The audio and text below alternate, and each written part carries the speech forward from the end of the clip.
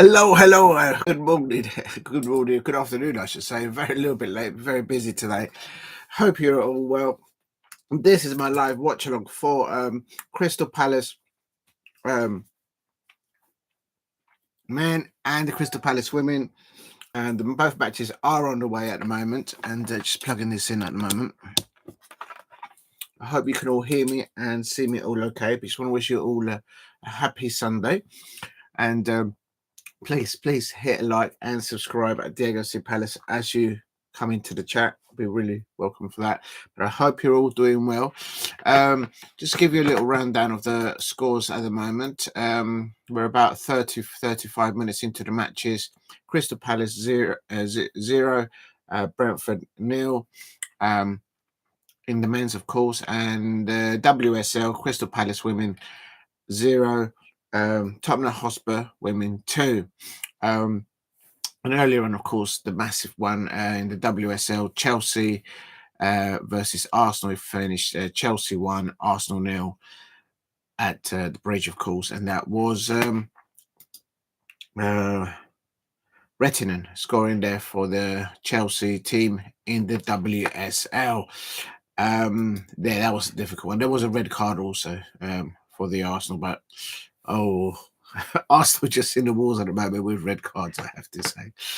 But at Selhurst Park, it is still 0-0. Crystal Palace, in my opinion, started really well at the beginning of the half. Having said that, they've just been a bit off the touch, I feel, from what I heard and what I've seen, little bits of it. And I'm just wondering if it's not just the Crystal Palace been affected, but also the Brentford players. The weather's it's windy, it's cold, it's rain, it's just everything that is not very pleasant out there. But of course, the Selhurst Park crowd are doing what they do best, and of course, also with the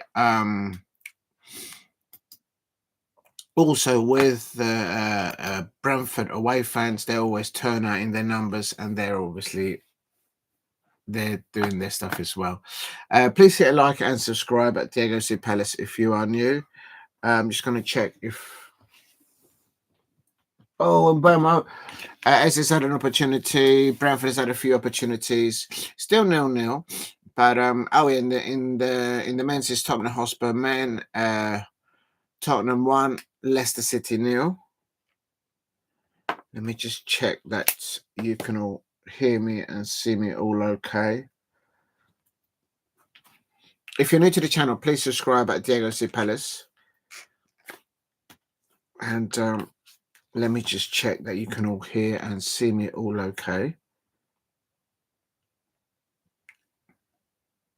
Right, let's have a look. Let's have a look and see. I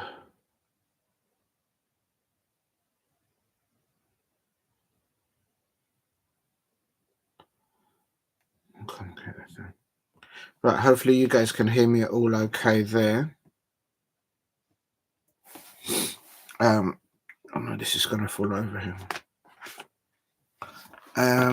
Let me just check that this is okay as well.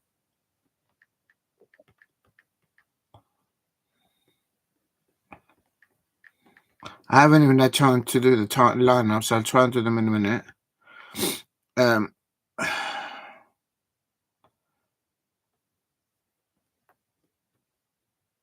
There we go. Oh, hello. Oh no, Lacroix defending there. We are defending to save our lives at the moment. Boomer and Whistle for Brentford. Oh my god, we survived that. We've just survived that. Please hit a like and subscribe at Diego C. Palace if you are new. It is still Crystal Palace 0, Brentford 0. Right, let me get this one going there.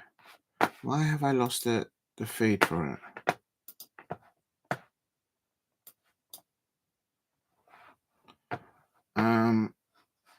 Oh, I see what's going on here. Is it this one? No, it's not that one. Oh my God.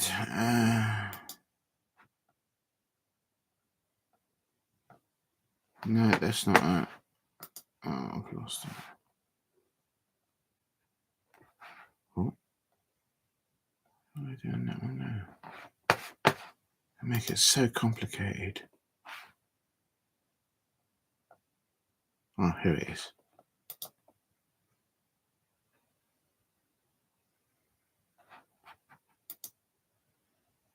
Okay, I've got it. So that's Crystal Palace and Brentford now. Please hit a like and subscribe at Diego C Palace if you're new. Finally got that. Oh God, that was a mission. I am on.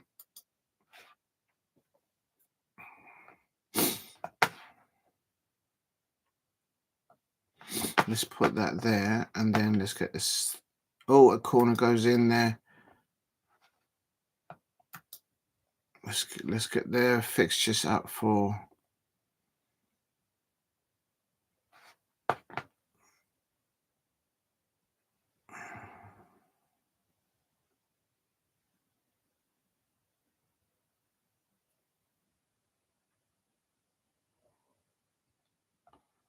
Unbelievable. Let me see if this one's doing it now.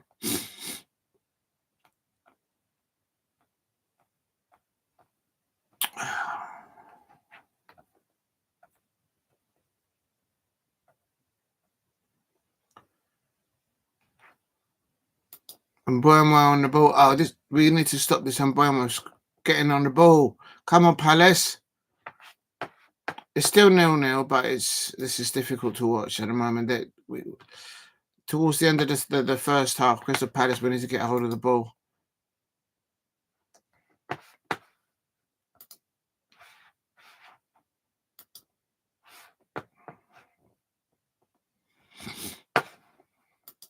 Right, what I'm going to do is I'm going to leave the scorers there. Still 0-0 here, about 42 minutes. Let me just increase the noise I can hear. Let me make sure you guys can hear me on the other one.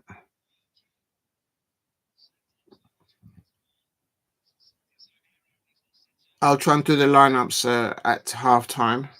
I still haven't had a chance to update the description. I will try and do that in a minute.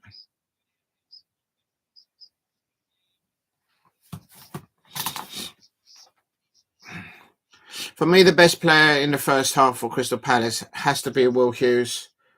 He's good pressure on the ball, good pressure off the ball as well, trying to make it difficult for the opponent in Brentford, of course. And I'm giving it to Will Hughes at the moment from what I heard and seen so far. Just hope that he doesn't overdo it and he doesn't reoccur that injury that he had before.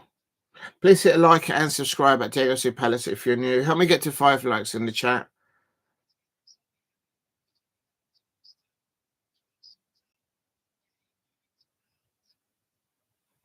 Referee, gets a foul on Malard. It's typical at Selhurst Park. At Selhurst Park, we never get the decisions when Mark Gahey gets fouled.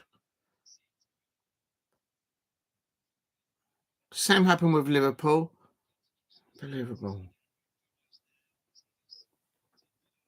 It's not even funny. Come on, Palace. Oh, yeah. Oh, Gahey arriving at the back post nearly. Oh, my days of 42 points. Nearly for Crystal Palace. Come on, Palace. That was much better. We nearly took the lead there, but Margate, wonderful ball there from the right-hand side. That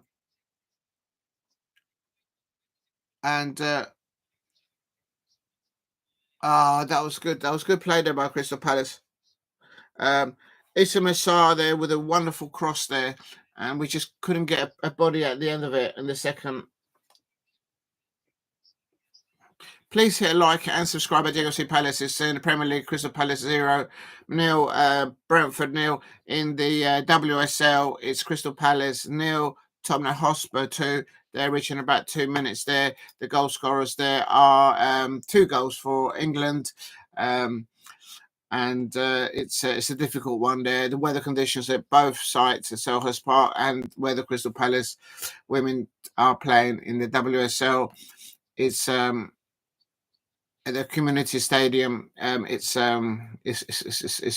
difficult for both teams, for all teams concerned, but it's still 0-0 here at Selhurst Park. Good opportunity there. But Bomo, oh no, get the ball off of Bomo.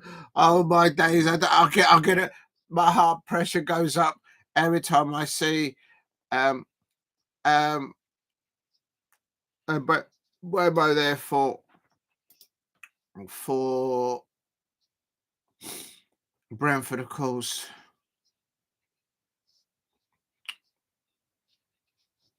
Right.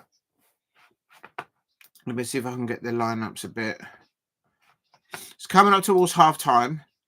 I'm giving it to Will Hughes, man of the match, first half thus far.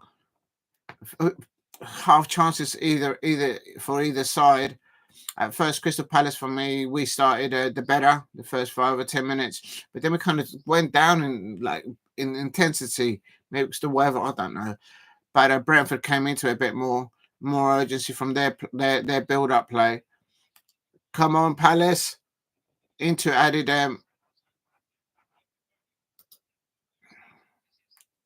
injury time now. Come on, Sade on the ball now. Come on, get the ball off him. Oh my days. We've got that's it. That is full time. Not full time, sorry, half time.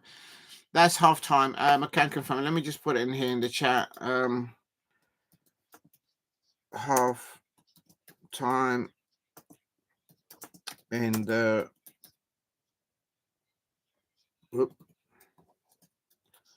Premier League.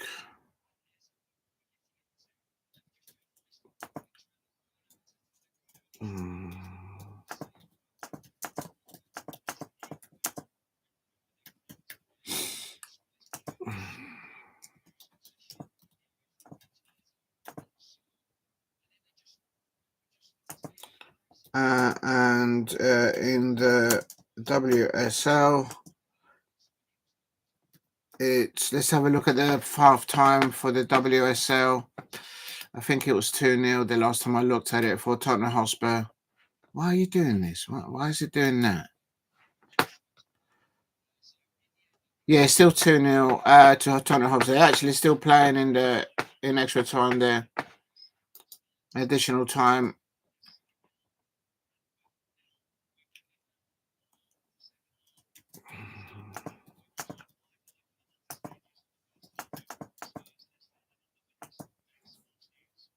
Crystal Palace.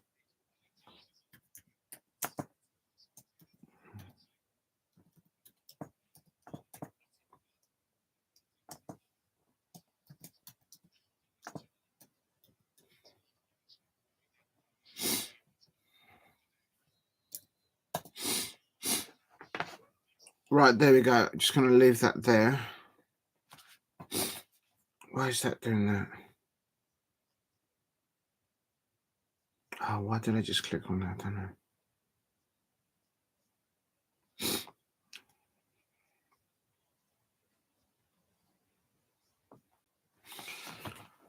Okay, here we go. Are they still playing? Let's have a look.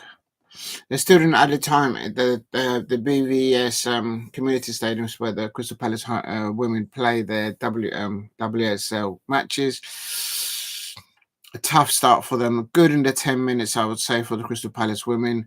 But it's I think it was around the 30-40 minute mark. Tottenham Hotspur scoring their first goal. Yeah,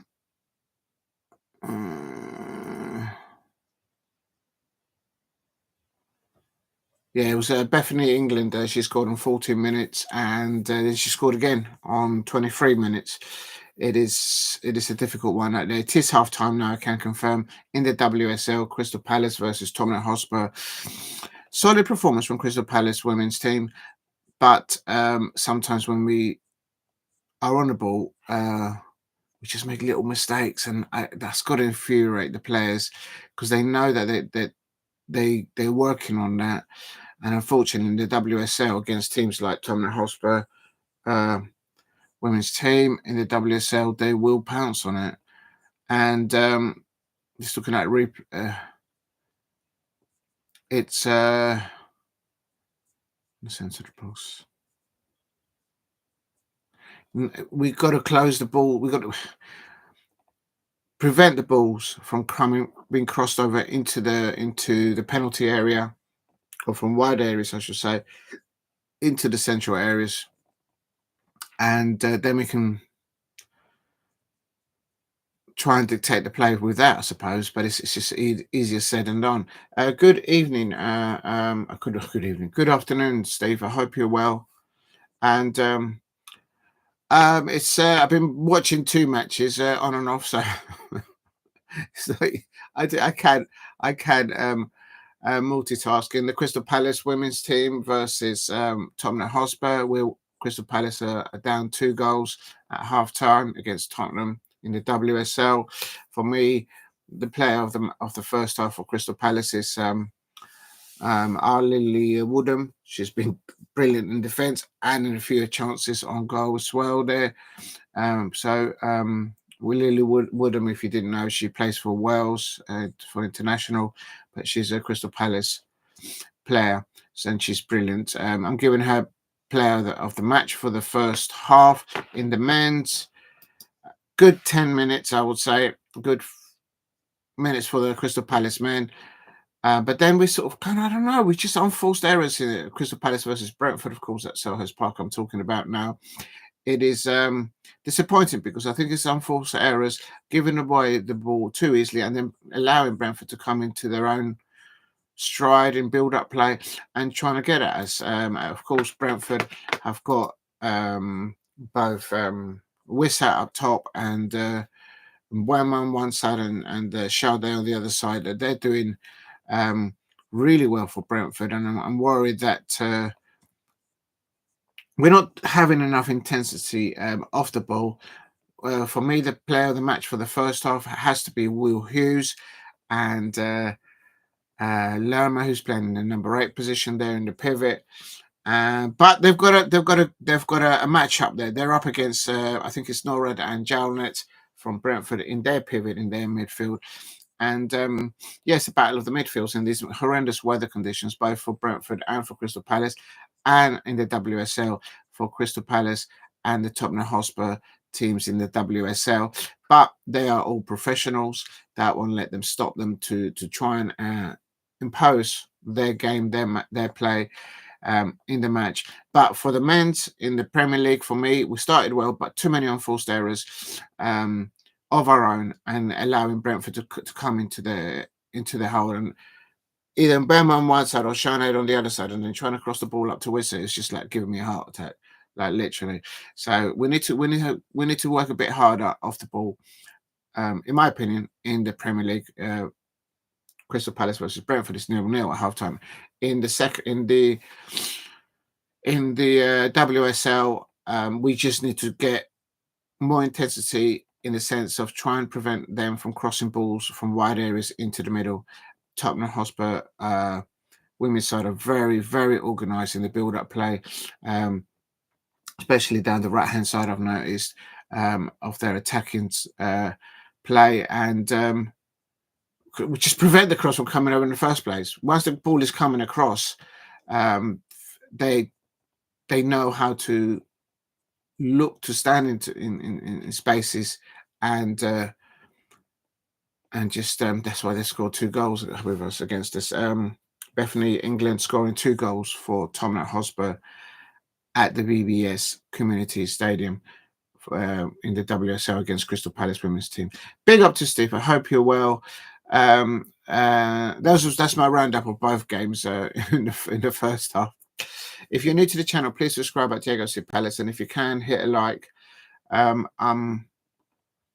Thoughts on the game? I've done that. I'm watching Good. I'm glad you're watching your Kazakhstan teams. Karabag and Tehran 1-0. If they win, they go 11 points ahead.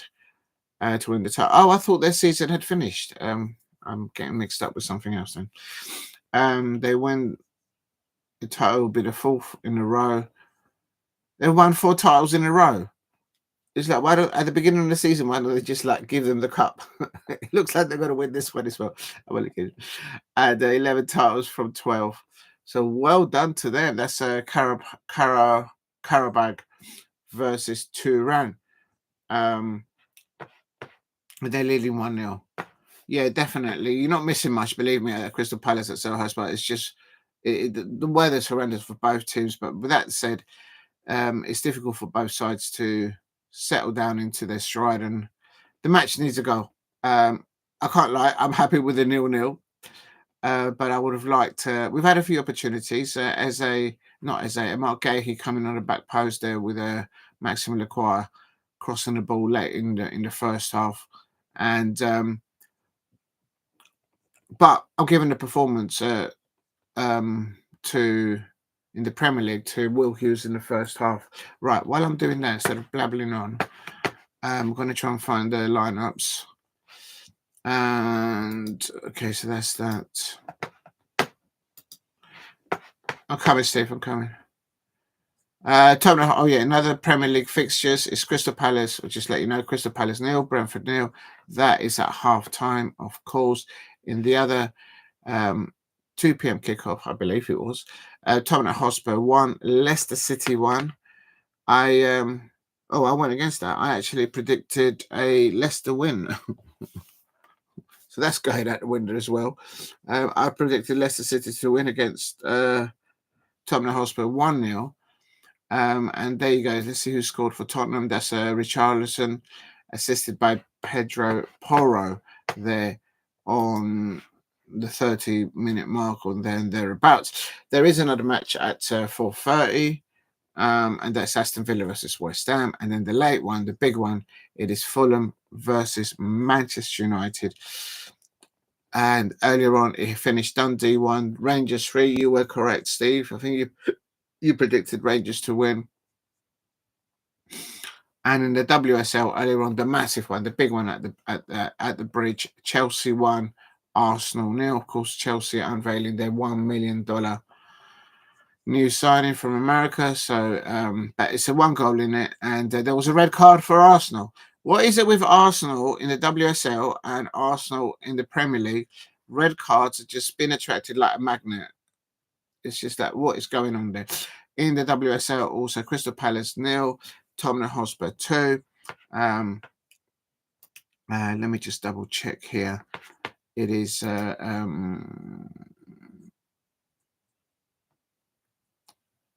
yes, but both goals going to Bethany England of Tottenham Hotspur. The first one assisted by Neville, and the second one by I think it's Maite Oros on 23 minutes. But I'm still happy with the performance for Crystal Palace women. We just need to try and stop them from crossing the balls over into the from the wide areas to the central areas. But I guess that's easier said than done. Tottenham, I've said it before. Tottenham Hotspur women's side are very, very, very well set up, very disciplined in the build-up play. That's why they got to the FA Cup final last season. And their manager is now having, I think, the second year at the top. Big up to Steve. He says Azerbaijani League. Oh, it's the Azerbaijani League. Yeah, I thought so. Until May, but Kazakhstan match in November. March to November. Oh, I see. Oh, right. So, yeah, you're right. It's just coming to an end in the Azerbaijani League. But the Kazakhstan one is from March to November. So that's going to start soon. I thought that's the one I was thinking in my mind. Yeah, I'll get you. Parada of Uzbekistan is playing Akabi in a friendly. I will watch that since Karabag almost at half time. Oh, so you're jumping over to the other one that's going to start. I last see 1-0 Spurs, now 1-1. Wait a minute, you're changing your predictions. I didn't know we were allowed to do that. I mean, if I start changing my prediction, I'll get confused. Last I see, it was Spurs 0, now 1-1. Oh, no, I beg your pardon. You haven't changed your prediction. I know you, because you always get it right anyway. You don't need to change it, quite frankly. Anyway, if Palace score 2, then we'll win it. We need to get hold of the ball first. You see the weather conditions at Selhurst Park. Oh my god!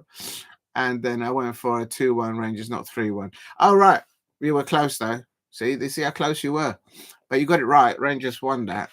Let's have a quick before I get the lineups, Trent. Just want to be nosy here, see where that leaves Rangers and Dundee United. Yeah, I thought because Dundee United are third. Yes, what I thought. So that's a big 3 points for Rangers. They're only now 10 points behind Celtic. Of course, having played one more game there, there's still a glimmer of a chance if Celtic continue. They've drawn the last Scottish Premiership fixture, so if they have 2 more slip-ups and Rangers can apply the pressure with 2 more wins, there's still something in that. So yeah, that's quite interesting there. And good to see St Johnstone picking up 3 points yesterday, I have to say. I think that was the result yesterday. And Kazakhstan's fixtures will not be out until the season 34. Fixtures came out on the 15th of February. So that means you've got a couple of weeks to go for that. Yeah, they have to set them out there because otherwise, how do the teams schedule? And I expect then you have to also the TV people and all that whatnot. Right, still have time. Let me just if I can just find the right. That's the live speed. Oh, let me turn that down in case you guys can actually hear that. Oh Lord. And then what I'll do, please hit a like and subscribe at Diego C. Palace. At half-time, I can confirm in the Premier League is Crystal Palace 0, Brentford 0 in the WSL. Crystal Palace 0, Tottenham Hotspur 2. Bethany England scoring 2 goals for the Tottenham Hotspur women's team in the WSL at the home of Crystal Palace, where they play at the VBS Community Stadium. And just going to try and find.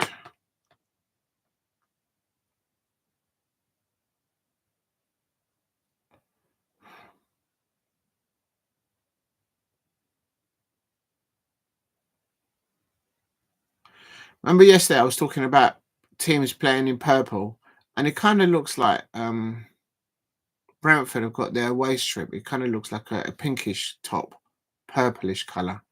The shorts are definitely claret or purple, but not as bright purple as what we saw last night in the Real Madrid the Real Madrid match, where I did a watch along last night, and Mbappe scored his very first hat trick for La Real Madrid. Please feel free to go and check it out. It got good views. Thank you very much, everyone. Over 130 people watched it, so that's big numbers for me. Thank you very much, and 10 likes on that one. So thank you very much, everyone who watched my watch along yesterday and the previous matches on that. Yeah, their support on you lot are absolutely amazing. Thank you very much. If you are new, please subscribe at Diego C. Palace. Doing a dual watch along, kind of, for the Premier League Crystal Palace men versus Brentford, and in the WSL Crystal Palace versus Tottenham Hotspur, who are 2-0 up at half time. Bethany England for the Tottenham Hotspur women's side.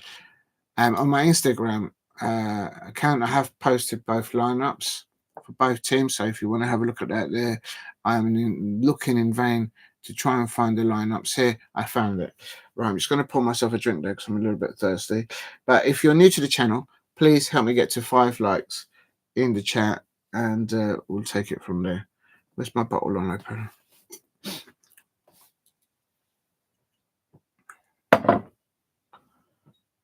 Just bear with me. Oh, let's make sure I don't see that. It's still half time, I believe. I'm just pouring a drink here. Oh. Just give me a sec. Put it in.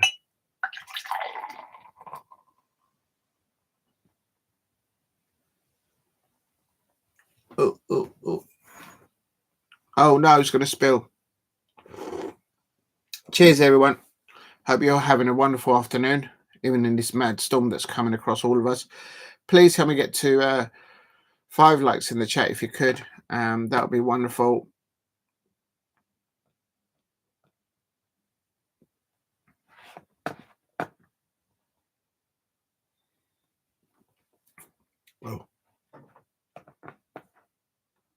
Okay, leave that one there. Right, second half is underway.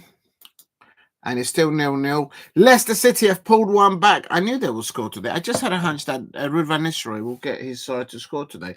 The second half has started. And come on, Palace. Let's get underway. It's underway now. That half time, that 50-minute that flew by. Like literally. Oh my days. And it's Brighton.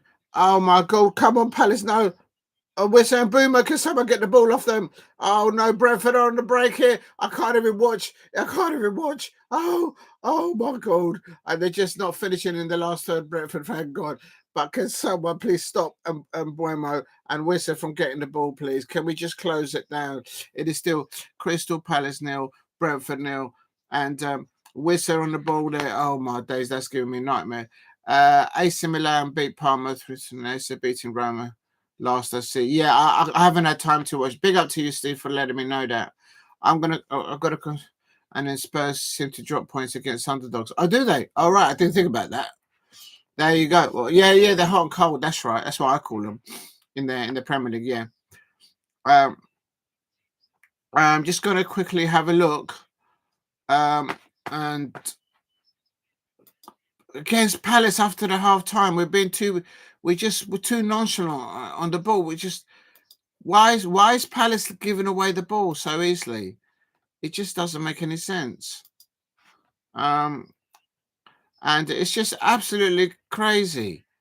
We're giving the ball away too easily. We did that in the first half. What's the point of having a halftime team talk, if they come out in the second half and we're still giving the ball away whilst we've got possession? We're just like saying, there you go, take it, have a go at us. It's ridiculous. Come on, Palace. I mean, you can hear the ultras in their Homesdale stand. I can hear them. I can hear the home support. Big up. Good afternoon. Shalom to James Stone. I hope you're well. He's betting all the way. Palace win. I hope so. Villa win. Also over 2.5 goals. There you go. Fulham match versus over 2.5. Both chance. James Stone there putting a few bets in there. Good for you.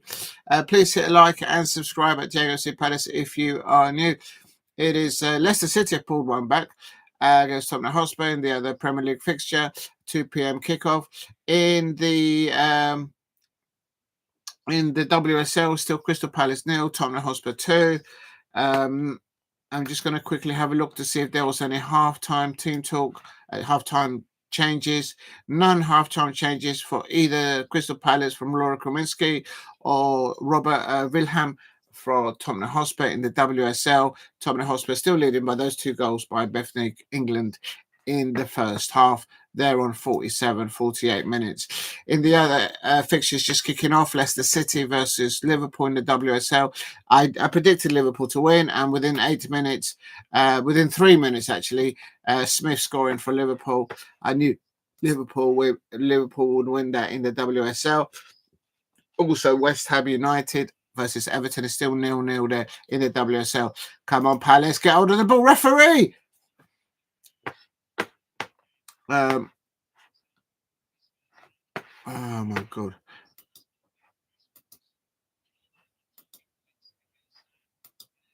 The game needs a goal, but I just hope Palace don't concede it. Come on, Palace, let's get the first goal and let's just move it against the run of play. We're giving the ball away too easily, Crystal Palace players, and it's not good enough. It's not good enough. We're at home.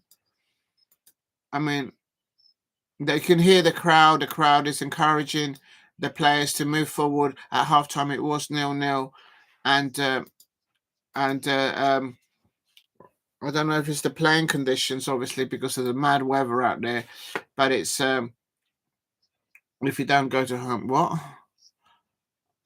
Before anymore, us been to South Park once 20 years ago. I'll go to Wagon. Big up to you, James Stone. I'm glad you can get to the away fixtures. Where is the lineups? I had the lineups a minute ago. In the last third, Brentford have been lacking, which kind of helps Crystal Palace.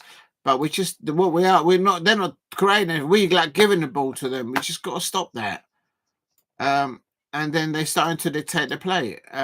Both both the balls up towards Wissa and Mbamo.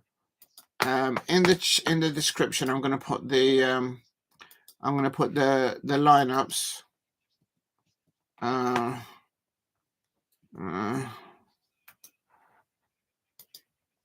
I think Brentford are about to do a substitution. Oh, I can't even spell Palace this morning. It's just terrible today. Please hit like and subscribe at Diego C. Palace.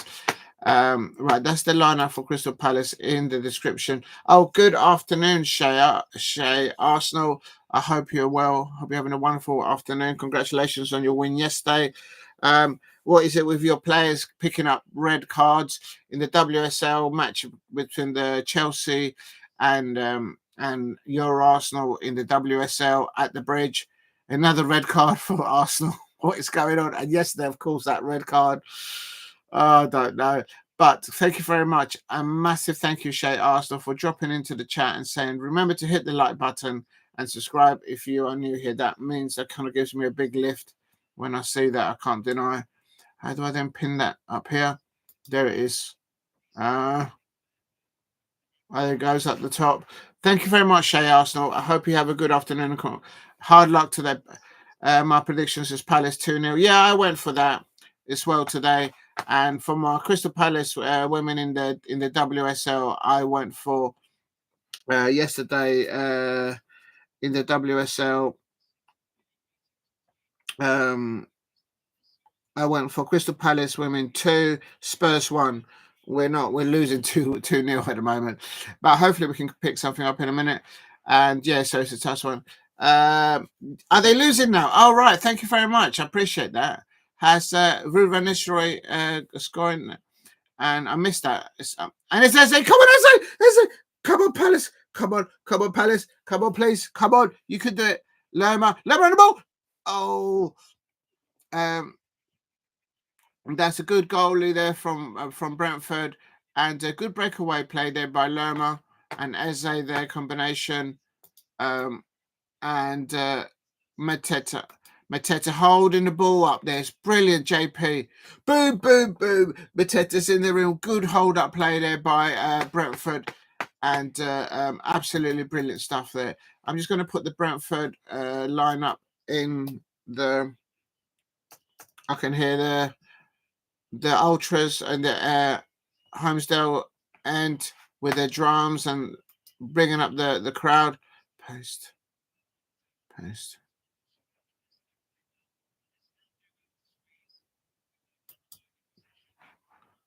I'll come and check the score for Leicester away at Tottenham Hotspur. And Ebrieza, referee just chopped up Eze. What's going on here? Referee. Oh, he's got his yellow card. It's taken this long for the referee to find the card and give it to a Brentford player, as per usual. Was this referee refereeing the Arsenal game yesterday? What's going on here? Real talk. Right, in the chat. And good afternoon, Paul Brady. I hope you're well. Oh, Shay Arsenal says, my prediction for the Tottenham game is 3-1. And well done, Shay. I'm sure you want the Tottenham Hotspur to lose. Afternoon, Diego, watching Palace this afternoon. Hope you're well. Yes, I am. Good afternoon, Paul Brady. Good luck to you lot. I don't know if you will do WSL, but I predicted your Liverpool women to win today in the WSL. What did I predict them to win yesterday? 2-0, and I think they're winning 1-0 already against Leicester City women in the WSL. So good luck to them. And it's Eze's going back behind the ball, over the ball. He puts it. Come on, Eze. Go, yes. Oh, off the post. Eze, free kick. Come on. And Daniel Munoz. Oh my days. How are we not scored? Come on, Palace on a set piece there. Ebrieze there with that sweet right foot of his, finger licking free kick there by Ebrieze into the near post, flicked off the wall, and it's gone to the. And the goalkeeper was wrong-footed there. And Daniel Munoz going in there for seconds. Oh, Oh, it's just gone to a throw-in. Come on, Palace, nearly. Palace hit the post. Come on. That's much better. Paul Brady, yes, I'm having it. Hopefully we will. Basically, Paul Brady, I tell you, in the first half and the beginning of the second half in the Premier League, Crystal Palace players just giving the ball away too easily. But now they've stepped up levels. We got ourselves a free kick. It took the referee into the second half to give a yellow card to the Brentford player. It's unbelievable. It's like playing Liverpool. It's like playing Arsenal. The referees never give the decisions to us. The Arsenal fans, the Liverpool fans always get the decisions. Real talk. And so looking at Palace at the post. Yes, that's right, Steve. Come on, Palace. Let's get a bit closer. Let's get inside the post. Come on, stop this ducking and diving attitude play. We could do this. Please hit a like and subscribe at Diego C. Palace. I can confirm. Right, in the description, I have put the lineups for Crystal Palace versus Brentford. And it's Richards. Oh my days! And much better now in the last 5 or 10 minutes. In the Premier League, I'm just going to have a little. Yes, you're right. Leicester City are winning. My prediction was a Leicester City away win against Tottenham Hotspur. Shea Arsenal. I just had a hunch that Ruud van Nistelrooy will get is due a result. Let's see who quickly scored for them. Vardy. That's what I said yesterday. My prediction. I said Ruud van Nistelrooy is due get Vardy to score for them, and he scored the first goal in 46, and Kimonos in the second goal there for. Oh my God! And Dean Henderson having to save there. Can we stop? Can we stop? What a save by Dean Henderson there. He's literally going back. And then his right corner there, he's gone like that, and he's managed to save it. So he's not only backpedaling there, and Dean Anderson in the Crystal Palace goal, right rich there, and saves it. Oh my days! Oh my days! Oh my days!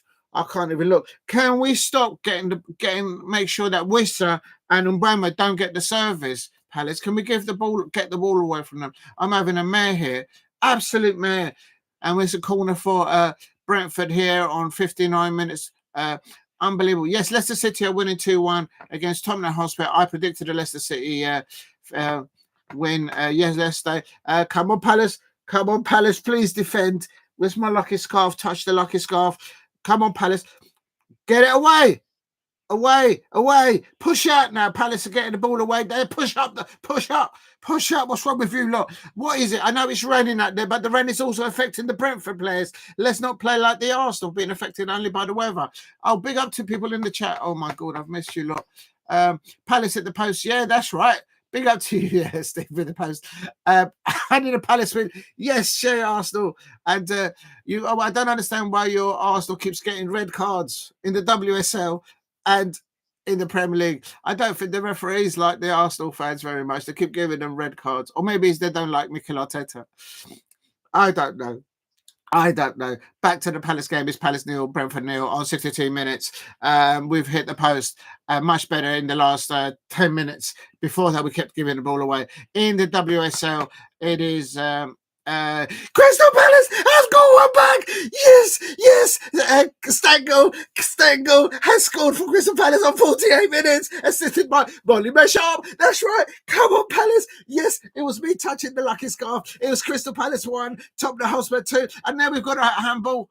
Oh no, there's a handball now in the Premier League. But Crystal Palace women have pulled one back. That's right, on 48 minutes. Come on, Palace. We can do this. You can do that in the first half.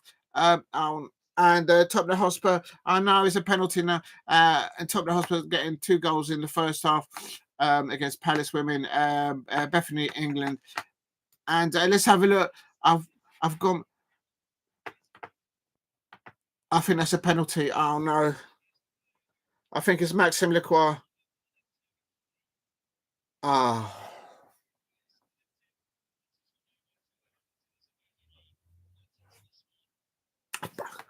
It's a penalty. Oh no! Come on, Dean Henderson. It all comes away from giving the ball away too easily. And Buemo stepping up.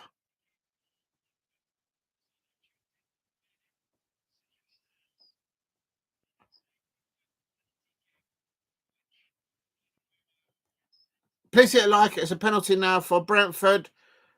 Come on, Dean Henderson. You can do it. Come on. Come on. Come on. Come on, please. Please save it. Please save it. Come on. Yes, yes, yes. You know. That's red and blue, South London. That's right. Come on, that was a Brentford corner. I told you we would save it. What did I tell you? It was me touching my lucky scarf. As Crystal Palace stuck in the diving, I'll tell you, mate, we're not acting like eagles now. We're acting like ducks in the water out there. I'm telling you, absolutely madness. I'll tell you. Oh, come on, Palace. Big up to Paul Brady. Oh, my God, I missed the thing. Big up. Oh, no, they're going to retake it. Oh, no. Oh, no. Don't do that. Don't do that. Don't do that. They're going to retake the penalty now. Oh, oh, oh, no. Oh, no. We've encroached into the area. Oh, no. Oh, no. Margehi.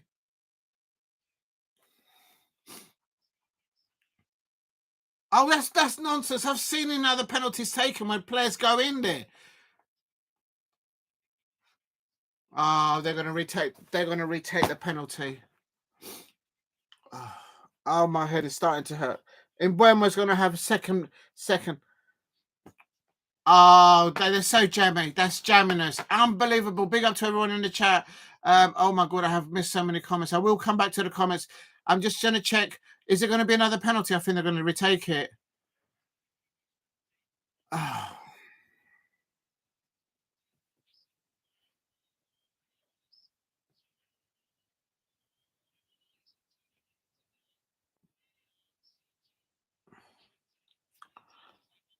I don't think it is. They're taking forever. Oh, they're taking. Oh, they're going to take the penalty again. Oh, they're going to take the penalty again. That was Margehi going into it. Oh, that's bad. You know what? I've seen other penalties taken, and I always see the players with 2 feet in the penalty area. So that's absolute nonsense. It's only because the penalty. Had he just missed completely, then that would have been it. But because the ball came off the post and then Margehi was there first, that's why they're looking at it. That's absolute nonsense. Oh no. Well, it is what it is. It is what it is. Let's see what happens now. There you go. He's going to take it. Ah. Mbeumo scores.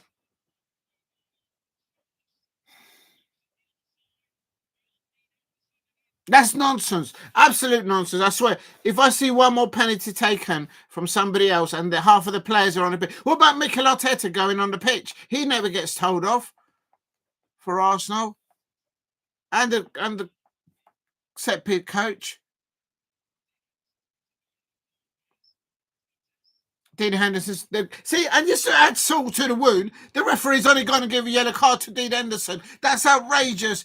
These referees, I don't know what they get up to in their. I don't know what these referees get up to in their own time. I tell you.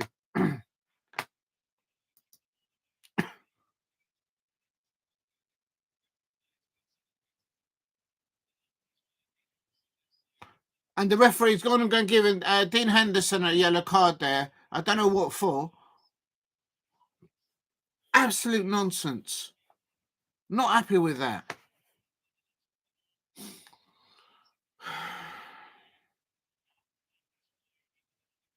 I'm going to make a receipt of this. And we were robbed when we were at Brentford earlier on in the season. And now the whole Selhurst Park crowd are really getting on to the referees back now. I could hear them. Go get them. Absolutely. Boo. That's right. Big up Shay Arsenal. Yes. Right. I'm going to go into the comments now. Palace need to win. Yeah. You need a Palace to win. Big up to Shay Arsenal there. I'll tell you, these refereeing decisions, Shay Arsenal, you're getting red cards. You got your Arsenal women got a red card earlier on today against Chelsea. And yesterday, we all know about that red card. Absolute disgraceful. Go on, JP. Come on, JP. If anything, this will bring out Crystal Palace. Come on, Palace. Let's get one back. And good response now. Since this will open it up, and I still fancy this. Now we've got to just start playing. I've heard commentators say Mana's got a Sean wants to spell it, to say that you've got a long way to go. Please, Pals fans singing. Yeah, we're singing Boom Boom Boom. I could hear your voice, but you're not there. Yeah, no, I'm not there. I'm not there today. Come on, Brentford. Big up to STE. I didn't see you there. If I missed you before, I do apologise. Good afternoon, STE. Come on, Brentford. Come on. What do you mean, come on, Brentford? What do you mean, STE? Come on, Palace. We mean, that Annabelle.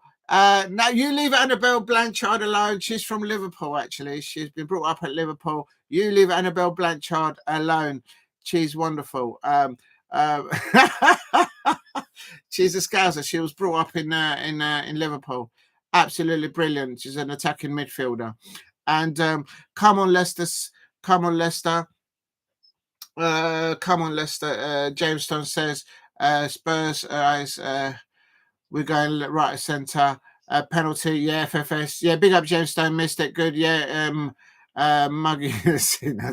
Liverpool won. Oh, Liverpool women have let one in. Oh, right. I predicted Liverpool women to win 1-0. Where's my little notebook? Oh, my days, nearly pulled a hamstring there, reaching for the notebook. Come on, Palace. And then, the Bees missing the penalties, England, and what the fuck. And every time the referee goes anywhere near the crowd, we're giving him a good. And it's just typical referees giving us this. What about when Liverpool came to Selhurst Park and Virgil van Dijk was pulling on Mark Gahey's arm in the penalty in their penalty area? Mark Gahey with my arm. Oh no! Oh my days! We're nearly scored. We just don't get the refereeing decisions at Selhurst Park. I think we should turn the cold taps on and only on in the changing room for the officials. Real talk. And then Eagles. And then it's the best not to look at the chat when it's pen. Oh, right. I see what you're saying, Steve. Yes, all right. So, I don't mind if you guys are ahead. It's okay. Buemo miss, yes. Come on, Shea Arsenal. Absolutely. Paul Brady, terrible penny. That must be the first one. FFS, VR, bollocks. Just not mixing their words. Shea Arsenal says, let's get those up likes to 10 likes. Yes, please help me get to 10 likes if you can in the live stream. Thank you very much, Shea Arsenal, for putting that in. Please hit like and subscribe at Diego C. Palace. How do I pin that without deleting you? Oh, God, don't mess this up. Sarr with the ball in now. Come on, Palace. Go to the... No, that's the wrong one. And we play... Oh, no. Oh, just wide on the post there for Palace. Come on, Palace. That's woken Palace up. I can't deny them going a goal behind. I've changed the pinned comment there. I don't know where I was. And FFS, imagine if he misses the penalties. Come on, Palace, goal, Brentford 1-0. Yeah, it is ST. Unbelievable. It's probably a Chelsea referee, no doubt. And Shea Arsenal goes, boo! Yeah, that's right. These referees, the way they're handing out cards, you'd think that there'll be a casino at the blackjack table going like this, handing the cards out. You know what I mean? Arsenal fans, go and ask Arsenal fan what they think about referees with red cards and cards being handed out. These decisions are getting worse. Listen, even the Liverpool players are getting bad decisions these days. He went for a period where they will get all the decisions going away, but now they're getting dodgy decisions. I saw Arnold Slot in his touchline going, what the, I'm not going to say it, but he wasn't a happy bunny. Recently, although his side did win, of course, yesterday, and my score prediction is in the mud. Yeah, my score predictions are on, and Buemo says ST goal for Palace. Oh, did they score? No way, have they scored? The ladies have scored. Let me go. Oh no, I missed it. Oh no, the absolute. Yes, let me have a look and see who scored. Oh, come on, man. Come on, Palace. Let's have a look. And can't get the thing to tune in. Come on. And that's right. The Netherlands international striker has spawned it back on 64 minutes as Tengel provide instead of she scored the first goal. And Crystal Palace women 2, Tottenham Hotspur women 2, Spurs fans in your eye, look into my eye. Real talk, come on, let's go for a Palace win. My prediction for the Crystal Palace was 2-1 in this WSL campaign. I told you the goals will come in. We are much better now in the league. I went to the first WSL match of the season. It was Crystal Palace, Tottenham Hotspur versus Crystal Palace women. Had a wonderful day at the Tottenham Hotspur women's team hosting all the Crystal Palace away fans. It was a brilliant day. We lost 4-0, but look at the score today in the WSL. It's Crystal Palace women 2, Tottenham Hotspur women 2. Molly May Sharp for me is the player of the match there for sure. But we've equalised on 64 minutes. Worden, the Netherlands international, they're scoring for us. Come on, Palace. Let's touch a bit of it. It's the lucky scarf and the lucky hat there. Real talk. Spurs fans in the mud. Real talk. Big up to ST for putting that out. Absolutely brilliant. But yeah, no, I'm happy with that. Listen, the men can do one. They can do one. Absolutely. Laura Kaminsky there on the touchline, going absolutely encouraging her players there. Adam Walton, part of the coaching staff for Crystal Palace women, alongside Laura Kaminsky. They're all giving encouragement for the Crystal Palace women to go ahead and win this in this dreadful weather conditions there. In the first half for Tottenham Hotspur, it was Bethany England and scored 2 goals. But now the Tottenham Hotspur away fans are in the mud. They're in the mud. It's the Crystal Palace women that are victorious. We will prevail in the WSL. Come on, Palace. You can do it. You can do it. And it's just a little warm up there for bring on the Liverpool women's team, bring on the Arsenal women's team, bring on the Chelsea women's team. The Crystal Palace women are back in the goals. Come on, Palace. You can do it. Bring it on. Bring it on. And where am I going for Palace? But it's the ladies. Yeah, big up to you. Liverpool 1-1. I agree with you. Say Arsenal. Yeah, this red cards. I don't know what's going on with these referees giving red cards to Arsenal players and the Crystal Palace players. They must be all wearing I don't know, Liverpool and Chelsea inside personal stuff. I'm not going to say we're not past the watershed. Yes, is that Nketiah coming on? Come on, Nketiah, you got to score the winner. I predicted yesterday for Nketiah to score. That will put James Stone in the mud. Real talk. But on his what are you going on about? What's he ever done? Come on, you see Eddie Nketiah will prove you wrong. Chelsea, Arsenal should not be down to 10 men. And yeah, now it's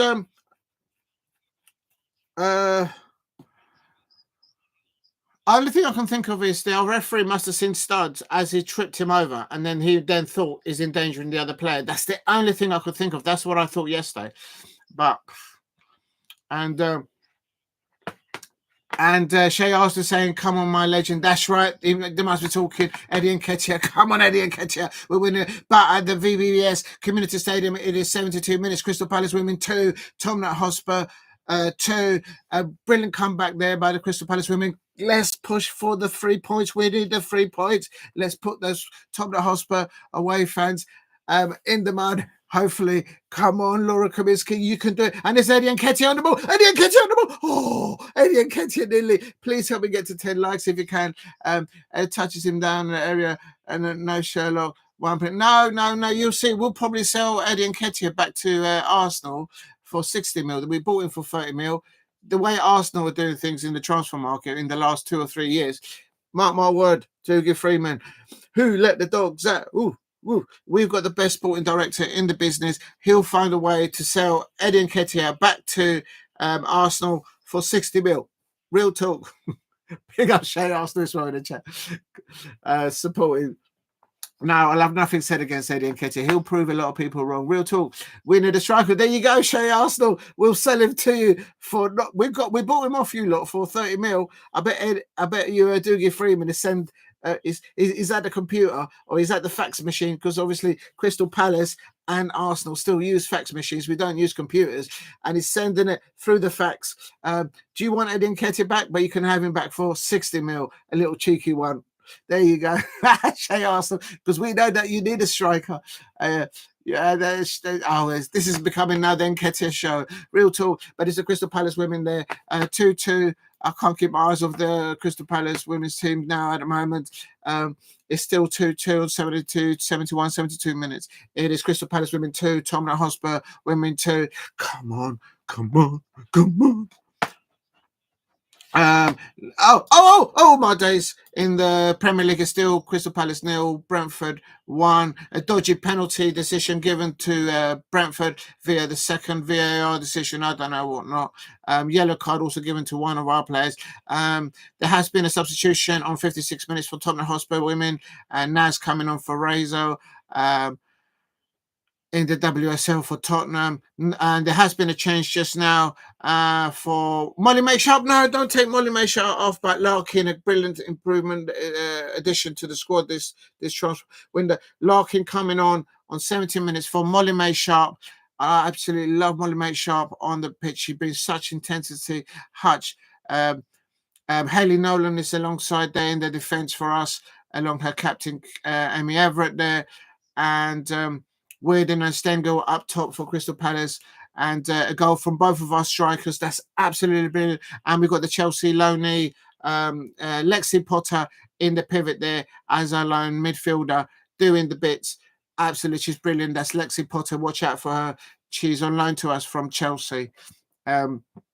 She's getting better and better, maturing into her role as an attacking midfielder. And actually, she's a very good defensive midfielder, and she's got an eye for goal there as well. Lexi Potter for Crystal Palace women. There, Laura Comency there with her side on the touchline, giving support to her players. Come on, Palace. And 10 block there, but oh my days! Naz for Tottenham Hotspur. She's just had a shot from outside the box, but it is blocked. Oh my days! Also, another goal substitution that took place. I think it was Olga Etienne.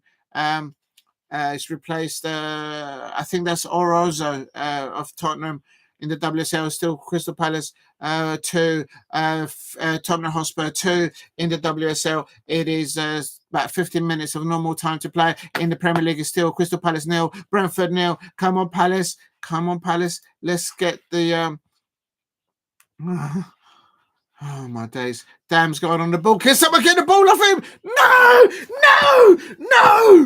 Oh no! Oh, it was coming. Oh, oh no, they just scored in the second. Brentford. That just flew by.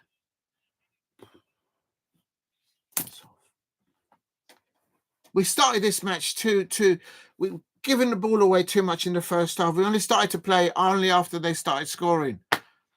I'm absolutely fuming with that. We can't win at home. We can't keep a clean sheet at home.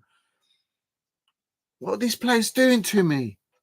Unbelievable. Giving the ball too much away in the first half is the narrative of it. It's not good enough. We're at home. We've come off a good spell of matches and absolutely bottle it at home. Absolutely bottle. We better win against Manchester United. We better go to Old Trafford and get a result there. Unbelievable. It's now Brentford 2, Crystal Palace 0. Unbelievable. Big up to people in the chat. I've calmed down now. It's only a game, he says. And we need a striker say, Shea Arsenal. Yeah. We'll probably sell you Nketiah back for this time. We'll sell him back for about 50 or 60 mil. You could have a Nketiah there for free. No, you can't have it for back for free. We don't give away players for free. That's what Manchester United does. They're giving away their players. And James Stone doesn't seem to like Nketiah. I think he's wrong about it. We'll find out. And Brentford 2. Yes, that's right. ST. They scored the second one, and the Shea also say it is 2-0. It's 2-0. It's the referee. I'm blaming the weather and the referee. No, really. Big up to Steve Harris. He says 5 likes. Big up to you. I hope you're good. And then Boo Shade, and it's here and here. And Beat United ST says that's right, we will win. And then Henry Smith says bring on Manchester United. Henry Smith, yeah, Henry Smith's already gone to the local. He's like, see you later, because I can just envision Henry Smith just leaving the Arthur Waystone thinking, yeah, get out of my club, get out of my pub. I'm going to my pub. And yeah, bring on Manchester United. Yes, we've got 10 minutes to play, less than 6 minutes. Mind you, if we can pull one back, maybe in injury time, but unbelievable.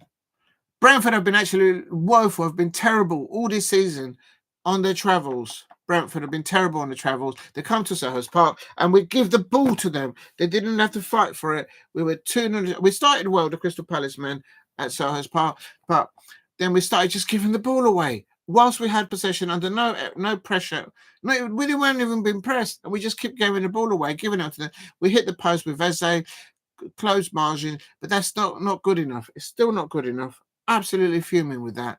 Please help me get to 10 likes. If you're new to the channel, please subscribe at Diego C. Palace. And absolutely shocking. Brentford have been absolutely terrible all season, and Annabelle Blanchard has come off now for Crystal Palace women, and no, sorry, I beg your pardon. Annabelle Blanchard is coming on. And she's replacing our attacking player, Ashley Warden. So brave move by Laura Kaminsky, not starting Annabelle Blanchard, which is gives us more protection in the midfield by starting with 2 strikers, and it has prevailed because it's Crystal Palace women 2, Tottenham Hotspur 2. Please hit a like and subscribe at Diego C. Palace. We've got about 10 minutes to play here at the VBBS Community Stadium, and big up to Henry Smith in the chat, and to ST, and to Shay Arsenal, and to Steve RSC there. Big up to you, James Stone, as well. Looks like not a fan of Eddie Nketiah, but you wait and see. Come on, Eddie Nketiah. Get a brace, get a hat trick now. Come on, you can do it. You can do it.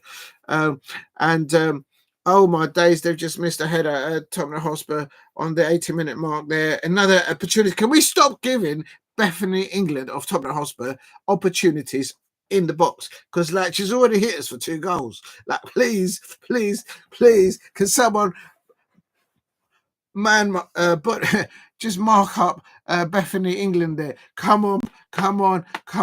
Unbelievable. Right, let's have another browse to see if Eddie Nketiah can score a brace of 3 goals at the Selhurst Park. Come on, Palace, you can do it. If you're new to the channel, please subscribe at Diego C. Palace. And as I go back, and yes, our new signing has just scored. Yes, you know it. There you go. Come back as someone. Roman Eze, unbelievable. I'm absolutely buzzing about that. Absolutely buzzing. The lad comes on for Will Hughes, and it is written in the stars. It's written in the Milky Way galaxy. Roman Eze comes on as a substitute, and he pulls it back 1-0 for the Palace, and that's how you do it. Come on 85 minutes, the lad can't do wrong. Come on, game on. Come on. There's still plenty of time. We might have I'd say about 4 or 5 minutes. But going with these referees at the moment, the one giving out cards to the Arsenal fans probably, and the ones giving our Crystal Palace yellow cards in this match, they'll probably only give 1 minute of extra time. We should have at least 5 minutes. At least 5 minutes of extra time. We've got about 3 or 4 minutes of normal time. Game on.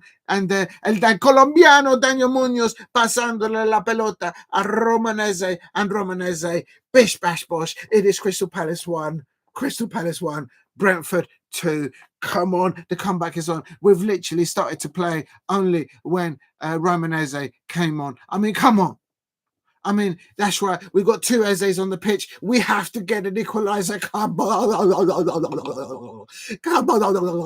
on, Palace. We gotta do this. We gotta get another one. Oh, please, come on, please. Come on, let's get a second.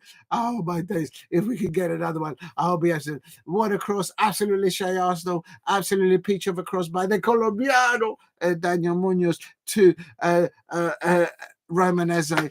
Absolute seeds. If I didn't have any energy, I do have now. Game on. Also in the other Premier League fixtures, Tottenham Hotspur 1, Leicester City 2. So both away teams winning at the moment 2-1. But at Crystal Palace, we have 2 Ezes on the pitch. We have Roman Eze and we have Your defence is still fired. It's on fire. That's right. Real talk. Absolute thing. I wonder if the home crowd. Oh, I missed that first home game match. I'm kind of missing it now. I would love to see that Romanese first goal for Palace, but it is what it is. Please hit a like and subscribe at Diego C Palace if you are new. I'm just gonna oh my God, what a start for Eze. What a finish. What a finish. There's a lovely little replay there. Come on, Palace. All right, I'm going back now to the WSL. It is still, I've got about 5 minutes of normal time. It is still Crystal Palace now winning a free kick here on 84 minutes. Come on, Palace. We can do this. Let's get Laura Kaminsky and Adam Jeffries there and everyone else in the coaching staff getting Crystal Palace women to go for a win. I need Palace to win 3-2. Me too, Shay Arsenal. Big up to STE with SA. Your defence is terrified. SA is on fire. Absolutely. You can't have him. I know probably Arsenal will be looking to buy both of our SAs. No, they're not. No one can have them. They belong to us. He's going to score. He's going to score up at Old Trafford. If he can score against in a match like this, FS Jerry says, do we win? Yes, we do. We are red and blue. We are Palace because South London is red and blue. Crystal Palace women are drawing against Tottenham Hotspur in 85 minutes. A goal from Stengel and a second goal from Worden for Crystal Palace. And in the first half, it was 2 goals for Bethany England of Tottenham Hotspur. Do we win? Come on, Palace. You can do it. Please hit the likes to 10 likes if you can in the chat if you are new. Absolute things. Okay, I'll put the commentary back on. Come on, Palace. We can do it. And come on, Palace. You can do it. You can do it. And Oliver Glasner's having a word. How long are they taking? They're wasting time. That's got to be added on, surely. And come on, Palace. Leicester still winning 2-1 away at Tottenham Hotspur. Come on. Oh my God, it's hit the post. Oh my God, we nearly scored an own goal. I can't even look. Oh my God. Oh my God, we nearly scored an own goal there. Oh my days. 0-0. Come on, Palace.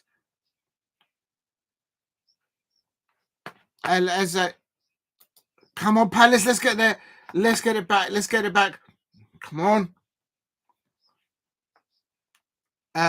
Leicester City are defending for their lives at their match. Is it 9 minutes? Thank you very much. I can't even see it at my end. And we gotta get it. We gotta get an equalizer. It's gotta be. It's written in the stars. Literally.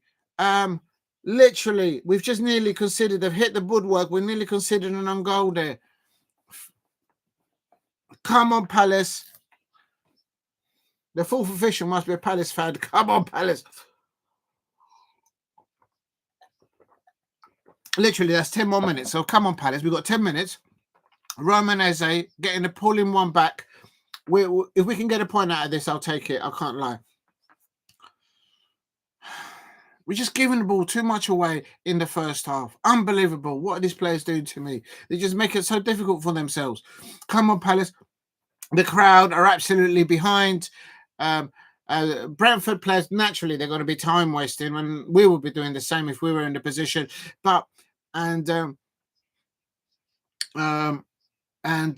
Brentford.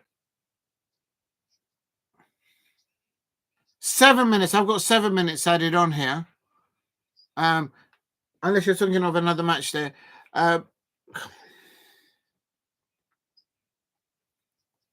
Come on, Palace, you can do it.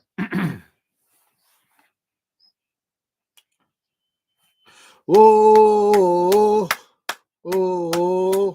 it's so Palace.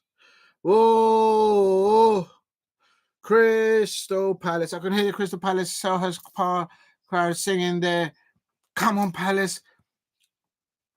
And let's go quickly, have a little flip back. And Ketty on the ball. Come on, Palace. And it's still 88 minutes. Crystal Palace 2, Tottenham Hotspur 2 in the WSL. Laura Kaminsky encouraging her players to keep focus and to go for the winner. Annabelle Blanchard coming on for one of our strikers there to give a bit more protection there in the midfield. And Lily Woodham has just chopped up. It's just fouled somebody there. Oh, Lord. They're just getting a free kick here. Come on, Palace women. We've got to get a point. Let's get 3 points. You can do it. You can do it. You scored 2 goals against Tottenham. We deserve to go and get a winner. Come on, Palace. Back to the Premier League. It is still Crystal Palace. We've got extra time. It's still Crystal Palace 1, Brentford 2. Also, Tottenham Hotspur 1, Leicester City 2 in the Premier League. Come on, Palace. Eberezer, come on. Oh, it's a bit too much there from Romanese there. Come on, please. Hit like and subscribe at JOC Palace. What an afternoon of football. This is doing my head in. And come on, Palace. Unbelievable.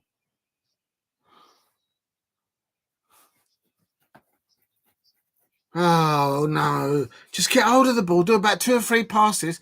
What are they doing now? Substitution. Now they're wasting more time. We're running out of time. Ben Mees, come on, I think. They've already been booked for time wasting. Yeah, it is 9 minutes. Big up to you.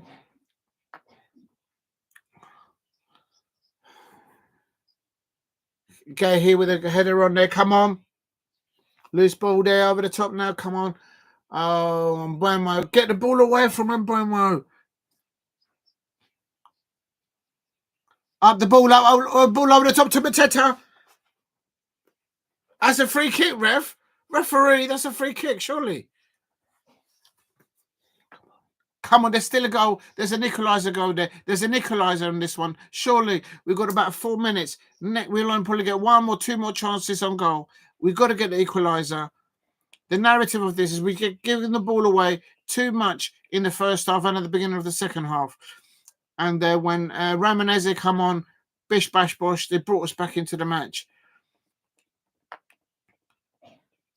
Why didn't the Brentford player get a yellow card there?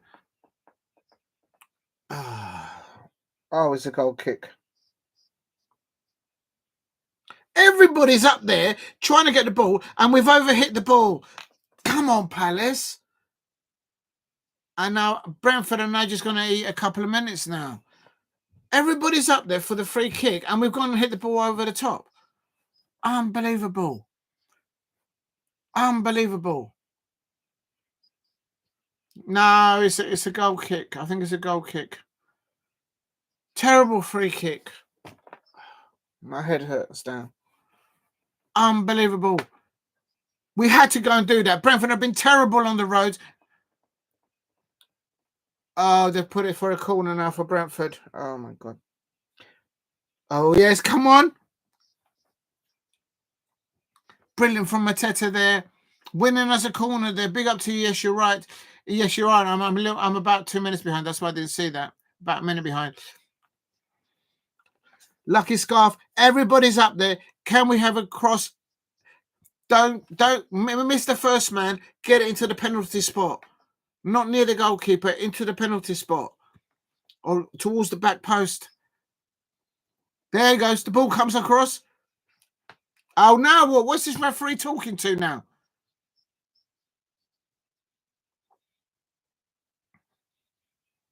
The Brentford goalkeeper is saying that maybe he's been fouled. It's not been fouled. It's a contact sport. Come on, Palace. Come on, Palace. Oh, he doesn't clear the first man. Okay, let's have a look. Better now for the second time round. Oh, no, and Mbeumo's on the counter now. Oh, he's over on it. We've got about 3 or 4 minutes left. Come on, Palace. Come on.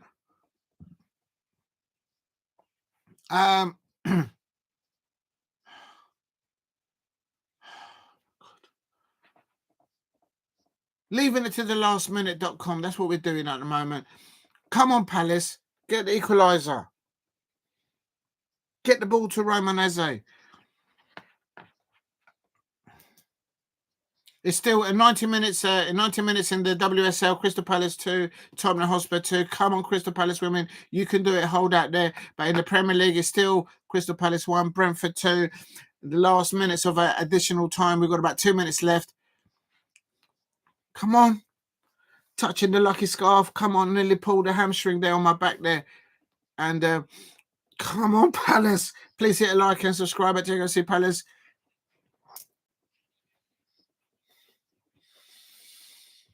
Free kick, central position. Ebrieze, come on, please. Oh, it was over the bar.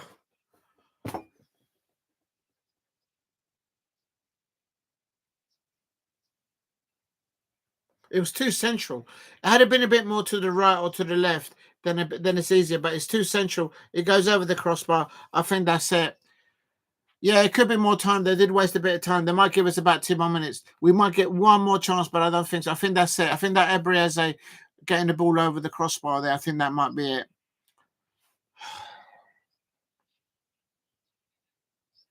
We had to give it to them, innit? We had to give it. Brentford have been absolutely woeful on their travels this season. Come to Selhurst Park. There you go. Have the ball. Throughout the whole first half and the beginning of the second half. We only started playing when Romanese came on. Like, literally. Although, oh, man. Unbelievable. Unbelievable. Unbelievable. Unbelievable. It just had to be, innit? It just had to be. It just had to be. Hopefully, the Crystal Palace women are holding out in extra time at it's 2-2 against Tottenham Hotspur. Come on, Palace. Let's get the equaliser. Come on, Palace. Come on, Palace. And come on, Palace.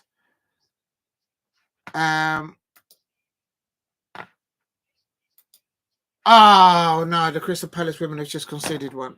Oh, I feel it for them. Oh, no, we needed that point. That's a hard one to take on the last minute. Please let it be disallowed or something.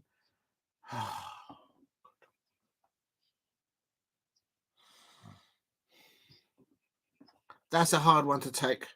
That's a hard one to take. These Tottenham Hotspur fans, they're ruthless. How can you win it in extra time against us? That's a hard one to take. I mean, we scored 2 goals in the second half. We deserve to get something out of that match. It's Crystal Palace women 2, Tottenham Hotspur women 3. Big up to you, ST. Yeah. No, that's a heartbreaker. That is a heartbreaker. And Brentford, I think Brentford have and the Brentford Mateta. And we're over 10 minutes because they were wasting time. You're right, Steve. Wet miserable day for Palace. You can say that again. Yeah, I believe so, ST. I knew it today.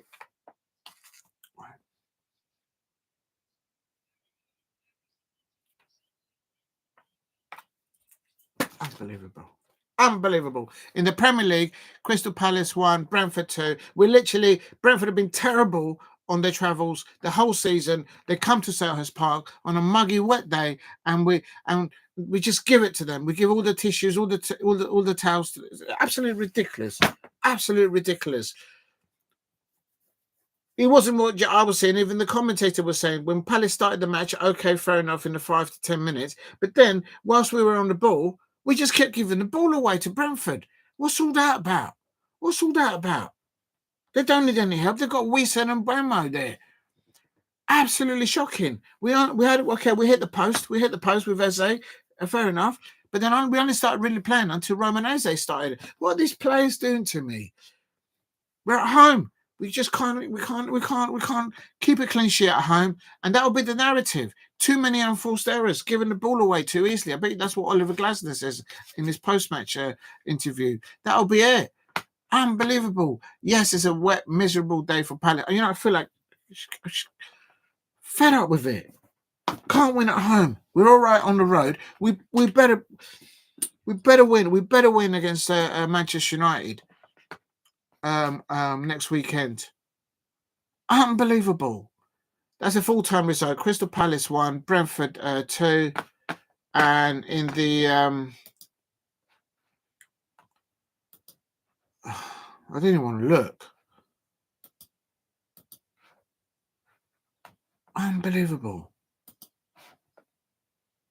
Yeah, it has. Oh no, they're still playing. They're still playing. No, it has finished. It's ended. Crystal Palace 2, Tottenham Hotspur 3.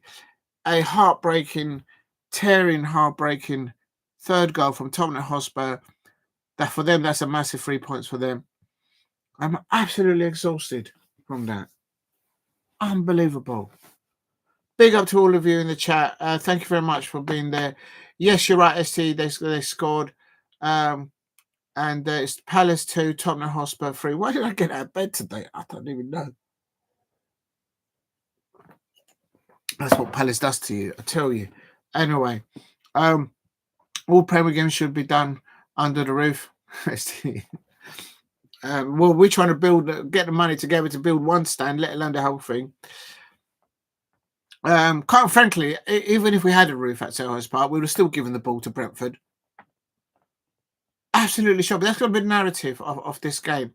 Saturday's game's being sunny, then Sunday's pouring down isn't fair. Big up to ST there. Big up to you, bringing the sunshine into the chat there. Big up to you. But I'm absolutely gutted for Laura Kaminsky. She did a bold move to sacrifice Annabelle Blanchard, not starting in the lineup and putting 2 attacking players up top. And when she oh no. To score 2 goals and bring it back to level against Tottenham Hotspur in the WSL, but then to lose it in the last minute of added time. And I guarantee you that the Crystal Palace women will be right now, as I speak, doing selfies, even in the rain, and signing autographs for the Crystal Palace home fans there, watching them play. It's because they don't give up. They don't give up. I know they don't. And they must feel absolutely gutted. But also, they've got to take the positives out of it. 2 goals scored, 2 well scored goals there by Stengel and Worden. But that's a tough one to take. I don't even want to look at the table now. I'm going to have a look. Oh, we could have done with that point. That's 5 fails in the bounce. Oh, that hurts.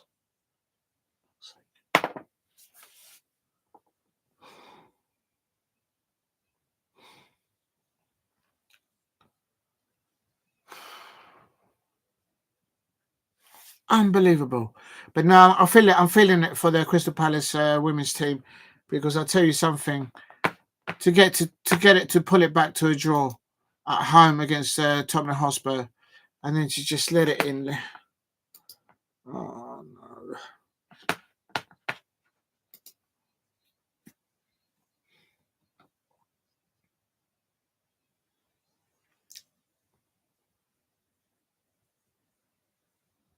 That's a hard one. And the fact that it comes off Amy Everett, she conceded that foul, and that led for the free kick, and then they scored the 3rd goal. Oh, I feel for Amy Everett. Oh, that hurts.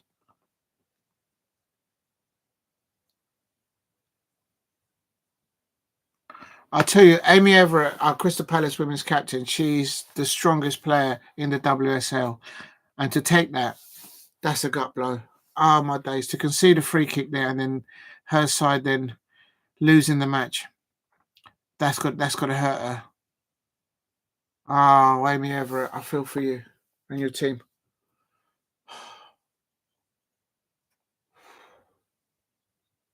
That's mad. Oh no. Right, I guess we move on. They've got to take the positives out of this one. Laura Kaminsky's got to take the positives. I'm sure she will, and she'll still continue to push the levels. Okay, the first match in the WSL, the Crystal Palace women lost 4-0 against Tottenham Hotspur, and we pegged them back today. It's no consolation at all, because obviously Crystal Palace women wanted to get some points out of this match, and they clearly felt that they could have and they should have. Absolutely heartbreaking that our Crystal Palace women's captain Amy Everett conceding that foul there at the end, and then them resulting them scoring them from the following free kick. Oh my God, that's just hard. That's a hard one. But they're strong. They've got strong resolve, the Crystal Palace women.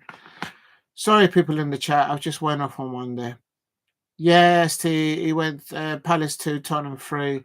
Wet, miserable day for Palace. Yeah, big up to you. And then all the Premier League should be played under the roof. Saturday game's been sunny, then Sunday pouring down. Ain't fair. That's right, ST. You're right.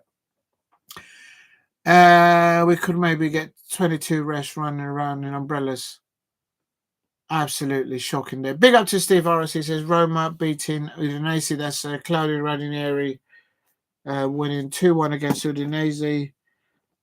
Oh, it did, right. I can't get past that late winner there for Tottenham Hotspur. In the Crystal Palace men in the Premier League, we gave the ball away too much in the first half, and in the second half, the beginning of the second half, there too. Even the commentator was saying that. Ridiculous. Talk about leave it until the last minute. Right, let's go and have a look at the Premier League table. We're probably still up there. What happened? Oh, Tottenham Hotspur lost against Leicester City. So both away teams going, playing away, they won 2-1. Oh, that even hurts just to look at that.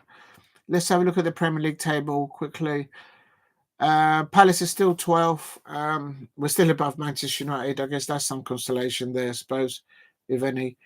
It's we're on 27 points. We have lost this one, but before we won. We do well on our travels, so I'm hopeful even with that against Manchester United. I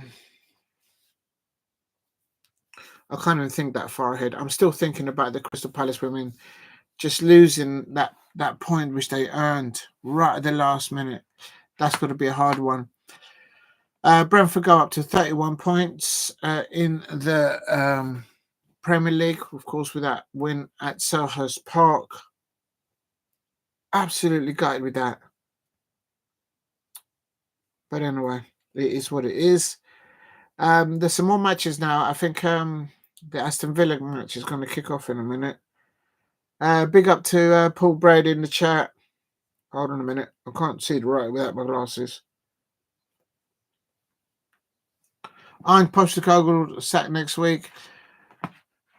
I don't think. You know what? I know. Yeah, I mean, I can see why you're saying it, but he's literally. I think he's basically got the same situation that Roy Hodgson had before at the beginning of last season when we went to Old Trafford and we had, I believe, 9 starting 11 players injured, and we had over 11 squad players injured. That's how bad Roy had it. And we went up to Old Trafford and we got 3 points. Joachim Anderson got that half volley in the second half. So it's a similar situation, but at least we were getting points. But Ange Postecoglou at home, I had a hunch that Leicester will pick up 3 points. There's a lot of pressure there. My prediction there, I've got it here, is Spurs 0, Leicester City 1, and they won 2-1, the same as Brentford. So you've got a point there, Paul Brady. Where is Tottenham now, actually? Oh my days, they've lost 4 on the bounce. Yeah, you're right. You could be right, Paul Brady. Ange Postecoglou could be next out. You could be right. It's oh,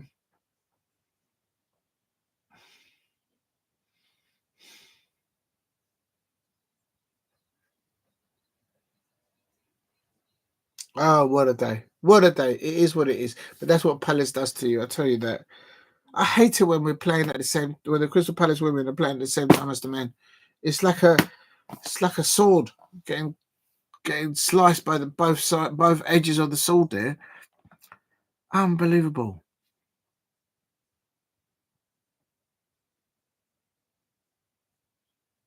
For me, I think in the Premier League, in the Premier fixture between Palace and Brentford, too many unforced self errors, giving the ball away. We never got going, only until Romanese came onto the pitch. But by then, Brentford had the ascendancy of everything. They had the game plan on play. And the Palace players should be very disappointed in themselves, the men's players, because they gave the ball away too easily in the first half. They were too nonchalant. It's like, oh yeah, we've won so many games, we're going to do this. No. Thomas Frank is a good manager. He set up his team properly, and look what happened. And the Crystal Palace women's team in the WSL, where it ended Crystal Palace women 2, Tottenham Hotspur 3 in the WSL. I'm absolutely heartbroken and distraught for Amy Everett, our Crystal Palace women's captain. They managed to get to literally the last minute of the kick of the match. Amy Everett, because she's doing what she does best, leading by example, she created a foul, they get a free kick, and then they scored the third goal. Oh, no. That's going to be hard for her. That's a hard one for her to say. Amy Everett, I know you probably don't watch my streams, but Amy Everett, if you're watching it, stay strong, keep at it, and the goals are coming. You saw your players scored 2 goals today. The goals will come, and you will with your players, your Crystal Palace women's team, you will start climbing up that table. I know you will, and shake this one off and move on to the next one. Hey ho, it is what it is. Absolutely gutted and heartbroken for the Crystal Palace women, just there conceding in the last minute of added extra time. And that's a tough one. That's a tough one to take. It's also the way it happened. That's a tough one. Massive 3 points for the Tottenham Hotspur women's side. They're in the aspirations of trying to get towards the top 3, top 4.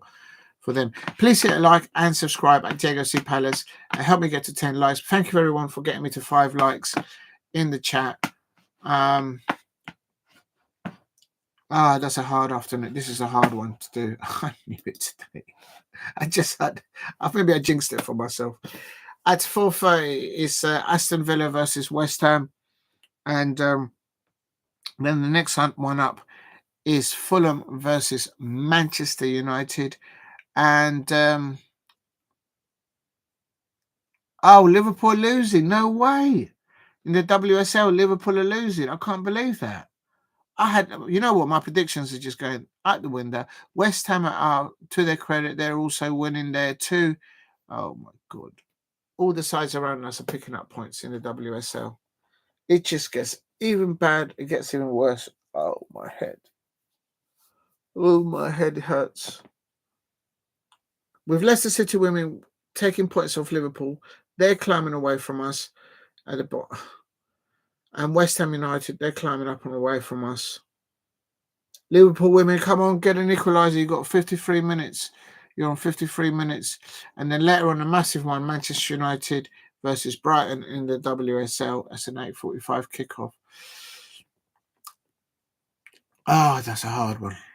This is going to be one of the hardest live streams I've ever done. And this is what happens when both the Crystal Palace men and the Crystal Palace women kick off at the same time. Oh my days! I think they do it on purpose, just to warn not the player, whoever schedules the matches. All right, let's get back onto it. As it stands,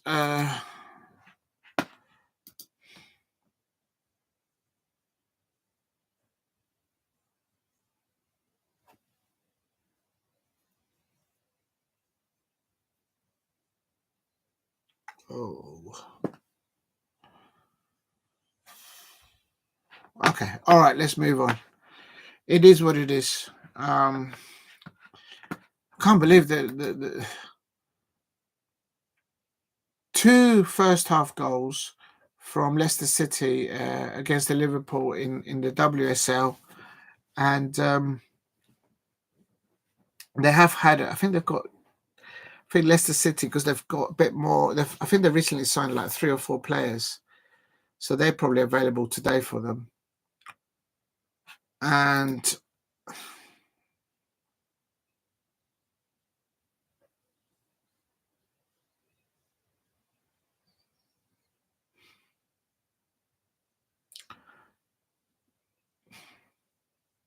Olivia Smith scoring for Liverpool in 3 minutes, which is really good. She's a brilliant player. She can't be getting any service at the moment in the second half. Right. What do I do now? Let's have a look. So what's the next? I don't know what match to do now next. Big up to everyone in the chat. Sorry, that was a hard one to take. That's just kind of taking the wind out of me. I'm still fuming about the way the Crystal Palace men played in the first half and the beginning of the second half. Too many unforced errors. And Brentford coming there with their pink tops and purple shorts and absolutely doing a number. They've been absolutely woeful on their travels on away fixtures, Brentford. They come to Selhurst Park and literally, there you go, have the ball. Absolutely fuming that. The only positives are, of course, Roman Eze came on as a substitute and a lovely assist there from Daniel Munoz to Roman Eze, and he gets on the score sheet. I wish I was at Selhurst Park to have seen his first goal. I would have been right in front of it as well because they would have scored near where I sit. Oh, no, so I've missed that. But I would have been fuming. There's the positives. The only positive that I can take from that Crystal Palace defeat against Brentford is that Roman Eze has an impact on his first day coming on as a substitute. Imagine the impact that he could have if he starts there. And damn it, absolutely terrible at home. And we never got started, really. And not clinical enough in the first 5 or 10 minutes. And it's not good enough. It's not good enough from the Crystal Palace men team. As for in the WSL, I'll round it off.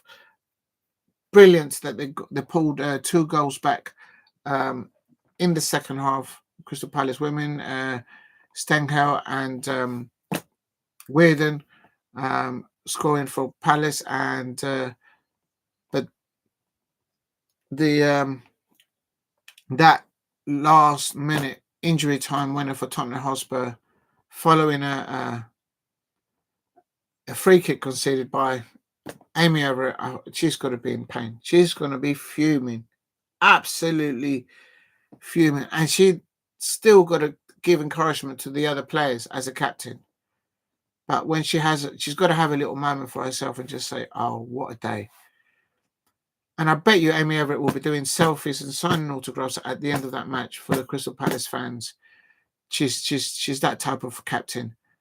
But what a tough day at the office for her. Unbelievable. I'm absolutely heartbroken for her. But she'll shake it off. And they'll carry on working hard.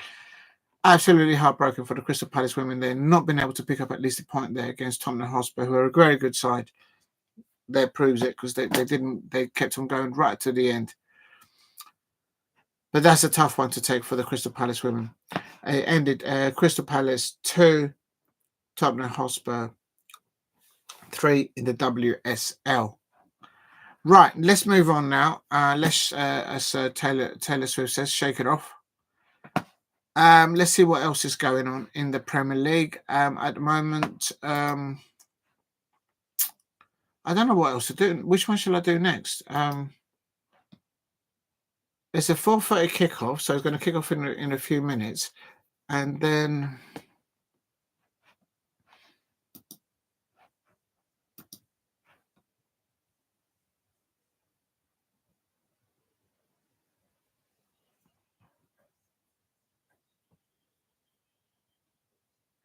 I think I will. I think I will stay eventually on for the 7 p.m. kickoff. Why are they kicking off at 7 p.m? Anyway, it is what it is. 7 p.m. For Fulham versus Manchester United, the big one there. All right, let's move on. So I'm just that's really taking the wind out of me. That's what happens when you stream both the men and the women at the same time. When they kick off at exactly the same time, it just takes and it knocks you out. It absolutely knocks you out. Duran scored for Karab and went to Turan. Oh right, he must be playing for your Karag. 1-0 Karag. They scored 89th minute from a corner unless they check VAR. At least they've got VAR over there. And then I'm going for Villa. Paul Brady, big up to Paul Brady. I'm gutted for Liverpool losing as well there at the moment. Let's see it quickly. They're still losing 1-0. Olivier, or anybody out there, not just you, Paul Brady, anybody out there. The Liverpool striker, Olivia Smith, she's absolutely brilliant. But she can't do it all on her own. So clearly she's not getting any service in the second half. But Leicester City women are winning 2-1. But they've recently signed about a handful of players. I'm going for Villa and United to win, says Paul Brady. Right, let's have a look at my predictions. What did you say? You're going for Villa and United to win? Yeah, I'm going for the same, Paul Brady. I've got it here. I'm going for a Villa 1-0 win away at home against West Ham.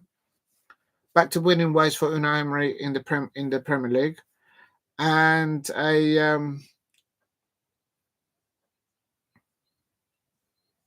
I'm going for Fulham 0, Manchester United 1. So you and I are thinking the same wavelength there. And I don't know how you predicted on the Tottenham Hotspur, but I predicted in the Premier League Leicester City to win 1-0, but they won 2-1. So I just had a hunch last night. I was thinking, you know what, Ruud van Nistelrooy will get. He just needs to get Vardy scoring, and then that gives them half a chance, depending on what they do at the other end. And a massive 3 points. Let's have a look at the Premier League table now. Where is? I don't even want to look, but okay. Leicester City without 3 points, massive 3 points. Oh, it looks like Everton won. Is well, I don't know. Oh no, they've got a game in hand. Yeah, no, Everton won. So then Everton won yesterday, didn't it? Of course, yeah. Away. Leicester City are out of the bottom 3 with 17 points, and Wolverhampton Wanderers dropping, of course, after losing their previous match. They're down into 6 with 16 points, the same as Ipswich Town.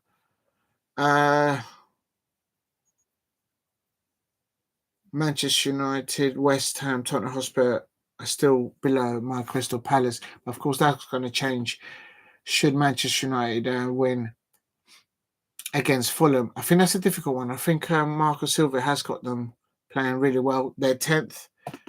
They're up and down a bit, Fulham, but consistently not losing. Aston Villa under Marco Silva is using a mixed blend of experience, young players, and he's getting their results. He's won the previous match, lost one, but then drawn one, and then drawn. So he's not losing a lot.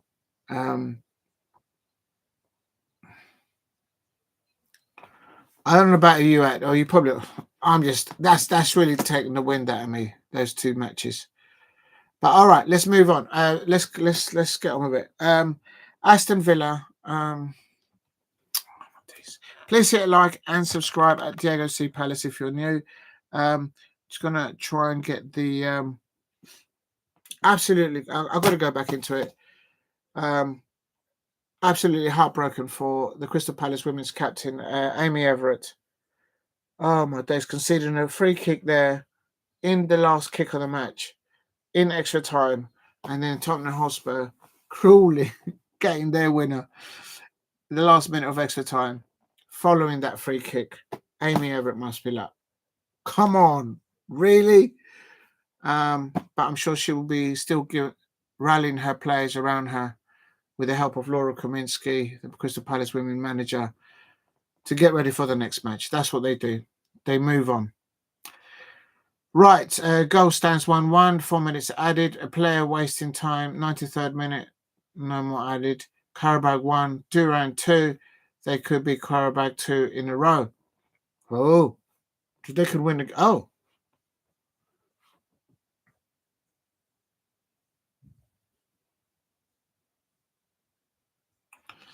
Okay, let's get the. I'm going to change the description to. Yeah, because we've got quite some time to go before the Aston. I'm going to do the Aston Villa one, if that's all right with everybody. So I need to change this now. Please hit like and subscribe at Diego C. Palace if you are new. And Tottenham Hotspur WSL. I'm just going to change this one. So I'm going to put that copy. And who is it? Who's playing who? Oh, Lord.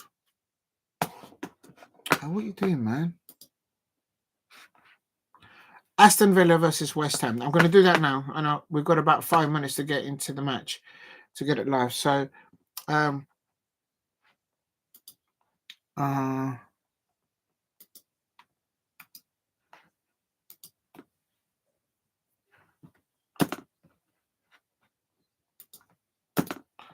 right. So, Crystal Palace. So I need to delete that one and put in there. What is it? Aston Villa versus West Ham United.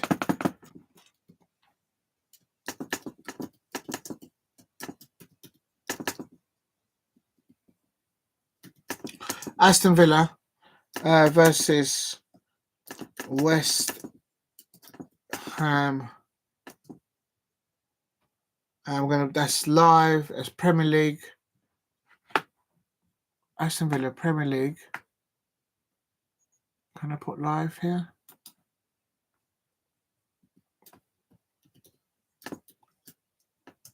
Oh, it just about fits. It just about fits. Crystal Palace versus Tottenham Hotspur WSL live. That was the previous one. All right, so right, I've changed the description. I hope you can all see that now. Let me just check. Oh my God! Right, we move on. Let's move on. There's still a lot of football to do. And please help me get to 10 likes if you can in the chat. Yes, it has changed on the description. It's saying Aston Villa, West Ham. Let me try and get the match up for West Ham.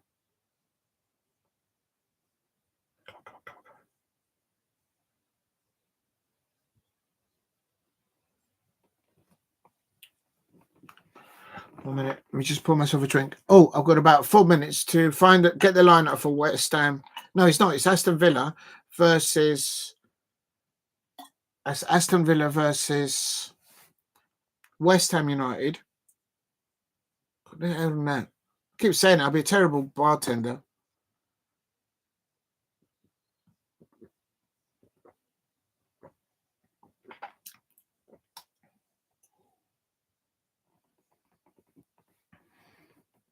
Also, I forgot to mention, I should really. Congratulations to Roman Eze coming on as a substitute, making an impact, kind of waking up the rest of the Crystal Palace players, like literally. and scoring. It's something that the other players couldn't do. Because he's not carrying the baggage that obviously all the players are carrying. But anyway, well done, Roman Eze, coming on first start coming on as a substitute, scoring and nearly getting Crystal Palace to equalise there. Brilliant performance for Roman Eze. And so yeah, I didn't mention that before, and I should really, because I'm gutted that I've missed your first goal for Crystal Palace, but just couldn't make it to Selhurst today. Right, I'm going to do now. I've changed the description on the. I've changed the description on the.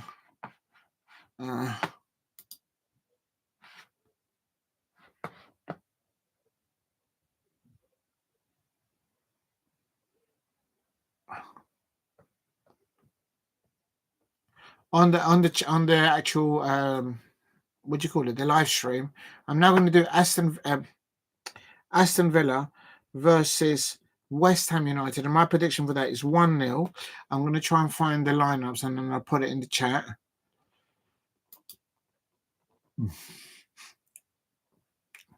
Unbelievable. All right, it is what it is. I'm going to open a new window there. How do I do this? So I've got to go.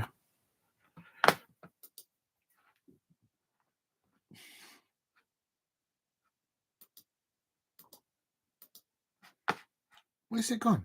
I just opened the tab and it's just like disappeared. It's not that one.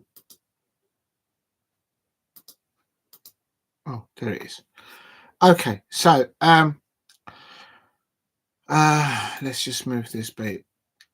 Let's move him over there. That's Crystal Palace, Brentford, and that's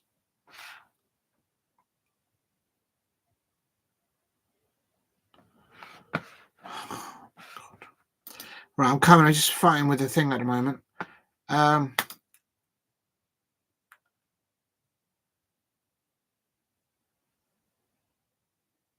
It's still in the WSL. It's still Leicester City 2, Liverpool women 1. Game of two halves, I'd say there, and also West Ham 2, Everton 0 in the WSL. Olivia Smith is literally the only person that looks like likely to score for Liverpool. Brilliant player there.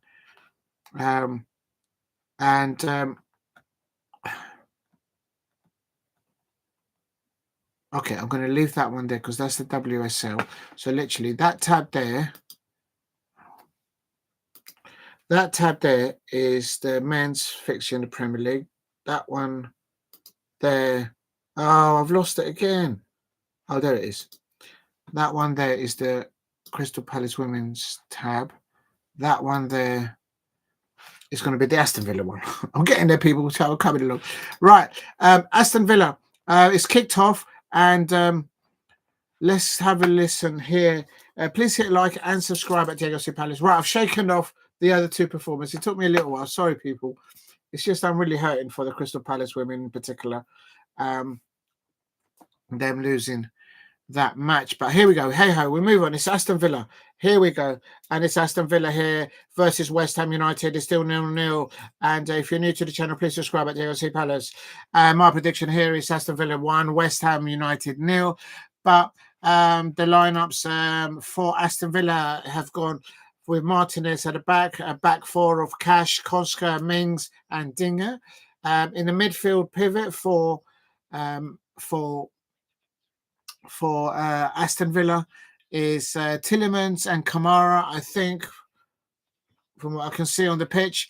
And up top, he's gone for Ollie Watkins, no John Duran, he's on the bench, and Bailey and Ramsey either side.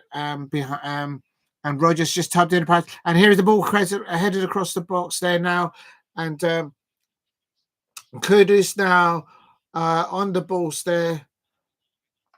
And Villa now passing the ball back to their goalkeeper, Martinez. For West Ham United, Graham Potter has gone with a back three again.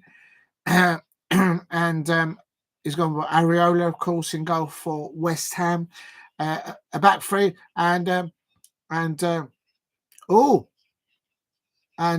a back. There's a mistake there by the West Ham United goalkeeper, I think. But anyway, Coleful, Kilman and Cresswell. Awan-Bissaka, Alvarez, Sola, and Emerson across the middle of the park. And Lucas Papaqueta, Susek, and Kudus up top for West Ham United. Remember that West Ham United apparently made a cheeky bid for John Duran, who's on the bench for Aston Villa, the Colombian international, for about 53 or 51 mil about a couple of weeks ago. So, yeah, big up to everyone in the chat.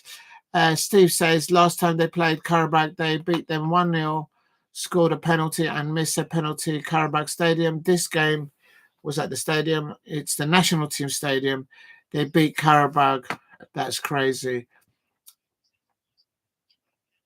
Oh, but they won from a penalty. With a penalty, anything can happen. I found that today. We saved the first penalty, and then the referee. Oh, let's not go back into it because my head hurts. But you know what I mean. England played in the stadium in 2012 and England beat Azerbaijan 1-0. Michael Owen scored for England, and then 2-0 in Newcastle. 2005. Oh, well, there you go. Hope West Ham, Villa West Ham has goals. They're not playing along. Oh, yeah, of course. They played not long ago in the FA Cup. Yeah. So, it's still 0-0 here. It's 5 minutes. It's Rogers on the ball. And so far, it's just gone down with an injury. But please hit a like and subscribe at JGC Palace. It is Aston Villa now. 0, West Ham United 1. I'm going to try and get the lineups. It's Tillemans on the ball. Tillemans on the ball. It's raining there as well. It's raining everywhere at the moment.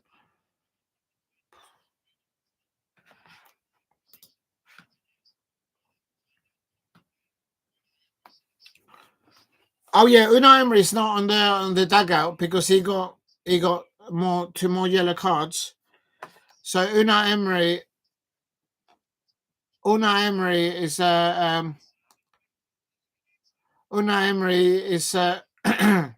it's on the phone.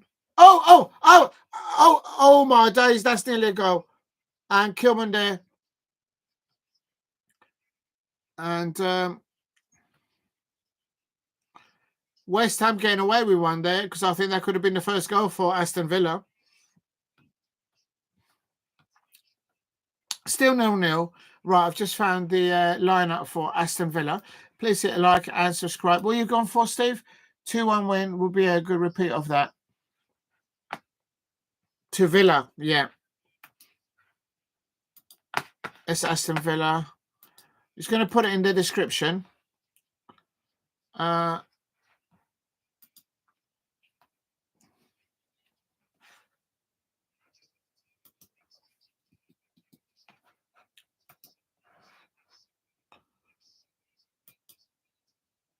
That's the Aston Villa lineup in the description. Oh, I haven't put the lineups for the Crystal Palace women versus Tottenham. I'll do that later on. Aston Villa versus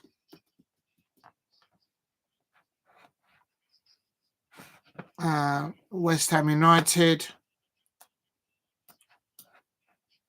This is Graham Potter's fourth match in charge of his new side, West Ham United.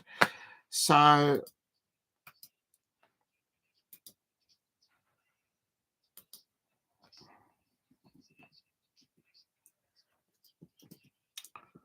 ball over the top now. Oh, and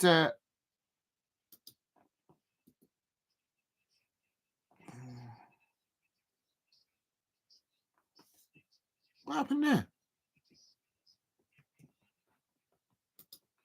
Oh, there we go. Okay.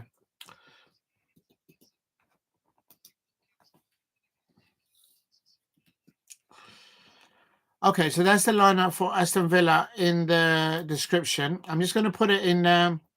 You went for a 1-1 draw. All right. I'm going to get the lineup. Oh, my days, on the far post there. And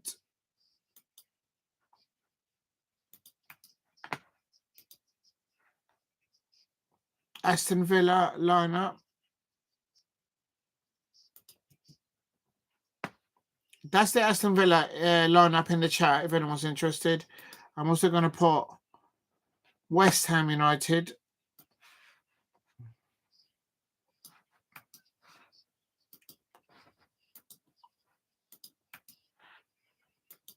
Oh, there it is. There it is. Look, what a goal. What a lovely 1-2 there.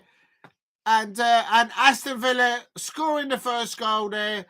I had a hunch Aston Villa would do well. And it's too easy. Very bad defending by West Ham. They've been ripped open. It's West Ham United. They line up there in the chat, but That is a goal there. As I was doing the lineups, that is a first early goal there for Ramsey. Oh, lovely touch there by Ramsey. And he literally just passed the ball in. He didn't have to force the shot. That's Ramsey. It's first goal was Aston Villa are actually started on fire. That's on 8 minutes. And quite frankly, Aston Villa could easily have been 2-0 up, quite frankly, with the chances that they had. West Ham United, with their defending woes, conceded. This could be a big. What was my prediction? I went for Villa 1, Tottenham. West Ham 0. I've got Tottenham in my mind. I don't know why. Well, I probably do know why, but anyway.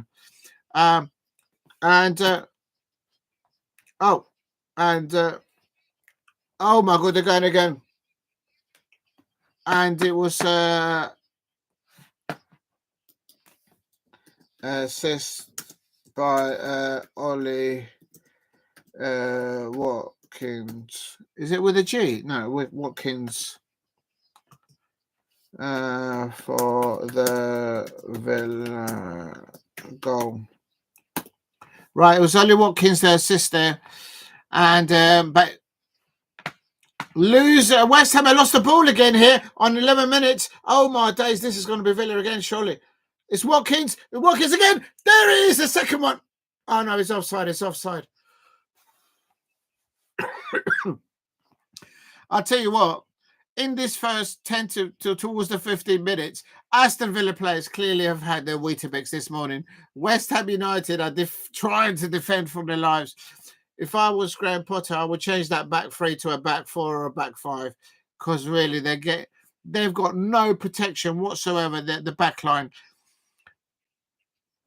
They can't get hold of the ball. They can't get possession. They can't get out of their half. West Ham United.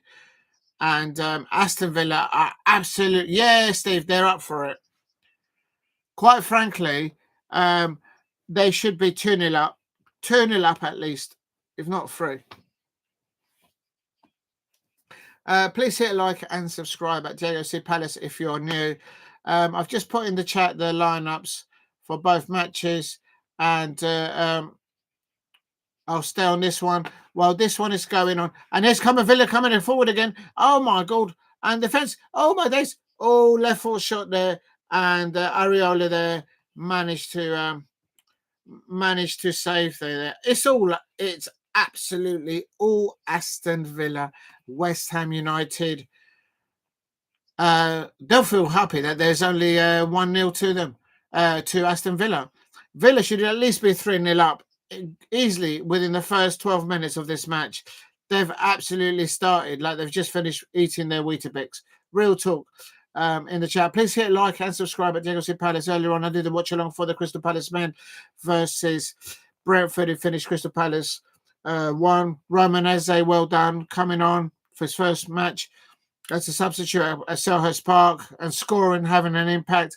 But we gave the ball away too easily, and Brentford scored 2. So he finished Palace 1, Brentford 2. And in the WSL, Crystal Palace women 2, Tottenham Hotspur 3. A heartbreaking winning goal from Tottenham Hotspur in the WSL against Crystal Palace in added extra time at the end of the second half. It finished Crystal Palace 2, Tottenham Hotspur 3 in the WSL. And now, I'm going to quickly. That's the men. That's the women. This is the men.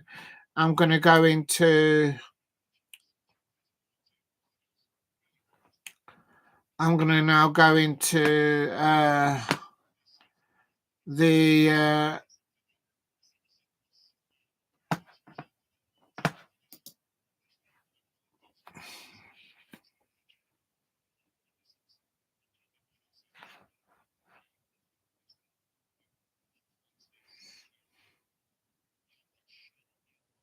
Still Aston Villa 1, coming into 14 minutes into the match. West Ham 0.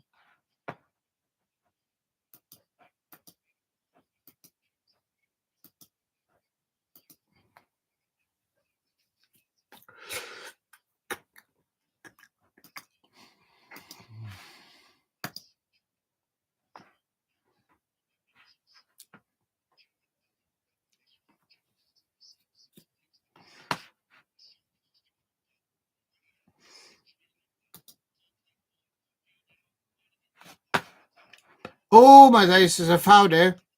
McIntyre into the area now. Wan-Bissaka on the ball now for West Ham. Oh, it's defected now. And there's Rodgers now on the ball. Oh my days, an early ball. Oh my days. Areola there, gathering up there in the goal there. Please hit like and subscribe at Diego C. Palace. It is still Aston Villa 1, West Ham United 0. It's all Aston Villa at the moment. And West Ham are starting to get a little nibble at the moment, to their credit. But they've weathered the storm. How they've managed to survive it only 1-0, I'll never know. And kudos on the ball. Then the shot from Alvarez. And it is what it is. Elsewhere, I can say that it's still Leicester City 2, Liverpool 1 in the WSL. Like a 3-minute goal there by Olivia Smith, the Liverpool striker. But since then, she's had no service. Leicester City winner. And Everton, West Ham United 2, Everton 2. That's on 85 minutes there in the WSL. And in 2 hours, it's Manchester United versus Brighton, but that's a later kickoff. There's also some Barcelona's playing against Valencia at 8 o'clock. I might do that after the Manchester United match. AC Milan 3-2 against Parma. Claudio Ranieri's Roma side won away 2-1 at Udinese. And in 15 minutes is Lecce versus Inter Milan, and Lazio and Fiorentina is at 7:45. My voice is going after those matches earlier on. Please hit a like and subscribe at JLC Palace. It's still Aston Villa 1, West Ham United 0, and Aston Villa are all over the shop right now. Ramsey on the ball. Oh my God, the second one's coming here. Wan-Bissaka has literally gone back into defence now, in the sense of he's kind of been played to begin the match as a winger, but now he's just forcing to go back there. I think Graham Potter should change that to a forward at back. Tillemans and Kamara for Aston Villa, absolutely ruthless with the balls up towards, in particular, Rodgers and Watkins, in my opinion. And it's now a bit more even, I have to say, on the eye. It's Aston Villa 1, West Ham United 0, but I'm not making a mistake about it. In the first 15 minutes, Aston Villa could easily have been 3 or 4-0 up. Like, I'm not exaggerating. It was like attack after attack after attack. And West Ham United had weathered the storm there. How they've done it, I don't know, but they have. Please hit a like and subscribe at Diego C. Palace if you can. Help me get to 2,000 subscribers. I have placed the lineups for Aston Villa and West Ham in the chat and also the description. Later on, I'll be covering the Fulham, Craven Cottage Calls versus Manchester United.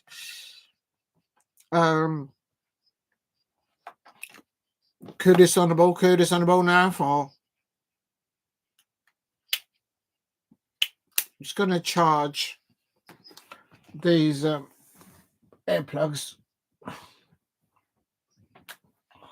If I can do that without pulling a panel. It's a free kick now. Watkins on the ball.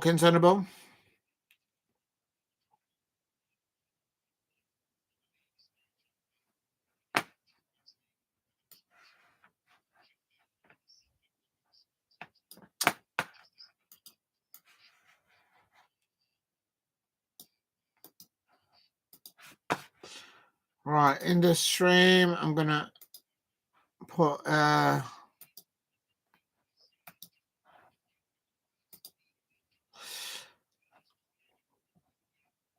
referee for this match, if anyone's interested, is Peter Banks. And the VAR referee is Paul Turney.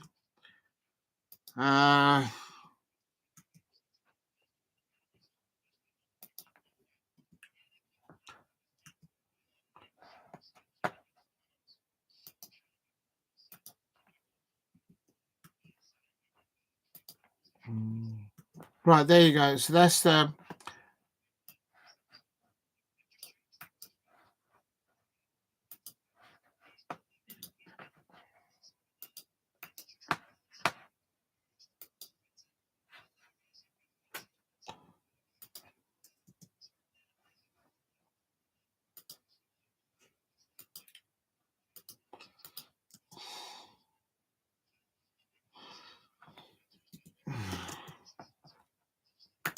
That's the officials on the chat. If anyone wants to see it, it's better now from West Ham. Now 20 minutes into the match, it's Aston Villa 1, West Ham United 0, and it is so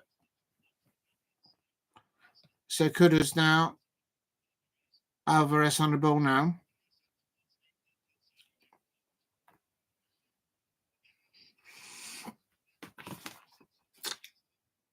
It's another corner to West Ham United. Now, I tell you something, if West Ham can pull off an equaliser here on a set piece, given the fact that Aston Villa in the first 15 minutes should have easily been 3-0 up, that's going to be scenes. If you're new to the channel, please subscribe at Diego C. Palace. I'm trying to get to 2,000 subscribers. So if you haven't subscribed, please subscribe. I'll be grateful. And also, if you can, hit a like. Help me get to 10 likes if you could for today. This is the third watch along, if you like.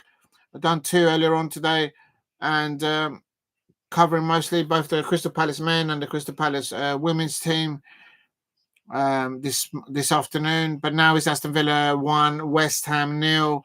West Ham are coming into it steadily in as the second half progresses here. But in the first 10 minutes, Aston Villa and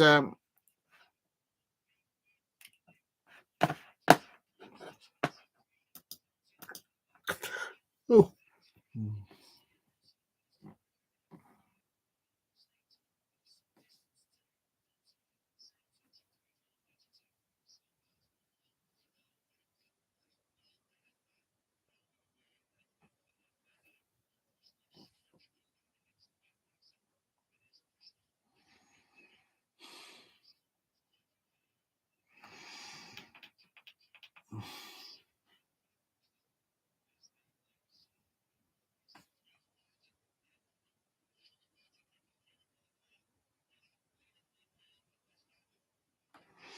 Right. Tissier on the ball now for the Martinez now playing the ball out. Oh, hello, Tillemans. Rogers into space. Rogers into space. Here he goes. Oh my days. What a pass there to Bailey. That was a chance for Aston Villa there. 1 minute when we're about 22, 23 minutes. And what quick thinking there by Rogers there. Alvarez took a gamble there, kind of. And Max Kilman there.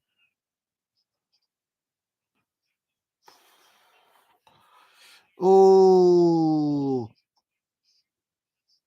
I think Rogers got into 2 minds there, whether to do a pass or a shot on goal, and sometimes that can happen to players who playing in a false 9 position, and that's what Rogers is doing for Aston Villa, and it is what it is. I suppose it's not as easy as said today. Just shoot. If in doubt, just shoot. But he got into 2. But that was a good opportunity there for Aston Villa again. Killsman there in the defence there for West Ham is doing very well. I mean, quite frankly, this match should not be 1-0. It should be at least 2 or 3-0 to Aston Villa. And it's Cash now on the ball with Tyler. Oh my days! Oh, it's a corner to Villa now on 22 minutes, I think, or something like that. To me, I've got a feeling that just at any moment Aston Villa can just step up a gear. In the transition from defence to attack, oh my God, they're levels above West Ham at the moment. But West Ham in the last 5 or 10 minutes in this first half have started steadily to get back in, to get into their game and try and ask a few questions on Aston Villa. They've had a few corners as well at West Ham, but overall, it's the game. The first half has been bossed by Aston Villa, in my opinion. Please hit a like and subscribe at Diego C. Palace. Aston Villa 1, West Ham United 0, and we're on 23 minutes. Digne on the ball here, and camera into the ball now. Now to Martinez. Camera back to Martinez, and I think that's offside there, isn't it? That's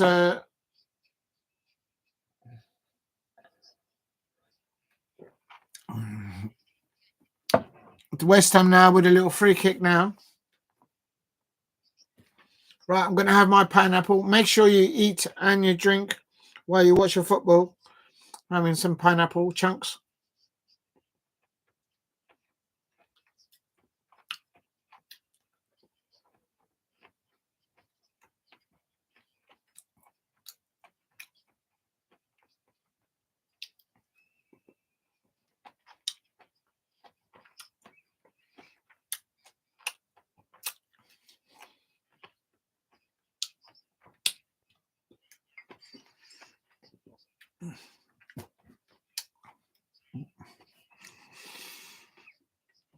Please hit a like and subscribe at JLC Palace if you are new. And oh,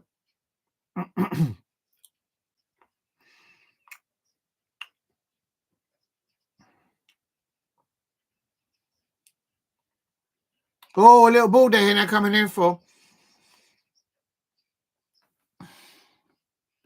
Good block there by oh, header there. I think they're offside there.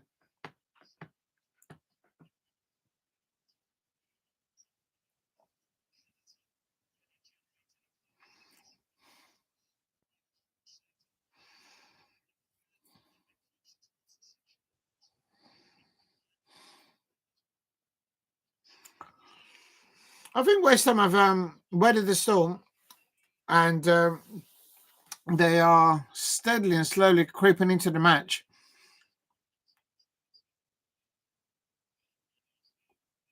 The thoughts on the game. Big up to Steve. So thoughts on the games. When we'll take Villa. I think big up to Steve. Yeah, great question. The Aston Villa should easily be 3-0 up in the first 14 minutes, 15 minutes of this match. They were 1-0 up, but they could easily have been. It was just absolutely, they were ruthless, but not in the last third. They didn't get the second goal. It's still only 1-0. West Ham United have weathered the storm on their entourage of attacking play by Aston Villa. Rodgers is having a real good game. Tielemans there. Link-up play between Tielemans, Rodgers and Watkins. Very good. And I have to say West Ham weathered the storm well. They've had their moments, West Ham, with set pieces, but no more than 3.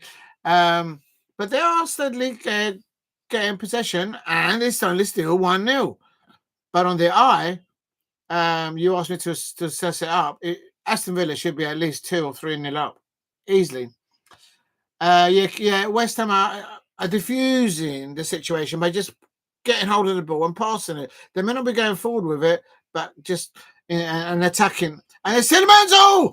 Oh my God, that wasn't too far away from the wide, and that was strange. Tielemans there striking the ball. It hit the boardings. It hit the advertising, and then it come back out, and then the goalkeeper went hello, and he just caught it. Big up to Paul Brady. Do you think Nottingham Forest bubble has burst after yesterday? Yeah, I didn't see that one coming yesterday, innit? That was mad. Nottingham Forest losing, was it 5-0?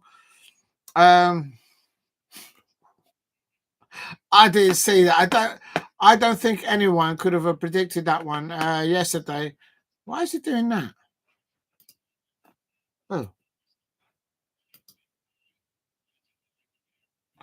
I don't think it has, but it'll be a wake-up call.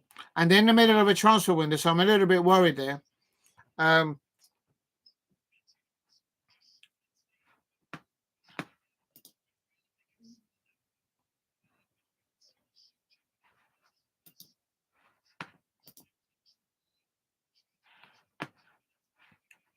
It won't do anything. Yeah, no, it was unpredictable. I don't think. Well, look, don't get me wrong. Bournemouth are a very good side. We all know what Bournemouth did to Man City earlier on in the season and what they've done to other teams. But no, I don't think anyone can concede 5-0. That would be a wake-up call for Brentford, but for Nottingham Forest. I think for me, for Brentford, I keep saying Brentford, for Nottingham Forest, their key person is Woods. get the supply up to Woods, keep him injury free, and you're halfway there, winning whoever you're playing up against. And I think that's what they've played. And don't know if it's because coming towards the end of the transfer window, maybe that's why people are getting a bit nervous up there. I think it's just one of those that you just have to just chalk it off and then move on. I expect for Nottingham Forest fans. Who they got next anyway? Let me have a look at Nottingham Forest quickly while we're talking about it, because I need to know that before. They've got they got Brighton. Oh, I hope not. I hope not. Paul Brady, you're asking me, has Nottingham Forest burst its bubble? I hope not, because I think it's next Saturday. They've got Brighton at home at the City Ground, and then they've got Exeter City, and then Fulham and Newcastle. Those are winnable games for them, I think, given the current form, and then finishing off February with Arsenal. So, yeah, no, I hope they haven't burst their bubble. Please hit a like and subscribe at Diego C. Palace.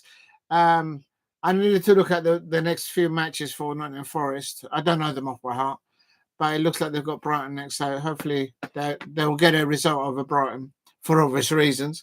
Please hit a like and subscribe at Diego C. Palace. And you think that they have burst their bubble? I hope not, because they've got Brighton next. Oh, no, my day's getting even worse now if they have. Bournemouth are on the up, says Steve RC. Yeah, they've been up there all consistently. Yeah, we'll have to wait and see. I think this is going to be a half going on because someone's got a busted leg there. And just to confirm here, West Ham United 2, Everton 0. Well done to the Hammers in the WSL. And I can confirm Liverpool have lost. Oh, no. Leicester City 2, Liverpool women 1. Oh, that's not good for Palace. Oh, my God. Leicester City picking 3 points up today. Oh, my head hurts. We needed to pick that 1 point. We're having a difficult one at the moment, but we're getting new players. We've signed recently 2 players, and we've got injured players to come back as well. It's back. We're getting the goals now. Now we've got to just see the matches out for a draw or to get more. That's a big 3 points for Leicester City. Oh, my God. With Everton dropping points and West Ham picking up points there. Oh, my days. That's not good for us at Crystal Palace. It's been a bad day. Somebody said in the chat earlier on, it's been a bad day in the rain. Oh, my days. I'm going to put an icon on the thing, and I'll tell you how I feel. It's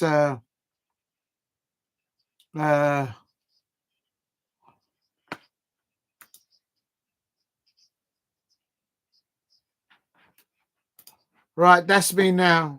I mean, how my day all over. But I concentrate now back on the Premier League. It is still Aston Villa 1, West Ham 0. But now Aston Villa literally are playing with only 10 men because they've got a player out injured, and they're not sure if he can come back onto the pitch. I think he's going to walk the. He's kind of he's walked it off, I think. He's trying to run off the injury, the Villa player. Please hit a like and subscribe at Diego C. Palace if you are new. Oh.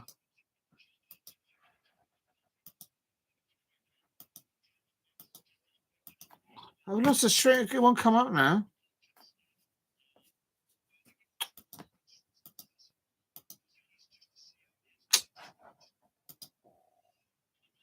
Oh, I'm really annoyed. I've just lost the tab for something that I wanted.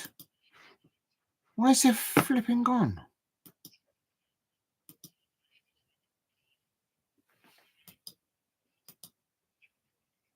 Oh, that's really annoying.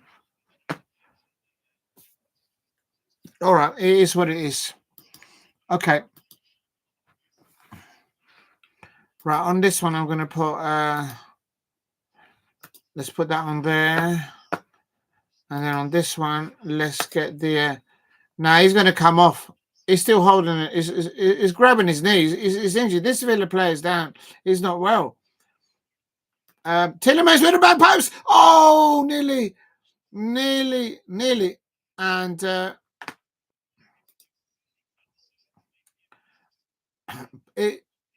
what a lovely flight ball there to the back post. And Ollie Watkins trying to get into the back post to get the second for Aston Villa. And for me, I think Mings is going to have to come off. I think they're going to have to replace Mings because his knee's a bit... well, I don't know. He's kind of walking it off. Yeah, that should have been 2-0. Oh, no. Oh, no. Oh, no. He's probably just made the injury even worse now. So...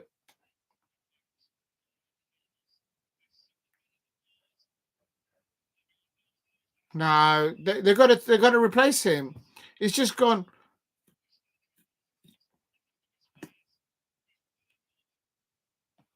yeah, he's injured.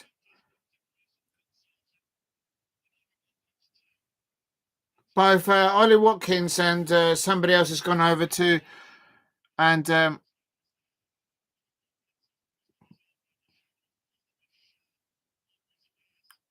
yeah, he's not... he's actually been emotional on the pitch. That's a hard one to take. Please hit a like and subscribe at Diego C. Palace if you are new. And it's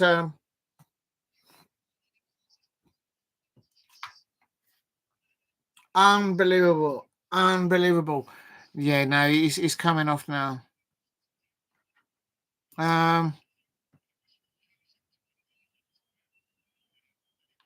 He tried to walk off the injury to his knee. And the thing is, with knee injuries, never mind a professional football player, I don't know, but with knee injuries, you can't just run them off.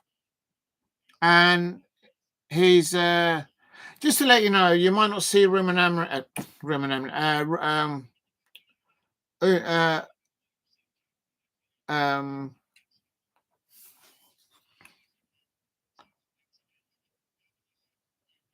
yeah, Tara Mins now is Tara Mins is coming off. And I'm trying to see who's coming off for him. I can't. And that's Matson coming on for Tara Mins there. It's such a crucial player position as well for Aston Villa as well. Yeah, no, Matson is coming on for Mings there. And in a way, that's kind of assisted West Ham to take the gas off the attack of the Villa attack in the first half. Are they playing free at the back now, Aston Villa?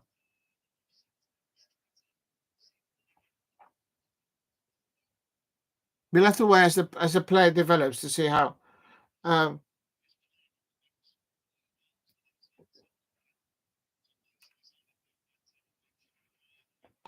think Digne has moved in. He's tucked in alongside Konsa.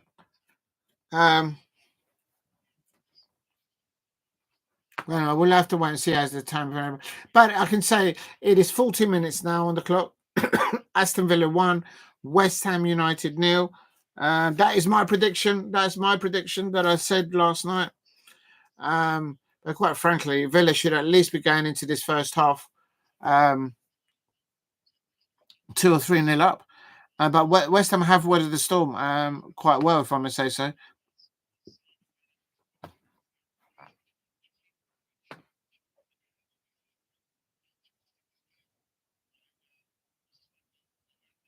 I'm hearing reports that there's been a few protests, a few banners out at the stadium.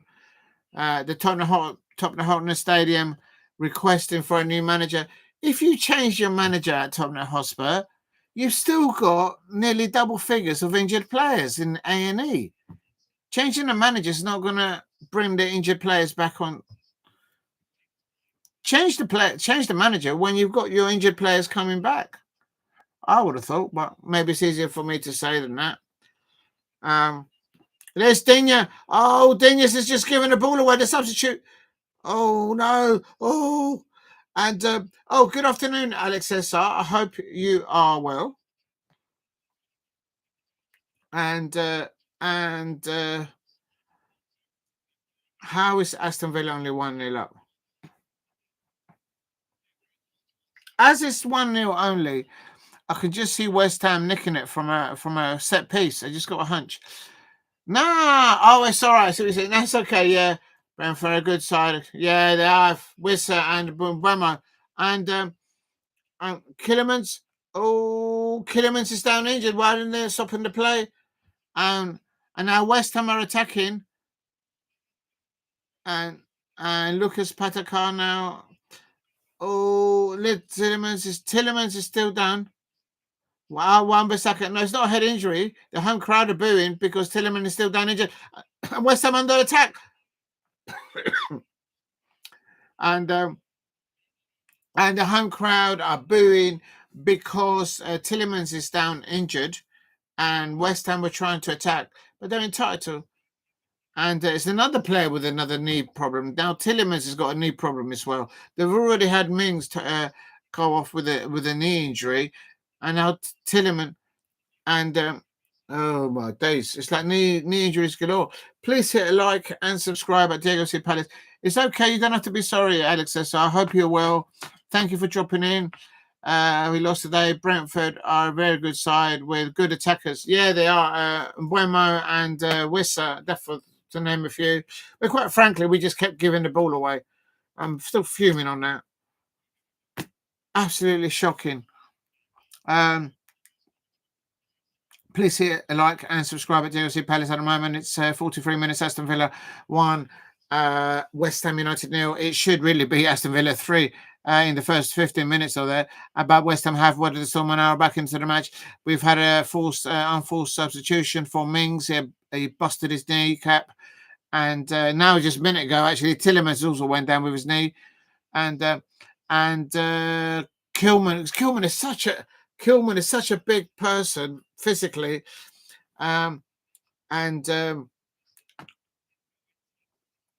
please hit a like and subscribe at Diego C. Palace.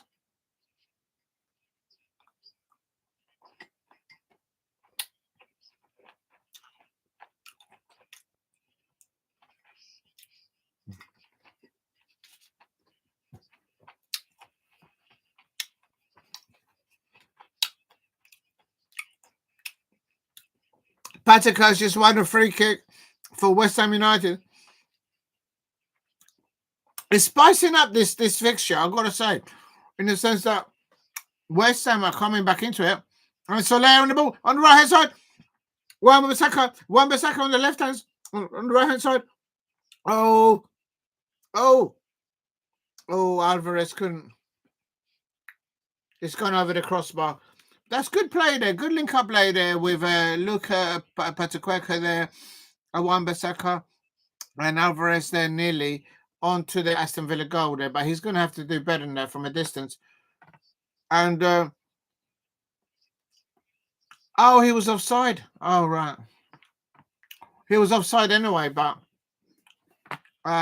could be the reason why Alvarez caught himself offside is because literally he's like an attacking midfielder, I suppose. And that is the goal. Was Peak. Beautiful cross in the pass in the face of the goal. But Eze just taps in. Yeah, really happy with Roman Eze and Daniel Munoz crossing the ball for him. That's when we woke up. That's when the Crystal Palace players woke up, literally. Absolutely still fuming on it. And but really happy for Roman Eze. Came on, made an impact. A real impact. It kind of woke up the other Crystal Palace players. Although just before that, as they did hit the post. But apart from that, we were just too sort of nonchalant, just walking out onto Selhurst Park thinking that we just needed to turn up, giving the ball away. Unfortunately, it's just absolutely fuming on it.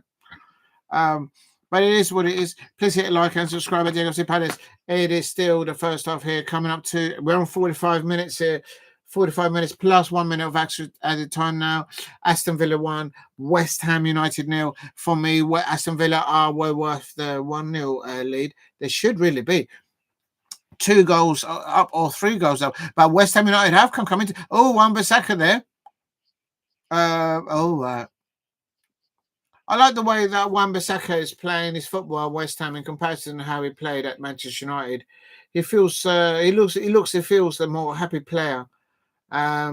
Even during difficult performances, we beat them recently at the London Stadium, but he feels and he looks a happy player on the pitch. That's what I want to try to say.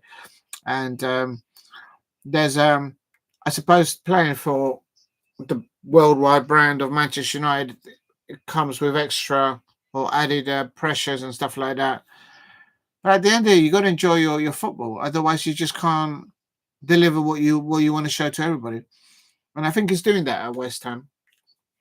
He's playing more attackingly, whilst before he was ridiculed for his attacking play, because literally he's playing like a winger for West Ham, with Graham Potter going with a 3 at the back.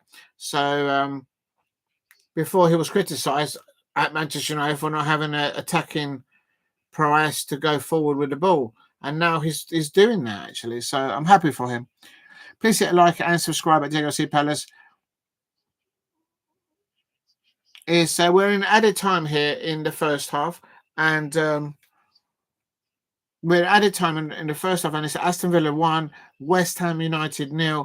And for me, it's only 1-0. So anything can happen now in the second half. Kudos on the ball for West Ham United. And Tielemans gone down again. And the ball's still on the field. And there's a handball there, I think. Is that a handball? I think that's a free kick to Aston Villa, I think.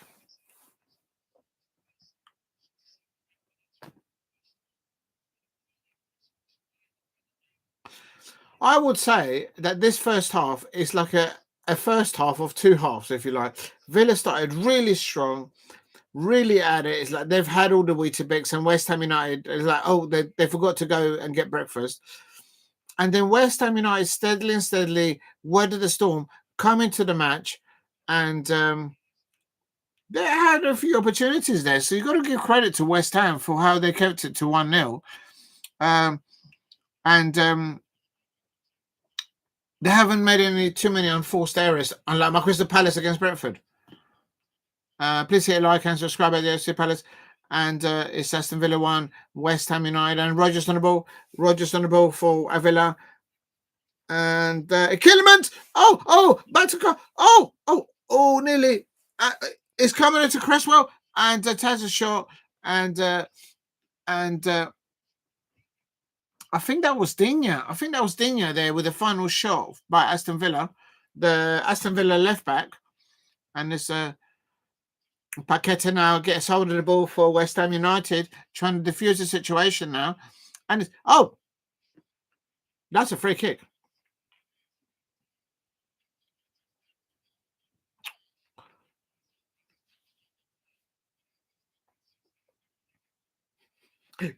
The Villa right back Cash has just been chopped up. It's just been Cash. It's Paqueta went down first. He thought that he deserved a free kick, and then at the other end, Cash then was going to get the ball, and then he gets chopped up, and the home crowd are going, "Hello, we've just got a player being chopped up. Can we have a free kick?" These referees, what are these referees are on? Does anyone know how much extra time we got? We're in 4 minutes of extra time. I didn't make note of how many minutes there. Please hit a like and subscribe. Diego C. Palace if you're new. And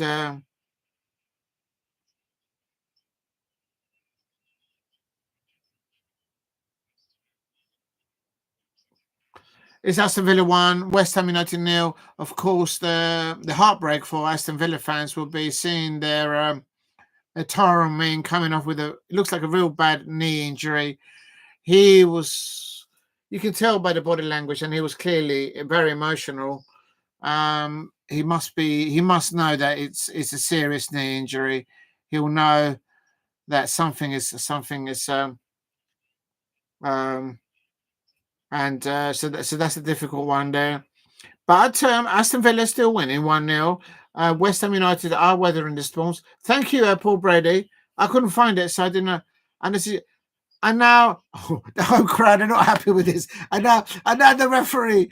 What is with these referees handing out cards? If they're not handing out cards to Arsenal players, to Crystal Palace players, to Liverpool players, why don't the referees these days hand out yellow cards to Manchester United fans or Manchester's? When are they going to hand a yellow card to a Manchester City player? Am I looking at something different, a different Premier League to everybody? But it seems to me that Liverpool players, Arsenal players, and Crystal Palace players are like in a little book of the referees, and the referees are handing out cards left, right, and centres. Manchester City players don't get booked. Manchester United players don't get any booked. Well, actually, no, that Bruno Fernandes got sent off a few years. No, they don't, do they? They always get decisions. I'm not having it. No, actually, no, they had. Chelsea players don't get booked. There you go. The home crowd at Villa Park. And quite frankly, I think the West Ham away fans are also saying, always cheating. Referees cheating. And absolute since Tielemans has been given a yellow card. Quite frankly, he's only got one good knee on him at the moment because he got a knock on one of his knees earlier on, and the referee didn't see that. It's are they checking VAR? Oh, thank you, Steve. Oh no, the home crowd are. Maybe I jinxed it because I said that these referees have got this little book, and they're writing down in the little book, and then they're going, what, on Tielemans? Oh, against Digne.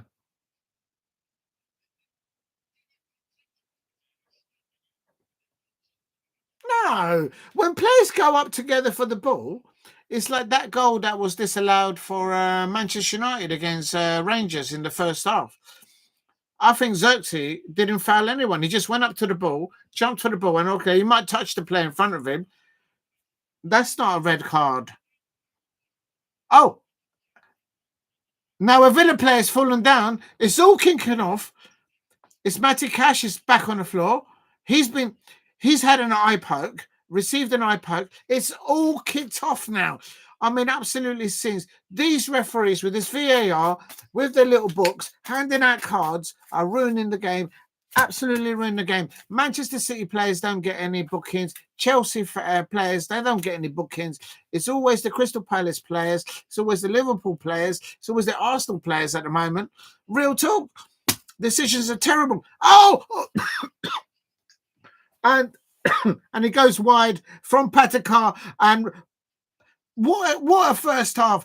West Ham United are finishing the first half looking like they're more likely to score with a little bit of help from the little book and the referee and VAR. The home crowd at Villa Park are absolutely fuming at this referee. Who's the referee anyway? It's Peter Banks, and Paul Teane is the VAR. And it is absolute sigs. And the away West Ham United fans are saying, you're not singing anymore. They're just moving. Players are just falling over.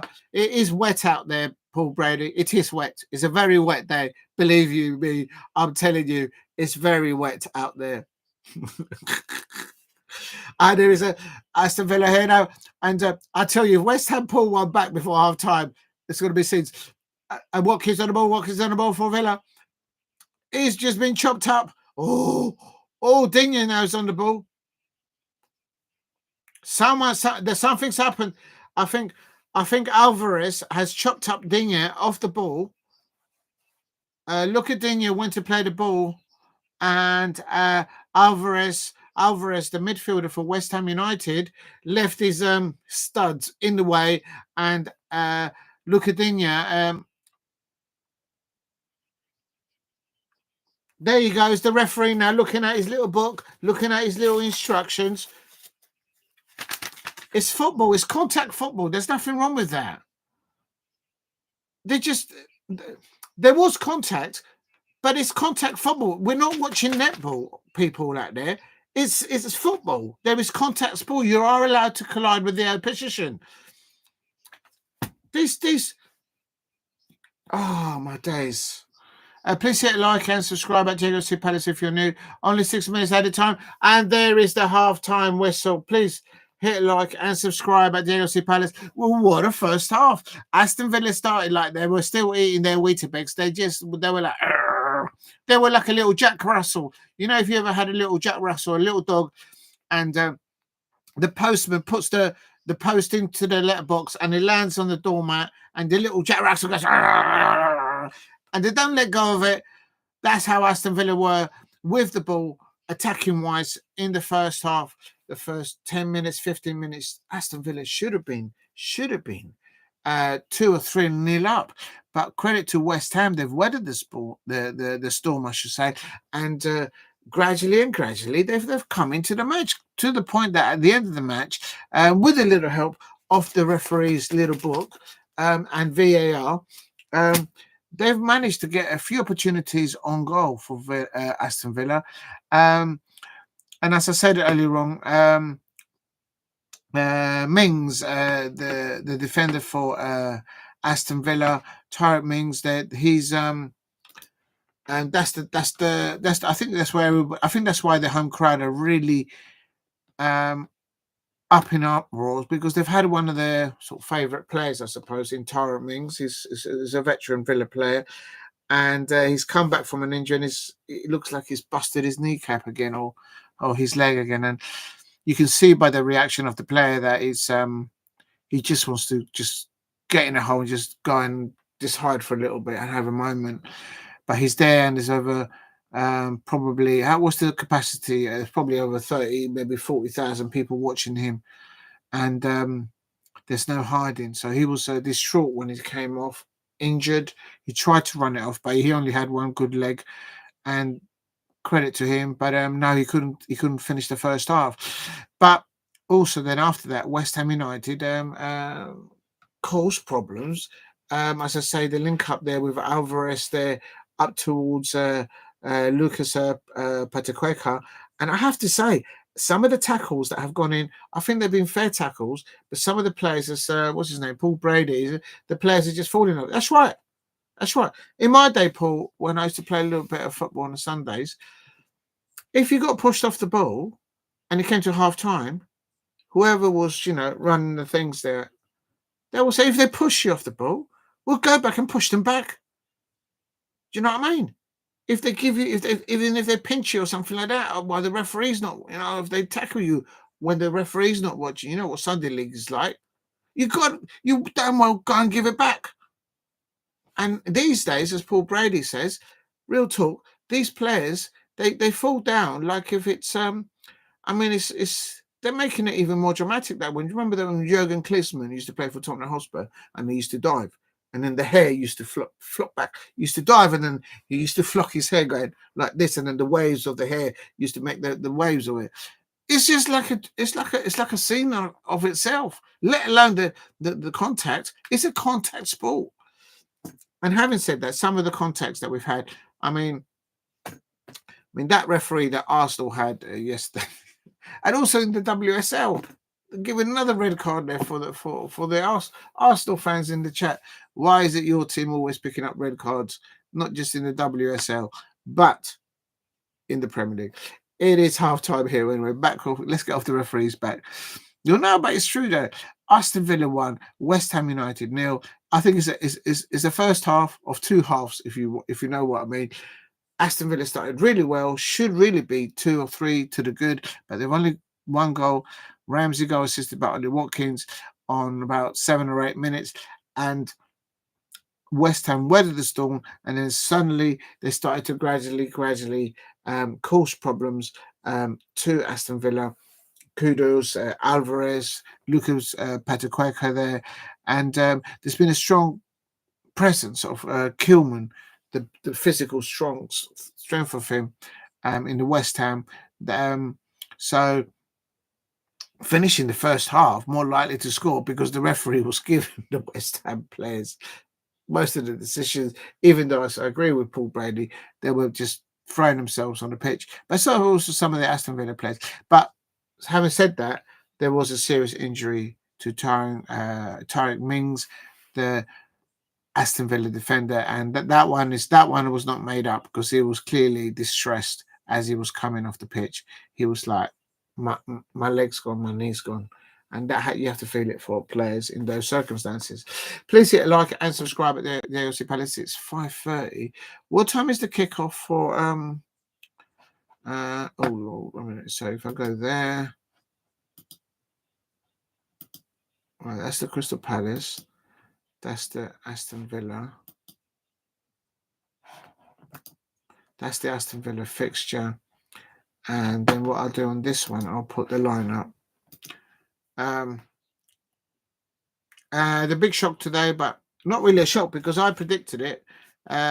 Spurs losing at home to Leicester City. Jamie Vardy back on the score sheet. And they must hate Vardy. But I predicted it. Yesterday when I did my predictions, or in the early hours of this morning, I said that I just fancied that Ruud van Nistelrooy will get Jamie Vardy scored in because that's the problem that they had against us. They couldn't get Jamie Vardy to score. And because Palace are just doing well on their travels at the moment. But anyway, let's go back to this. And I predicted Spurs 0, Leicester City 1. And they won 2-1. So I've gone past it. I'm still fuming on Crystal Palace losing 2-1 as well against Brentford in the Premier League. We just didn't turn up in the first half, and I just don't want to go into it. It's just I'm going to get annoyed. Please hit a like and subscribe at Diego C. Palace. Also, earlier on in the WSL, it finished Chelsea 1, Arsenal 0. A massive game, record crowd at the Bridge. And what was my prediction for that? I predicted a draw there, 2-2.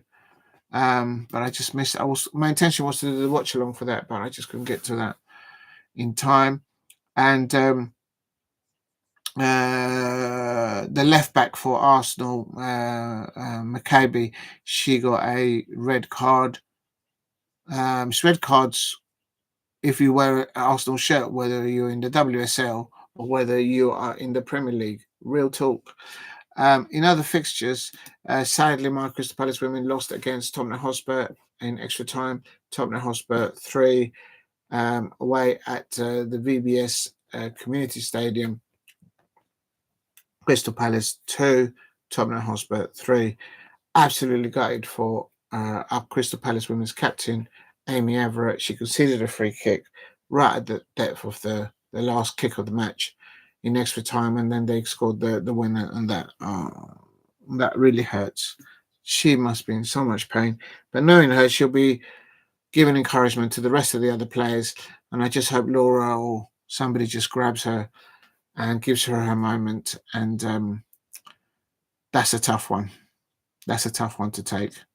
But she's a strong professional football player, and she'll be well. She'll be all right. She'll lead by example. She'll shake it off, and she'll get she will demonstrate to the other Crystal Palace women that tomorrow's another day in training. We get back in there. We get back working hard. And if anything, that will probably bring the new players that have just come into Crystal Palace. They'll see how much the Crystal Palace women are fighting for each other, for their manager, and it'll help them gel and get stronger and stronger with that difficult result. Also, Leicester City women 2, Liverpool 1. Olivia Smith scoring for Liverpool early doors, but from then on, she didn't get any service. And Leicester City, to the credit, and they've had a few signings in the transfer window in the WSL, and they won. Leicester City 2, Liverpool 1. West Ham 2, Everton 0. What did I predict for that one? Oh, I predicted a 1-1 draw. I wasn't really sure about that one, to be fair.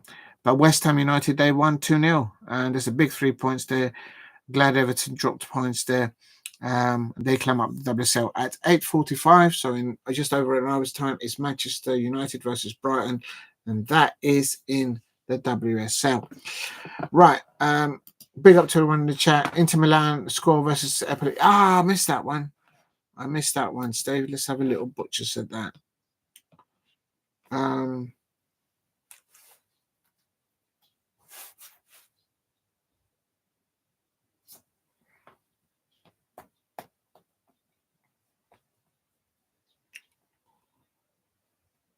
There's a good match later on, but I'm not going to cover it because I'm covering the Manchester United match. At 7:45 is the Celtic versus Hearts, but that's in the Scottish Women's Super League. Premier League, I should say. Barcelona are playing at 8 o'clock against Valencia. Real Sociedad losing to Getafe 3-0. Whoa. Of course, last night, Mbappe getting his first hat-trick for Real Madrid. I covered that. Please check out that watch along. Thanks for everyone for watching that last night. Got over 130 people. That was quite a lot for me anyway. Please hit like and subscribe at Diego C. Palace. AC Milan 3, Parma 2, Udinese 1, Roma 2. You're right, absolutely spot on there. Inter Milan. Let's see who scored that. Lookman, no. Thuram down there assisting for AZ. Dumfries is a good player also for Inter Milan. I recommend him to people. Dumfries. Mkhitaryan is playing there for Inter Milan. I think he used to be. I always forget. He's either ex-Manchester United and Arsenal or both. I don't know. But that name rings a bell back in the day a lot. But he's still playing there. Please hit a like and subscribe at Diego C. Palace. I'm just going to the toilet and I'm ready for the second half. It's going to come up in a minute. Why is that one keep? So I've got to do that. That's the men. That's today's match. It's still half time. And then now I need to get into there. Oh, I see. It kind of goes from there to there. So I'm just sorting out my tabs here. Okay, that makes sense then. And then what I'll do is I'll put that there, and then the result. It's still half time. Right, I'm just going to pop over to the gents, and also I'm going to get maybe something to munch quickly. I'll be back in a minute. Oh, I better say something on the thing in it. It's half time.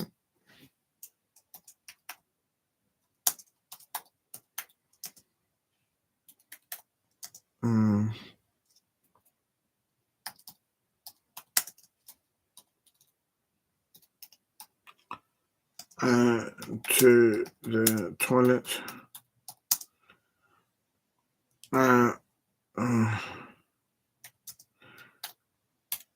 Will be back in a moment. Right, let's see. I'll be back in a moment. Just going to the gents. Oh, my dear, have a little stretch as well. Yeah, still half time. We're back in the take. Still Aston Villa 1, West Ham 0. Be back in a minute. And in about 20 minutes, actually, we should see the lineups for Fulham versus Manchester United. I'll be back in the take. Just be a second. Oh, my legs are going to sleep. I can't move. Help.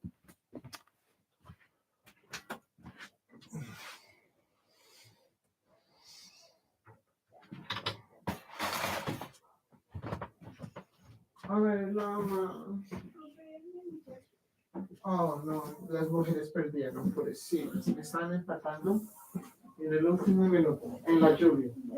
La capitana hizo un foul y luego la Tottenham, they scored the winning goal. That's heartbreaking. And they worked so hard to get the points. Yeah, when people go on holiday and they go run. Yeah, don't watch the news, people.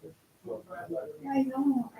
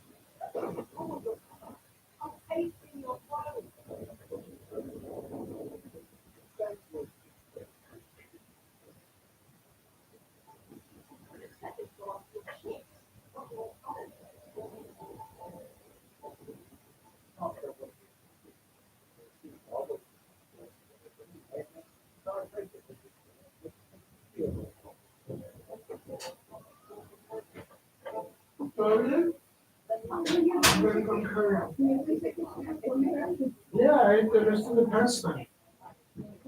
Ahí bajé la comida de ayer un poquito, con eso la veo abajo. Ahí tenemos comida para mañana. También. I'm gonna carry on.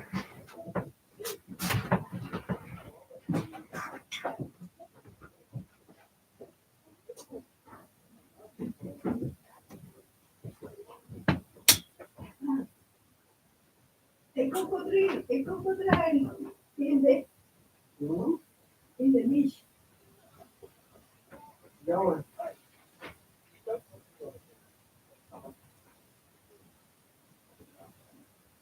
No se me puede subir su spot.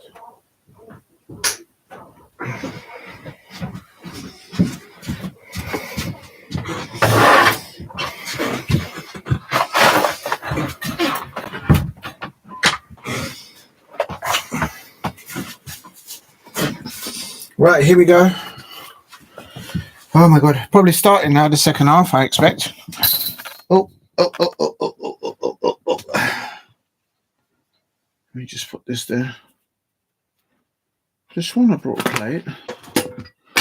Oh, I did this one. There it is. Please hit a like and subscribe at Diego C. Palace. Thank you very much for holding on, people there. Just what? Oh, the second half has kicked off. Oh no! You know what? The first halves in the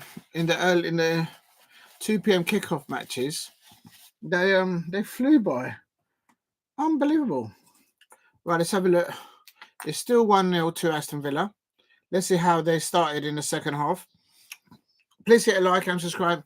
Oh, it's across there. Oh, nearly. It's been deflected there into the Aston Villa goalkeeper. It looks like West Ham have started.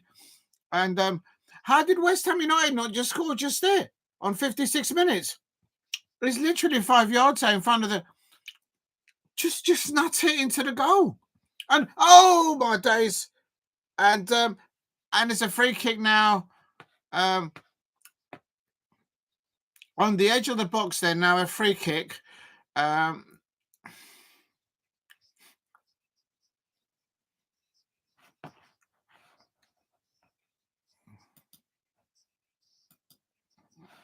Let's have a look.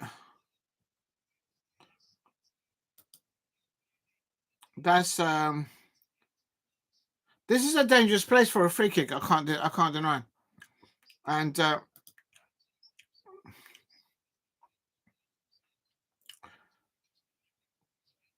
Daly's now getting up. Of course, Aston Villa now with a free kick. It's just outside the penalty area on the right-hand side.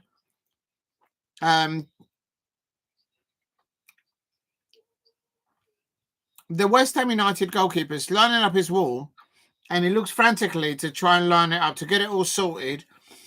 This is a good place for a free kick because it's just to the right. The free kick that Brieze had earlier in the Bournemouth Crystal Palace vs Bournemouth game was too central and it's difficult. Yes, Steve. If somebody had an injury, let's have a look. Please hit a like and subscribe at Diego C. Palace if you're new. I think Emerson should have scored there.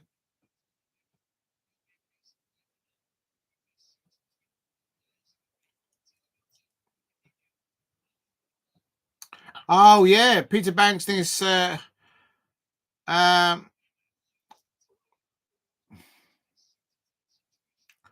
Lucadinho there. There was a collision between Ollie Watkins and Max Kilsman. Please.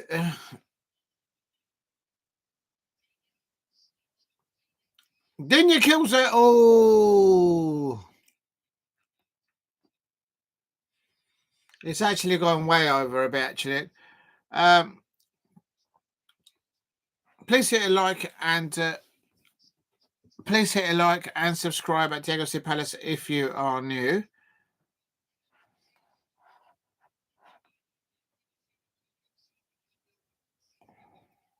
I think Aston Villa need another goal. I don't think 1-0 will suffice. I've got a feeling that West Ham might keep nibbling and nibbling at it, and they might get an equaliser. My prediction is Aston Villa 1, West Ham 0. But now West Ham United now breaking now, but.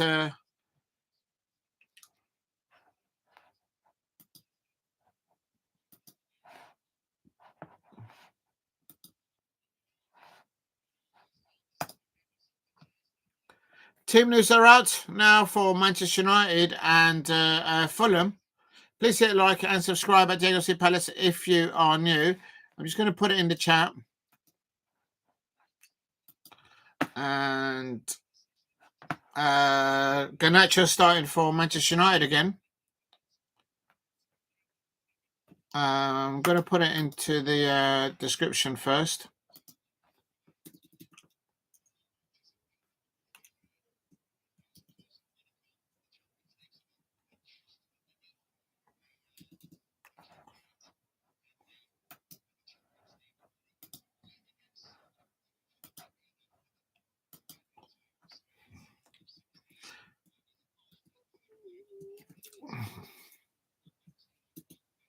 Remember on Wednesday night, I think Aston Villa are against Celtic, so that's going to be a tasty one there.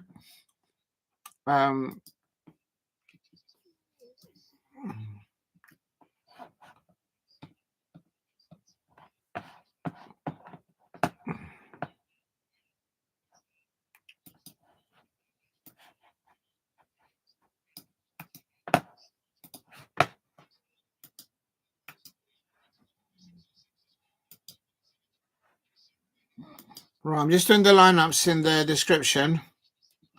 United. I'm just spelling the players right.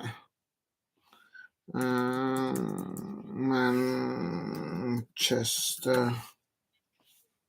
United. Right, oh no, I didn't save it. Oh, that's so annoying. I just done it and I didn't save it. Oh, what dipstick. I'm having one of those days. It is what it is. I'm not even getting frustrated over it. It's one of those wet, horrible days as being a Crystal Palace fan. It's just nothing's working. Unbelievable. Just finished it and then I didn't save it. Absolute numpty. Please hit a like and subscribe. And and this goes, and there it is. Oh, Salah. Oh my god. Oh my god. How is that not? There's a collision there with Cash there.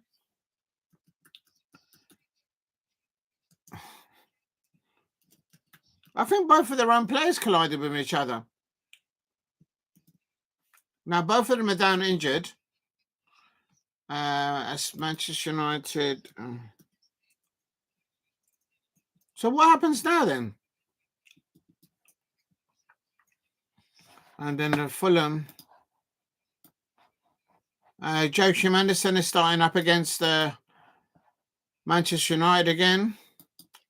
He'll know Manchester United well.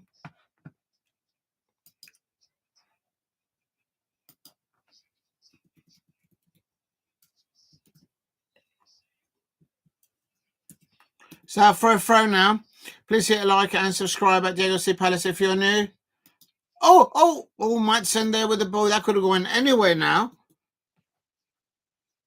Right, I'm going to put copy. Right, let's save it this time. Oh no, have I just done it again? Don't tell me I've done the mistake again.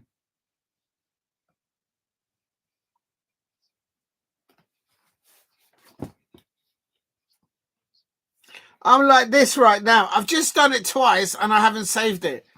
This is really getting right on my hooter now. Absolute useless. Please hit a like and subscribe at Diego C. Palace if you're new. And this is just... Right, I'm going to do one team at a time. Literally, the match is going to be finished before I finish doing this lineup for Fulham and Manchester United. Absolutely terrible. Right, Fulham. Right. What I'm going to do now is go there. Right. It says it's saved there. Okay, I've done Fulham now. Fucking hell. Looks like there's going to be a triple substitution for Aston Villa. Please hit a like and subscribe at Diego C. Palace.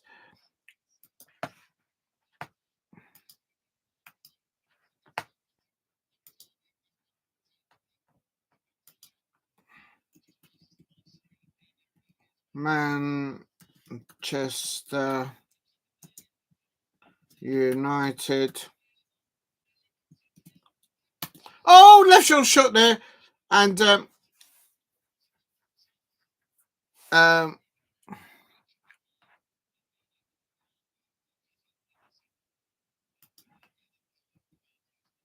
think Aston Villa player getting a yellow card now. And now before he gets substituted.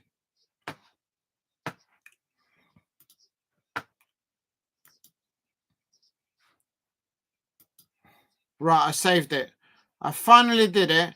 This is the lineup for Fulham. I'm going to put it in the chat.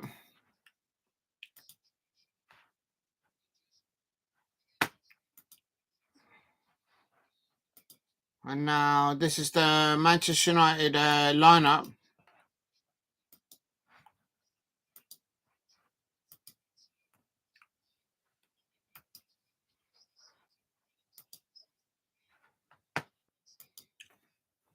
There you go. And that is for the 7 o'clock kickoff. So in an hour's time. Please hit like and subscribe at Diego C. Palace. Currently it is Aston Villa 1. Bailey's coming off. There's substitutions now. I think that's Ollie Watkins coming off by John Duran.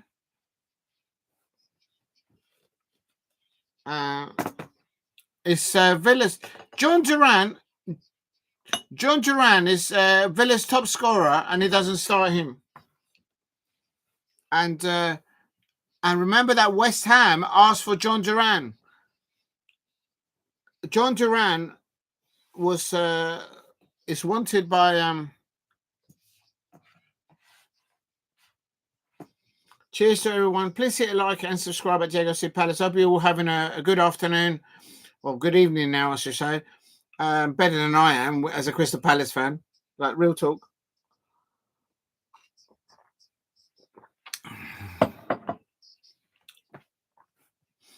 There's a triple substitution. Ollie Watkins is off. Bailey's off. Malin is coming on for Bailey. Duran is coming on for Watkins.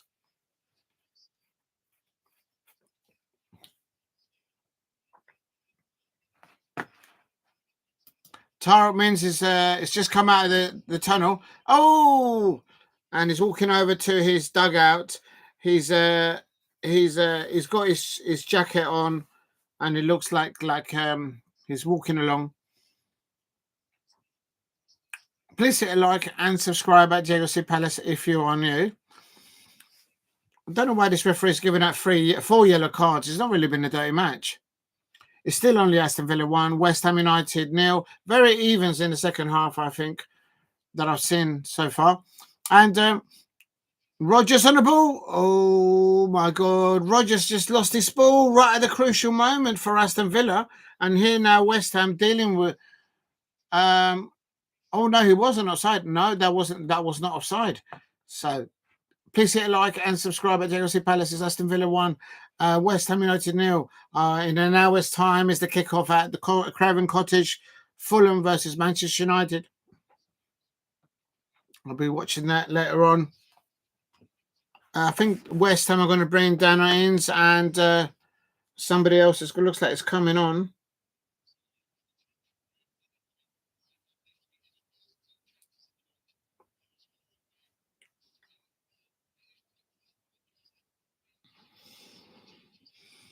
Oh, it's a free kick now for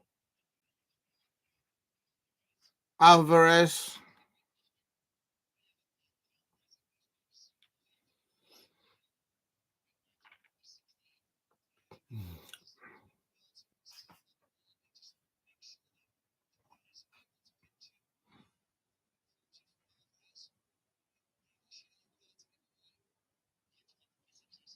Please hit like and subscribe.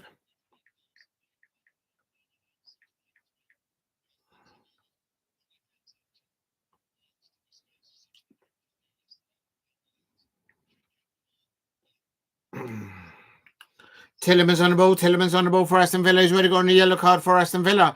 This referee's handing out yellow cards like he thinks he's at a West Ham at an Arsenal match, handing out red cards and yellow cards. Real talk.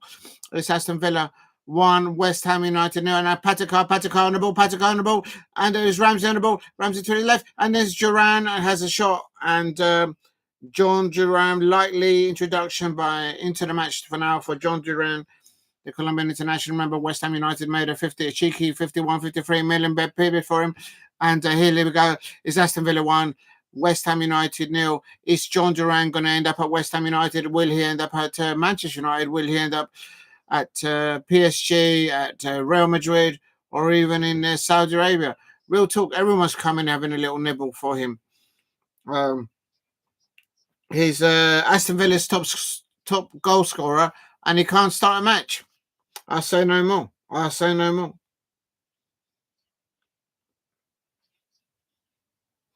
Please hit like and subscribe at Diego C. Palace. And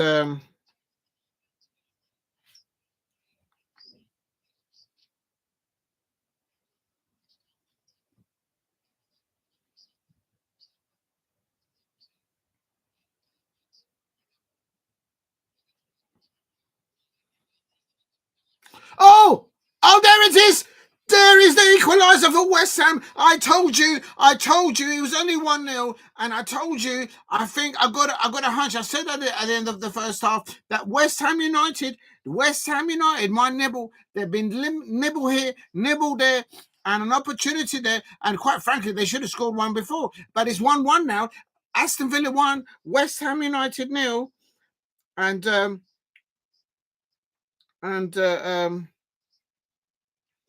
unbelievable. Oh.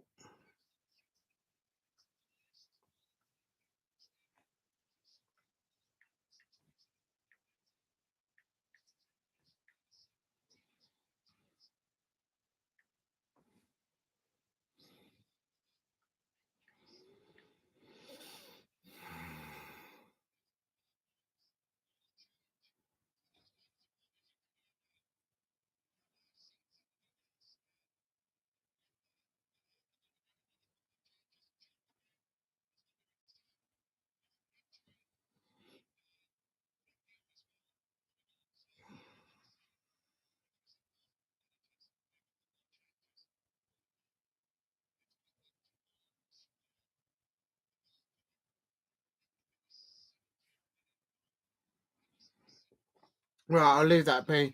Please hit like and subscribe at Diego C. Palace. And there you go. Sorry, that big up to Steve. Yeah, you're always right with your predictions. I can't beat you. Steve RSC always spot on with his predictions. And let me just shore up my back here. Give a bit of back support here. It is Aston Villa 1, West Ham United 1. My prediction was Villa 1, West Ham 0, but that's going to steadily. West Ham have been nibbling at the back there, and it was Emerson there, and was assisted by Alvarez. Of course, Alvarez is the captain for the Mexican national side. Very experienced player, leading by example there. And now it looks like Villa are making a substitution now. And so following Aston Villa's double substitution of taking off Bailey and Ollie Watkins, they've gone and conceded one. Real talk. Please hit like and subscribe. I was close to getting one score today and 2 late goals to Real Madrid, but the late goal, hope of no more late goals. I've got a feeling, Steve, I don't want to spoil your prediction, but I think there's more goals in this match. I have a feeling there's more goals. We've got about 15 minutes of normal time to talk, and there seems to be a substitution going on by Aston Villa. If you're new to the channel, please subscribe at AFC Palace. And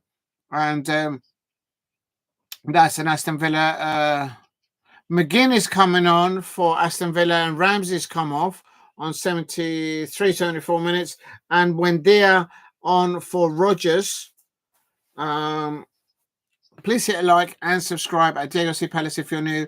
Help me get to 10 likes if you can in the chat, and also help me get to 2,000 subscribers if you can.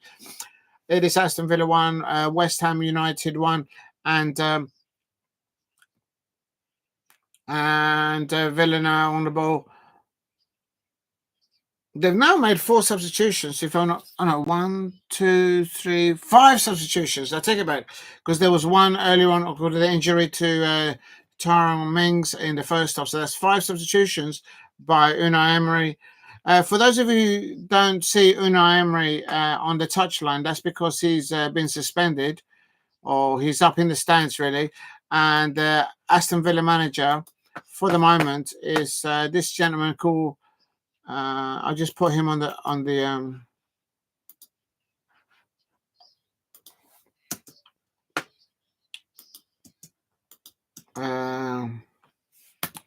he's actually on the touchline alongside Graham Potter. Obviously Paco for Aston Villa, and but Unai Emery is in the stadium at the Villa Park. He's sitting up in the stands, literally by one of the boxes, and he's able to go on the phone and speak to Paco Ayaristan. Please hit a like and subscribe at Diego C. Palace if you are new.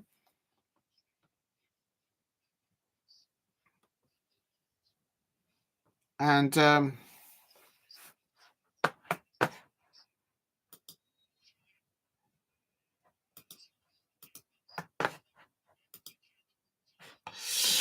okay, so it is Aston Villa 1, West Ham United 1. Anything can happen now. I think there's still one. I think one goal decides this. I don't think it will go to 2-2, but I think one goal will decide it. But I could be wrong.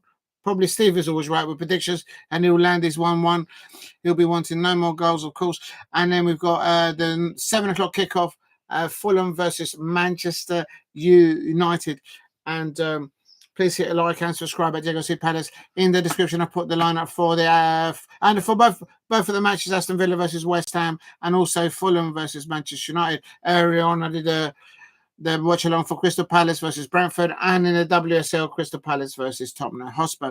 Please hit a like and subscribe at Diego C. Palace. Aston Villa 1, West Ham United 1, and West Ham United looking for an away win here. They've been nibbling away at it, and Aston Villa will be disappointed the way they conceded that goal for West Ham to level things, in my opinion.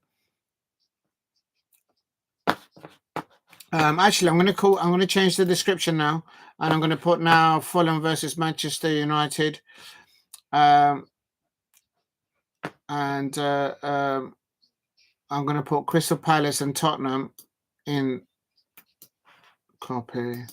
Please hit a like and subscribe at Crystal Palace.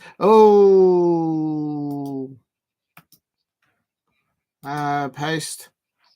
Oh, Wan-Bissaka. Oh, hello, Suchi. Oh, my days. It's just gone over the top. Oh, my God. Cash there getting away. Premier League. Premier League.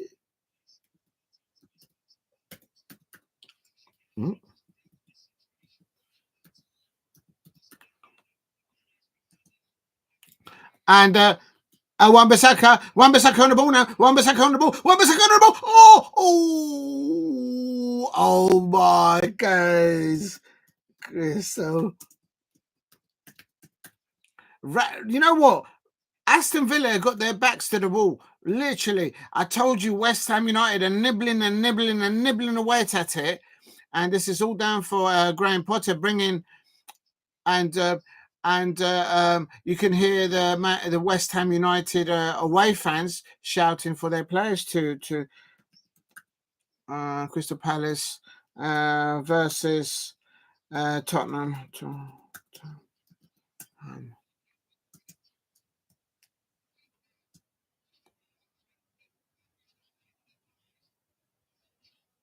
Oh.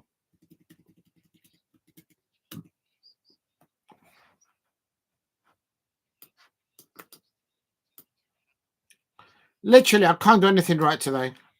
Both of my teams have lost. Just absolutely terrible. Paste. This is Brentford.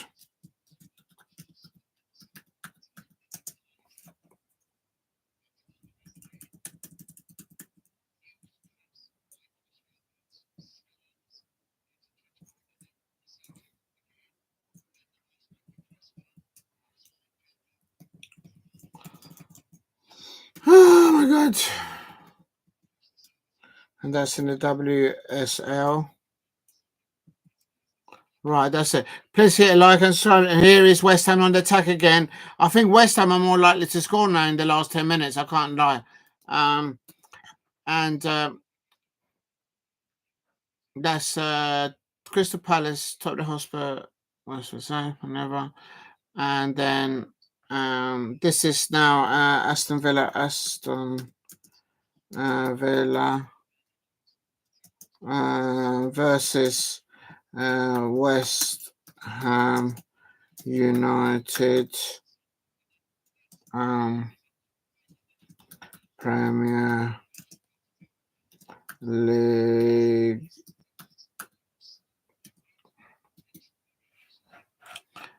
And then it's Fulham versus who's it? Manchester United Premier.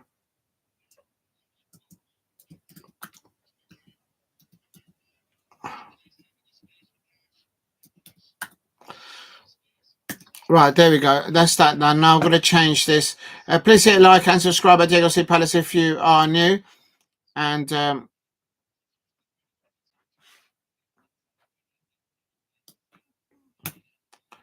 right, now I can do, I can put in here. So it's Fulham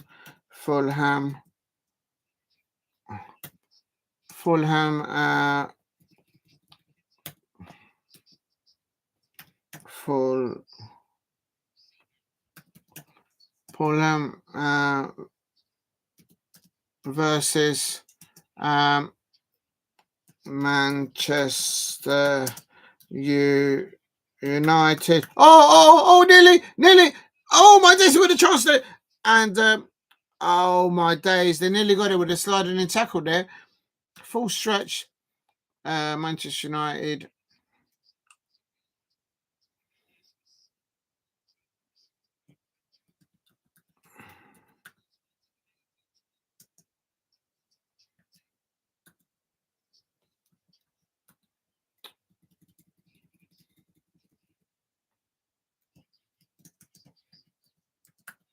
Live.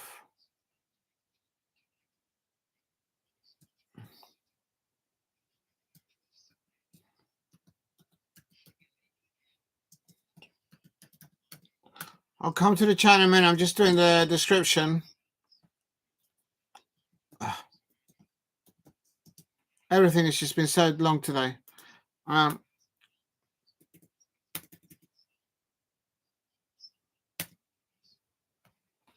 Right, Fulham versus Manchester United, live watch along, and Aston Villa versus West Ham, Premier League live, and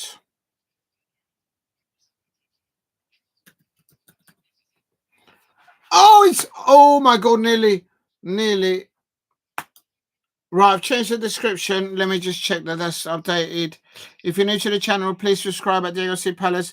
I have changed it. Fulham versus Manchester United, live watch along, and Aston Villa versus West Ham, Premier League live, and other fixtures. Big up to everyone in the chat. Sorry, I've missed some channels there. Please help me get to 10 likes if you can in the chat. It says, Steve, I was getting close to the 1 today, and 2 late goals close to Real Madrid, but the late goal, I hope of no goals, late goals here. Yeah, I think I read that one. And then please hit a like and subscribe at Diego C. Palace. Is still Aston Villa 1, West Ham United 1. I have to say it's good for Aston Villa here. They're just holding on now at the moment. They've had 5 substitutions, 1 unforced because of the injury to Mings in the first half. But then 4 tactical substitutions there by Unai Emery, who's on the stands because he's not allowed to stand in the due to suspension. But only 2 double substitutions for West Ham. Scarlett's coming on for Emerson and Ings coming on for Carlos Oliver. But I think man of the match for me is Alvarez for West Ham for me. And it's one of those.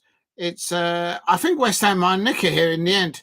It'll be cruel for them to lose it, but then I know about cruelty with Crystal Palace. And big up Damo 1168. I hope you're well.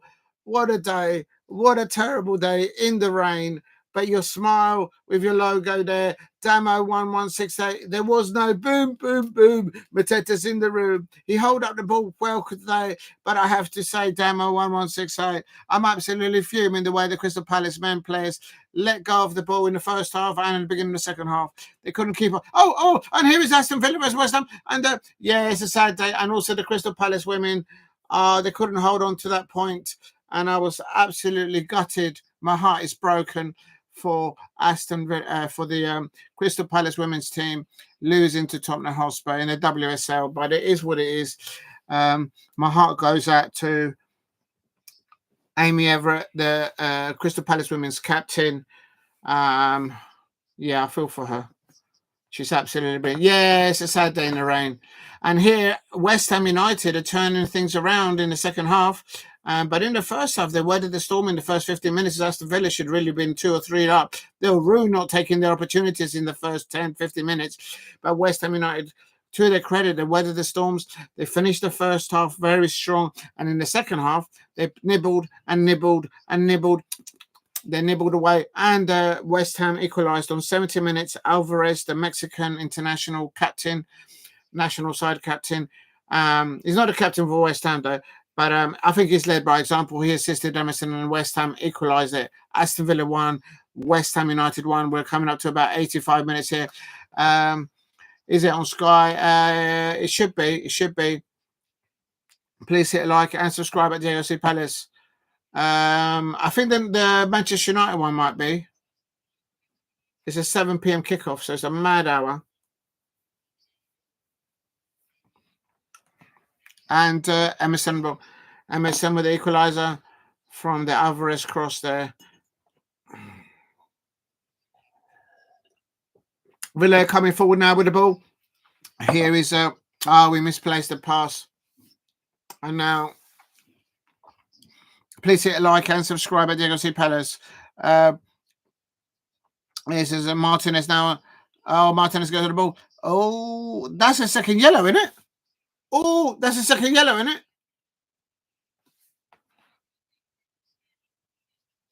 Oh.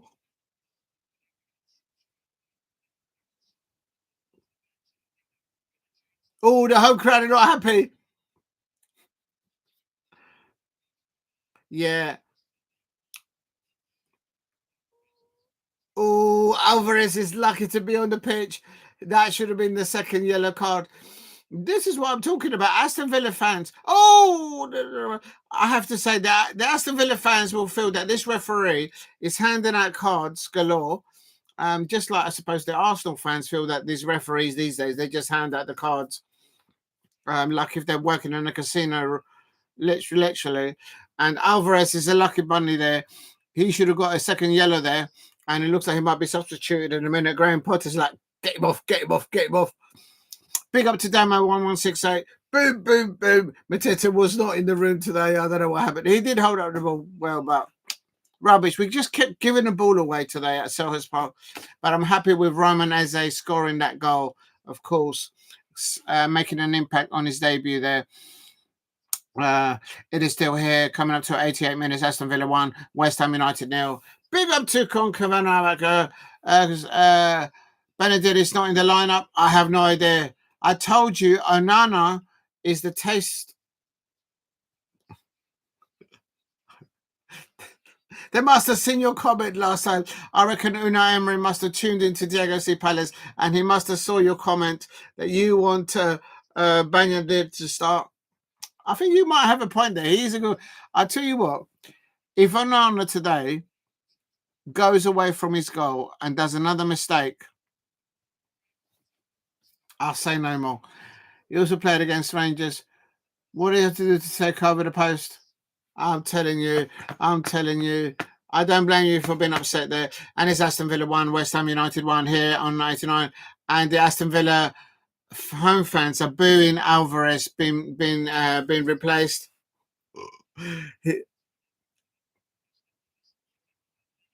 Apparently, Graham Potter's family, his family, they were all Aston Villa fans. So, and here is Graham. And apparently, Graham Potter's last match at Jammy Chelsea was against Aston Villa. Please hit a like and subscribe at Diego C. Palace. It is 1-1 on 90 minutes now. Aston Villa 1, West Ham United 1. They well deserved their point. They weathered the storm at the beginning of the first half. And there's goal! Oh. Lewis Paktakar there nearly. Konza nearly missed that. And West Ham United nearly nicking it there in normal time. Now we're in minutes of added time. Please hit a like and subscribe at Diego Palace. Aston Villa 1, West Ham United 1. Let's see who's going to be. Is there in the role? I reckon Steve was right. Big up to Paul Brady. The Fulham is on TNT. I got it wrong. I thought it was on Sky. I've only just updated the title, so thanks for updating me on that one, Paul Brady. Is there going to be another goal in added extra time? I'm trying to see how much more added times we've got here. I think West Ham United have done enough, and they might even nick the win at the end. But the home fans are not happy with the referee. 7 minutes. I've got 7 minutes being announced, unless you've heard otherwise. I'm seeing the number 7. There's 7 minutes being announced, and I think the West Ham United. I think the West Ham will take a point away at the Villa. That is a block. Yeah, thank you, Steve. That's quite a lot for this. Probably because all the injuries and wobbly whatnots, and there was a few punching, shoveling of each other. And as Paul Brady mentioned earlier, the players falling all over the shop. Real talk. Aston Villa 1, West Ham United 1 here. Apparently, Graham Potter, when he was a young lad, his entire family were all Aston Villa fans. And it's Patakar on the ball for West Ham. Patakar on the ball. I have placed in the lineups for the Fulham Manchester United match and also for the Aston Villa versus West Ham. This looks like it's going to finish 1-1. If there wasn't any other time, both halves would have finished at 10 minutes ago. Absolutely. Yeah, but it's still different rules now, isn't it? 7 minutes of added time now, and here's 10 minutes on the ball. And he's taking it on. West Ham have got money back, and oh my God, and oh my days. Wan-Bissaka, I would say Wan-Bissaka is the man of the match. I'm going to give a man of the match to Wan-Bissaka. That's right, I said it. There's any Manchester United fans out there? That's right, I'm saying it to remind you of what you're missing. Real talk. Come on, I have to do it. I have to try and cheer myself up somehow today. I've had such a dreadful day with footballing results. It is absolutely soaking wet day of results for as being a Crystal Palace fan. Real talk. Wan-Bissaka nearly nicking it there for West Ham United. It's anyone's game now. Next goal wins this match. Will it be Aston Villa? Will it be West Ham? Who is going to score the golden goal? Here we go. And Sushik on the ball. And of course, Kudus on the ball. West Ham on the attack now. So Scarlett on the pass. Soche. Paqueta. Oh my days. West Ham United nearly nicked it there in the last moment. And It is, and then Tillemans getting the ball, and then Cameron on the ball, Cameron is Duran is chasing the ball now for Aston Villa, and Kuful gets the ball away for West Ham United. This is end to end. This is like basketball. Is like end to end. Right at the end is probably about 3 or 4 minutes, 2 more minutes of added time. It is Aston Villa 1, West Ham United 1, and the equaliser by Emerson on 70 minutes. And Sushi on the ball, and Paqueta's on the ball there, and Paqueta, best man of the matches between Alvarez and Paqueta, I have to say, and Wan-Bissaka's up there, and anything can happen now. Who's going to take it? Who's going to win this? It is Aston Villa 1, West Ham United 1. Aston Villa should have been really 3-0 up in the first 15 minutes of this match, but West Ham weathered the storm, and they've slowly nibbled their way back into the match. Well done for them in the second half. They started well this well. West Ham United, and this Kudus on the ball. Oh, and Paqueta there, and he's I think he's pulled up his hamstring.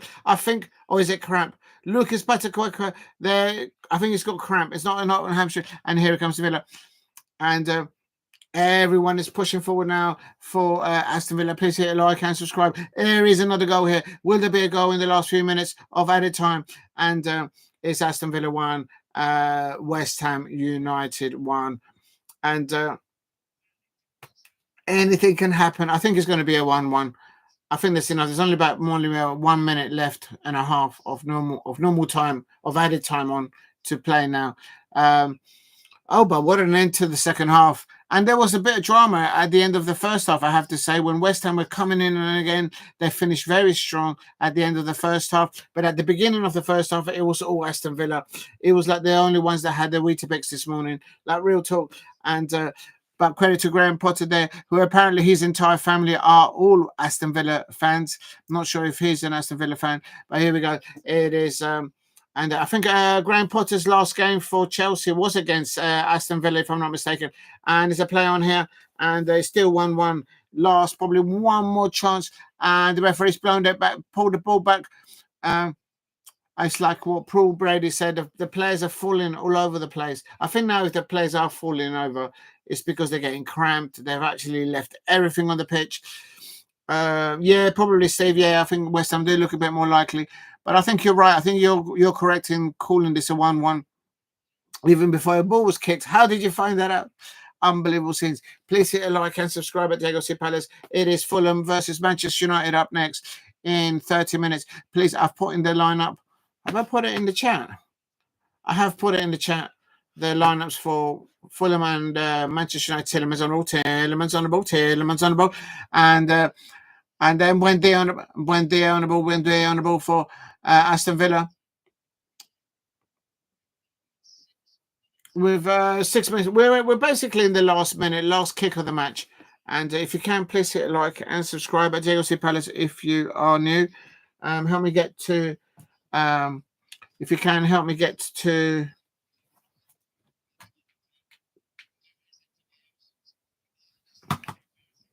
There's another substitution coming on. I think that's just to eat up, and that's West Ham. They're just eating it. I think the West Ham. Who's coming on? West Ham are looking to see this out for a point now. I mean, they have been doing it for a while. They didn't seem to be too happy that there was 7 minutes of added time at the end of that. But it is, yes, I agree, Steve. It's more likely that West Ham will win this. And will come away with the points, surely, I should say. Rodriguez coming on for Kudus.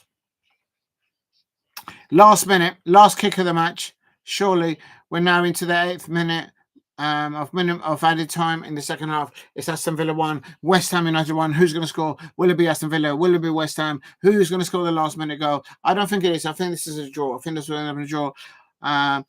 And there's a big point for West Ham, a big point for Aston Villa. Probably they would want 3 points. They should have got 3 points at the beginning.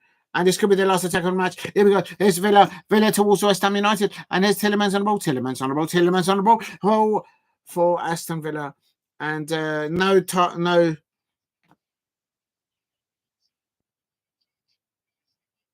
Oh, Paquetá on the ball. Paquetá on the ball now. And Ings. Oh, we're coming forward now, West Ham. Oh, on a left foot. Nearly. It's going. He's going to score. Oh, he's offside. It's offside. Paquetá puts it in the net. West Ham United score, but it's offside. It's in the Villa net, but it's offside. And they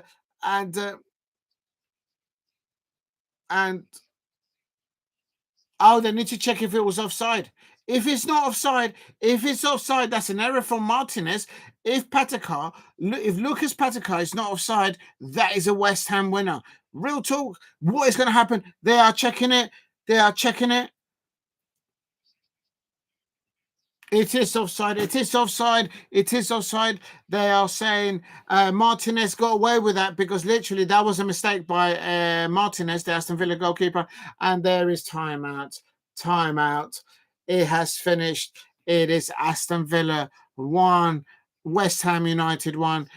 Steve, I see you were spot on with this prediction. Yes, you got my prediction. Manchester United were 2-0 winner of Fulham, and that could have been a year before the 2024 World Cup. That was good. What an ending to that. There was no goals from West Ham after that equaliser. But what a match. I think Graham Potter will feel... I think West Ham United will feel that, considering how this match started at like 20 million miles an hour for Aston Villa attacking the poor West Ham United midfield and their defenders and their goalkeeper. How they got to half-time 1-0, I'll never know. Aston Villa will be ruining those opportunities. And I have to ask the question. Anybody out there? Basically, the top scorer at Aston Villa is the Colombian, John Duran. But he can't get a start. In the European match, Unai Emery did play Ollie Watkins and John Duran. And but that's what I meant. How can you have your top scorer? You've got two strikers and your top goal scorer, and he's on the bench. I don't get that. It's no wonder that he's been linked with the likes of Manchester United. West Ham United made a bid for John Duran. It doesn't make any sense. If your striker is the top scorer in your side, and he looks like he's scoring the most goals because that's on record, why bench him? I know Ollie Watkins. I know he's English. Ollie Watkins is English, but and I know he may be more of a favourite with Aston Villa, but they may rue that, especially now in the last 3 days in the transfer window, some comes in with a massive offer for John Duran. Real talk.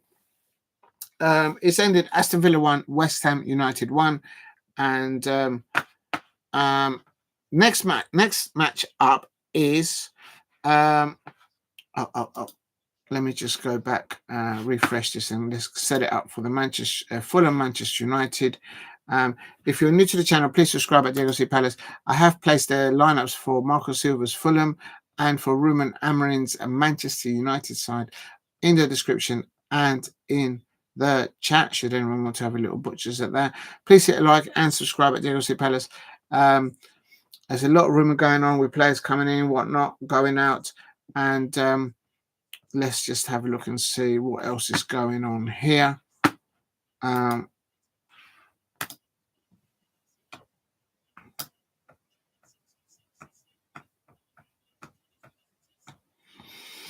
think it's fair to say that's a solid point for Graham Potter and his West Ham side. They nearly nicked it at the end. Martinez making a mistake there in the back goal. He was lucky that Lucas Paquetá, it was actually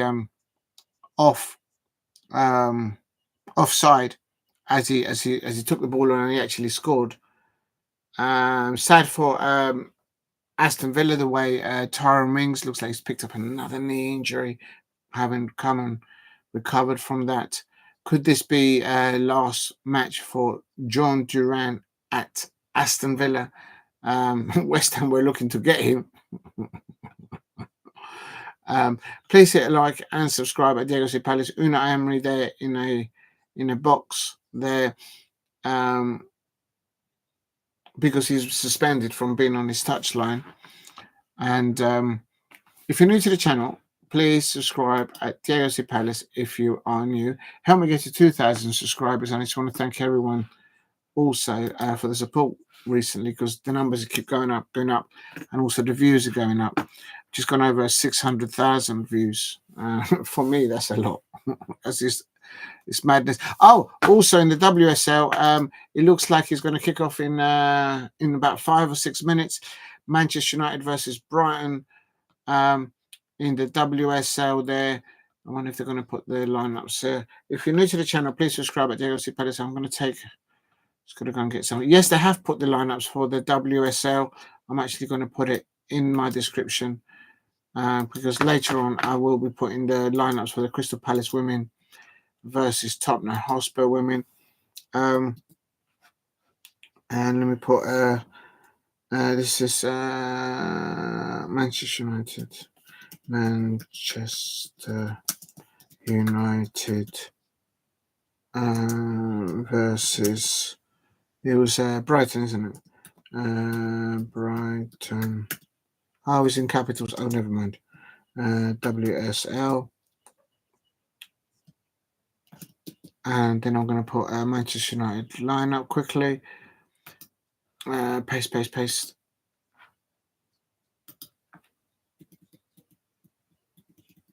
Man. Oh, keep doing it in capitals.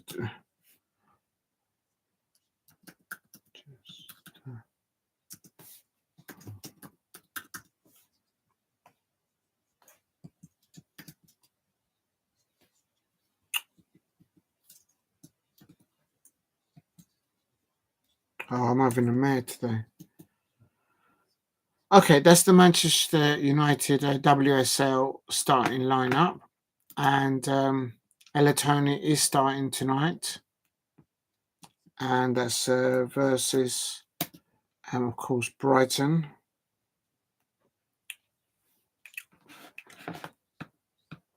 I can find their lineup somewhere.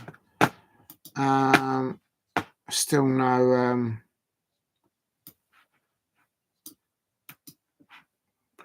I think Manchester United will win. I'm going Manchester United 3, Brighton 0 in the WSL. That's my prediction for that one. I'm just looking at the lineups. There's no Frank Kirby in the Brighton lineups. She must be still injured. They have got Parris, Nikita Parris up top, Brighton, which is always a threat, but she just doesn't get the service that she kind of requires, in my opinion. That's Brighton.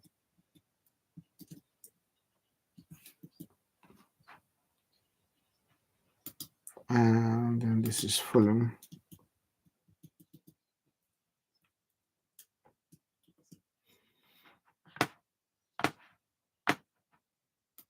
Right, that's it. I've saved it in the description. That's the lineup for the Manchester United versus Brighton.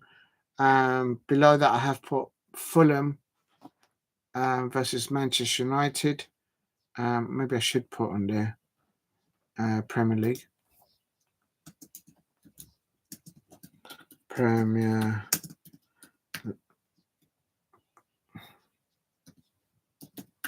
Helps if you can spell league properly. Oh,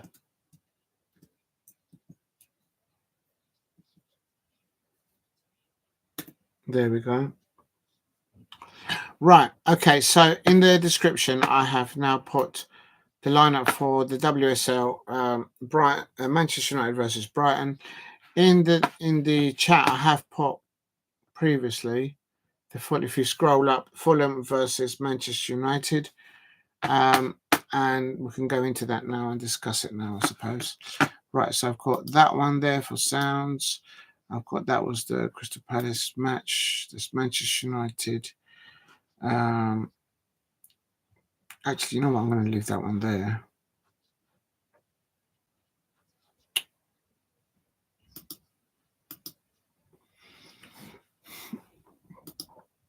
And then this one, I'll leave it for the... no, I don't need to do that. So this one, I'll put it on there. And then it'll be Premier League. And as it stands,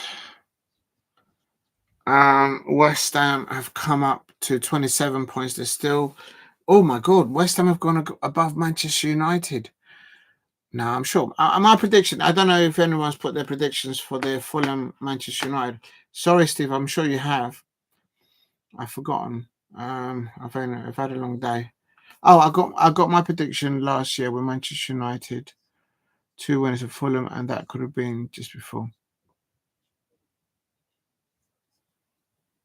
So you got a prediction right. I think Manchester United won it last year because I remember doing a video. I was actually there. I didn't go into the stadium at Craven Cottage, but I was in the neighbourhood. I was in Chelsea area, and so I went down on a video. The Manchester Eric Ten Hag arrived with his Manchester United players, and I uploaded that onto the channel. And I think Manchester United won that day. There was a lot of pressure on Eric Ten Hag. There's always pressure on the Manchester United manager, I suppose. I put it mildly. Martinez could have messed up my prediction. Martinez. Yeah. Well, he did actually, because he made a mistake, and Lucas Patriqueta did score, but he was offside. If he would have just kept his run, he might have done that. So this is a very important fixture, of course, for Manchester United fans. They want to start to try and get some momentum, creep up the Premier League table. I expect they want to try and replicate what they've been doing in the European competition, where they can't stop losing. So it's one of those. Manchester United are coming off a loss to Brighton, which I still haven't forgiven those Manchester United fans for, may I add. As I said before, the poor mice at Old Trafford, they can't watch TV now. They can't watch Danger Mouse or Tom and Jerry because someone's broken their TV in the change room. Real talk. And Manchester United fans bottling it, bottle jobs against Brighton. Absolute bottle jobs. But today, I think they should get a point. At least I'm going for, even after looking at the lineups.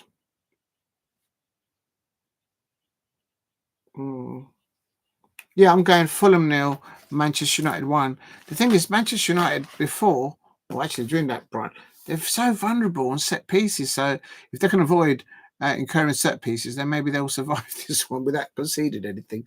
But it is, I think it's just it looks like a quite strong lineup by Ruben Amorim, and so is by, of course, Marco Silva. I'm just going to go and get another drink, and I'll be back in a minute. And I'm going to put in the chat. Next up, well, I should really put full-time. Full-time was Aston Villa 1, West Ham United there, and then I'm going to put next up is Fulham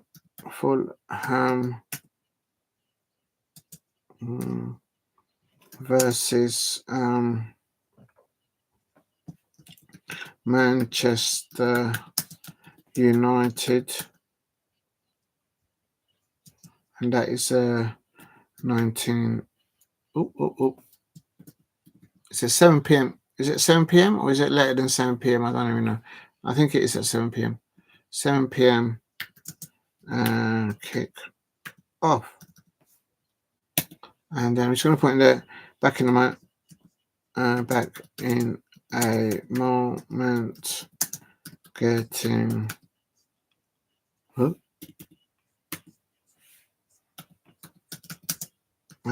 drink food. Right, there you go.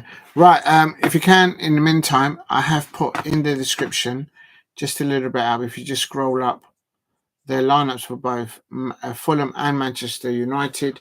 I've also put it in the descriptions, and also they have kicked off in the WSL. Oh, 1 minute. What have I done here? So that's the Palace game. This is Fulham, Manchester United. Why are you doing that? Why is it going mad? It's not going to let me log on now.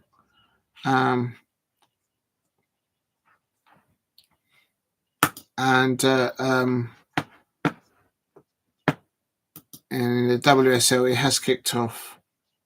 And it's Manchester United women. They've scored one already within 4 minutes. I told you they were going to win. Ella Toone, she's on fire. She's absolutely roof. The Ella Toone scoring in 2 minutes for Manchester United women against Brighton in the WSL.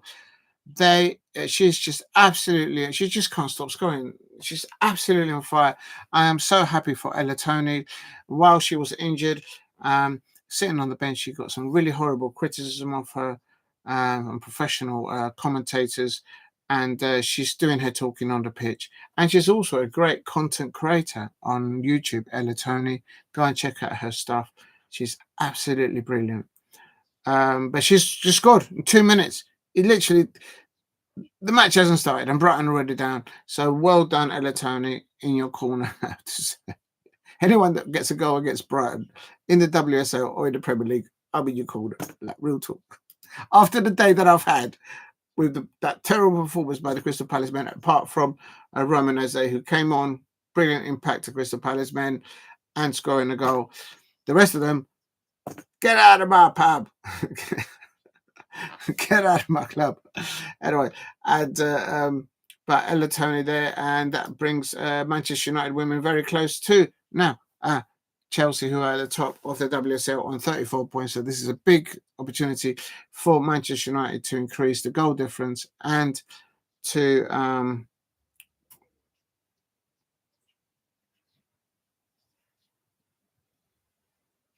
get to getting within reach of Chelsea, but that's going to be an ask. Or at least securing a Champions League position, a top 3 position, does land them in the UEFA Champions League qualifiers, I should say.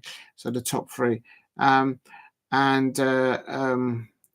So big up to their Ella Toone. They're scoring their early doors. I'm going to go to there. Right, I'm going to quickly go and get a drink, and I'll be back in the tick. Finish this one. Yeah, I've run out of drink now. Right, just be back in the tick. Ooh, don't drop anything, shall I? Yeah, the match is going to start in about 10 minutes. Oh, damn it. All right, be back in the tick. Oh.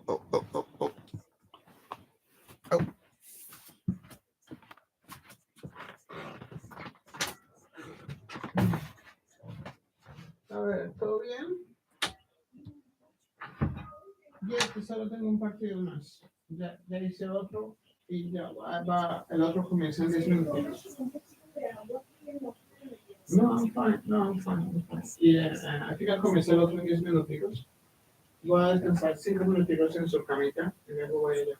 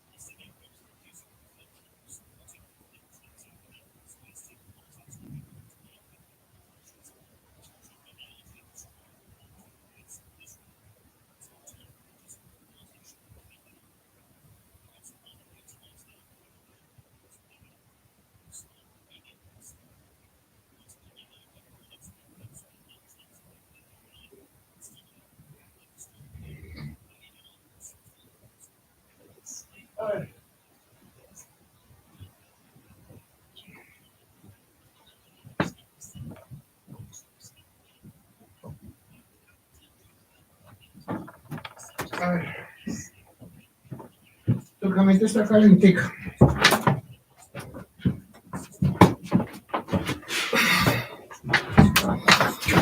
Right, here we go. Both Manchester teams in action. The men in the Premier League and the women in the WSL, featuring still 0-0 in the Premier League. Fulham 0, Manchester United 0. And the WSL, the last time I looked, the Manchester United women were 1-0 up against Brighton. Ella Tony scoring early doors. Please hit a like and subscribe at JLC Palace. I'm sticking to a Fulham 0, Manchester United goal. It's kicked off now, and let's see who settles into this side first. It's still... Oh! And there he goes! Oh! There I go. Oh, no, nearly. And let's have a look and see. Which one have I got, actually?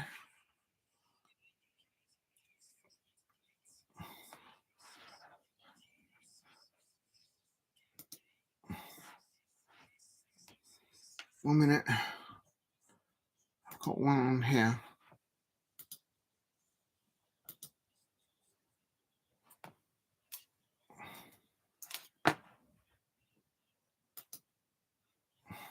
How many have I got on? Oh, here it is. There it is. I just found it. Oh, I know what's happened. I had too many windows open. Oh, never mind. All right, we're right back onto it. Please hit a like and subscribe at JLC Palace. Here's Oh, I'm having one of those days. Why am I having one of those days? It is what it is, I suppose. Manchester United in the WSL are 2 goals up, and that's going to confuse me and probably people in the chat, but it is what it is. It's big up to you, and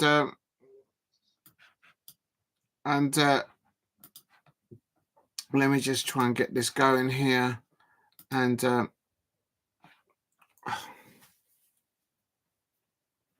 right, let's get the match going. But it's still 0-0 here. I can see at the Craven Cottage. This match normally starts slow. I remember not long ago, back in the Premier League, I expected Fulham to get relegated.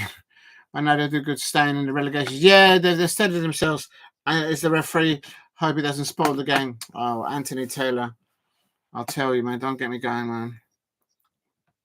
What it is, these referees, they've got it against... They never get booked the Manchester City players. Never. And it is what it is. Please hit like and subscribe at JLC Palace. Fulham 0, Manchester United 0. And why can't I see anything on my phone? Please hit a like and subscribe at JLC Palace if you are new. Fulham 0. And it's Joe. And it's YB on the ball, YB on the ball for Fulham, YB on the ball. And Away, beautiful. Oh, what a save for Nana. What a save there by Nana on 5 minutes there. And Iwobi there running things there. Ex-Arsenal player there having a little sniff there at the Manchester United goal. What is going on? Yes, I agree with you, Paul Brady. I hope that these dodgy referees don't spoil the match. I want to be talking about the performance of the players, not about the madness of the officiating. Real talk. And here we go. And please hit a like and subscribe. I'll see Palace if you're new. Let's see. Still nil near here, Craven Cottage. For me, Fulham have had the earliest of opportunities there. For me, Fulham have started with their tails up, and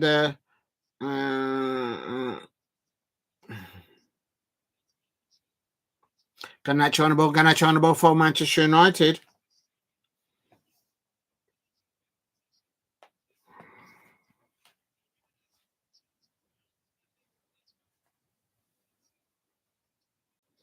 Right, here we go. I'm just gonna.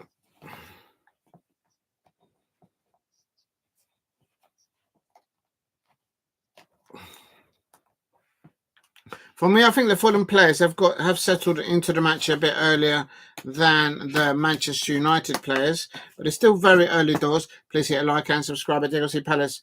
I've got I'm on about coming up to 6 minutes, so you guys are probably a little bit ahead of me here. But it doesn't matter. If you do see something in the match, by all means, put it in the comments. Don't feel free to hold back. Just do your thing. It's fine.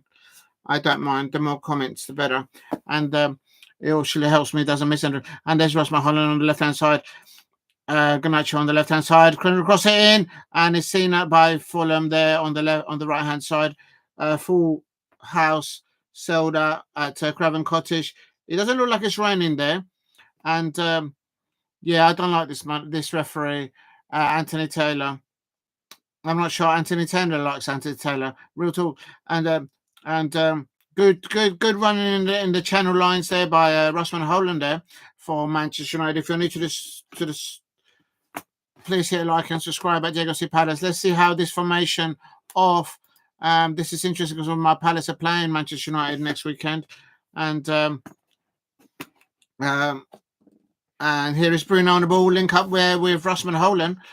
Bruno playing a little bit higher up this time, unlike in the European game against Rangers, where he was playing a bit more deeper. Garnacho gets the ball in there, he runs out of pitch. He nearly landed in the front row. For Manchester United, they've gone for three at the back. Legit as a right back, Maguire centre half, and Martinez as the left back for Ruben Amorim. In the pivot,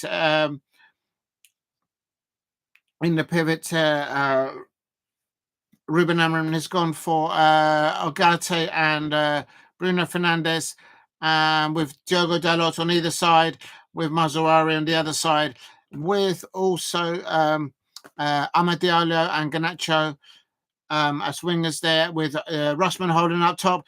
But for me, there's a lot of space there. They are spreading themselves out wide there, and there's Fulham now on the left-hand side on 7 minutes, coming to 8 minutes. And Anthony Robertson, and here's Iwobi. And please hit like and subscribe at Diego C. Palace if you are new.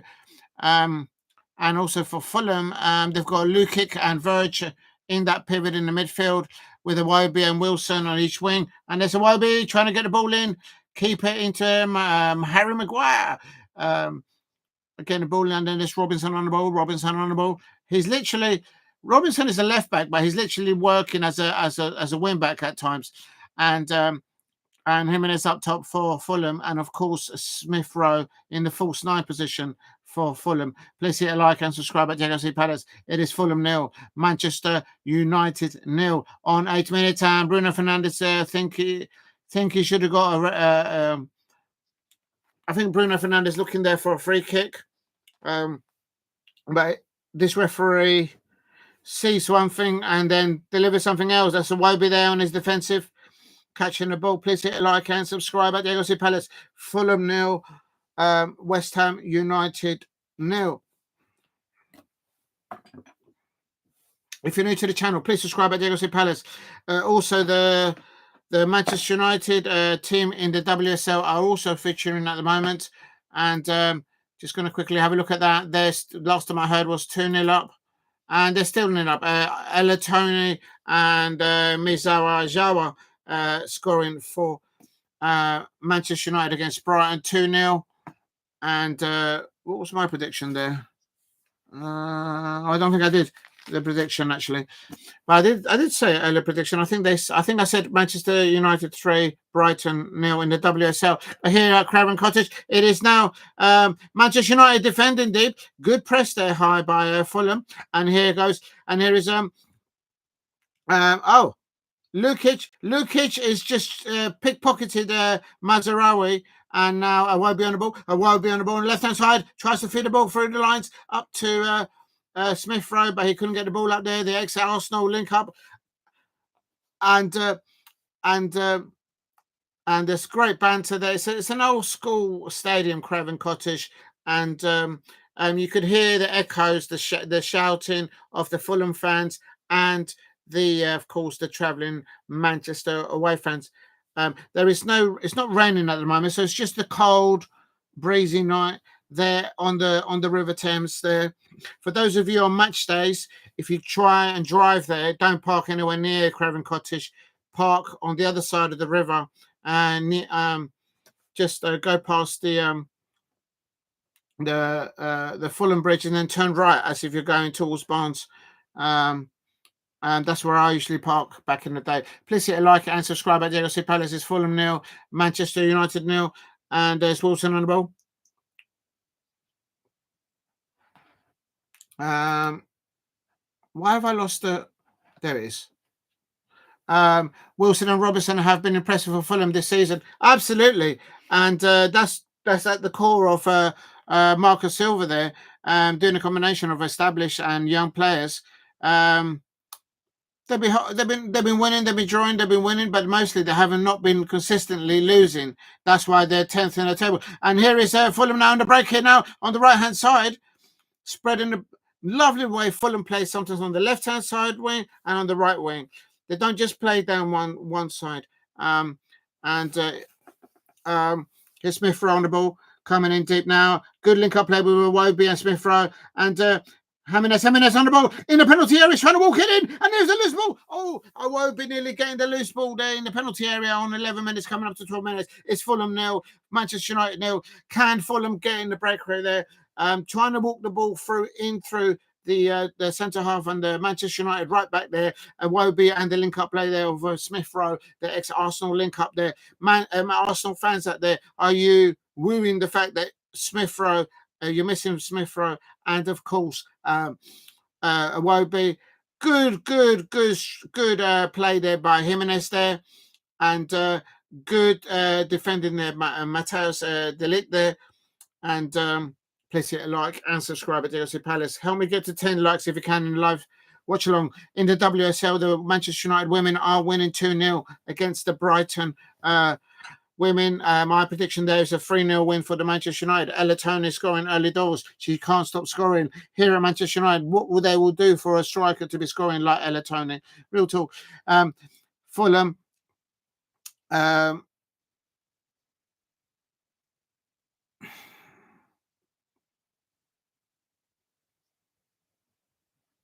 Jimenez there, although he's playing up top there. There's Martinez on the left-hand side, holding it up there by Rasmus Holland. Bruno, and he loses the ball. And now Fulham with the ball. And the ball loose lands for Rasmus Holland. And now Galton on the ball. And now Manchester United on the ball. In the Fulham already, it's Ahmad. Oh, he's lost the ball. It goes back to de Ligt. Please hit a like and subscribe at Diego C. Palace. This is a United side struggling to get form in the Premier League, but of course Fulham are doing much better. And as Paul Brady says there, with the likes of Robinson and Wilson there for Fulham, they're mid-tables and deservedly wide there. And here is Garnacho coming in deep from the left-hand side into the middle of the park. And Martinez Bruno, Martinez. And that's now Maguire on the ball with his very flashy orange boots on. Ball over the top, over to Bruno Fernandes on 14 minutes, but no Fulham defending the ball. It's all down here on the left-hand side for Manchester United. And they just picked the wrong option there. Please hit a like and subscribe at Diego Palace.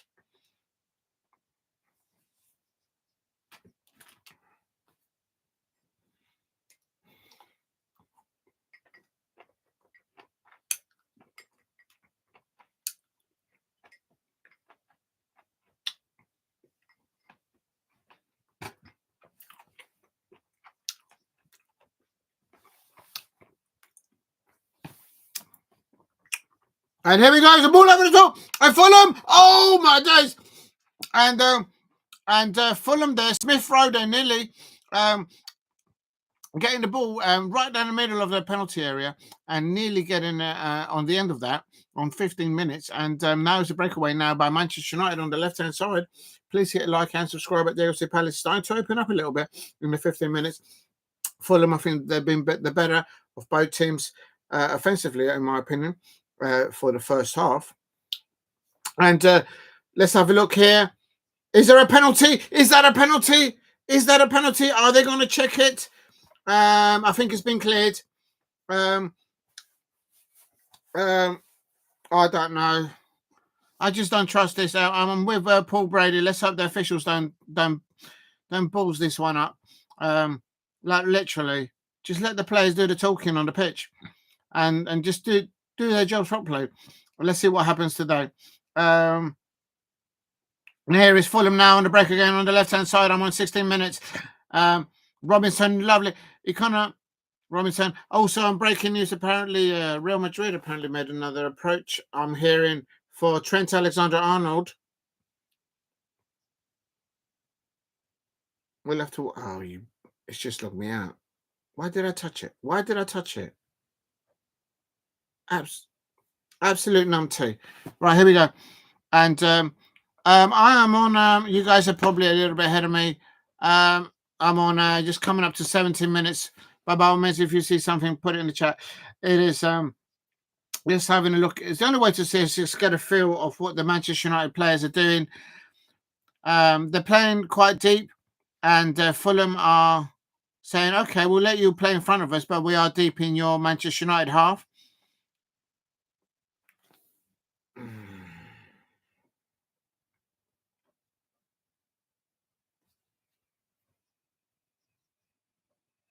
Coming up to 17 minutes. If you're new to the channel, please subscribe at Diego Palace.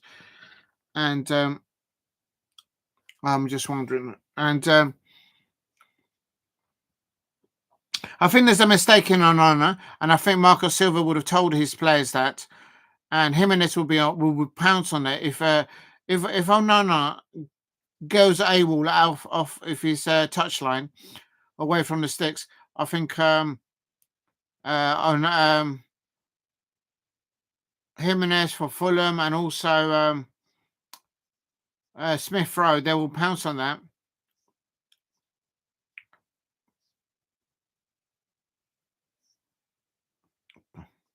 Great atmosphere in Craven Cottage there. You can hear them. 1-2 between Iwobi there and Robinson, but that falls down.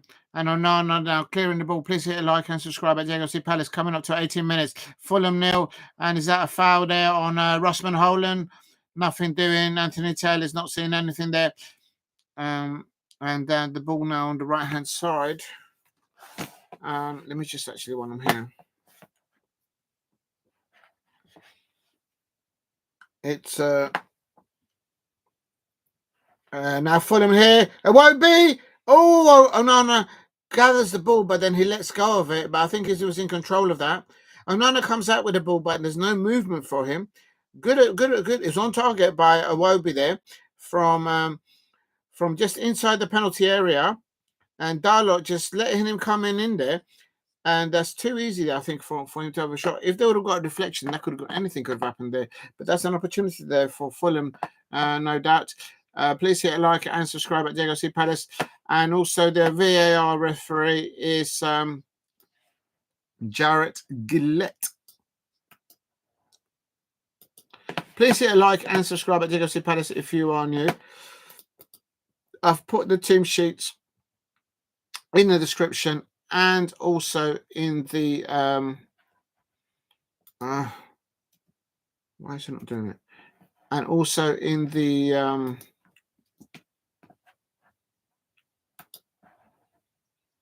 oh, it's not doing anything.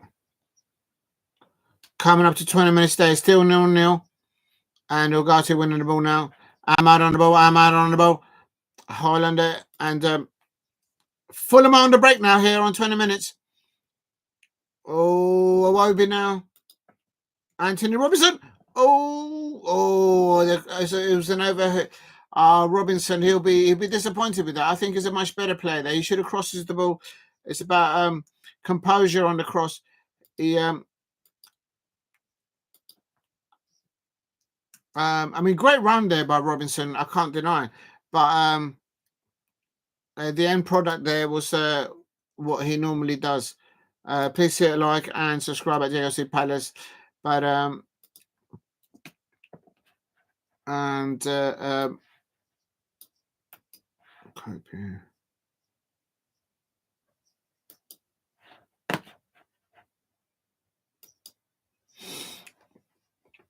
right, in the chat, I'm going to put the officials there. I hope I just jinxed it. I hope they don't ruin it, as it's been said.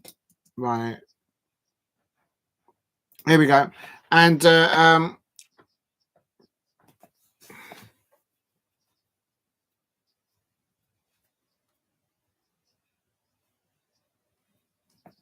I think Iwobi and Robinson up against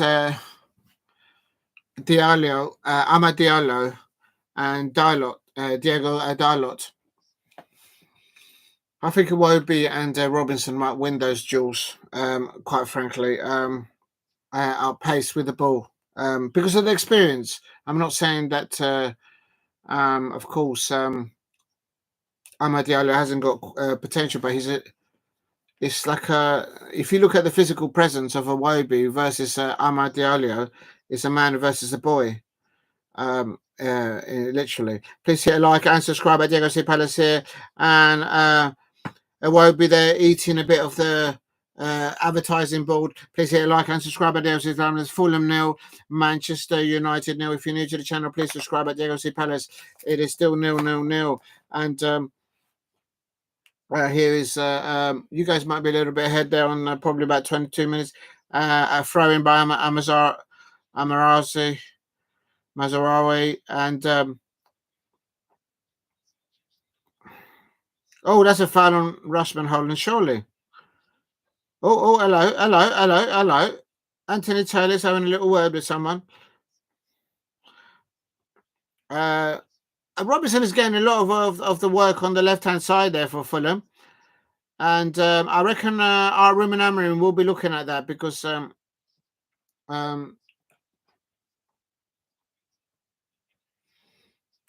please hit a like and subscribe at Diego C. Palace. It is Fulham 0, Manchester United 0. And here we go. And Maguire. Oh, there is contact there. And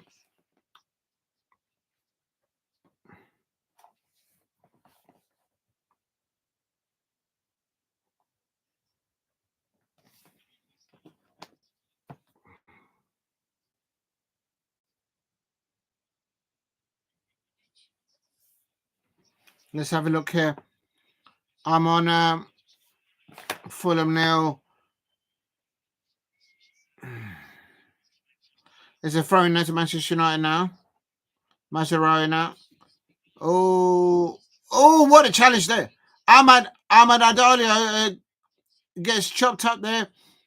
Iwobi now on the left-hand side for Fulham. On the left-hand side for Fulham. Oh, and De Ligt clears the line there. Please hit a like and subscribe at DLC Palace. It is still Fulham 0, Manchester United 0. I'm pretty sure this time last year. Oh, what a challenge there.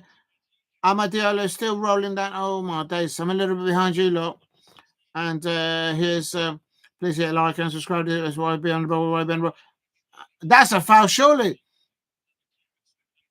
And on now that Fulham is getting Alejandro Garnacho now is deemed to have fouled. I know. Please hit a like and subscribe at Diego Palace if you can. Help me get to 10 likes in the live stream. If you could, that'd be great. It's Fulham 0, Manchester United 0. Oh, what off the ball challenge there. And Garnacho there. Is he going to get a yellow card? That's a 240 tackle if ever I've seen one. Oh, no, it's one. It's just overstretched, but he actually caught him with both legs, actually. It's more of a clumsy challenge.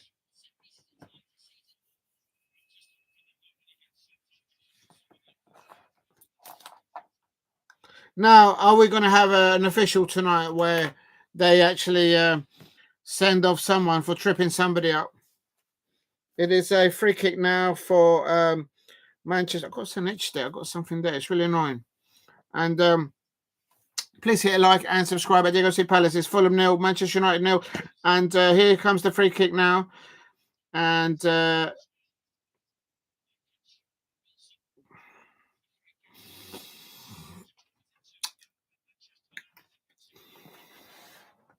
here we go.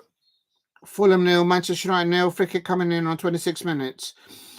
Fulham have been the lowest team to score from set pieces. So they're not good at set pieces. And Joachim Anderson gets his head for that. No surprise there. He used to get the head for everything against when he used to play for us at Palace. But he's out of position now. He's trying to track back now. And please hit a like and subscribe at Diego Palace if you are new. It is Fulham 0, Manchester United 0.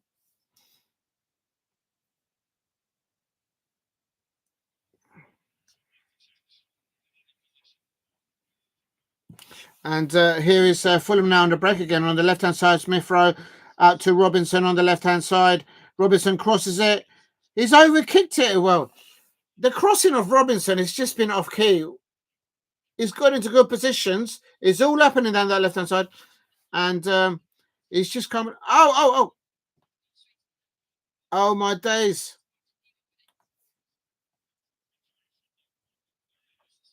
Unbelievable.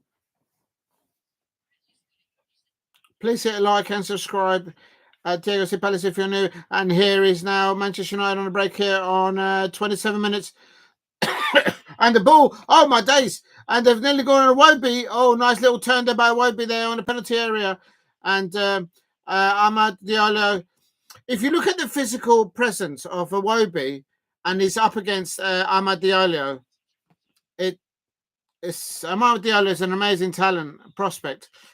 But it's like a grown man next to an under 21.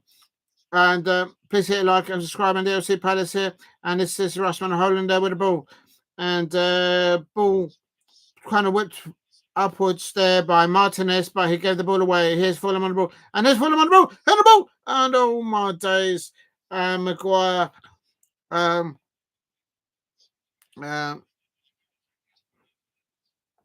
There's kind of individual duels between the Fulham players and the Manchester United players. On the Fulham players in respect to their left-hand side, on the Manchester United players on the ones playing on the right-hand side, and that's the clashing. That is where the most of the duels are happening.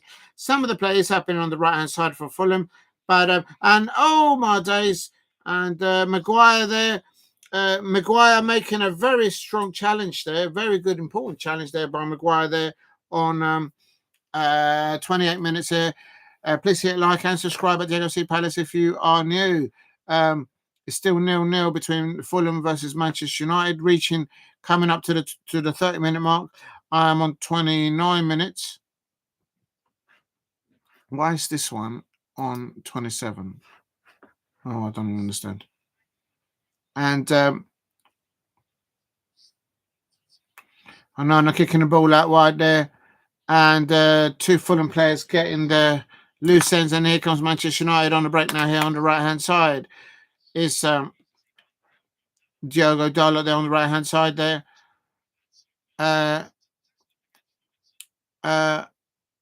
Ahmad up against Robinson and Wobie. Good luck, son.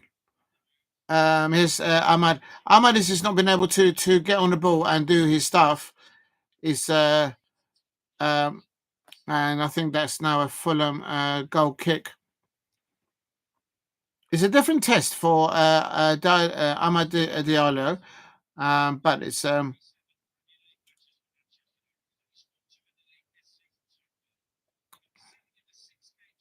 please hit a like and subscribe at Diego C. Palace. They're talking about Marcus Rashford, and they're talking about his scoring record for Manchester United. But look at the service that he's not been getting.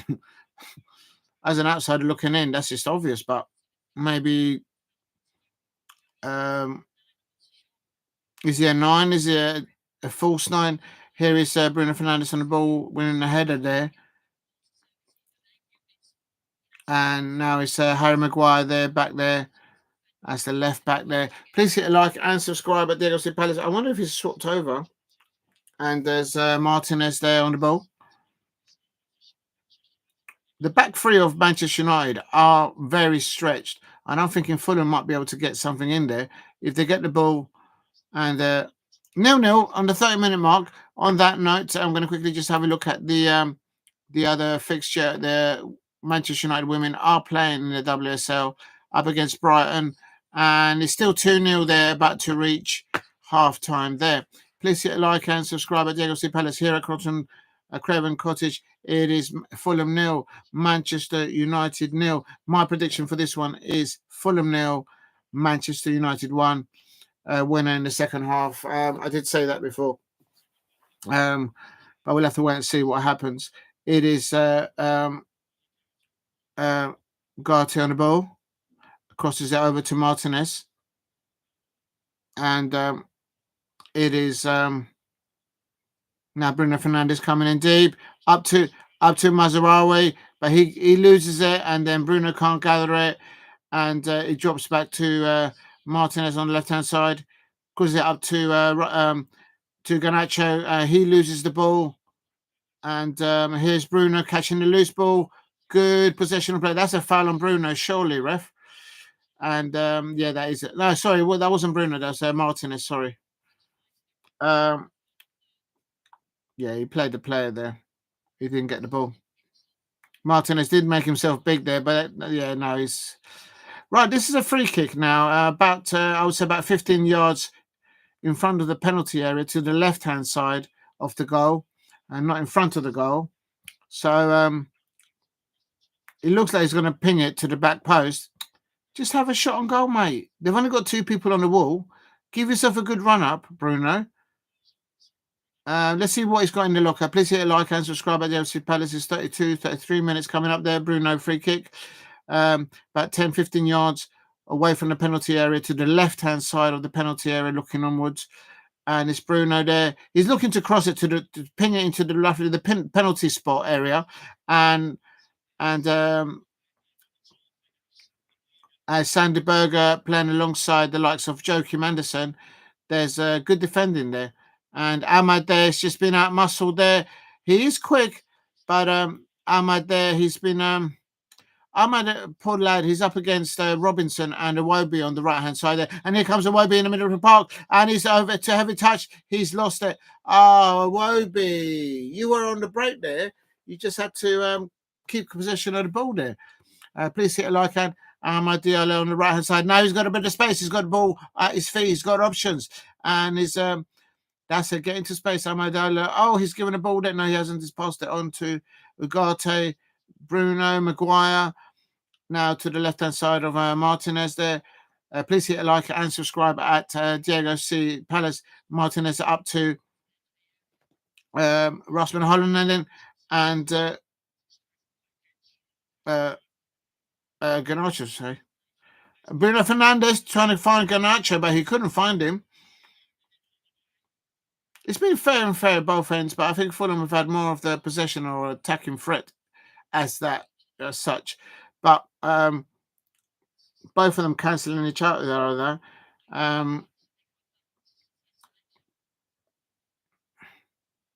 Not much for either goalkeepers to do in the first half thus far, and coming up to 35 minutes. Please hit a like and subscribe at Diego C. Palace if you're new. If you haven't subscribed, please subscribe at Diego C. Palace. I'm trying to get to 2,000 subscribers, and recently you guys have been putting the numbers up there, so thank you very much. It means a lot. And here is Manchester United passing it out on the right-hand side. Onana on the ball. Harry Maguire, Onana, all out to ball over the top now by Marcus Rashford, trying to hold the ball up. Ball lands for Iwobi, and he's fouled. And oh, hello, is there an injury now to one of the Manchester United players? I mean, Iwobi was fouled. That's Ugarte. Ouch. Oh, we got hit in the face. It's accidental. It's accidental. It's just a collision of arm and face, but nothing doing wrong by Iwobi and Martinez, because a smaller player just went into his face, into his arm. Martinez, Ugarte put his face on Iwobi's arm. That's what it is. Please hit like and subscribe at Diego C. Palace. Still 0-0 at Craven Cottage, and the tempo of the match is very slow. But there's good possession from both sides, but then sometimes they kind of give away. And then there's Fulham now on the break now. Iwobi cutting into the midfield area again. Let's see what he can do with it. Last time he's passed the ball out to the left to Jimenez. Jimenez crosses it. It goes over towards Onana and the Manchester United goal, but it's way over to the right hand side of Onana's goal. And just dropped the shoulder there, and with his right foot there, tried to go to top left, top right bins, but the ball was always woven there. Please help me get to 10 likes in the chat there. There's Marco Silva there taking a sip of water on his touchline. Please hit a like and subscribe at Diego C. Palace if you are new. It is still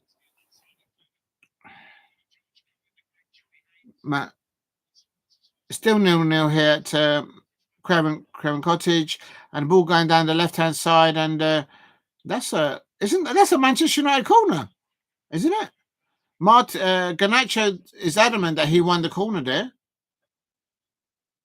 and there's the FIFA, the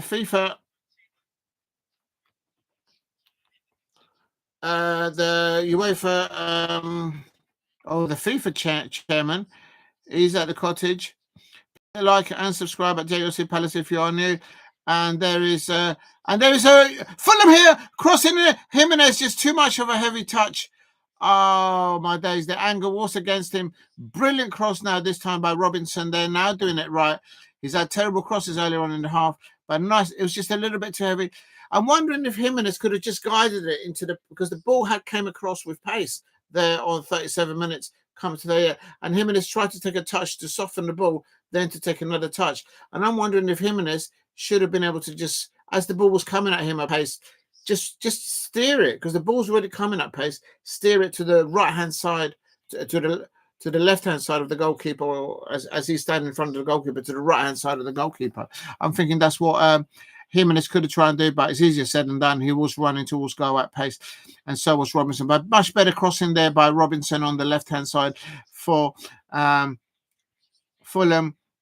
I think I wouldn't be surprised if Ruben Amorim changes a little bit, because at the moment you've got Amad Diallo up against Robinson and Iwobi out there. If you're looking at it from the Manchester United way, on the right-hand side, on Fulham's side, there, that's what It's just two grown men physically up against an under 21, under 18 physical player. Amad Diallo is an amazing prospect, but he's still got a body of a very young man physically.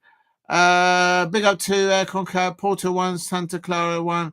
How did Palace lose today? They didn't do too good today, both for the men and the women's team. Gutted for the women's team. They conceded one on their last minute of injury time. And in the men's at Selhurst Park, we kept giving the ball away in the first half and at the beginning of the second half. Good thing to see Roman as they start coming on as a substitute and making an impact and scoring for Crystal Palace. But literally, that's what literally woke the Crystal Palace players alight. And it was too late. Too late.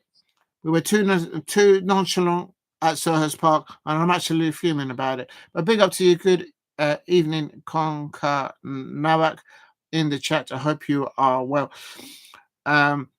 Here at Creighton Cottage, it is coming up to 40 minutes. It is a throw-in for Manchester United. Bruno Fernandes tried to switch the play, and Amad Diallo again. He's up against Robinson, and he has come out well there. He's got the ball. He's just put the ball. He's just been body checked by Iwobi. The referee's played on, and this is what I mean. Amad Diallo has just nutmegged Iwobi, and then Iwobi just basically stood his ground, and Amad Diallo just got pushed off. It's literally the physique, and there's Joe Chimanderson having a word there with Iwobi there, and it's what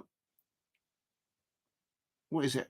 Oh, it's a long throw here for Manchester United here on the right hand side. 40 minutes, and his Mazarawi now on the ball. Ball over the top there. He's onside, but Fulham are defending. Robinson defending there. Robinson reminds me a little bit of Trent Alexander-Arnold. Of course, they're playing in different positions, way different positions. But it kind of looks at the physique and the way he kind of have the temperament on the ball. And that is a foul now by the Fulham left back, I think. That's Basse. No, he's a centre half. Sorry, and he's well, I don't know if that's a foul. It is what it is.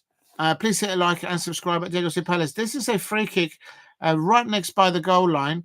Bruno Fernandes there, looking to put it in there. Joe Chimanderson giving instructions there for players to pick up loose players there in the box of Fulham. And Harry Maguire is looking to get cool scenes there. Fulham 0, Manchester United 0, 41 minutes. Coming up to 42 minutes, Bruno Fernandes on the ball. He lifts his hand and drops it. Now he puts him towards the penalty spot, and the ball drops. Oh, he actually headed it, and the goalkeeper should be a yellow card. He's just run over one of the Manchester United players, and Delit. Actually, the ball when it came over from the free kick, he landed on Iwobi. He headed it. He landed on the pitch, and the goalkeeper gathers the ball. And then he tries to run it out, and he's hit Delit on his left thigh. Delit was just standing there minding his own business. How did the Fulham keeper not get a yellow card? Because at the moment, Delit's got a dead leg. Or maybe not. Big up to you. Without transfers, I'm asked. Yes, they need to get transfers. Without any transfer relations at risk. Yeah, it could be. We'll see what happens. But please hit a like and subscribe at Diego C. Palace if you are new. Big up to Comcan Nawak here watching Fulham versus Manchester United at Craven Cottage. Coming up to 51 minutes, and here's Martinez on the ball. And Garnacho on the left-hand side coming into the midfield area. And here's Fernandes, Bruno Fernandes playing in deep. He's had his pocket pick there. And but Manchester United gathered the ball again. Martinez putting the ball through up to Russman Holland, a back heel. And it wasn't Russman, that was Garnacho, sorry. And it's the both got blonde hair. It's confusing. Oh my days! The camera angle of Craven Cottage is like literally on top of the head. So if they both got blonde hair, it's like it can be confusing. But I know Russman Holland is a bigger player, taller player, and he plays in a false 9. Is Russman Holland a number 9 or a false 9? I mean, which one is he? Maybe if you figured that out, then maybe they will get him better supply to him.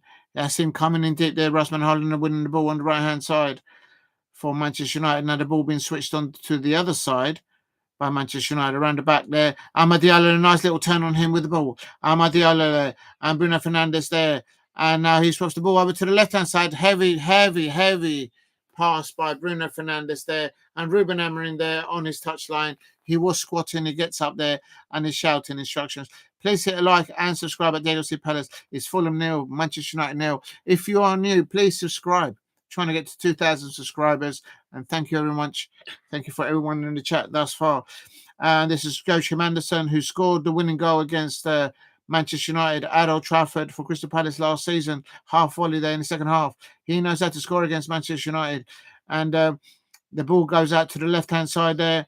And it's Smith Rowe out to Iwobi on the ball, putting the penalty area. And is that a penalty? Is that a Fulham penalty? Is that a Fulham penalty? Referee. The Fulham home fans are crying for a penalty there. I think there's a call there. I think they should have a look at that. Will they have a look at it? Is VAR looking at it? Is that a penalty? Can someone tell me? I'm on 45 minutes and 1 minute. I think they need to look at it.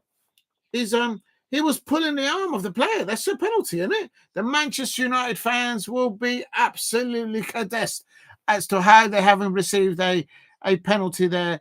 Maybe I'm looking too much into it, but I think that might have been a penalty. Is it no penalty, Paul Brady? Oh, it's not a penalty. Okay, then. What it is, the camera angle that I'm looking at from Craven Cottage is right in the middle of the pitch. And then he has to zoom in. And if he's not zoomed in, you can't see Jack. I mean, now he's giving Wobi's been chopped up there on the sideline. And Marco Silva is starting to lose his thing. He's having a word with a fourth official. And basically the camera angle, where the camera is positioned at Craven Cottage, is literally on the roof of... and it's just really far away. They need to zoom in a little bit. Because literally, you can't even see the facial features of the players. That's how far away they are. And I do believe that is half-time now at Craven Cottage there. I think Ruben Amorim... first of all, Marco Silva, let's do the home team first. I think Marco Silva, they're having a word there with the fourth official. But I have to say, I think Marco Silva will be pleased with the way that they've tried to create place opportunities there by Robinson down that left-hand side, crossing it in. But his touch on the crossing to his levels, to his standards, has not been up to it, I have to say, apart from one pass there right at the end when Jimenez came in as Robinson crossed the ball, but that was towards the end of the first half. And he just tried to cushion the shot instead of just... If the ball's coming at you, if you're doing a number 9 role, and if the ball's coming at you at pace and you're running towards the goalkeeper and his goal within the 7 yards, why do you want to take a second touch? I don't get that. If you're a number 9, if you're a striker, you don't need to have a touch, have a cup of tea and have a bit of cake.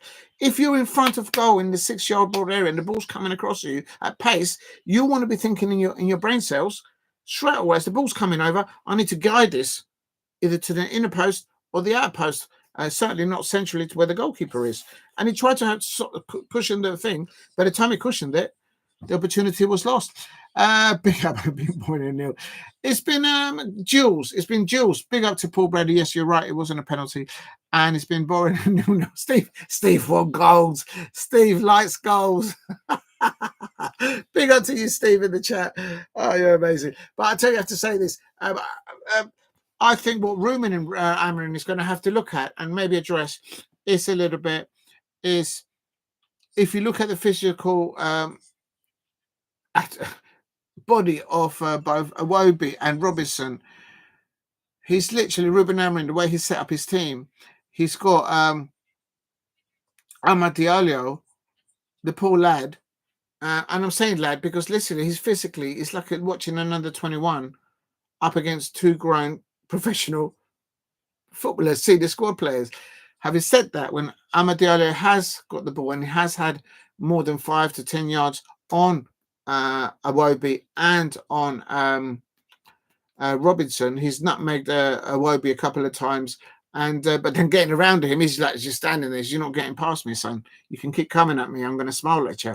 That's what it is. So it is the threat of Amad Diallo is when he has the ball and he has a bit of space around him, regardless of who's in front of him. That's a great prospect of a player there, no doubt. But that's why most of the attacking plays have been, because on the left-hand side of Fulham, they've got Iwobi, Robinson, and sometimes Berger there in the number 8 position gives a bit of more support. And on the that's on the left-hand side of Fulham, and then obviously on the right-hand side of Manchester United that are facing that side, they've got Amad Diallo, and not enough, in my opinion, for Diogo Dalot, he's more used to playing in the back line. But what's happened is De Ligt has been chosen as the Manchester United right back, and so it's just Ruben Amorim just moving this sort of his resources around, and what's consequently means that Amad Diallo is up against the likes of Iwobi and Robinson, and physically it's just not going to work. He's getting out muscled, not because Amad Diallo is a bad player, it's because he's physically like another 21, under 19, like literally up against a fully grown professional. That's how I see it. But that's quite interesting, those Jules. But make no mistake about it, Amad Diallo has held his ground and has had a few nutmegs and good when he's had the ball and gone into space. But then he has to really, in a way, he has to have the support of Bruno Fernandes in the midfield to come and support him, because he's outnumbered there, quite rightly. In essence, Fulham really are playing with three at the back, with Bassi, Anderson and Castagna there at the back, quite frankly, and in the transition from defence to attack. That's the way I see it. Big up to Steve. Steve Waterman's goals. I'm going to quickly go and check in the WSL. Last time it was Crystal Palace, Manchester United versus Brighton. It was 2-0 to Manchester United. Let me just have a look here. It's still 2-0. They're actually in the second half. It was the first 2 or 3 minutes. 2-minute goal by Ella Tony. She cannot stop scoring. She's absolutely amazing, Ella Tony. And go and check out her content on YouTube. She's brilliant. They're in the 50-minute mark, and it's still Manchester United 2, Brighton 0. I predicted that one to be a 3-0. Did I write it down?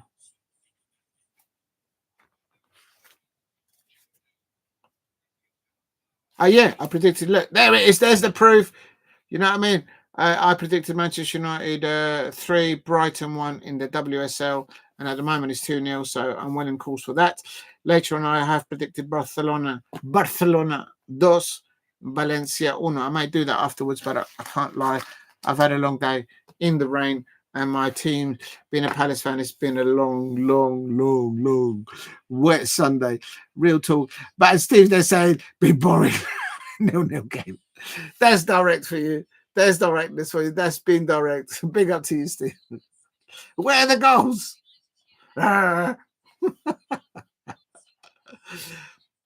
That's why I went for this match, Steve, and everyone else in the chat. That's why I went for a Manchester United 1-0 away win, winner in the second half. I predicted it. I got a feeling that Manchester United away at the Craven Cottage are the bogey team for Fulham. I think that's what happened last season when Erik ten Hag was up against it. Like it wasn't every day, but and he, I think they won last year. There, I can't remember what was last year, but then that's different players, different formation. So it's a different match. Please hit like and subscribe at Diego C. Palace. It's a half-time, Fulham 0, Manchester United 0 at Craven Cottage. I think even Stevens and more attacking flair. If there was more precision from the attacking passing of Fulham in the last third, then we could have been talking possibly a 1-0. Nothing really much doing for either Leno or Onana in the goals for each of the teams, in my opinion. But there is always a threat that Onana might go off his goal line and go wandering and make another mistake. Who is the have I done please hit like and subscribe at Diego C. Palace. I'm going to quickly go and find their substitutes, see if I can find them. And in the commentary, they're talking about Rasmus Højlund. Why are they talking about Rasmus Højlund? It's just literally had no service up there. He's coming in deep. He's actually winning the ball for Manchester United. He's literally playing as a left winger at times, and even when he does go into the pocket between both of the Fulham centre halves, he's not getting the service. So how can you criticise Rasmus Højlund? You criticise the striker, in my opinion, when they're in one-on-one against the keeper or their positional play in the 6-yard area and the ball's coming and they're not there. They've gone AWOL. That's when you criticise. But the lad, they're commentating on Rasmus Holland. He's literally not been in his 6-yard. The opponent's a six-yard penalty area. So it is what it is. It's what they need to comment. I think is that they need to speak about a little bit. Oh, what's happened there? Who's this guy?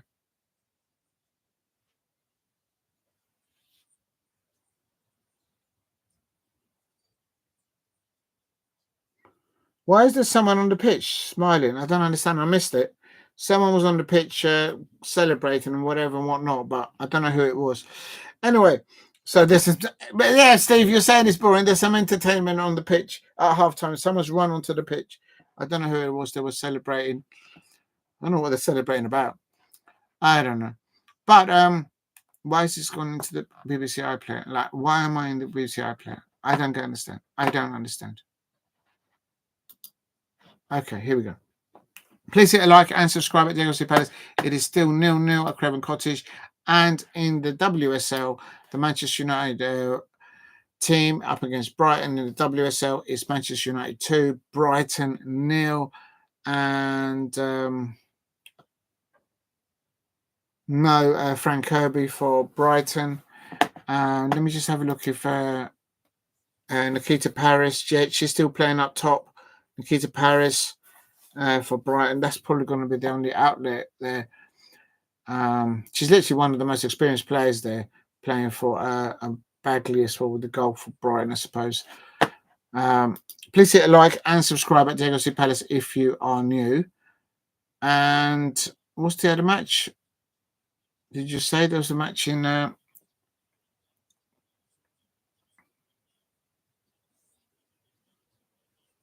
Inter Milan won 4-0 away against Lecce. Yeah, they're a different thing. AC Milan won today at home versus... Did Carl Walker start for AC Milan? No way. Surely not. I don't think he's... Is he ready? No, I don't think he featured. Is he on the bench? I don't see how he's going to... Carl Walker, is he going to get there ahead of Gabbia and Calabria? I don't see it. Diego, the fan, had just... you went on holiday. I just won a holiday somehow. Big up to Paul Brady. Diego, the fan, had just won a holiday. Who's won a holiday? You won a holiday. Listen, I could do with a holiday. Real talk. After the day today, after the wet day that I've had today, pardon the expression, but it has been a miserable wet day, Sunday. And I hate it sometimes when Crystal Palace, both the men's side and the women's side, play at the same time at, say, 2 o'clock or 3 p.m. because it's you run the danger of having a terrible Sunday wet day like I did today. And that just took it out of me. Heaven knows what Amy Everett, the Crystal Palace women's captain, is going through right now. Absolutely heartbroken and gutted for her, following her tackle, giving Tottenham a free kick there, and the last kick of the added time in the second half. And then Tottenham getting a goal from that free kick, making it 3-2 to them. I mean, that's got to be painful. That's got to be painful. I feel for Amy Everett. I hope they are doing okay. And also the Crystal Palace men in at Selhurst Park, they just thought they can just walk out nonchalant onto Selhurst Park, and there you go. Thank you very much. That's 3 points. No, because even with Brentford, we're having one of the worst away results this Premier League season. What have we done? We've given ball to them too easily in the first half and the beginning of the second half, only until Roman, as they came on as a substitute, did the Crystal Palace players World Cup at Selhurst Park, like, literally. I'll tell you something. They talk all this about team stuff that they're doing training. They do all this stuff in training, and they've got this team morale, and they're getting these things together. And yes, we're coming off with good results recently, but this is Selhurst. The rain out there was also affecting the Brentford players as well. It's like it was only affecting the Crystal Palace players. I mean, come on. I'm fed up with that. But good to see Romanese. I'm gutted that I wasn't there to see his first goal for Crystal Palace or him coming on as a substitute. But so that's about the positives there that we can take. Everything else there, then they'll need to kick up the backside. They're all professional football players. Why are they giving away, unfortunately, in the first half? Literally, they just didn't turn up. I'll stop moaning anyway. Nick Fordy says, yes. Listen, I don't want to go back into it because it kind of makes me. Is that icon that Cankovic is just what is going on? I haven't got that. How'd you get that icon on the? I don't think I've got that one. Have I got that on my Oh yeah, it is. I have got it actually. Yeah, it's this.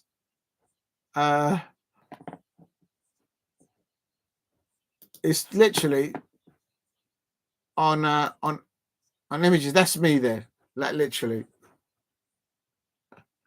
It's all right for him back there. The penny for the guy. Unbelievable. More hours. You are really doing a watch along. Big up to the 40. It was the time. Oh my days, 5 hours. Yeah, no, it's been a tough. I tell you, because of that, I was so good. What would have made it okay, and just palatable, would have been just seeing the Crystal Palace women not only scoring 2 goals, they are front 2 strikers. Laura Kaminski being bold there against Tottenham Hotspur, sacrificing, putting on Annabelle Blanchard from the start and playing our 2 strikers up against Tottenham Hotspur, and playing Alexia Potter in the midfield, in the pivot alone. She did absolutely brilliant, and we only conceded 2 goals in the first half to Brian, England, of Tottenham Hotspur. But in the second half, our strikers scored goals, and that's the problem with Crystal Palace women's at the moment, is doing enough off the ball, getting the ball, and then scoring in competitive matches like this in the WSL. And they did that. They clawed it back to 2-0, to 2-2, and we just couldn't get that point. Oh, my days. Oh, that's just hurt so much. I can't get past that at the moment. But yes, it's been a long watch along. But hey ho, you live and learn. There is the players coming out there. There is the FIFA chairman. He's doing the runs at the moment all over the place. Please hit a like and subscribe. Please help me get to 10 likes in the chat. If you haven't hit like, please hit a chat.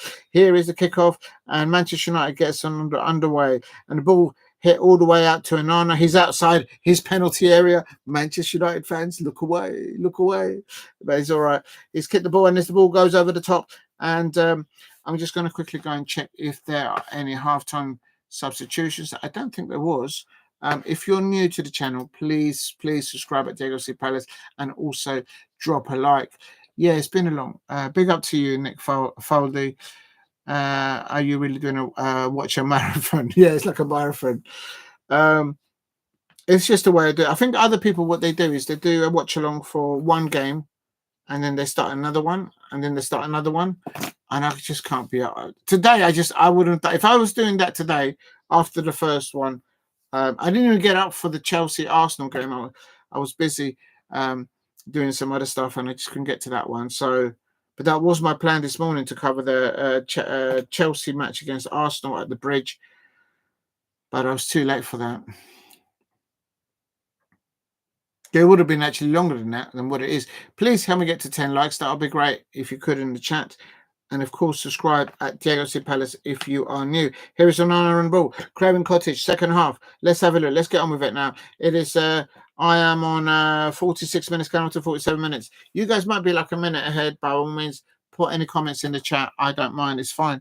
And here is Leno in goal obviously for Fulham. Let me just have a look at this. Where's my lineup gone? Ahmad on the ball. Bruno Fernandes on the ball. To lineups, there we are. Cool, that was a mission. No substitutions at halftime. No yellow cards. No red cards. The referee is not spoiling this one, hopefully.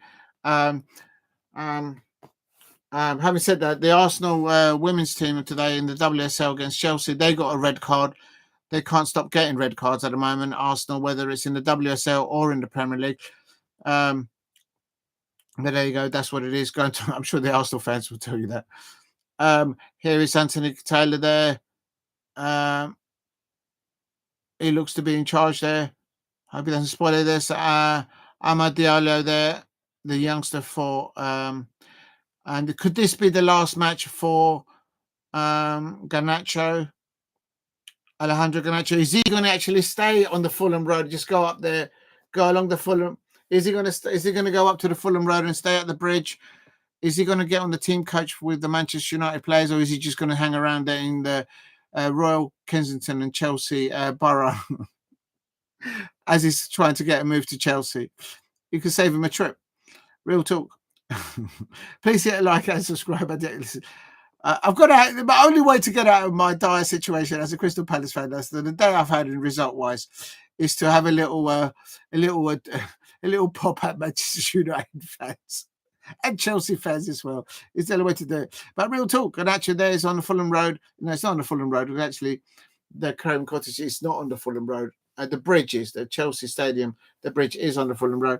And what my point being is that it's going to stay there.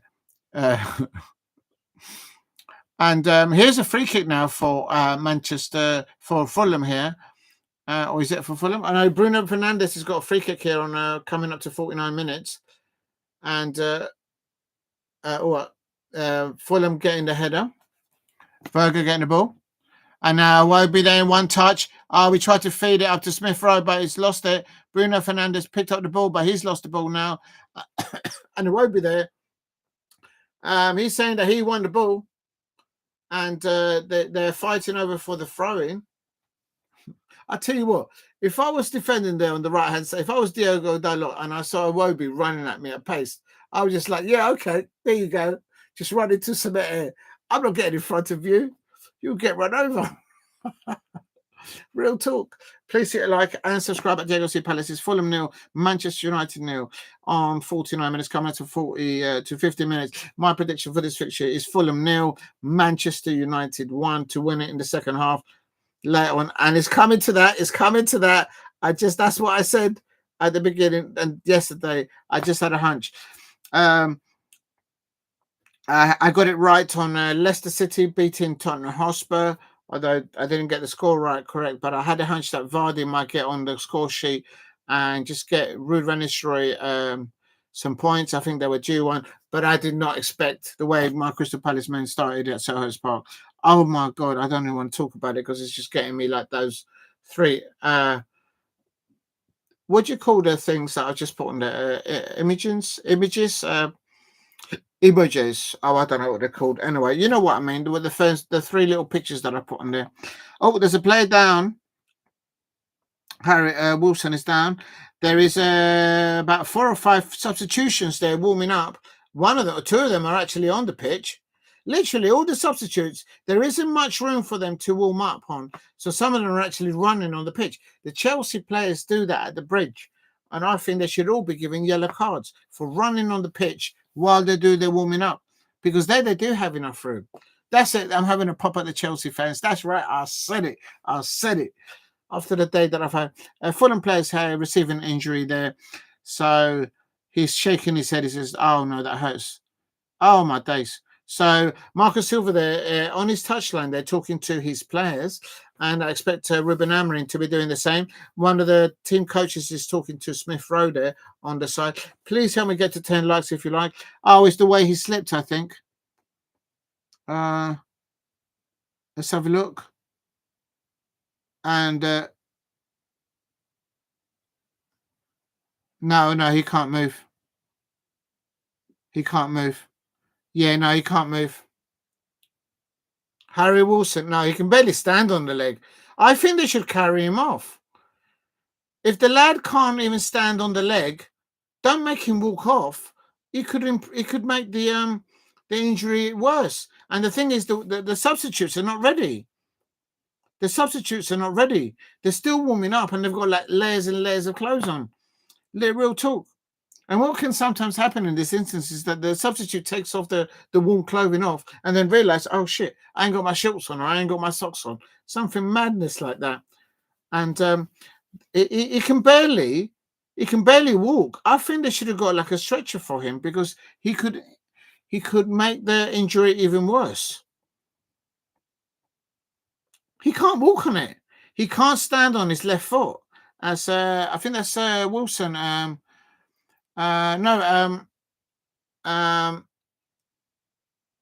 Harry Wilson is coming off.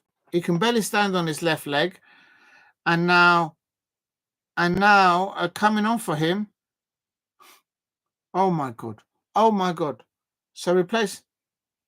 What's his name? Look at the muscles on this lad coming on. That's what's his name? That's the name Adam Traore is coming on. If Adam Traore goes up against who is he going to be up against? He's going to be up against Mazzarri and Garnacho. Oh my, they did Fulham parking the bus. Listen, they just need to get this guy Adam Traore. I mean, he makes Daniel Dubois looks like do you know what I mean? A cruiserweight. Real talk. I'm telling you. I wonder if Adam Traore is actually wondered whether he should go into MMA or into boxing. Real talk. I mean, just to look at him, if you think that physique, you think, shit, I ain't getting in the ring with that. Are you mad? Next person, go along. This is Diego C. Palace. Please subscribe at Diego C. Palace. I don't know why I went into MMA. And Alex SR, big up to Alex SR7. I hope you're well. Did Fulham my parking the bus? Yeah, man. Well, actually, oh no, on the ball. And then Alex says, you're going for Barcelona to win 2-0. Oh, are they playing? No way. Of course they are. Have they scored already 2 goals? No. Oh, yeah, they are playing against Barcelona winning 2-0. Lazio are losing to Fiorentina 2-0. And here is Fulham with their attack there. And quickly, let's have a look. I can't find them. I'm too tired to look for it.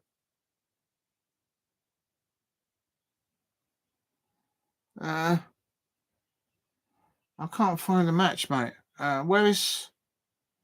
Yes, Barcelona are winning 2-0 against Valencia. And quickly have a look. That's Frank de Jong. Oh, that was like he started. He scored in 3rd minute. And Ferran Torres there. And big up to everyone in the chat. Please hit a like and subscribe at JLC Paris. That is Barcelona. And this is Garnacho on the ball for Manchester United. And is that a penalty? Is that a penalty for Manchester United on 55 minutes?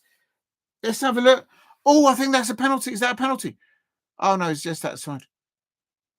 Oh, it's just on the line. It's just outside the line. Oh, just a whisker away. That could have been a penalty by Mazzarri, was there? Oh, my day. No, it was outside the line. The foul happened about 1 yard off the line. And this is dangerous.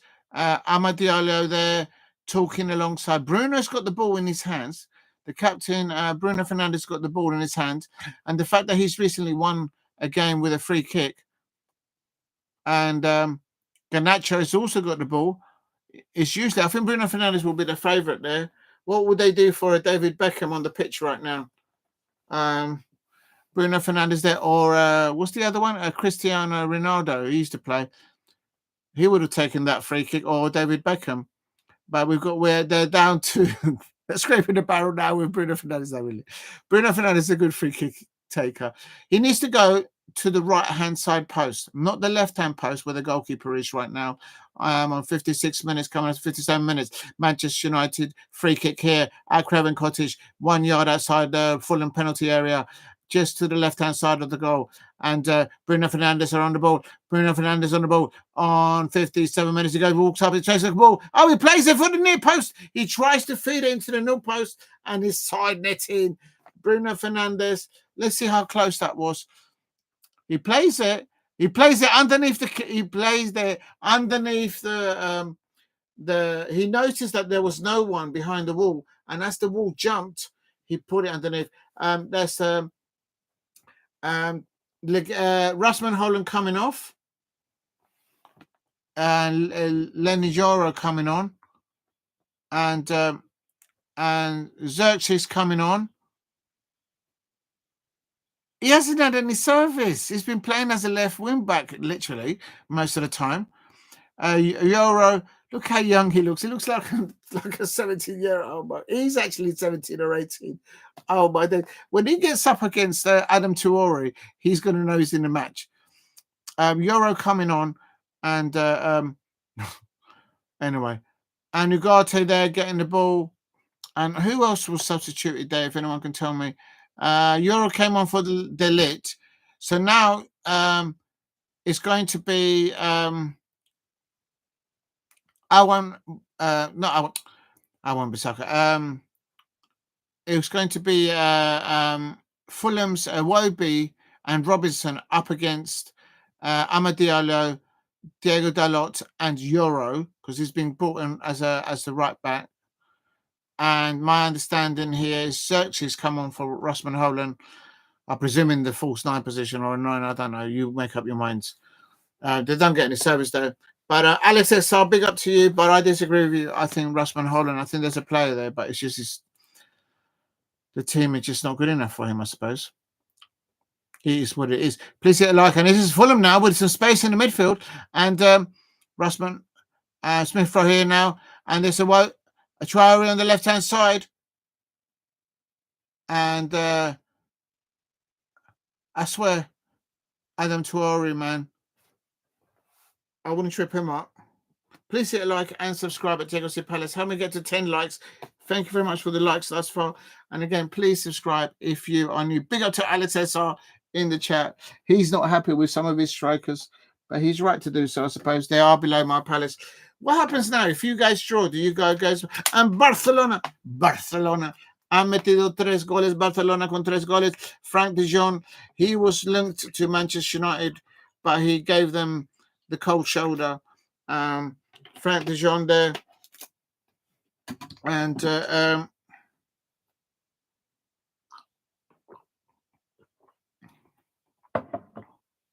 here's Garnacho on the ball.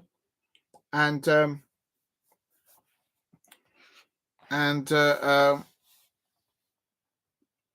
here is Martinez on the left-hand side. Oh, he tried to throw the ball up there, but he got intercepted there. And that's Fulham now getting the loose ball now. Now doing a breakaway play now on the left-hand side. And this is Adam Tuori. He's holding the ball up. He's going to have a shot. He's not going to have a shot. And then it goes up to Iwobi out there. Iwobi. That didn't go out. How did that go out? That was still on. Oh, there's a Manchester United player down. Adam Tuori just pushed off Ugarte. He pushed off another player. And Adam Tuori might be into some trouble here, the way he went into. But then Martinez did get in his face. I would not personally look at the physical attributes of Martinez, and he just went into the face of Adam Tuori at full pace. You know, there's only going to be one outcome. Martinez is going to end up on the turf eating grass. And Maguire is saying, isn't that a foul? And is VAR going to look at it? And he's lucky. He's telling him to get off because he's received treatment there. Please hit a like and subscribe at Diego Palace if you are new. Help me get to 10 likes. That would be great. Barcelona are winning 3-0. I thought that match was going to start after this one, and I got my times wrong, but it is what it is. And here is a free kick here for Onana. So the referee did deem that as a free kick, but it was just a collision. Adam Tuori was with the ball and running at pace. What's he going to do? Get out the way when somebody steps in front of him? He doesn't have to do that. And it's 0-0 here. And I won't be losing the ball out there to... I can't see. It's too far away. I'm only guessing here. Xerxes. Xerxes just picked up a knock there. And now is Martinez on the ball. I think that is there. And this is Garnacho. And now it's Please hit a like and subscribe at Diego C. Palace if you are new. I'm still going for my Fulham 0, Manchester United 1 to score in the second half later on. That's what I said yesterday, and I'm sticking by that. At the moment, it's not looking that very much, though. This match needs a goal. As Steve said, it's very... he wants goals. Steve RFC in the chat, he wants a goal. Come on, let's give him a goal. And it's Amad Diallo there on the right-hand side. There's Bruna, Garte with the ball. Please hit a like and subscribe at Diego C. Palace. It's Fulham 0, Manchester United 0 on 62 minutes. And there you could see I think that's their away fans, the Manchester United fans saying, United. And looks like there is a substitution incoming now for Fulham. Could be Jimenez. Is Jimenez been hooked? Oh, he's not happy with that. But Jimenez is coming off. And it looks like Nunes is coming on. Jimenez is not happy with that, but he does give a handshake to his manager, Marco Silva. But he has plays on there. Please, if you're new to the channel, please subscribe at Diego C. Palace. My prediction was Fulham 0, Manchester United 1 to score in the second half. It looks like it could happen, but I could be wrong. It is Fulham 0, Manchester United 0 at the moment. And here is Fulham now on the break here now on 63 minutes. And good attacking there by Maguire. But Fulham get the loose ball, and the ball goes out to the right-hand side to Iwobi. Iwobi on the ball on the right-hand side for Fulham. Iwobi on the ball. Who's in the box for Fulham? Ball gets pinned into the penalty spot, and Tiori jumps for it, but it was too high for him. He's offside at the moment, and here's Robinson. Robinson on the ball on the left-hand side. He calls it into the penalty area. He goes in, and he gets defended out there by, I think that was Maguire. Harry Maguire to the rescue, and he heads the ball away there for Manchester United. And here's Robinson on the ball, Smith-Rowe. Please hit a like and subscribe at Diego C. Palace. Smith-Rowe on the roll now. His little turn there. Playing with Traore. Link up there with Smith-Rowe and Traore there. And I like the way Adam Traore just pins it into the penalty spot. And Onana jumps for it. And Robinson couldn't get to it. Onana passes the ball out to Fernandez. No, sorry, that was Martinez. And Garnacho could not gather that. Manchester United was kind of boring. Why is everybody saying that? Everyone is saying this match is boring. I think it's they're finding each other out. There's not enough goals in it. Normally, it is the case when it's the last fixture of the weekend for Premier League fixtures. It ends up to being a 0-0. But you all are jinxing it. What's wrong with you? Look, Fulham are parking the bus. Listen, I'll tell you something. I don't know where the bus is at Fulham. And please hit a like and subscribe at Diego C. Palace. Actually, at Fulham, I do know where the buses park. After the match starts, or so I should say, after the players are dropped off by the coaches, I actually know where the buses go and park up. But there we go. It's Martinez on the ball on the left-hand side for Manchester United. Yes, it's 0-0. Yes, this match does need a goal, but it's there's not enough intensity of either side to press on the transition of attacking on the opponent, and it's very sort of pass the ball, create. If there's a chance, oh no, there isn't. A start again, and this kind of feels like that. So the match needs a goal. I agree with you in the patch. Please hit, but for you lot to be there, thank you very much. Please hit a like and subscribe at Diego C. Palace. I'm going to quickly go over tune in. I'm going to go and check on the WSL, and I swear, if I miss a goal here, that is your fault there, Alex SR7, because I'm trying to bring other content into it. Manchester United women 3 in the WSL, 3 goals. That was my prediction. No, my prediction was Manchester United 3, Brighton 1 in the WSL. So I am 1 goal away from my prediction. Garnacho on the ball here on the Premier League at Craven Cottage. Manchester United, Sibet's there, scoring there. For Manchester United, 3 goals to the good there. Brighton without Frank Kirby, but it did start with Nikita Parris up top. Please hit a like and subscribe at Diego C. Palace. It's Manchester United 3, Brighton 0 in the WSL. But here at Craven Cottage, it is still Fulham 0, Manchester United 0. Ruben Amorim there. not a happy bunny there. He wants a bit more of his players there. I wonder if Manchester United fans will take a point out of this. Are they happy with a point in the Premier League, given though in European competitions they are playing really well? Van der Sar, Edwin van der Sar there. What a goalkeeper battle for him back in the day. He's watching the players there. Please hit a like and subscribe at Diego's. Oh yeah, and in Van der Sar, he played in goal for both Fulham and Manchester United. I'm pretty sure about that. I could be wrong, but I think I am right in saying that. It's 70 minutes on the clock. Well, I'm actually on 68 minutes now. Please hit a like and subscribe at DLC Palace. I'm just wondering what now. Either manager, are they happy with the point, or are they just gonna? Who's going to blink first? Is it going to be Marco Silva or is it going to be Ruben Amorim to flinch first? It's like a poker game right now. Please gamble responsibly. Make sure you eat and drink while you watch your football. This is Diego C. Palace doing a watch along for now. The last game here tonight.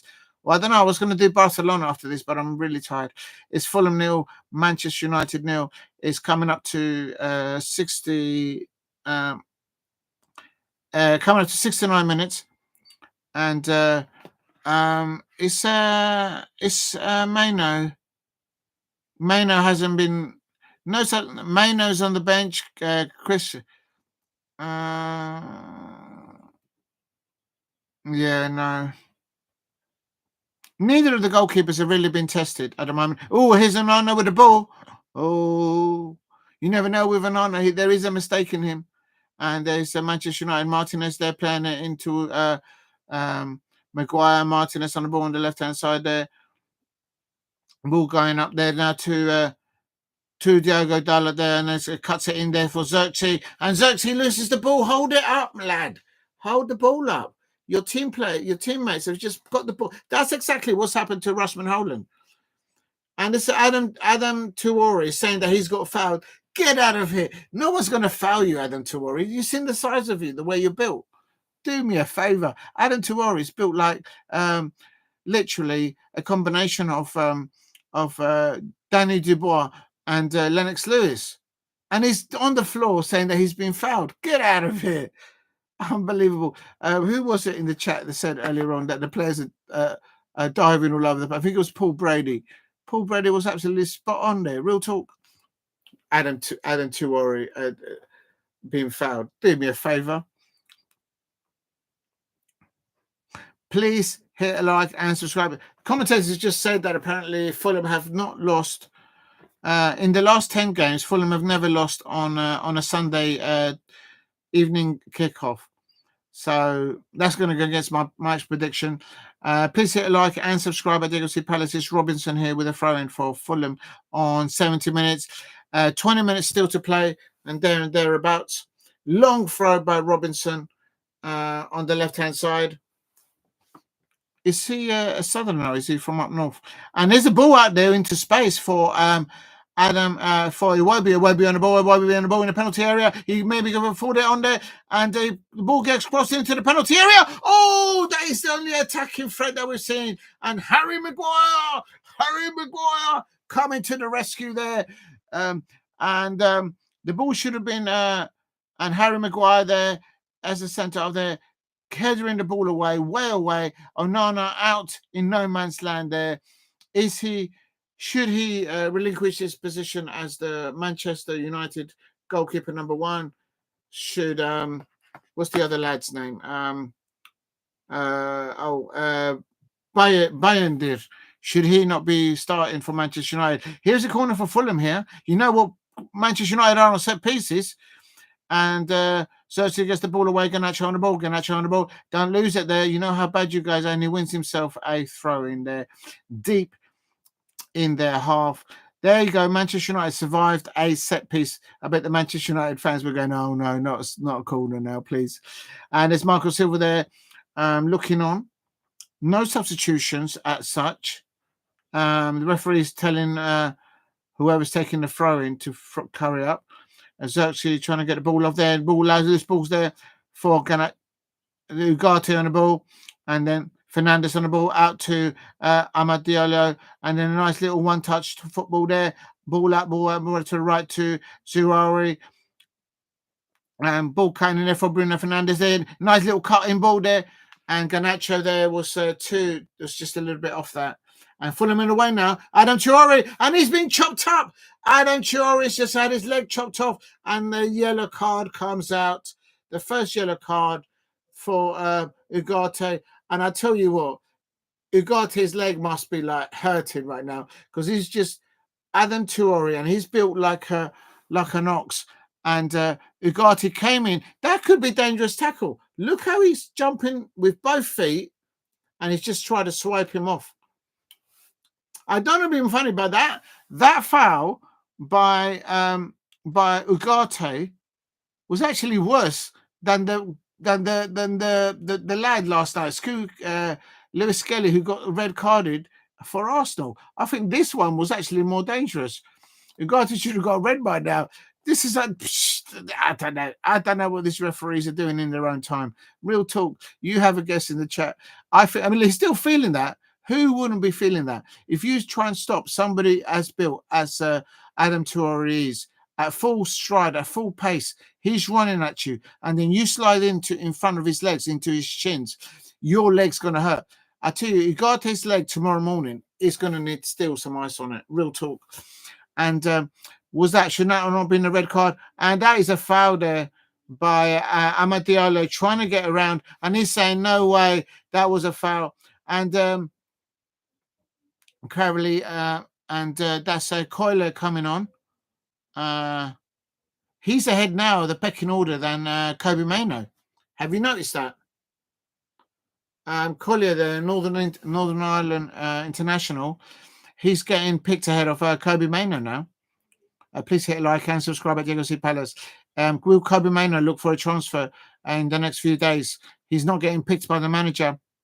He must be doing something in training that the manager's saying, you're not doing it for me, lad. And the Northern Ireland international, he's been asked to warm up there. He looks like he's going to come on, possibly, I would say, to replace Ugarte. They won't take off Bruno Fernandes. And there's a Manchester United player down. And here is the ball. Oh, he should have shot it. Amad Traore. Why didn't he just get that on target? That could have been the goal. And Amad Traore there cuts it in there with his right foot. Just keep it down, lad. Onana's never going to save it. And someone's tried to push, because basically there was a player down injured. Ugarte's down injured.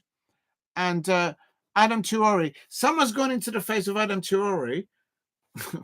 Big mistake, bro. Let's have a look.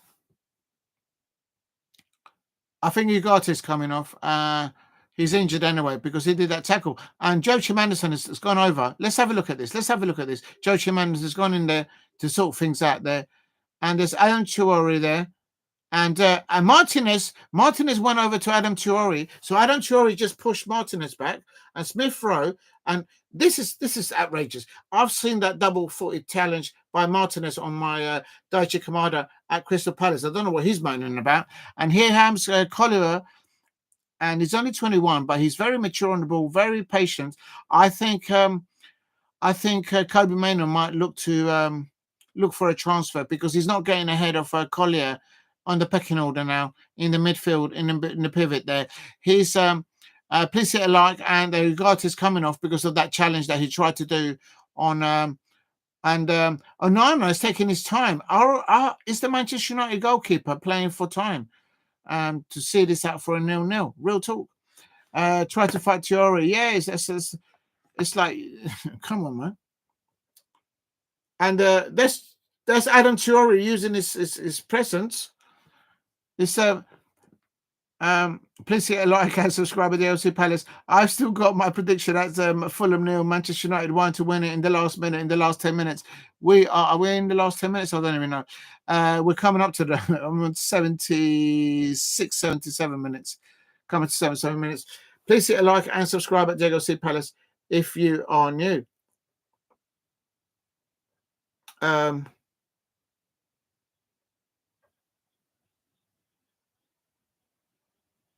I mean, if you look at the physique of Adam Traore to some of the Manchester United players, it's just like I was comparing it to to Iwobi. That's actually it's like it's madness, like having a heavyweight on there. And it's Garnacho on the ball. Good Garnacho. And here is Bruno Fernandes now passing the ball back to Martinez down and back to Bruno Fernandes down the left-hand side of the... I know it's not Bruno Fernandes, Martinez, sorry. The camera angle is so far away, I can't even see it. Garnacho, he's wherever, he's in there, he's in the penalty area. Oh, we couldn't key it back to Collier, it was too far back. And there's a picture, and there it is, there is the goal for Manchester United. I told you that it was going to be Manchester United, one goal. Unbelievable scenes. I told you 1 second and 3 times. I told you that Manchester United would win at Craven Cottage. And in front of the Manchester United away fans there at Craven Cottage, I told you that Manchester United will get a goal in the second half, and you didn't listen to me. I told you. I'll tell you something. The boldness, the keenness there. What's going on here? That's good play there. Collier couldn't get to it. It's just one of those pass back out. Oh no. The Fulham defender just pokes it out. And Martinez just got a bit of dip on the ball. Look at this ball that hits Martinez. The ball's going up, it's spinning it. The goalkeeper, he's got his fingers to it, but he's stretching backwards and he's not able to direct the ball away from his goal. And is it a goalkeeping error? Perhaps his positioning. But what unbelievable scenes there. Alex SR there, Manchester United fan there, absolutely delirious there. The Manchester United fans there at Craven Cottage, they can't believe it. Somebody said in the comments that there was a boring match. I'll tell you that Martinez there is actually I did not want that. I wanted to. Oh no! Oh, that's the last thing we need now. Manchester United with their tails up coming next weekend. Oh my days! Penalty for Valencia. Big up to you, Alex SR. I hope you're well. Please hit a like and subscribe at Diego Palace. My prediction was Fulham 0, Manchester United 1. I just had a hunch that at Craven Cottage, their bogey team is Fulham. And a double substitution. And Kobe Maino's coming on. And Malashya's coming on. And now this Ruben Amorim looking to run down the clock a little bit and to shut up shop, I suppose. Now, please hit a like and subscribe at Diego Palace. It is Fulham 0, Manchester United 1. If you can help me get to 10 likes, I'll be really grateful. And Kobe Maino is coming on for a Garnacho. And Malashya on for Mazraoui. All you could hear is the Manchester United away fans singing. And that means that Manchester United will go back above my Crystal Palace. I mean, no doubt. Oh, I don't even want to look at the table. Both tables, the WSL and the Premier League. Manchester United go above my Crystal Palace. Absolute. They're on the same minus goal difference as us, I have to say. But it's all down. It's a relegation battle next weekend at Old Trafford. Manchester United versus Crystal Palace. Oh, my days. So the substitution there, I told you Manchester United was going to score in the second half.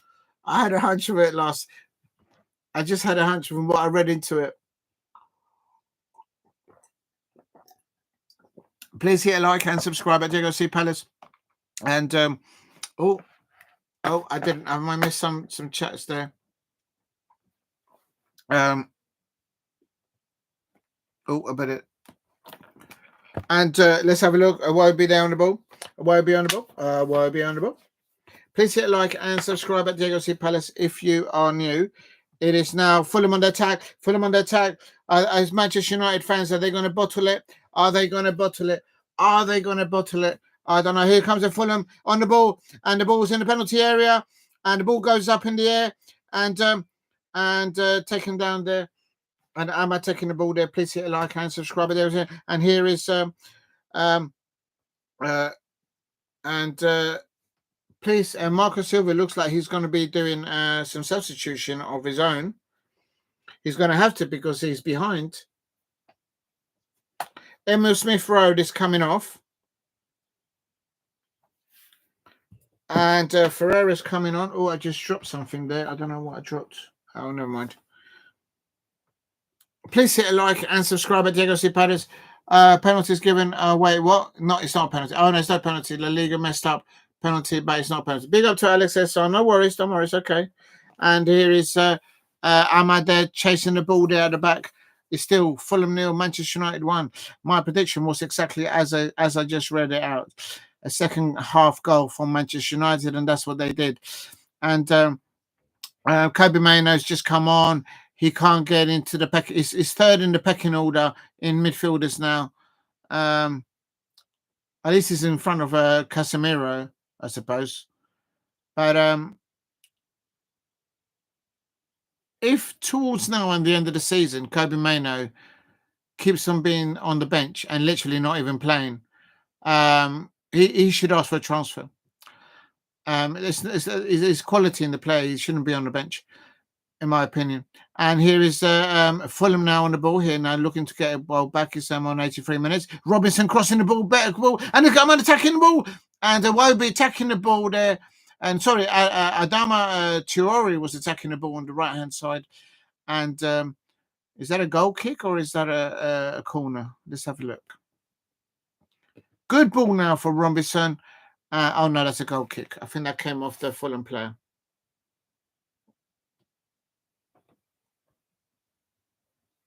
Please hit a like and subscribe at Diego C. Palace. It's Fulham 0, Manchester United 0. The first half, and in the beginning of the second half, it was both teams cancelling each other out. But that audacious goal attempt by Martinez, the way he caught the ball was dipping as well. The goal, you could maybe blame Leno for his positioning on the goal. He got a hand to it, but he couldn't palm it away. Big up to Steve RSC in the chat. He says, looks like Manchester United win. There's still a few more minutes. And you know how Manchester United are on set pieces. We will be above Palace. Haha. Big up to Alex SR. Big up to you. Big in the smile to me. It is what it is. We're coming for you next weekend. We're going to be ready. Palace. Penny for the guy. I'm going to come in where we're going to be ready for Manchester United. And here is Fulham on the right-hand side. And Martinez there palms the ball out there. And Castagna on the ball. Torreira on the ball. And ball is the ball through the ball. It's too heavy. And that goes out for an Onana goal kick. He's walking around slowly there. He's no rush to do the goal kick.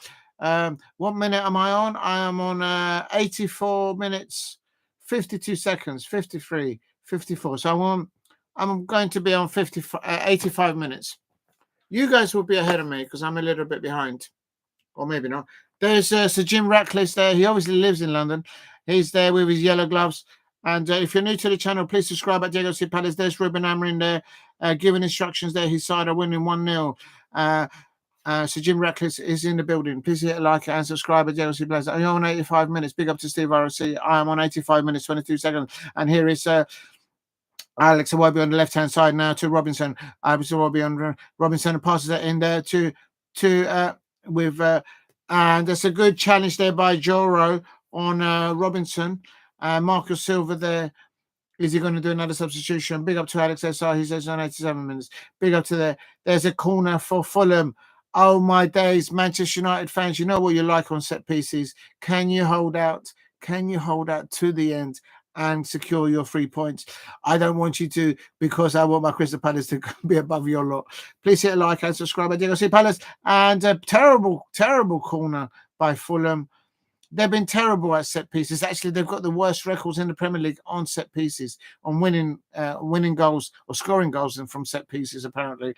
Somebody said in the commentary earlier on in the first half. Please hit a like and subscribe at Diego C. Palace. It is Fulham 0, Manchester United 1. Lisandro Martinez individual shot on goal, about 25 yards outside the penalty area to the left-hand side, maybe about 20 yards outside the penalty area. And the ball had pace, whip, and Leno in the Fulham goal couldn't palm it out hard enough. He got a hand to it, but he couldn't palm it out enough. Tottenham are actually fighting relegation in the Premier League. Real talk. Yeah, they are dropping like a stone. I did predict today Leicester City to win. I didn't get the correct scoreline. It was I predicted them to win 1-0, but they won 2-1. Please hit a like and subscribe at Diego C. Palace if you can get me to 10 likes in the chat. If you haven't subscribed, please subscribe at Diego C. Palace. Trying to get to 2,000 subscribers. If you can get me there, that would be amazing. Steve there destroying Valencia. And there's the ball whipped in. And there's Onana punching the ball. And he's out, he's away from his area. And Malaysia there says that he fouled. He didn't foul. And Onana touching wood there. And here's another corner. The thing is, Fulham can't find a way to score from a set piece. So Manchester United fans, don't worry about it. Fulham fans they know that their side can't score from set pieces. And oh no! Oh, off the line! How was that not the equaliser for Fulham? Oh my days! OMG! Big up to you, Alex SR. Oh my days! I take it back. How Fulham? Was it Anderson? And there's a goal. Oh, and it goes over. It goes over Muniz over the crosser, and Collier there. Collier there with that header off the line. They will keep picking him ahead of Kobe Mainoo. Kobe Mainoo is now in the third pecking order. Collier was on the line on the back post. He's an old school player. He's Northern Ireland player. He's on the back post. Onana was beaten. Onana was wrong-footed. Onana moved over to the right-hand side. Why don't he just stay in the middle of the post? And oh my days! I'll tell you something. There's two things that have happened there. Onana was flat-footed. He moved to the right-hand side. The ball went into the middle of the goal, so it was out of position. Number two, Collier saving there on the line. That means that Kobe Mainoo will be less in the pecking order. I'll tell you something. Ruben Amorim is saying, I like this guy. He's lucky for me. I brought him on, and look at that. He cleared the ball off the line. Real talk. And so Kobe Mainoo is not going to get picked for any starting lineup now for Manchester United. What a terrible ball by Fulham. And Onana diving on the ball. Wasting a minute there. Oh, dear. Big up to Steve Harris, 6 minutes of added time. Yes, we've reached the 90-minute mark. And Collier, the Northern Ireland international, very young man, but very composed there. And to have the common sense, I wonder if someone told him.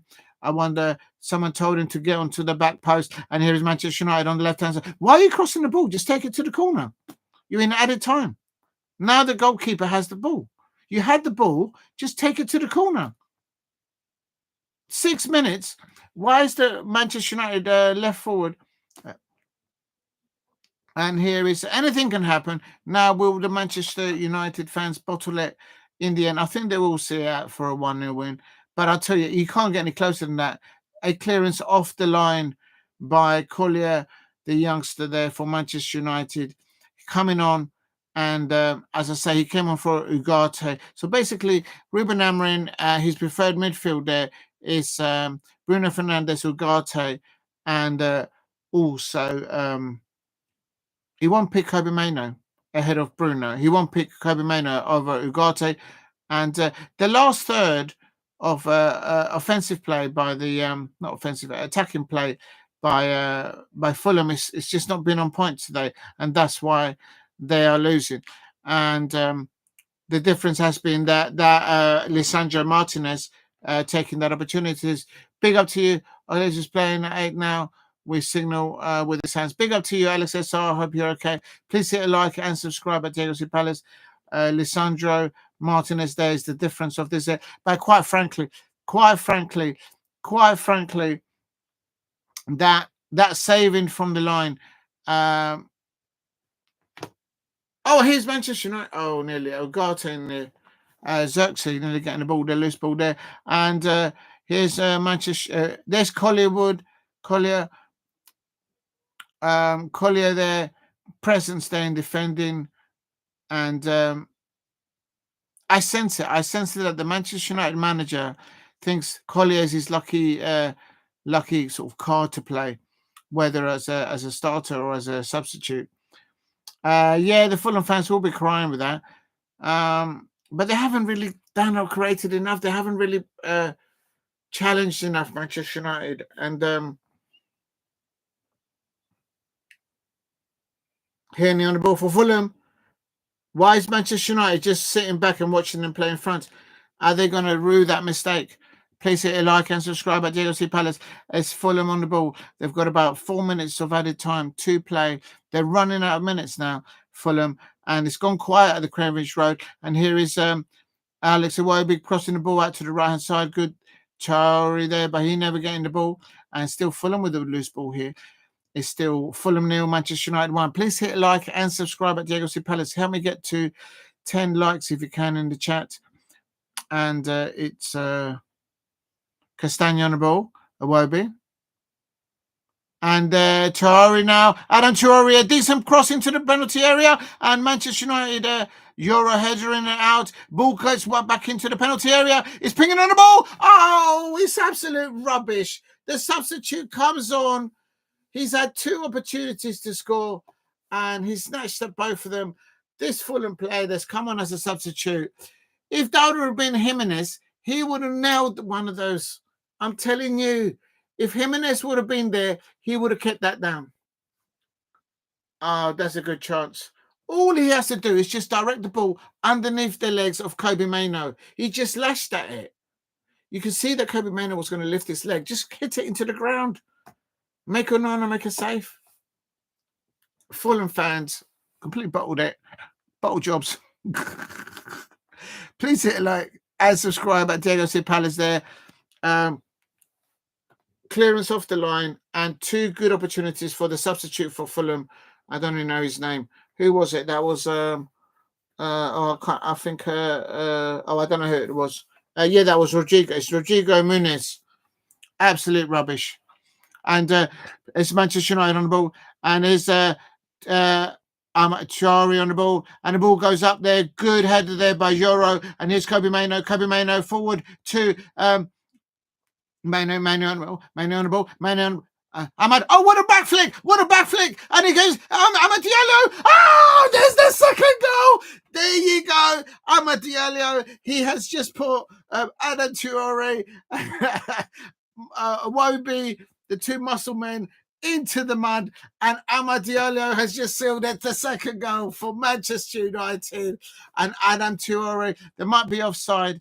I don't know, but I'll tell you what, the youngster Amad Diallo, he has just put. I think he's offside. Oh, I don't know. I think he might be offside on the very first of that move. Not in the second part of the move. That's a goal. I think that's a goal. I don't think that's offside. There's an arm of the Fulham player playing him on. Yeah, the arm of the 21. What's the 21? It doesn't matter anyway. They're throwing it. They're drawing it. Yeah, the number 21. Is that Joachim? Is that Joachim Anderson? No, that's Castagna. Castagna played him on. To me, that's onside. Oh, they're taking forever to check now. That's onside. That's a goal. Oh, no, that's cruel. I think that's onside.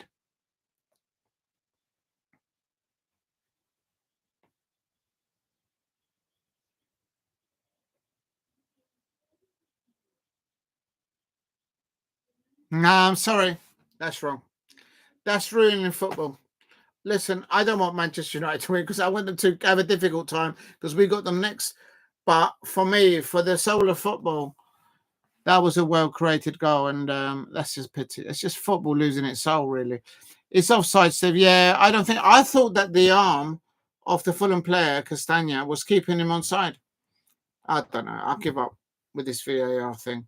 Please hit a like and subscribe at Diego C. Palace. Well, my prediction is still coming out. I did say it was going to be Fulham 0, Manchester United 1. But Amad Diallo, they're celebrating that goal, but it was chalked off him. And I think this is the last few seconds of the match. Please hit a like and subscribe at Diego C. Palace. And now Manchester United player is offside. And what's Anthony Taylor waiting for? Is he waiting for a cup of tea or something?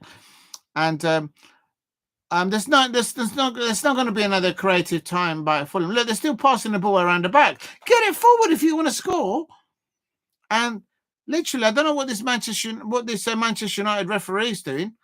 And go long. You're going to run out of time. Just get it into the box.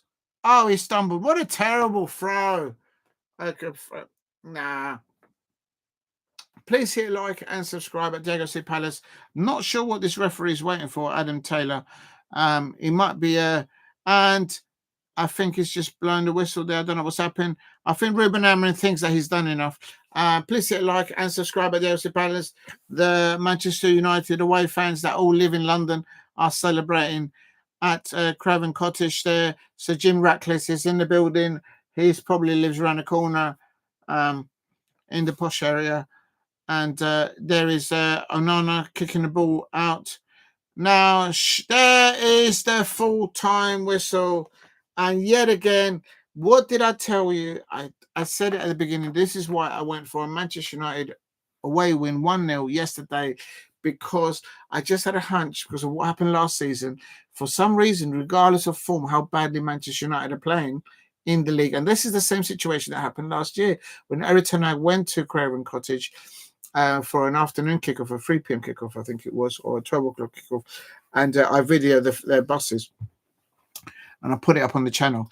They, against the flow of form, Manchester United came away with a win from Craven Cottage last year, and they've done it again this year with Lisandro Martinez taking the initiative, taking the ball, cutting out to his right foot, and the way he came across the ball underneath it, the ball came up in the air, came in at pace, was dipping as well. So he wasn't just going up and up and up. It was dipping. Hence why Leno had to trap back, and with his it was with his right hand, he palmed it away, but he didn't get enough on it, and therefore he said, "Yes, Alice SR, that's about your only celebration right now."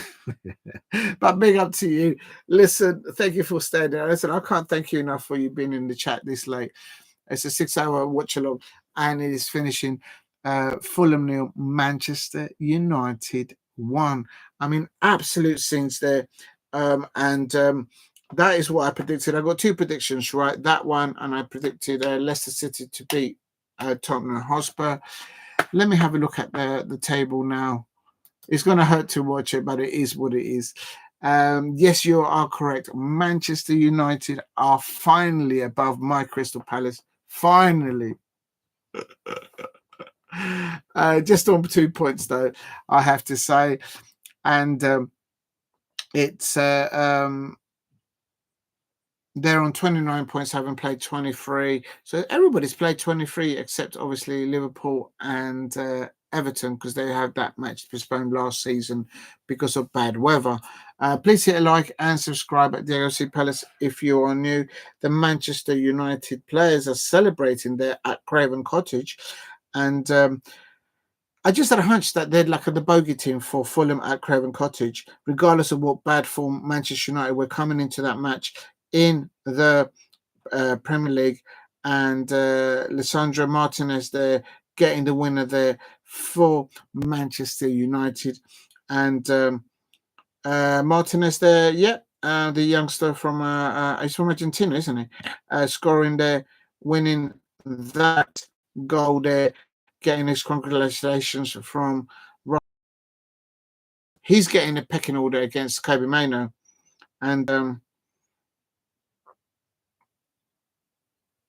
that goal clearance by Collier, the Northern Ireland midfielder, that is what saved Manchester United today. I mean, you have to look at it. Please hit a like and subscribe at Diego C. Palace. I'm going to go and check what you're saying there. Let me just write in the chat, full time. It ended Fulham.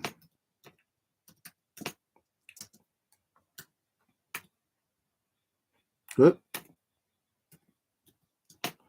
Manchester United, and the Just listening to the post-match commentary there, and Lisandro Martinez says that he's happy, and he's saying that he's happy of Hollywood. He's saying that he's a big. He's really happy for Hollywood. He's working so hard. He's so humble.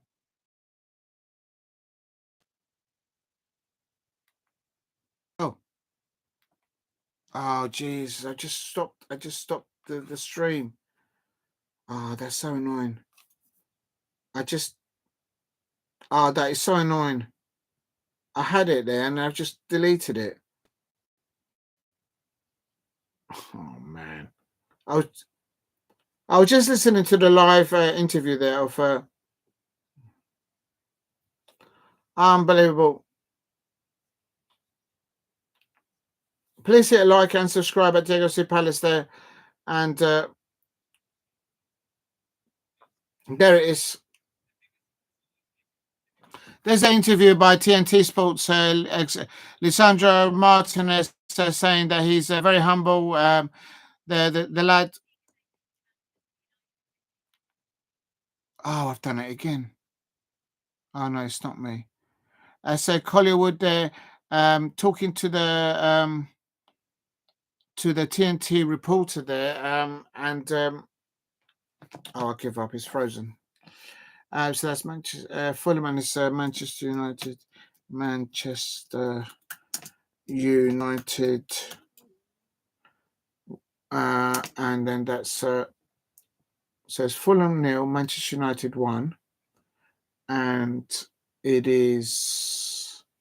that's a full-time result. Okay, let me just try and get the. Have I lost the live feed? I don't think I have. Right. What I'm going to try and do now is just quick little sum up on everything, and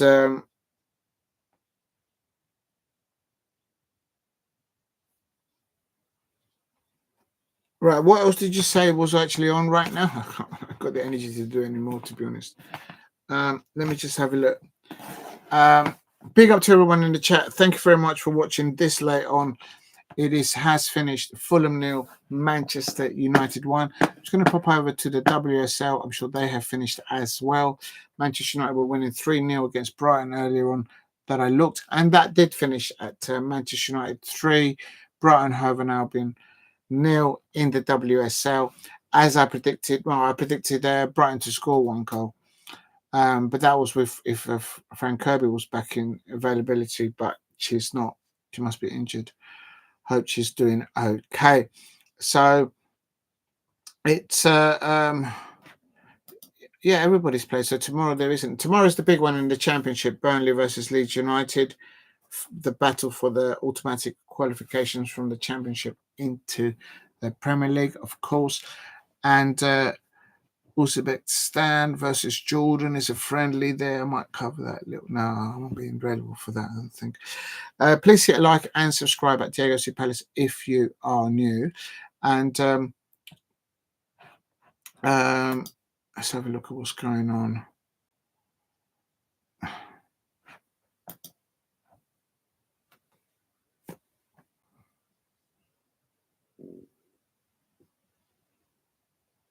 Yeah, after today, the next sort of fixtures are for Wednesdays for the Champions League.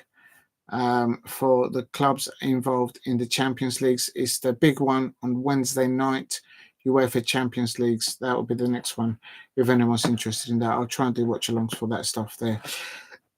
Right, I'm going to quickly go into what's left for today. I might do, unless... who else is still playing? How are they still playing? It's coming up to 9 o'clock. Oh my God, Barcelona 5. They're on half time. I might just keep up with this. And but Barcelona there, I don't see how Marcus Rashford will get into the Barcelona lineup. Let me have a look at there. He normally plays on the left-hand side. Is he getting ahead of Rafinha? No way. He's not getting there. Rafinha sometimes is their captain. So unless they play him in number 9, is he getting ahead of Lopez or Torres?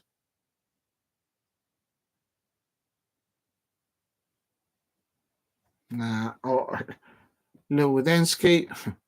I don't see it. Anyway, it is what it is. But it's halftime in Barcelona 5, Valencia 0. And the last one I'm going to try and do is Fiorentina winning 2-0 away at Lazio. Lazio are losing. Where's Lazio? Yeah, Lazio are the top, near the top. That's a big, that'll be a big, Fiorentina, yeah, so they're coming off a draw. So they're not doing too bad there. Please hit a like and subscribe at JOC Palace. I'm going to do a sum up there. Shall I do the second half of Barcelona? I think I'm so tired. I'm too tired. Dear. What a day. What a day. What a rainy, horrible day for a Crystal Palace fan to be. Crystal Palace losing at home at Selhurst Park 2-1 to Brentford. We didn't start right from the beginning. They just given the ball away unnecessarily in the first half and in the beginning of the second half. Absolutely fuming with it. Absolutely fuming with it.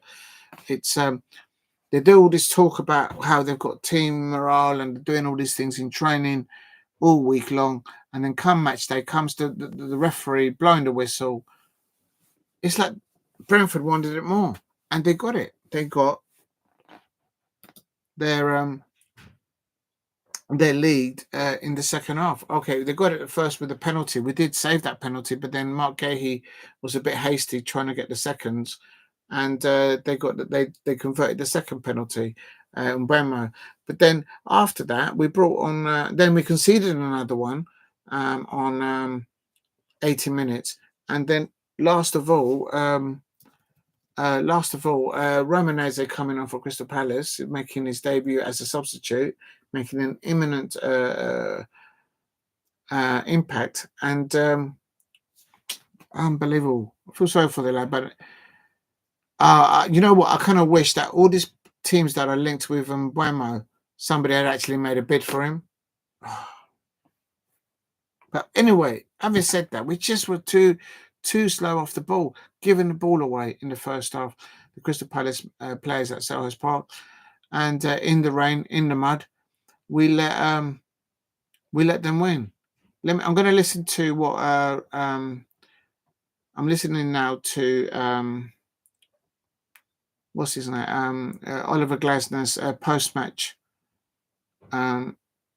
Let's have a look and see what he says. Oh, I'm wearing the wrong headphone. Please hit a like and subscribe at Diego C. Palace if you're new. Oh, 1 minute. I've got too many. Is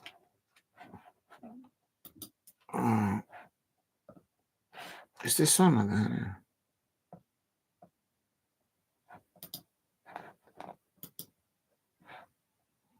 Right, I'm going to listen to Oliver Glasner's now, post-match. I'll put it on the chat.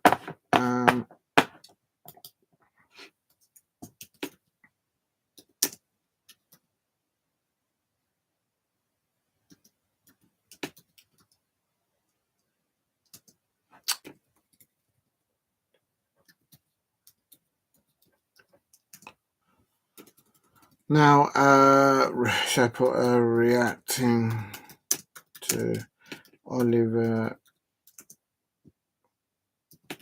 Glasner post-match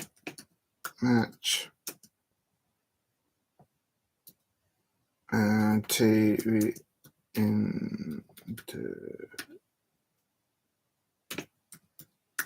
interview. Right, I'm going to listen to see what Oliver Glasner said, and I don't think it's going to make it any better. But let's have a look. Right, let's have a look. Let me put the volume up. Yep. Why didn't it go his way? He says is the question. Both teams neutralize each other. Well, most of the time. The team that makes the first mistake loses. 2 minutes before the penalties, 4 or 5 mistakes.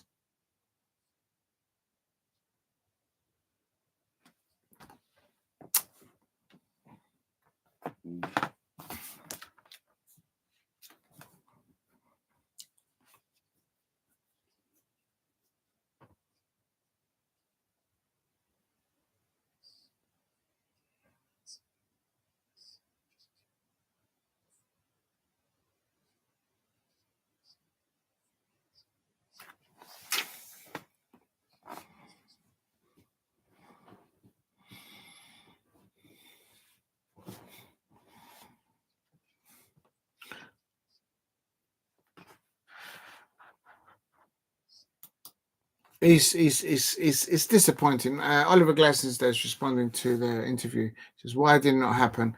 And his first action things to say was that both teams neutralised each other. I suppose you can say that fairly, but given the momentum that we were coming off, and given the fact that Brentford have been terrible travelling away to any fixtures during the Premier League this season, this was a brilliant opportunity to dwell on that and to make a statement at home. And for me, for the first half, we were just too off the ball for me. Oliver Glaston says that we were sort of evens with them until the penalty. I suppose technically that is right because it was 0-0 at half time and until the penalty. And we did hit the post, for example, a few minutes before the penalty that they got. We saved the first penalty, or they missed the first penalty, but then the second one they converted it. And he mentioned that. All right, let's listen to him.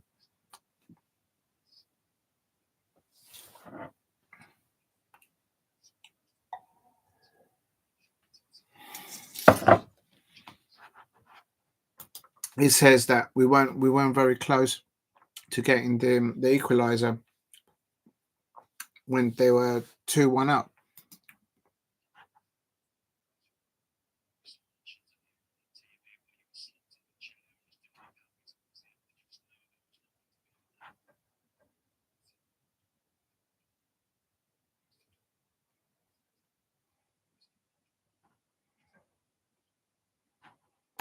Right, he just said something very important. He said in there that we started to play long balls too early, and I absolutely agree with that. Why were we doing that? Just hold the possession, pass it around with ourselves, control, dictate the play from the get-go, but we were playing long balls to begin with. Just move it up, move it. Come on, Palace. Do you know what I mean? Please hit a like and subscribe at Diego C. Palace if you are new. And I have to say, I'm just responding to Oliver Glasner's TV interview there. So he's saying that and that picture of him slouching along his where the substitute sits, it just sums up. He looks disappointed, obviously because we've lost, but he looks disappointed because of the way the players responded, and we just went up to it.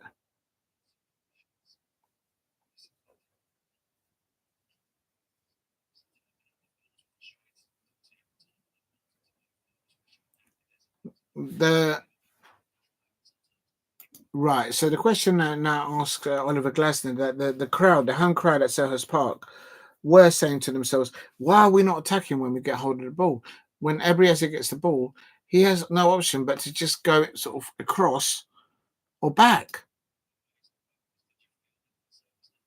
Did he feel that? Did he felt that?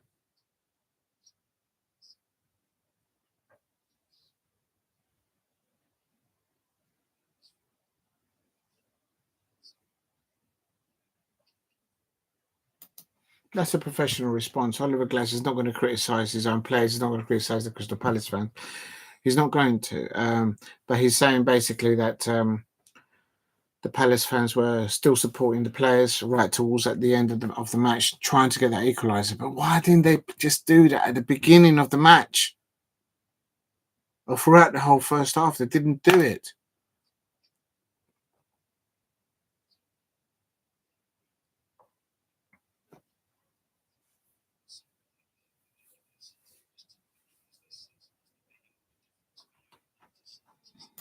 Right, that's another great question. The commentator now is dwelling on him because this is pressure. We've only won 2 games at home this season. That's not good enough. That's not good enough. And last season, of course, towards the end of the season, definitely we got loads.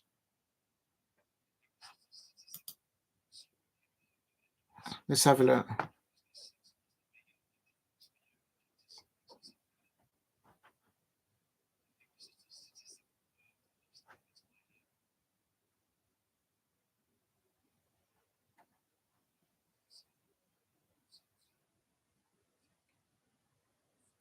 That's a tough question. Basically, they're asking him, why are we only won 2 games at home this season? And because last season we got loads of home wins. And he's saying, have you sensed anything? What is it? What is it about us playing at Selhurst Park that we just can't spark into life? And he says, no, there's nothing. It's just the way it's landed. And the players got to dig him out of this situation. It's the players on the pitch. The fans are there in numbers, and we're there with the drums. We're all making noises, but they've got to be attacking thinking mind.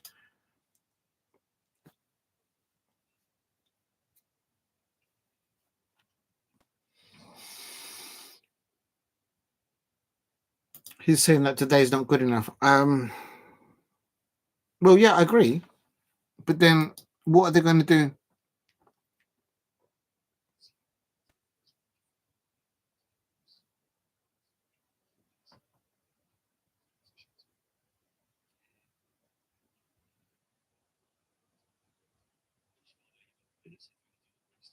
Now, a question on Romanese.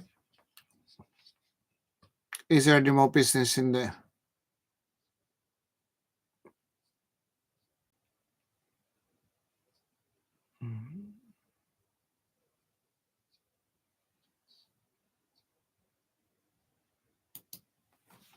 They asked him at the end, what is there any more transfers coming in at Palace sort of thing in the last few days of the transfer window? And then, of course, on Romanese, questioning about him and that as well. And quite frankly, Romanese, he was happy for. He said that he was happy for him coming on. Of course, scoring, good introduction there. I'm gutted as a Crystal Palace fan. I wasn't at Selhurst to watch it. But it goes back to the previous questions. At home this season, only 2 wins. It's not good enough, and there's a lot of pressure there because and the only ones that can put it right, with all due respect, it's not the fans, it's the players, and they're good enough. We're coming off. I think what makes it more disappointing the loss at Selhurst Park as a Crystal Palace fan is the momentum that they had built in previous matches, in the team, in the way they were approaching their positions before, and it's just a letdown. It's absolute, and basically that photograph of Oliver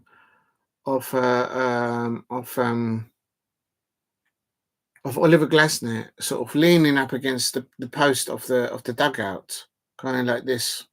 It's like a body language of saying, like, you guys have just let me down. I mean, what else do we need to do? And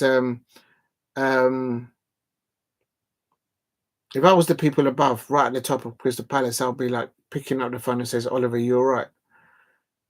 Giving him well, they shouldn't have to give him encouragement, but says, look, we're here. If there's anything else we can do, because he's basically the manager is the one that basically propels that momentum, that enthusiasm in training, and expect this transform into match day. But for some reason, that just did not materialize today. Of course, he couldn't say that publicly. He's not going to throw his players underneath the bench. But now it's up to the Crystal Palace players. The narrative might be looking like this from the players' perspective. Is just, look, we get a win at Old Trafford. We get we get 2 more wins, or perhaps 3 more wins between now and the end of the season, especially away, because we are travelling well when we go away. We're safe. And there you go. Get the beach towels out and on the way to the holiday. That's how it is. So for some reason, the players, when they go to play away, they don't come out and play like we've been playing at home. We've only won 2 games at home this season in the Premier League. That's not good enough. It's dangerous. You're tinkering there with possibly going down if you have problems not scoring goals. Today, that goal there by Romanese, absolutely lovely, well created by Daniel Munoz. And who knows what else will come in the transfer window. I would like Ben Doak from Liverpool. I don't know how long Adam Walton is away from recovery, but that would be a good thing. Or Bellingham, I suppose. I don't know who else might be linked. And also Diouf might come towards us. But then by the time they land at Crystal Palace, we're not going to see them until literally the end of February. Like literally. It'll be too damn late. But anyway, so big up to everyone in the chat. Please hit a like and subscribe at DLC Palace. Just responding to Oliver Glasner's television post-match interview there. No idea who was interviewing him. Probably either the BBC or Sky. I don't know who featured this thing anyway today. But the bottom line is, at home, Crystal Palace, we're not making Selhurst Park. The players are not making Selhurst Park as a fortress. You can't put that on the fans. The fans are there, and as Oliver Glasner acknowledged just now today, he was saying to the reporter, no, because he's not obviously going to publicly criticise the Crystal Palace players that he's in charge of. He's not going to criticise the Crystal Palace fans because they were sitting in the rain today, some of them. And I wasn't there, but I can sense from hearing the Holmesdale and ultras and etc. The spirit of the football club. They were willing these players to just get more offensively, and mostly when especially the likes of players like Ebrieze. We all know that he hasn't got Michael Olise playing. Ebrieze has been fighting with his form and trying to get it over the line, and he's been doing that brilliantly when he's playing away from Selhurst Park. But for some reason, it kind of then filters through that the whole squad that at home, they just can't get it over the line. We know that they've created a good team atmosphere and great momentum in training and on away fixtures results. Yes, I know that. I know that we beat Brighton and then we can start getting the beach towel out. But the narrative is right now is we're not playing well at home. It's disappointing. But if we get 2 more wins away fixtures like at Old Trafford, because we do like to go there and grab points, make no mistake about it. But then look at the Manchester United performance tonight. They're starting to get their tails up.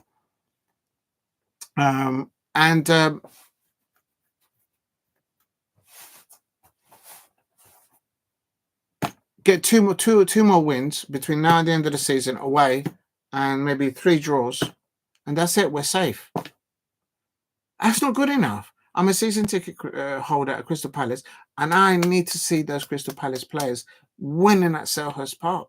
The only winning situation that we had today was Romanese coming on. Well, I mean, a youngster like that coming on, and he's the only one that brought the spark, and boosh, we got a goal out of him. What an impact that he had with his players, his new teammates, with the crowd, and he scored. So that'll give him good confidence, no doubt. That's what Oliver Glasner's just said. But I reckon the rest of the Crystal Palace players will be thinking that's not nice for him to have experienced that. It would have been better if he could have come and he would have done that anyway. But then if the rest of us would have actually done something in the first half, we were just like too off it, too like, we're on the pitch. I mean, Oliver Glasner's saying there on the post-match interview that both teams neutralised each other. I suppose tactically and narratively, he is correct, because until they got that penalty, it was 0-0. At halftime, it was 0-0. The point I'm trying to make is, as a Crystal Palace fan, is at Selhurst Park in the first half, for some reason, or sometimes when we come out in the second half at Selhurst Park, we're just not up to it to try and win the game. We're there, present. The players are on the pitch, but it just doesn't work out. Attacking right. The question now, the person asking the questions to Oliver Glasner asked him. At times we could see Eberezer receiving the ball, and the play then dictated either sideways or backwards. That's what the reporter said. So then I'm thinking there, as a Crystal Palace fan is, and the manager's response to this, why haven't the Crystal Palace players at home at Selhurst Park throughout the beginning of this season and up to now have more attacking options, mentality to just get at them? If you're just 5 yards outside, prime example, Leandro Martinez for Manchester United today at the Cottage. He was 10, 20 yards outside the penalty area. A loose ball comes out, gets toe poked out. He's like onto it. He's not thinking of passing it sideways or backwards. He's thinking, por favor, yes, please. And then he boosts it. That's what the question there was asking him of Oliver Glasner and his team at Selhurst Park. When we're playing at home, let's go for it. Attack the position. We're not doing enough of that. And the fact of the matter is, the proof of it is, we've only won 2 games at home in Selhurst Park. Yes, we look like we're going to be safe this season because, as I said earlier on, if the Crystal Palace players think and believe, yeah, we'll get 2 more wins away. For the performance, they weren't terrible, but they weren't up to the levels that they expect themselves to be as professional football players to really tell the Brentford players that are coming at Selhurst Park, you ain't going to be able to play or dictate this game. We're going to we're going to dictate this game, and we're going to show you that you're playing at our home. And they got to feel that they've let themselves down, and they've let Oliver Glasner, because he's the one having to face the music with the cameras at the end of it. It's how it works. It's how it works. The manager always has to pick up the pieces there. Please help me get to 10 likes if you can in the chat, if you haven't hit a like, and also please help me get to 2,000 subscribers. Trying to get to 2,000 subscribers. The players did a job. They did a role. As Oliver Glasner said, they were cancelled out themselves with the opposition at Crystal Palace at Selhurst Park for the first half and up till they scored that penalty. That's what the response is from what I'm hearing from that TV conference. My thought as a Crystal Palace fan is very simple. When Roman Eze scored that goal and brought it back to 1-1, to 2-1, I should say, why couldn't we have done that creative, impact play, offensive play more often in the first half? We did hit the post. A couple of times, I think it was. There was some chance, but even the commentator who's neutral said to Oliver Glasner, he kind of has to feel that at home at Selhurst Park, the Crystal Palace players, when they get the ball, the likes of Eberezer, the consideration is not to go forward with the ball, to have a pop on goal, or to go forward like we used to do before with Michael Olise. Now it's just sideways or backwards to switch the play at the back. That's why we've only won 2 games at home at Selhurst Park. It's not good enough. It's not good enough. It's all right for the football fans out there to just go to the away games. Big up to them. But I'm no doubt the majority of them, if not all of them, they probably all go to the home fans. And they're thinking like, come on, this is not the same team we're seeing at home or playing away. Oh, my days. And now Manchester United have got their tails up. We got them next week. I still fancy us next week at Old Trafford because, I think Manchester United have got a fixture in between. How do I figure out if they've got? All right, let's do my Palace first. We got a cup. I don't think we have. I think the Crystal Palace next fixture is next weekend. Well, I'm just going to check. Please hit a like and subscribe at Diego Cipaz. Then I'll land at where I'm trying to get at. Fixtures. So the next fixture that Crystal Palace has. It's Manchester United on the 2nd of February, so it's next weekend. I was thinking of the cup against Doncaster Rovers, but that's after. Yeah. So our next fixture is next Sunday at 2 p.m. The reason why I'm mentioning this now in comparison with Manchester United who are 2 points ahead of us. I think they've got a game in between. Yes, on Thursday. Right, look at that. Thursday, look at this. Thursday, Manchester United are away in the UEFA Europa League against FCSB. Does anyone in the chat know where FCSB? Where is that? What country is that? Is it big up to Steve in the chat. I'll come to you in a second. I'm just trying to find out. So basically, Manchester United. Oh, thank you, Steve. Oh, you're a legend. I knew you'd know. So Romania. So basically, on Thursday, or I should say, on Tuesday, I would expect Manchester United players to be getting ready to fly out to at least have one day, not to acclimatise, but to get ready to play in Romania. That can't be an easy crowd to play against, I expect. Right, let me go into the competition. Oh, how do I go into the competition? He doesn't let me go. I'll have to go into the... Oh, I know how to do it. If I go to... Well, anyway, my point being is that Manchester United have got a match on Thursday, and it's not home at Old Trafford, it's away, so they've got to travel over there and then get back. And in the midst of that, we're coming towards the end of the transfer window. Okay, so there's a lot going on off the pitch and on the pitch for them. And then they come back presumably, because it's an 8 p.m. kickoff on Thursday, so they'll probably travel back all day Friday, giving them only possibly one day recuperation for the Sunday kickoff. So we've got it easy at Palace now, because we don't have another match between now and next Sunday. We don't have to travel away and play a Romanian side. Thank you, Steve, ROC, for that. And now, my point being is, this momentum that we seem to have, that we are galvanized, the players in training, and how to transform that in away fixtures for ourselves, it is spot on. We're getting the points, we're getting the wins, we're getting the points in the bag. But we can't transfer that momentum, that sort of mentality on starting a kickoff. When we played away at Brighton, when we played away recently against at the London Stadium against West Ham United. Why don't the players play like that at Selhurst Park? That's my question. And I expect Oliver Glasner is probably asking himself the same blaming answer there. They weren't the Stuart Brunakest once. Weren't they statue of Burakest once? I don't know. I'll have to Google it in a minute, Paul Brett. You got me there as much as I do.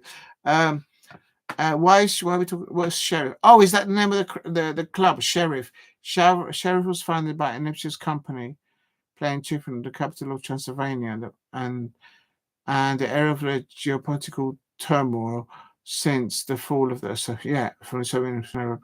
21 play in Moldavia, capital Moldavia is chess, and Cesu Bucharest now is FSB. So it's one of those countries over there that changed from the fallout of the Second World War. Believe me now, Steve, you're an absolute legend, because it would have taken me a while to figure that out. So since the fall of the Soviet Union in 1991, but play in Moldavia. Oh, I see. So literally, they're like Yuspa Ruski. I speak a Ruskin Linloga. a little bit. If you know, you know. Anyway, capital of Moldavia. Right, I need to find a bit more about this club. It's not letting me do that. So the only way I can think of is if I go to football fixtures. When did Manchester United recently play in that competition? It was Thursday, I presume, isn't it? And who are we looking for? FCSB. It must have like a very long lane. Oh my God, they won against Karabakh. Oh my God. So they're actually a good side as well. So basically, they... where is the table? Where are they in the table? In the UEFA Europa League table? Where's FSCB?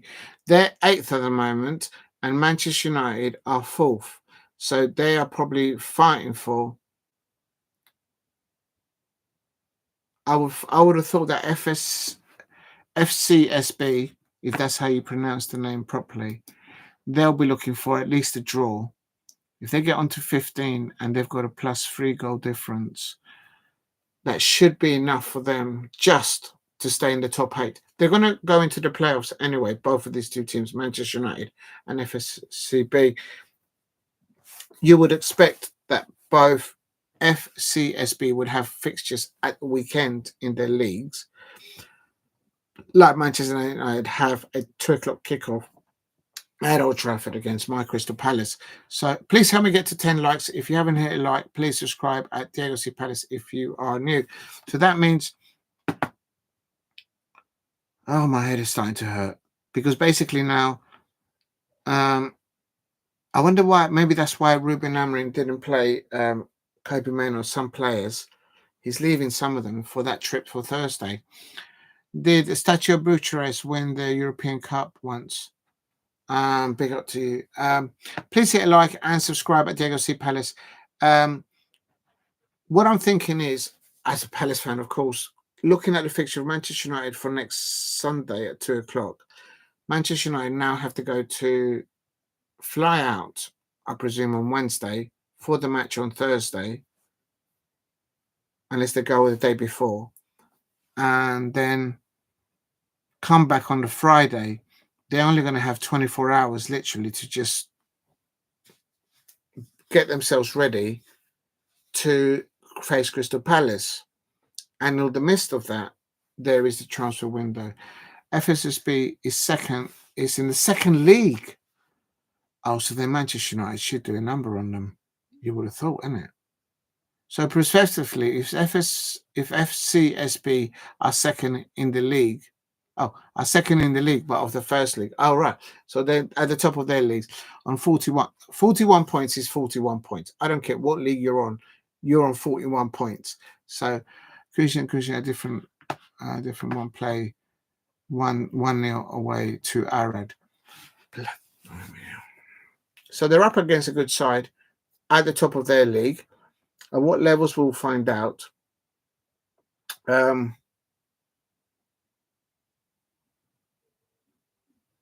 They've conceded less goals than Manchester United. Manchester United have conceded 14 goals. Oh no, sorry. I take that back. Manchester United have conceded 9 goals, and FSB have conceded 7. Valencia scored, but now offside. Big up to Steve. I just can't get this because of the performance today of the Crystal Palace players at home at Selhurst Park. My head is just doing all kind of whirlies out there. The only positive thing that I can think of to go to Manchester United, to go to Old Trafford as a Crystal Palace fan right now, after that performance at Selhurst Park, literally being nonchalant, just walking along at Selhurst Park, this Crystal Palace players, I don't know what they're doing to me, but they can't transform that sort of intensity and that sort of team approach that they have at opponents, like they do against West Ham at the London Stadium, like they did at their Amex against Brighton. They need to transform that into playing that at Selhurst Park. We've only won 2 games in this season at Selhurst Park. That's not good enough. It's not fair on the season ticket holders. It's expensive to go and watch Palace. It was FSB Palace win by a 67-minute goal. So Barcelona scoring 7 goals. I wish I was doing the second half now. But I'm just blabbing on about this because it's just doing my head in. But at least I know now that Manchester United have to deal with the transfer window in one point. They've got players that literally want to leave and the manager doesn't know whether he's going to have them or not.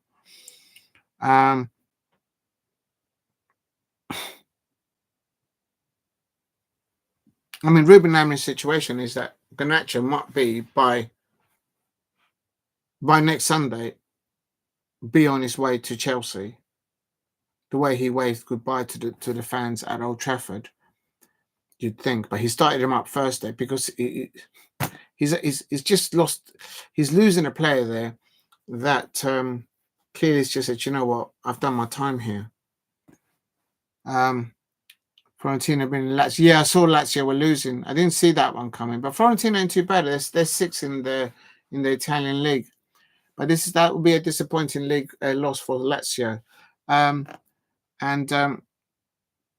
Lazio are on top of the Europa League table above Manchester United and FCSB.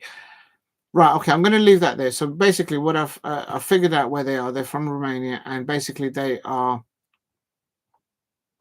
literally, it's not going to be an easy place for Manchester United to go on Thursday. They've got to fly back, I presume, on Friday. They'll have one day to sort of recuperate, whatever. And then we've got them at 2 o'clock on Sunday. Crystal Palace players don't have to do that during the week. They seem to be in like autopilot whenever we go away, that we're able to replicate that kind of a performance that we did at the London Stadium and like we did at the Amex Stadium against Brighton. My point being is this: if we start the first half like we did today, and this how we started the second half, just not been attacking enough, Manchester United, like they showed today, if they get one glimpse of it, like Lisandro Martinez saw it today with a toe poke out of the Fulham defense penalty area, he pounced on it and he wasn't thinking about crossing the ball sideways or passing it back. He thought, hello, there's a bit of room here. The ball's coming towards me. I'm going for goal. Can we have that kind of a mentality, Crystal Palace players, please? Come kick off at Old Trafford. We need to install that away mentality of momentum, of team spirit, of attacking football play. Because if we don't, there will be Manchester United players that are internationals that will know how to put the ball at the back of the net. Look at that goal that Amad Diallo scored. That was ruled out. The way it was created and the way he delivered it, that should have been allowed, but it is what it is. Big up to everyone in the chat. They're having a conversation there. Steve RFC said earlier on, I'm going to go back to your comments before I missed them. Steve RFC says Manchester United was meant to play Fulham at 12 o'clock. Oh, really? Oh, I didn't know that. At 12 o'clock. That's why this game was moved to Sunday. It replaces the Saturday 12 o'clock. Oh, I didn't know that. Well, do you know what, Steve? Whether they played them yesterday or today, I just had a feeling that they were going to win. That's why I went for that one. Just got a hunch that sometimes you have an opponent and there always seem to be a bogey team. And I just got a hunch for the madness that was happening to ETH at Manchester United last season. And then he went to Fulham Road to Cankovic. And the reason why I remember that one is because I was in the area and I thought, you know what? I've got a morning off. It's like an early kickoff near Craven Cottage. So I took my phone and I quickly videoed the Everton had bringing on his players. And the reason why I remember it for the second point is I didn't go in there. I didn't have a ticket, but I just videoed it. You know that I video the football players arriving at stadiums. Anyway, I noticed that Everton Hag and Marcus Rashford were the two persons to leave the coach, like really at the end, but they kept everyone waiting like nearly 5 or 6 minutes. And everybody has already left the coach and gone into Craven Cottage. And so that's why I remember it rightly. But then when I was making my way back home and uploading the video of them arriving, of the Fulham players and the Manchester United players arrival at Craven Cottage, I realised that it's like a bogey team for them. And against bad form that they had last season under 18 Hag, they got a result at the Craven Cottage. And that's what's happened today. Of course, a different manager and, of course, a different formation. Please hit a like and subscribe at Diego C. Palace if you are new. And big up to Steve there. And he also says almost 6 to Barcelona. So I think the goals change was different there. And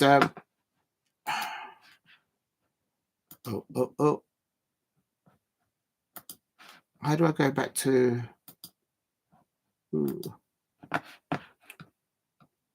I'm worried that if the Crystal Palace players don't start like we started against West Ham or Brighton, if we start how we started this first half at Selhurst Park today, that's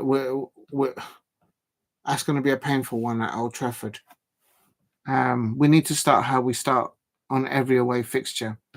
Where's Barcelona? Are they still playing? They can't be still playing. It must be because it's still in the second half, I expect. Sporting Braga still playing. The Portuguese, I can't see them.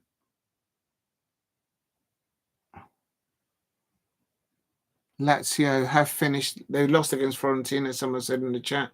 Oh my God, it's Barcelona 7, Valencia 1. They're on their last 84 minutes. All right, I'll read the chat because I think it's a bit rude not to. Almost 6 to Barca's stays 5. 6 wants to Barca, Steve says. It's actually now 7-1. Unbelievable. They're from Romania. Thank you, Steve. I really appreciate that. Weren't there the statue of Baggaley once? Probably. And then you said about Sherry, founded by the innocuous company playing Trispol back in the day, the capital of Transylvania, an area of geopolitical turmoil since the fall of the Soviet Union of 1991, but play in Moldavia. Right. Capital of Moldavia, Chisinau. I probably just butchered that. They were Stew Bucharest, now BFS. So really, they've travelled. That team has travelled in different locations to where they are playing right now. The Stew Bucharest win the European clubs since Steve. FSBB second in the league, 41 points. So they're top of the league. So then in the league form, they're a lot better. Hence why they're in the top 8 of the Europa. With Manchester United. Valencia scored now, but offside. It was a penalty. FSB win by the 63rd minute. And 7-1 Barcelona. Yes, you're right, Steve. It's 7-1 Barcelona. Fiorentina beating Lazio 2-1. Absolutely. Please hit a like and subscribe at Diego C. Panel. Statue of Bucharest won in 1986. European Cup. Beating Barcelona. On penalties. What's in 1986 the World Cup? Oh no, it was 82, the World Cup final. And then Hadju strip draw 0-0 at the home of Richa win, and there was 2 points behind Rijeka with 2005 was the last time Hadju won the league there. And it says Terry said that. Oh, I see. Thanks for that, Steve. And Diego, you're back. Must be in Texas. Oh, tell me about it, ST. I'll tell you something. Are you offering massages there, ST? Yes, it is killing me a little bit, but it is what it is. It's been a wet, very wet, long Sunday for a Crystal Palace fan. Real talk. Diego, you must be in tatters. How do you do long streams? Most days giving me a backache thinking about it. Big up to STE there in the chat. And if you please hit like and subscribe at Diego C. Palace. Just going through the last of it. Barcelona are winning 7-1. I can confirm. This is the thing. If Marcus Rashford goes to Barcelona and he plays down the left-hand side as an option for them, he's not getting ahead of Rafinha. Not anytime soon. No way. I'm just saying. I don't think he will. Or does he? Anyway, and the other one, if he does play more central, in the false 9 or in the 10 position,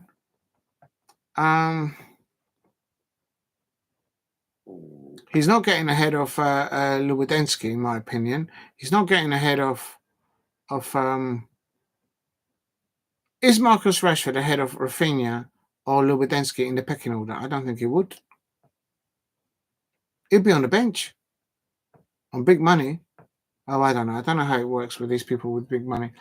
And big up to STC, you're back. Oh, and then bet you have 10. No, nothing like that. Nothing like that. I don't know where you're going with that, Steve. In the video, no, it's nothing like that. It's a family home. No, it's nothing like that. I ain't judging.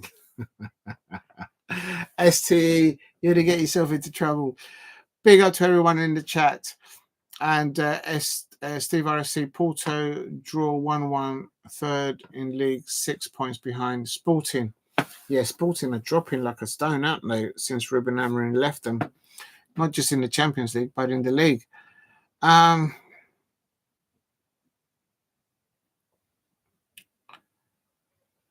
what a performance by Barcelona. And they've got the likes of Lamine Jamal there, although he's not worried about his position. If the likes of, I think this is the first time that Frank de Jong has started for Barcelona in the midfield pivot. And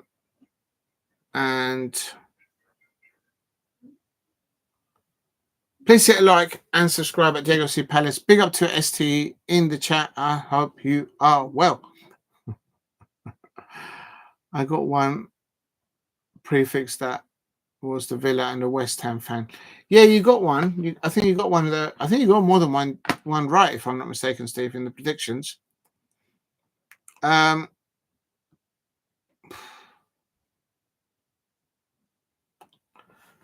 Yeah, one prediction. Yeah, I know what you said. Yeah, predictions. Yeah, I thought you said that. I thought you got more than one.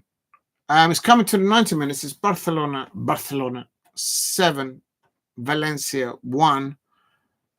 Where is Valencia in the table anyway? Let's just have a little Voyager view of it.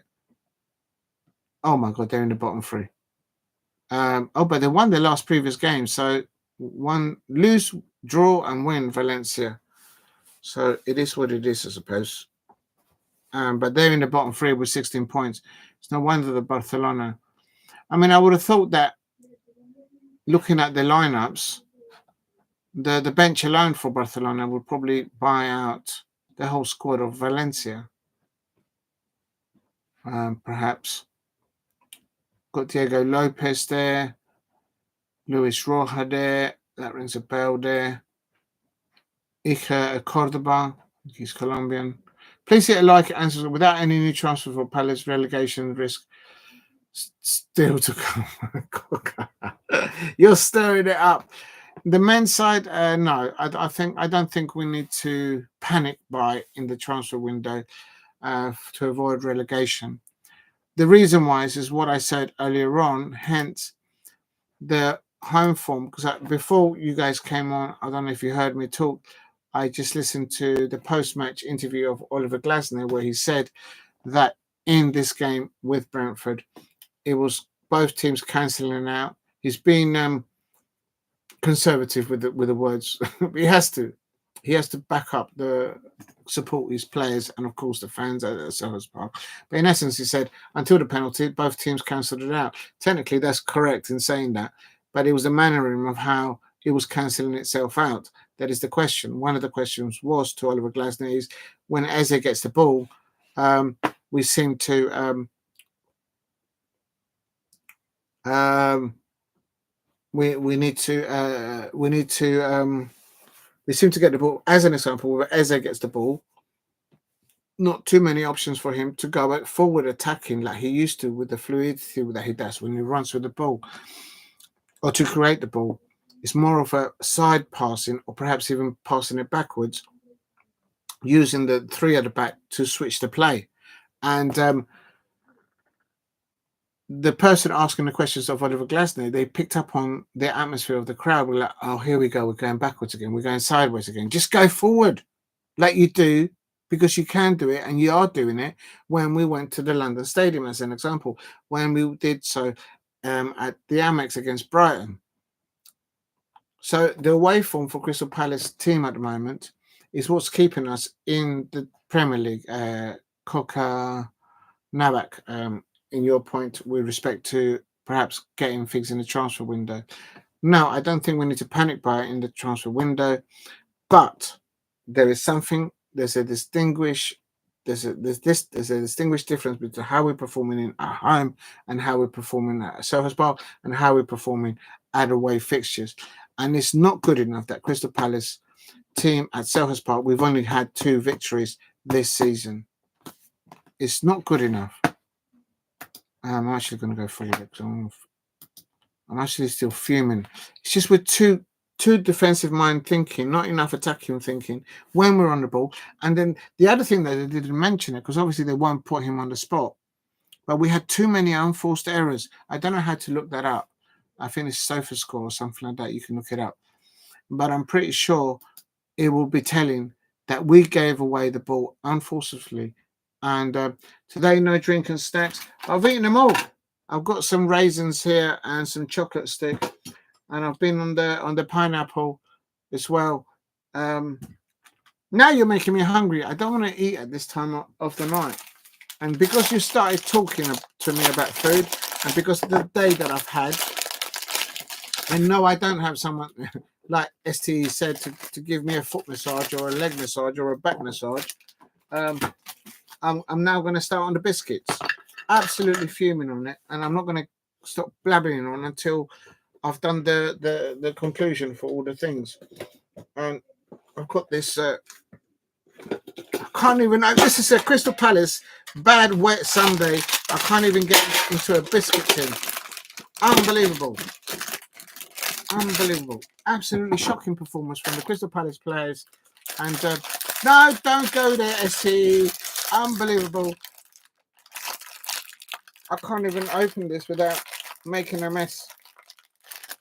I've got some Scottish shortbreads from Scotland, actually, I might say. Lovely ones.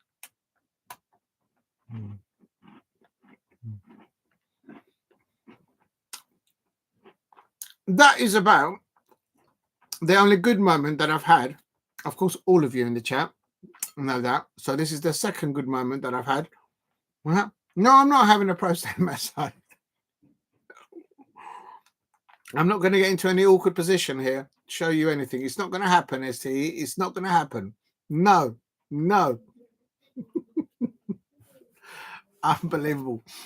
No one gives you a manual when you start doing this content creation. No unfavorable awkward position. And we're past the water. No, we're not past the watershed. Is the watershed still 10 o'clock? Or is it 11 o'clock? I don't even know. But this is the second best moment today as a Crystal Palace fan.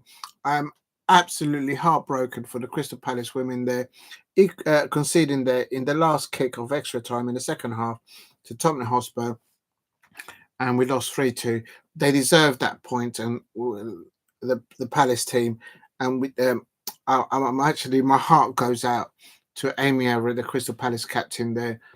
I hope she's all right, and I hope I'm sure that the manager, Laura Kaminsky, and the other coaching staff, they'll be. That's a hard one to take for all of them, but also most importantly for Amy Everett, the Crystal Palace captain. And no, I'm not going to get into a dodgy position now. While I enjoy the second best thing that I've had today, you lot have been in the chat. You guys have been the first best thing in the chat today. I have to say, I wish I could give you all a few biscuits. And I am not the Cookie Monster from Sesame Street. Do you remember back in the day when the Cookie Monster came on? And I am not anything like the Cookie Monster there from Sesame Street back in the day. They remember they had some really good music there. But I'm not going to go into that. No. I was talking about Crystal Palace form. Right, going back to the Crystal Palace form. There you go. I'm gonna search this because I'm really got the ump that we've only won 2 home matches at Selhurst Park in the Premier League, and I'm trying to find them in the Premier League. I'm not talking about FA Cup, just in the Premier League. We should have won against Jammy Chelsea, but because of that, they always get the referees in their pockets, the Chelsea fans. Oh, if you're new to the channel, please subscribe at TLC Palace. That realtor, we drew against them twice this season, but I'm talking about Selhurst Park. I'm going to find them. We won against Southampton. Even having said that, Dibbling scored the first goal in that fixture because I was there. Dibbling scoring there for Southampton, the first goal. And for Southampton, it was a shame that he wasn't available playing against Southampton, against Manchester United in their fixture. But anyway, and so we won against Southampton. That's our first credit to win at home, Southampton, and they're bottom of the table. I'm going to find the other one because at the top of my head, I can't think of it because we've only had 2 home wins at Selhurst Park. Do you think home season tickets are come cheap? They don't. We lost 2-0 to West Ham at home.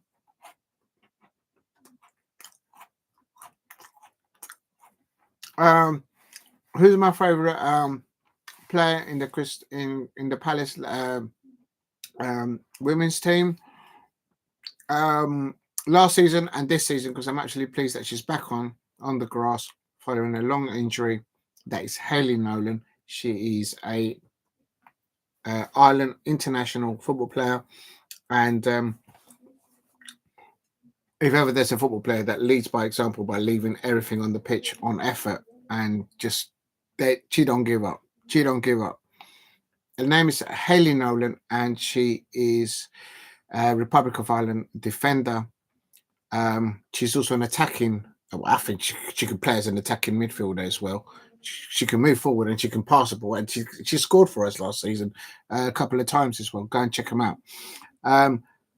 We won against Stockport. Right, I'm just going back through all the fixtures. We won against Southampton at Selhurst Park. I'm trying to find out which is the other one. We drew against Newcastle. I was there for that. We lost against Fulham at Selhurst Park. We drew against Wolverhampton. Oh, no, that was an away fixture. So we're going back to November. It doesn't even go back that far. Oh, it does. There it is. There it is. 27th of October against Tottenham Hotspur. How can I forget?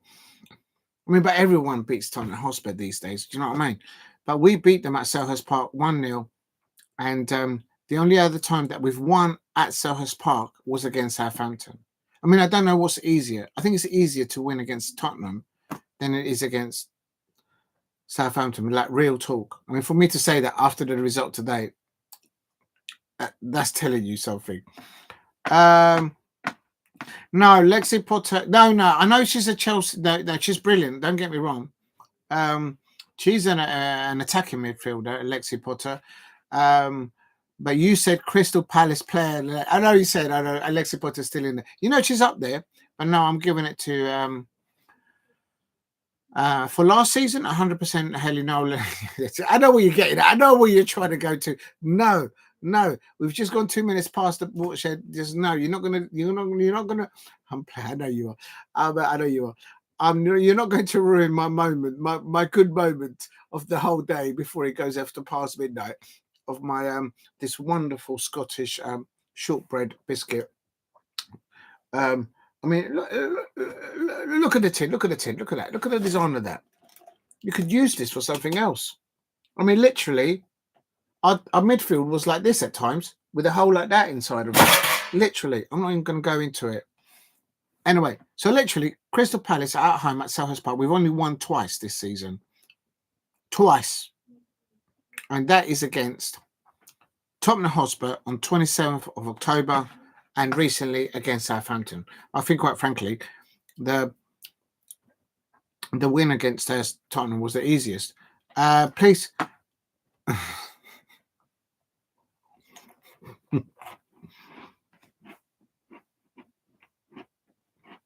Now, where I'm trying to land with this one is very obvious.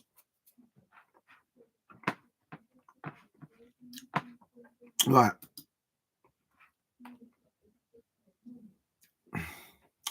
Breaking news. Postecoglou is unsure of his future.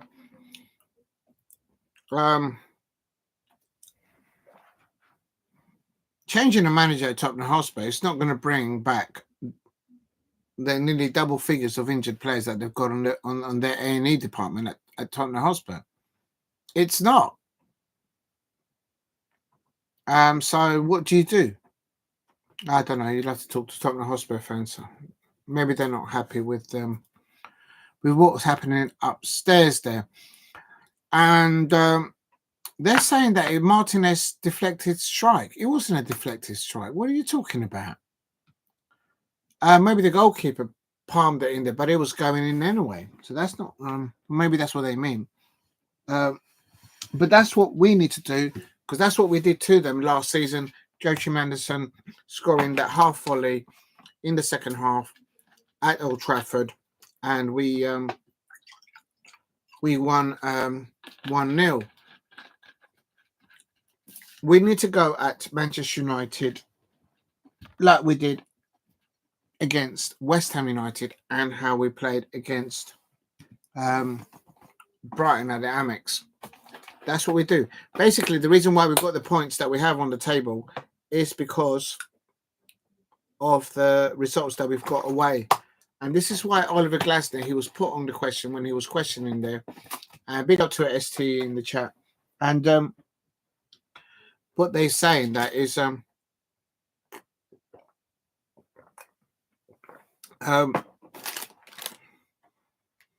home form for Crystal Palace under Oliver Glasner this season is not what he wants to be able to talk about right now, and he's not happy about that. They also pinned on the comments the questionnaire after the. I don't know who was asking him the questions, but they asked him. You were seen slouching on the dugout sort of pillar, and it was that's been photographs now, and that's what's gonna be on the that's gonna be cascaded everywhere. People are using it now as their thumbnails, and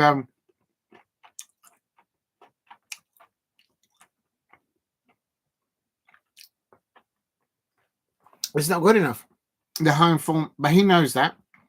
How does he change that from how the players apply themselves when they go away and get the points that we have got in the table? What worries me, because this is what Palace does. This is what Palace does every season. The moment that we're close to securing a Premier League safety, the beach style starts to emerge. That's what's going on. Please help me get to 10 likes in the chat. If you're new, please subscribe at Diego C. Palace. But that's what Palace does. And I'm thinking in the mindset of the Crystal Palace players, saying those of them that would want to have been perhaps poached in the transfer window, but then no one's coming in for them for what they want. There's nothing wrong with that.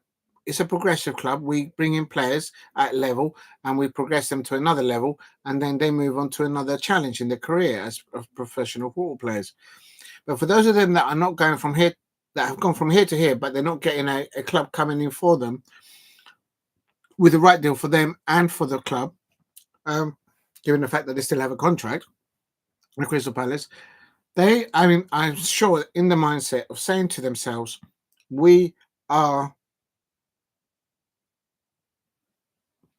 got good momentum on away football when we go to away fixtures, and we're getting the points in.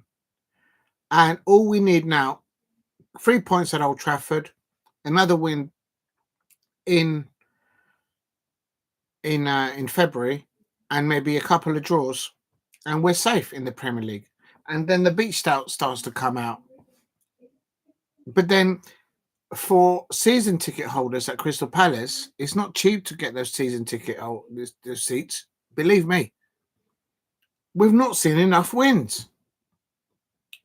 And so the mindset of the manager's thinking, at least he's got something to cling on the away fixture form that he has with his players.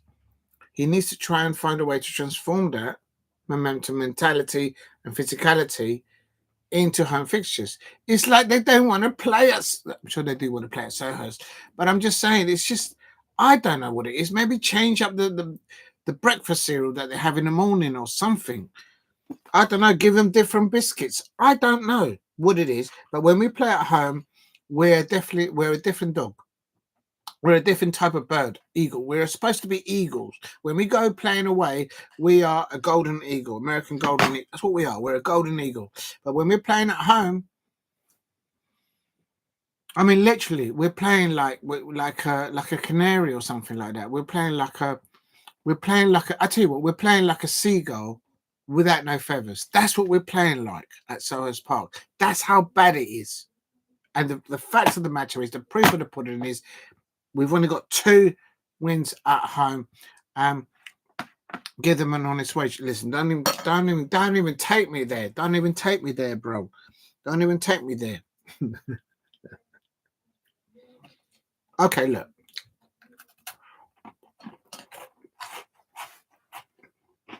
In the cup, we won against Stockport.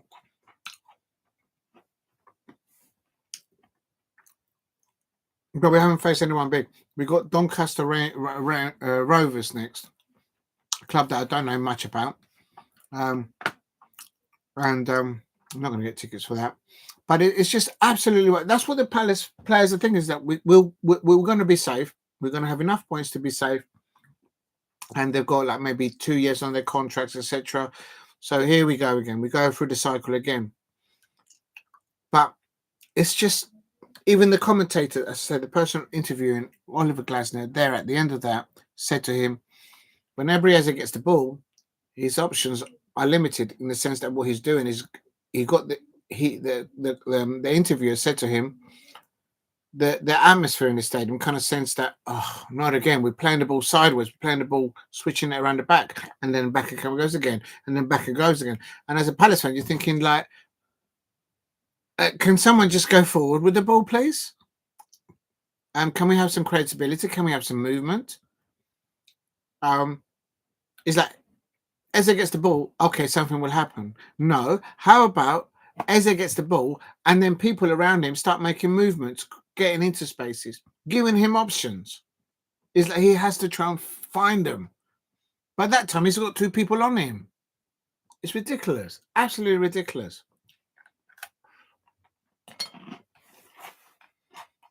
We need more points at home. And if we start the first half at Old Trafford the way we started today, we're going to be trouble. There's going to be trouble. There's going to be trouble. I can't do the American accent. We're going to be trouble. They're going to be trouble. They're going to be trouble. They're going to be trouble at Old Trafford. We're going to get peppered up there. We need to challenge the Manchester United home fans and those Manchester United players at Old Trafford, just like how those players at Crystal Palace play against West Ham at the London Stadium and at the Amex. That's what we need to do. Please help me get to 10 likes if you can in the chat. I am absolutely fuming the way we lost the game. The only positive things that we saw, Roman, Eze, and no doubt the Chelsea fans will be after him as well. They're not only happy to get every Eze possibly, they probably would want to get Roman Eze as well. You're not having him. And walking key. Yeah. Hey, listen, STE, you stay careful. Now, no, you're not, just ST Chelsea fans out there, you're not having Roman Eze, and it's not having it. Okay, now it's just come up now. The Ruben Amorim post-match interview. I want to know what he has to say, because he has to take his Manchester United side away to Romania to play against FCSB. I might have got that wrong. I was too knackered. And then I had to do stuff this morning, so I didn't. But I will do it tonight, because believe me, I need some cheering up. I need some cheering up right now, because this is just absolutely terrible the way we lost against Brentford. Absolutely fuming that Roman Eze is coming for his debut as a substitute for Crystal Palace. He made an impact, and on top of that, the players around him didn't perform for him in the first half. And you saw Oliver Glasner. That's going to be the shot, the photograph of the week at Crystal Palace, and that's a negative one. And I don't like to say it, but it is. Oliver Glasner slouching there on his technical area, on the wooden bit there of the dugout there, and even the person in the interviewing him after the match mentioned that. Absolutely right. Here we go. I'm going to mention. No, I will watch it though, because that I know that always cheers me up. It is so funny. It's one of those things. It was nearly as good, not as good, but it was that the phone jacker when he phoned into that classic car showroom on the Berkeley Square in near Piccadilly, Berkeley Square, And he phoned in, and and he gave it. He's like, well, okay, I'm going to take the car, and he's like, and then he started with the numbers, and then he said a 6, 8, and he's like, whoa.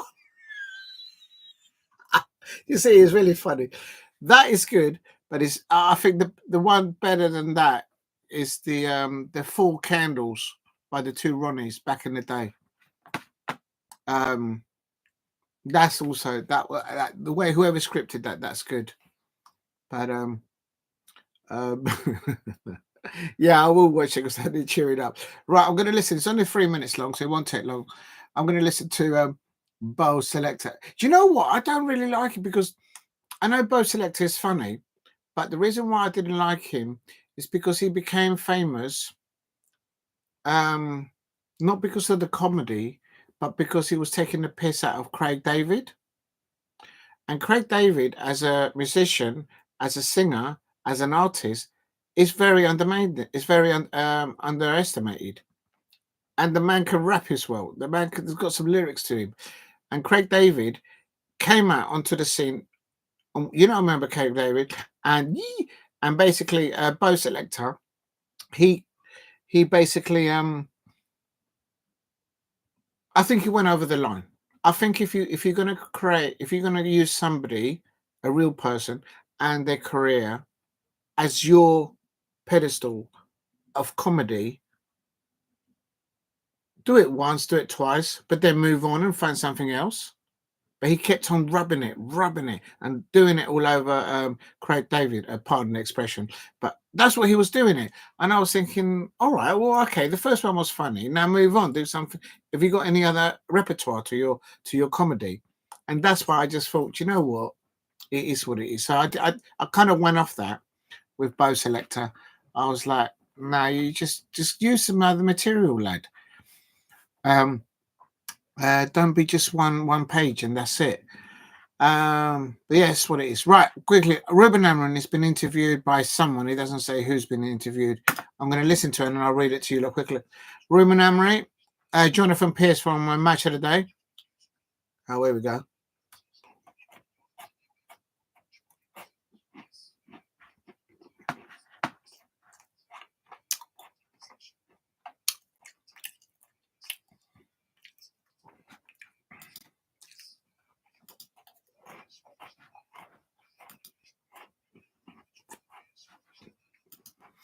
Right.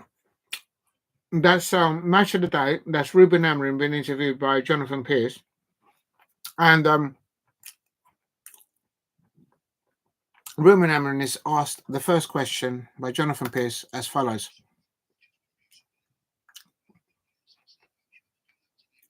In regards to the defence of Manchester United.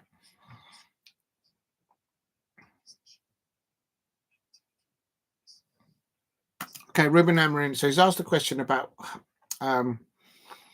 what did they have to do with their defence, the fact that they've won at Craven Cottage, and Ruben Amorim responds by saying, yes, defending is a part of their problem and it's something that they're working on. So that's good because basically what he's saying is that he knows that there is a situation. Some managers don't give that card when being interviewed after a match, but he says, yes, I know we're building on defending whilst on the ball, but we're building on it. So, and they've won. So that's a good response.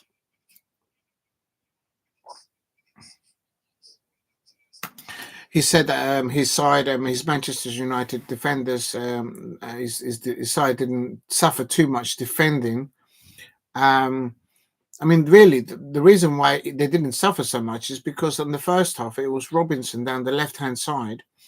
It was Robinson and Iwobi, and they were both up against once they got past Amad Diallo. And Amad Diallo, of course, is a brilliant prospect, but these are big, bulky football players.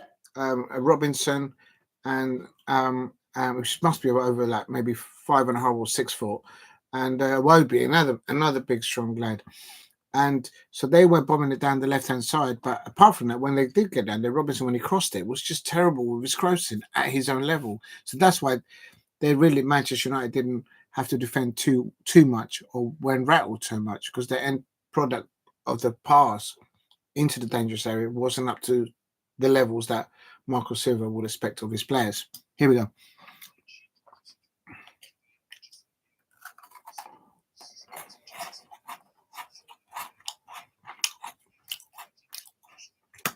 There, so he's just said, Ruben Amorim's just said that with the long balls at the end of the match, his side had trouble defending that. There was like calamity defending. It's like everyone just do what you can sort of situation. So maybe that's what we need to do to them at Old Trafford. Get at them and sometimes mix it up. Don't just play with the width and crossing the ball in, but also just do the odd ball, the long ball here and there. That was a criticism by one of the and managers hate that when they just say that they only do long balls. But this one, he's saying that Ruben Amorim is saying that he had to defend on that. Coming to you, STE in the chat. Big up to you. 1 minute.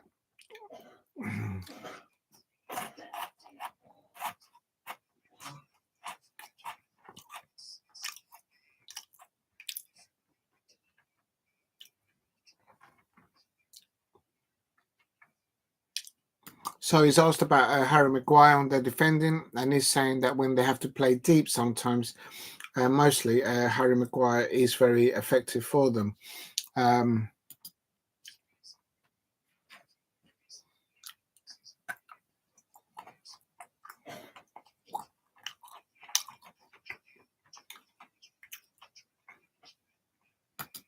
He's now asked a question on Toby Collier, the Northern Ireland international. He's a tall young lad, but he looks so ice cold and composed.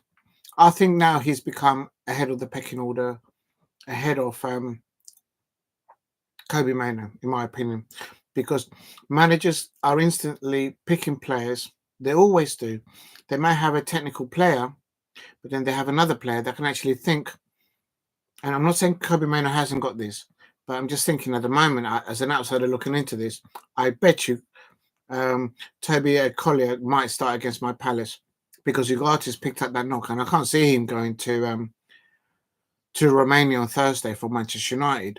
So Collier could be playing up against my Crystal Palace alongside Bruna in that midfield pivot for Manchester United against the likes of Will Hughes and Jefferson Lerma. Because we don't have a match between now until next Sunday, but Manchester United do. Okay, he goes on to.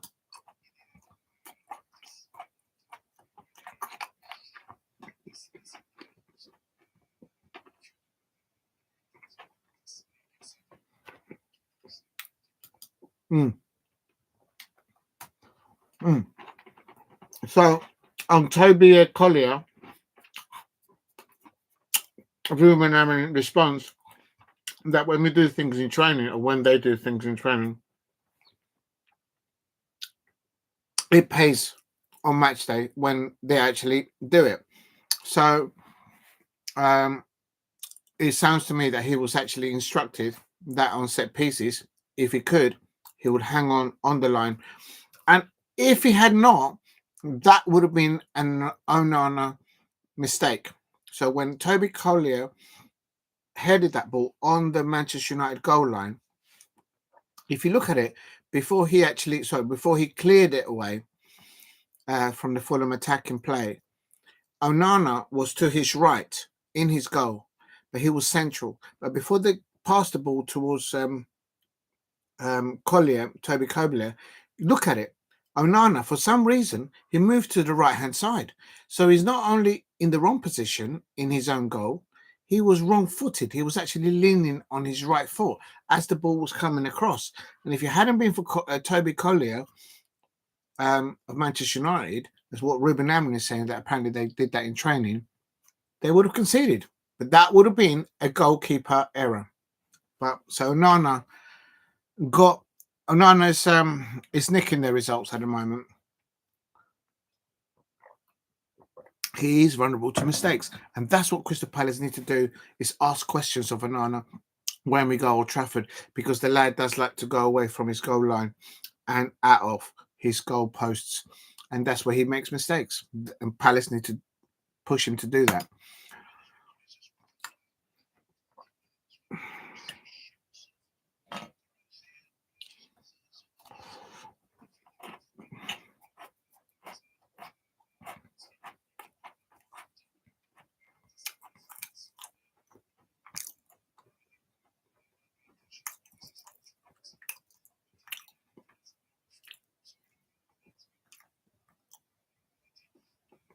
He seems quite humble. Ruben Amorim. He's saying that he does get criticism from outside, but he doesn't listen to it. But he's kind of like a bit conscious of it. And if it's fair, it's fair. What can you do? In respect to the questions of Jonathan Pearce there from Match of the Day, he asks him that what about the confidence that they've got from recently beating Rangers and what they've done tonight against Fulham? And Ruben Amorim saying that he's aware of the criticism. He doesn't really pay attention to what's going on outside because I would have thought he has the time to actually pay attention to what's happening outside. He needs to focus on his players in training and on match day. He's saying that to win again in the space that he's just won against Rangers and now tonight against Fulham, it helps what he's trying to do with his players.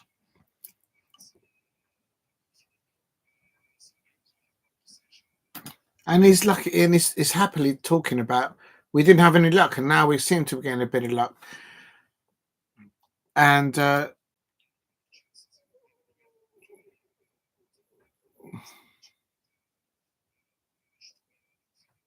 he said that today wasn't the best match for his players.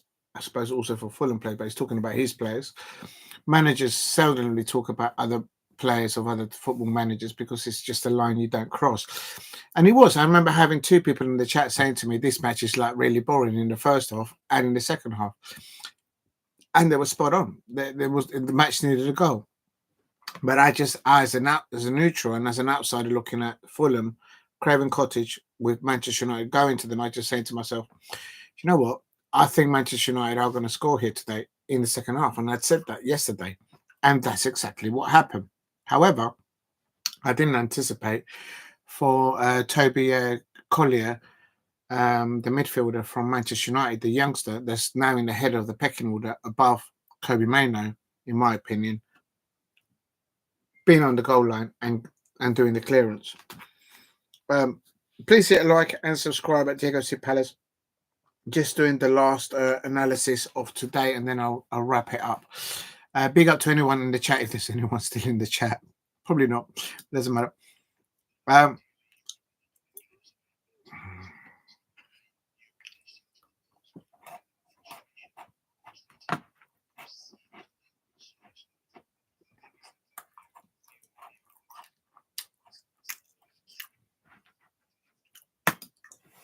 Jonathan Pearce asked Ruben Amorim, given his previous managerial record, how he likes to win is one thing, but how he wins today is a different thing because it's true. The match was like 0-0 most of the time, and it's probably not the ideal way of his style of playing, attacking football and scoring goals and just winning outright. That's what he did at Sporting, but he's saying.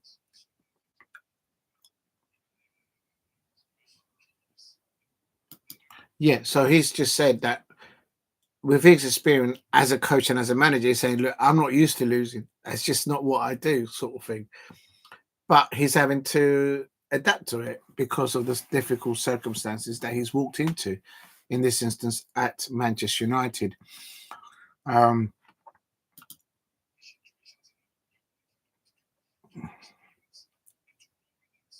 And he says that whatever he fears, whatever he matches up with, whatever he comes across as the Manchester United manager, if it's a new experience, then he has to adapt and he has to learn from it. So, and he's looking to improve himself. So that's good.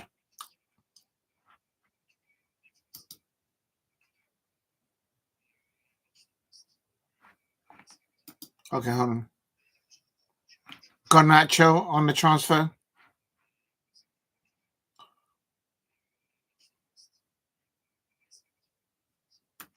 They asked him about Garnacho, and he says no, he's important for him today, and now he needs to rest and get ready for the next one. I got a feeling that by Thursday there will be some movement. I think he'll know if he's going to land at Chelsea because the time is running out. We're running out of days. Oh, apparently it's Ruben Amorim's birthday. Hold on.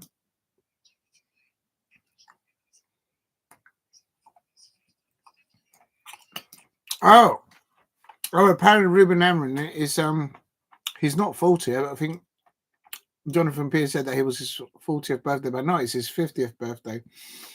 And my days, imagine that. Please hit like and subscribe at JWC Palace if you are new. Oh,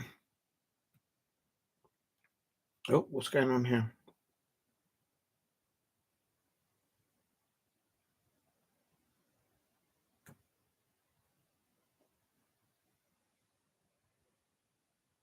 If you can, please help me get to 15 likes in the chat. So it's his birthday. I didn't know.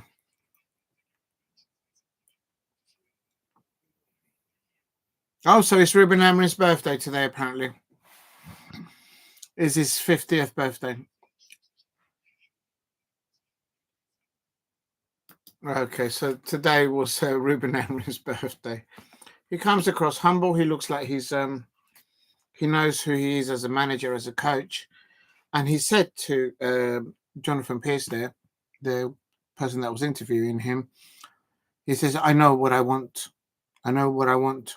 And like that. So if you're a Manchester United player, or if you're a manager of another club and the manager's saying that publicly, you better respond to him in training, I expect. And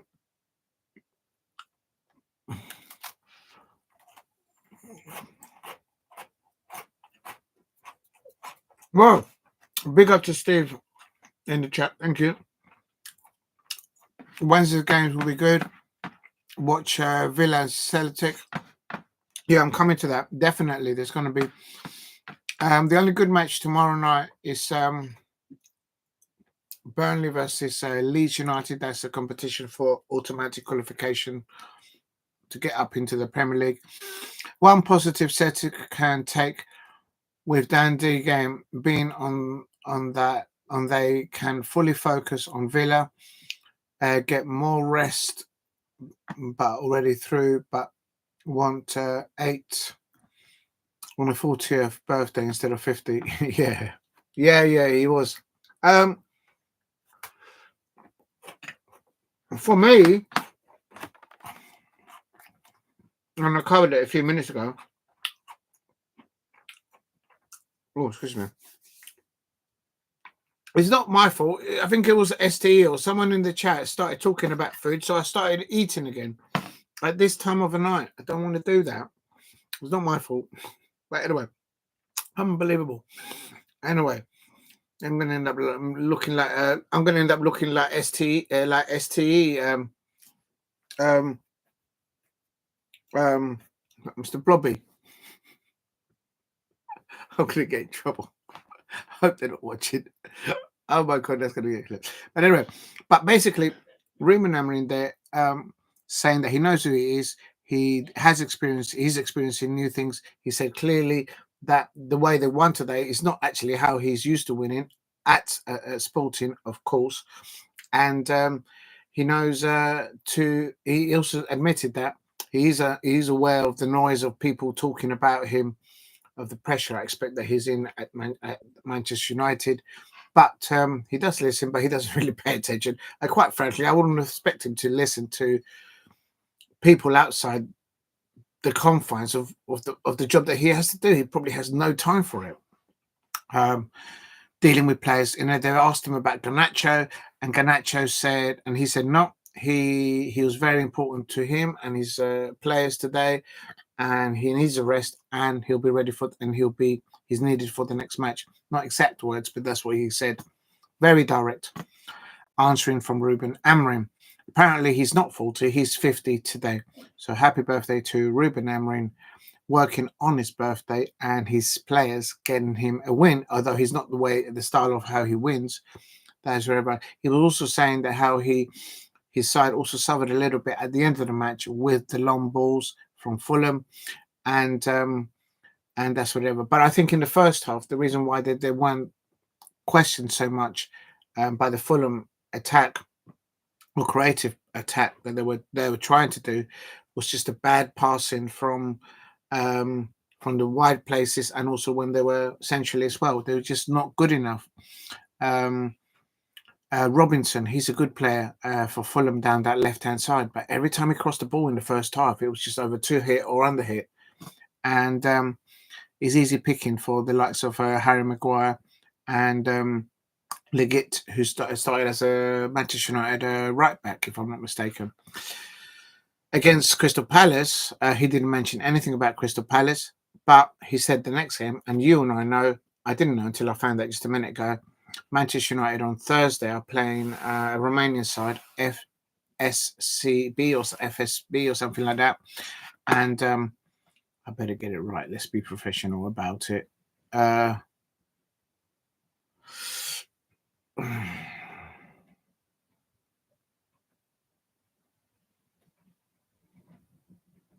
FCSB. They've got them on Thursday, so I expect they'll have to be on a plane on Wednesday at the least in the early hours, and then they'll be flying back on Friday. No, they'll be back on Friday, and then that leaves them possibly just one day, Saturday, to prepare for the Sunday fixture. So it is what it is. What I got from there is that he seemed to say that they had difficulty defending on long balls, and I think that's what Crystal Palace needs to do when we play against them at Old Trafford. Continue with that away form, that mentality of pressing with the wing backs and crossing the ball in with quality passes like the ones that we saw today from Daniel Munoz. He provided a wonderful pass there for Romanese. Congratulations to Romanese, the new Crystal Palace player signed in just recently. And but I feel sorry for him in a way that he's coming to a side, and at home form is just absolute pants. Absolute pants. As I said, the only 2 times that Crystal Palace have won this season at Selhurst Park, and as a season ticket holder, it hurts because it costs money to get a season ticket. Real talk. And the only time that we've won this season at Crystal Palace at Selhurst Park, it's been against Tottenham and against Southampton. And in the Southampton match, Diblin, I'm talking about in the Premier League, not in cup competitions. In the Premier League, we've only won twice. 1, 2 times at Selhurst Park. We're at the end of January now, and what's kept us where we are in the table and above and out of the bottom 3 is the away form. And Oliver Glasner is clearly, obviously, aware of that.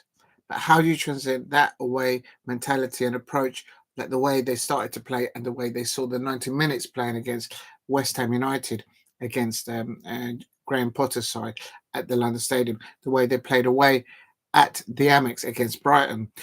Oliver Glasner needs to find a way to transcend that application of mentality, of physical ability, of technical ability from the transition from defence to attack of away form at Selhurst Park. Because at the moment, as the reporter asked him after the post-match interview, the Crystal Palace manager Oliver Glasner was asked, the reporter sensed that the crowd was like, every time Eze got the ball or any offensive situation, we weren't going forward. We were like, they were going, oh, here we go, we're going sideways. We're going to pass the back around the back again. And he was on the spot. And also they asked him that when they photographed you leaning against he was like this against the dugout sort of post, the pillar. Everyone's going to be using that as the thumbnail now. Everyone's going to be using that. The media are going to own that. And it matters because he's the one that sort of needs to show, to demonstrate to the Palace players, encouragement, momentum, mentality, forward thinking. They've got the answers because they're doing it all in their away form. But at Selhurst Park, we've only won against Tottenham Hotspur and Southampton. I mean, everybody wins against Tottenham Hotspur these days, and everyone wins against Southampton. And quite frankly, the Tottenham one was an easy one because we only won 1-0. Against Southampton, we managed to concede first. It was Diblin, the youngster, scoring for Southampton, who didn't play actually against Manchester United when they lost recently, may I add. So for me, they need to start winning at Selhurst Park. I pay a season ticket for a reason. I want to see them winning. I want to see the Crystal Palace players at Selhurst Park smiling as they're playing the match and encouraging them to push on and don't just score once, get another one and another one. But at the moment, it is just absolutely pants at Selhurst Park, and it shouldn't be the case because they are providing results in away fixtures.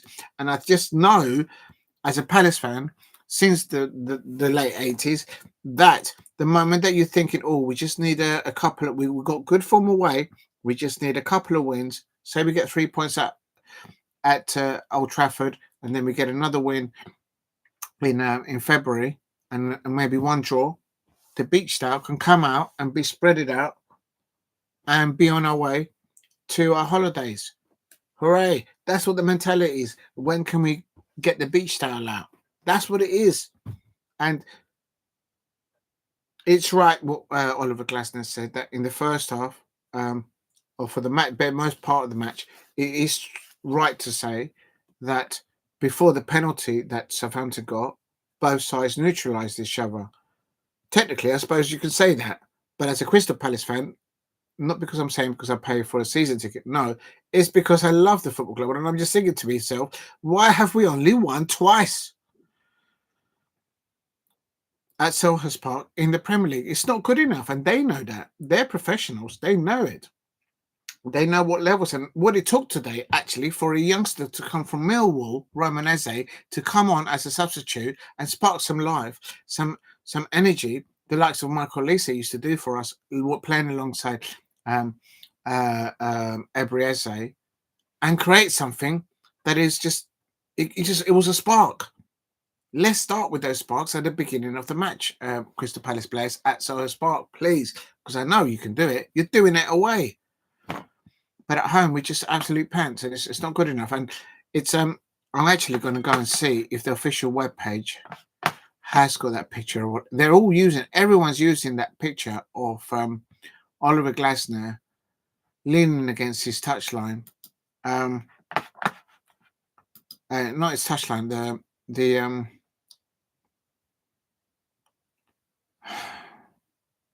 No, they won't, because it would be a negative view of it. They just, whatever they're doing to click when they go to play away, they need to do it for Selhurst Park. Whatever they're eating, if they're having, I don't know, Cocoa Pops with sugar puffs, whatever mixture they're using in their cereal in the morning, before they go to their away fixtures, can they just eat? Can they do the same routine when they're going to play at Selhurst Park? That's all I'm asking, because it's like really nearly midnight and I'm still on the biscuits here, fuming about the way that we just turned up at Selhurst Park and we didn't get the win over. And I'm just watching a picture here of the Crystal Palace women in the huddle. They always go together in the huddle at the end of that match against Tottenham Hotspur, and my heart's broken for them. But they're strong and they will get through it. I know they will. Stengel and Werden as well, scoring there in the second half for Crystal Palace. And it's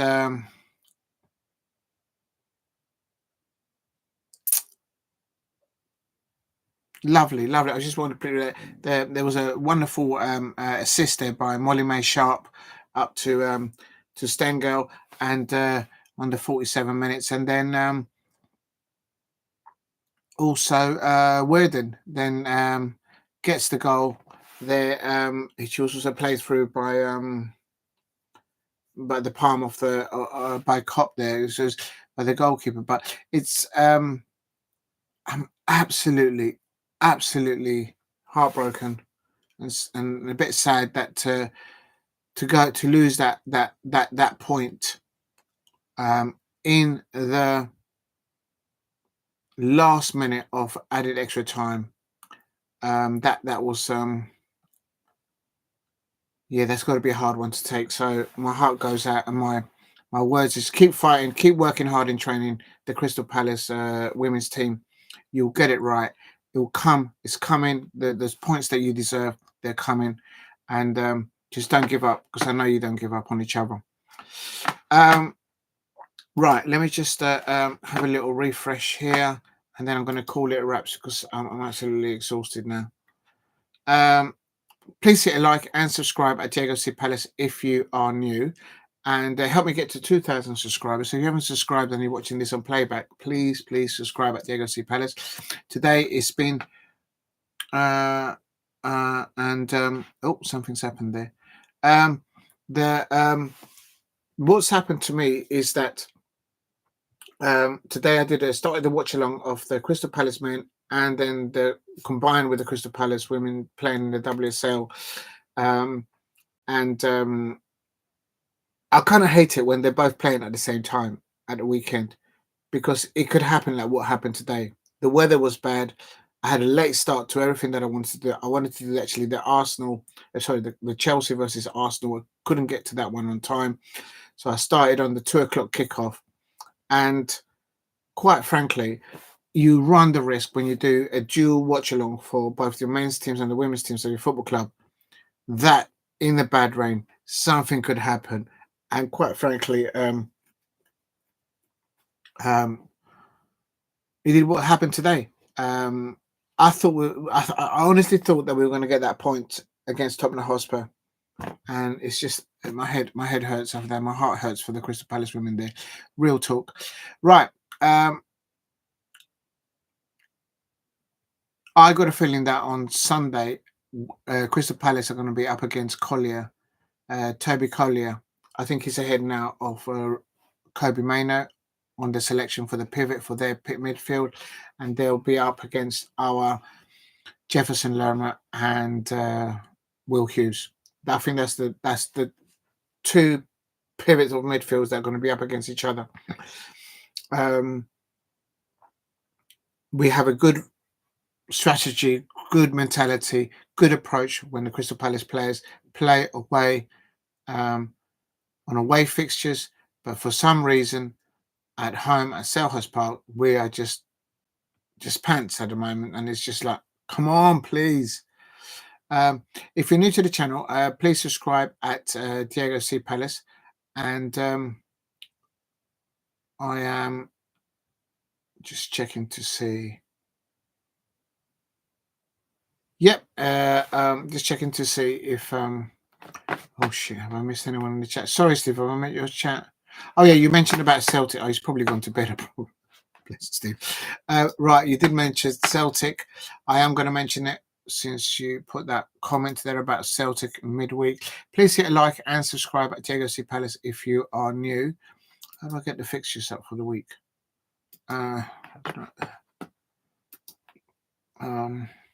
Okay, that's gone over 8 hours. No, I'm going to look at a day there. And actually, do you know what? Because I'm such a...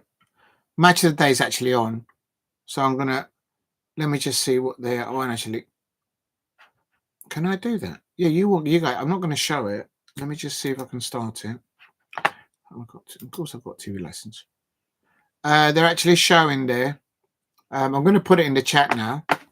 And now I'm going to do that. I don't know if anyone's ever done it. I'm doing now. Doing a watch along to match of the day. I probably missed them. How long has it been running?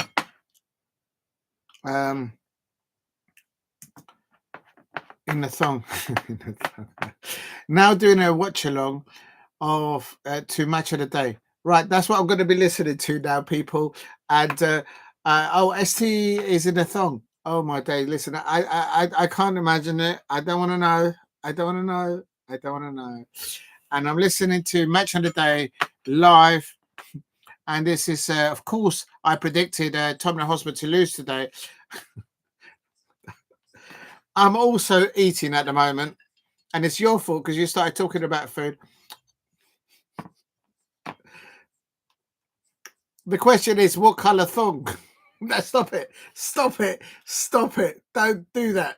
Don't do it. I'm watching Tottenham Hotspur, and there is a song there and the ball going over the top now. And Robert Sanchez, their goalkeeper there, coming out of his line and he's managed to save it. And then Leicester and please say it like it. Now, I'm doing a watch along now to watching that game. No one cares. See, Tottenham Hotspur trying to get pressing high there, and the ball going in there. And what good instinct savings there by the Solansky. The instant save there, making Ruud van Nistelrooy get that 3 points.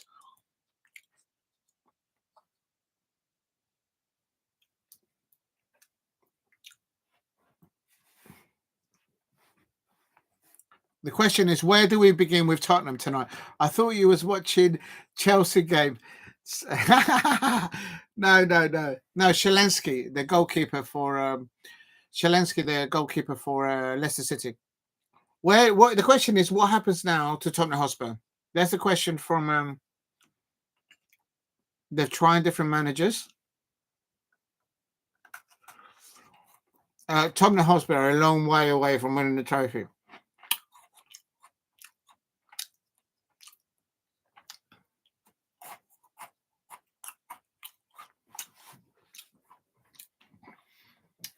Big up to SC. Everybody's watching Match of the Day, including me. I hope they've already done the Crystal Palace because I just can't. I'm going to lose it.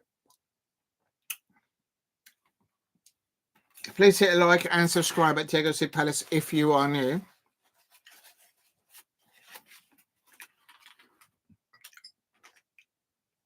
It's not entertaining watching Tottenham Hotspur, they're saying. Macas is saying there. What does Ange Postecoglou do right now?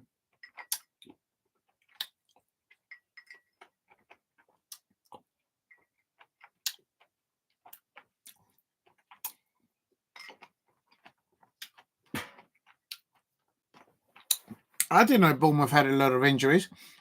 Apparently, they've got 12 players injured, Bournemouth. And look how well they're doing.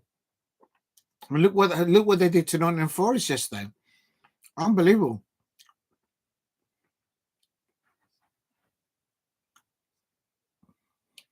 That's exactly what I was saying. Changing the manager at Tottenham Hotspur is not going to bring the injured players back.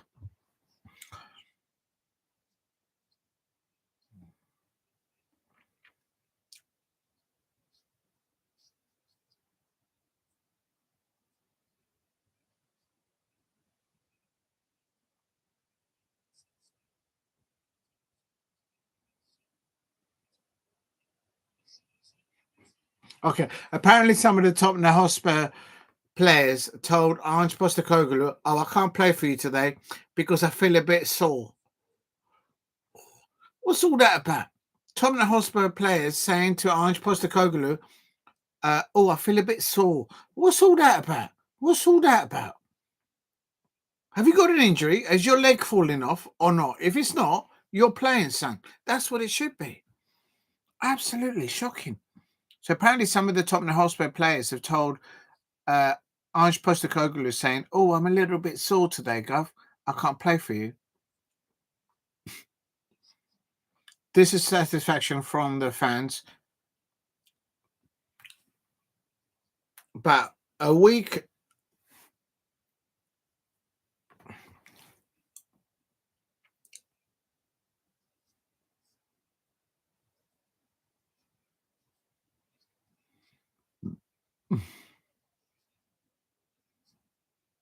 Yeah, absolutely. For me, Crystal Palace up next. What timing? Boom, boom, boom. Mateta Cinderella. Oh, no. Please hit like and subscribe at Diego Palace if you're new. And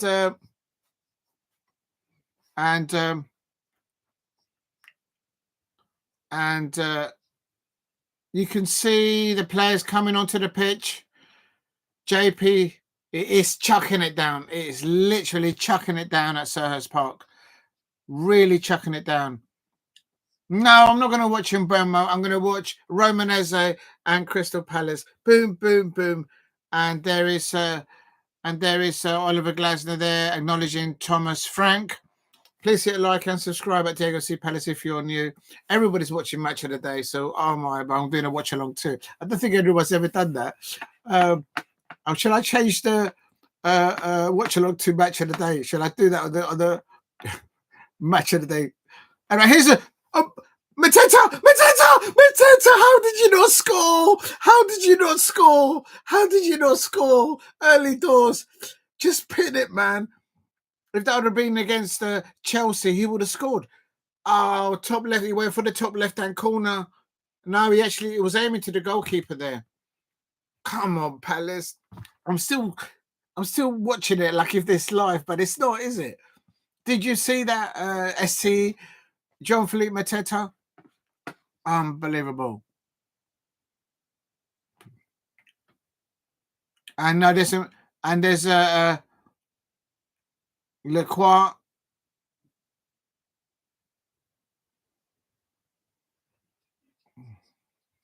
Wissa. Oh my days. Dean Henderson dropping there. Oh my days. And Wissa. I was saying that during the watch along. Can we stop letting him get in the ball? Can someone get on his shoulder? Someone get on him, man mark him or something.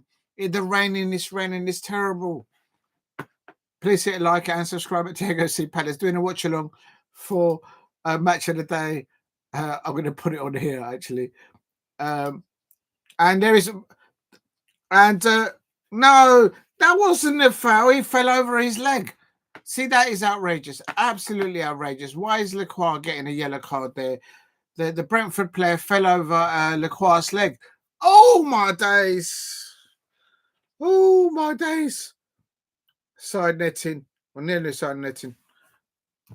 I can't even watch this. I can't watch this. I can't watch this. This is torture. Somebody help me. Help me. Someone help me. Oh my days. And Vandenberg for Gornese.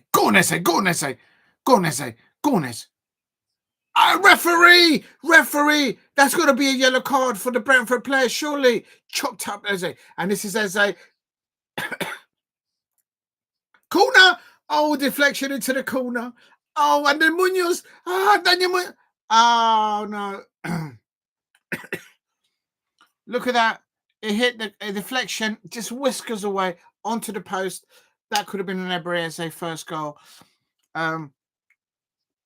Danska for and Waymo just cooked Will Hughes. Oh my days. Please hit a like and subscribe at Diego C. Palace if you're new. And there's Henderson there. Unbelievable. Thomas Tuchel there. And this is Eze now on the ball. Eze on the ball. Nice.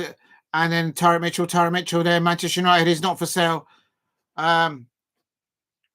Please hit a like and subscribe at Diego C. Palace. Doing a watch along now for this Damsgaard there. And away by Richards. Get it away. Don't let it bounce, Tarek. Get it away. Oh my God. Play it onto our own. Oh my days. And there's a penalty. And now, 2 penalty.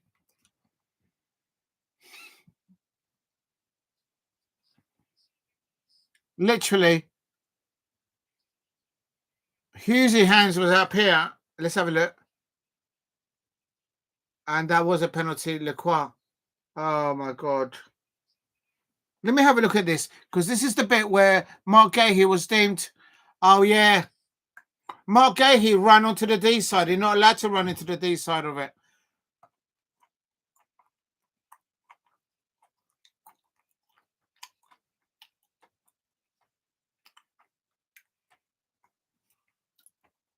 He's inside the D area. You're not allowed to be inside the D as the penalty was struck. Oh my days. Unbelievable. I can't take this. I can't take this anymore. Dodgy VAR decisions. And Mbeumo scores against my Palace. Absolutely fuming. I can't stand this anymore.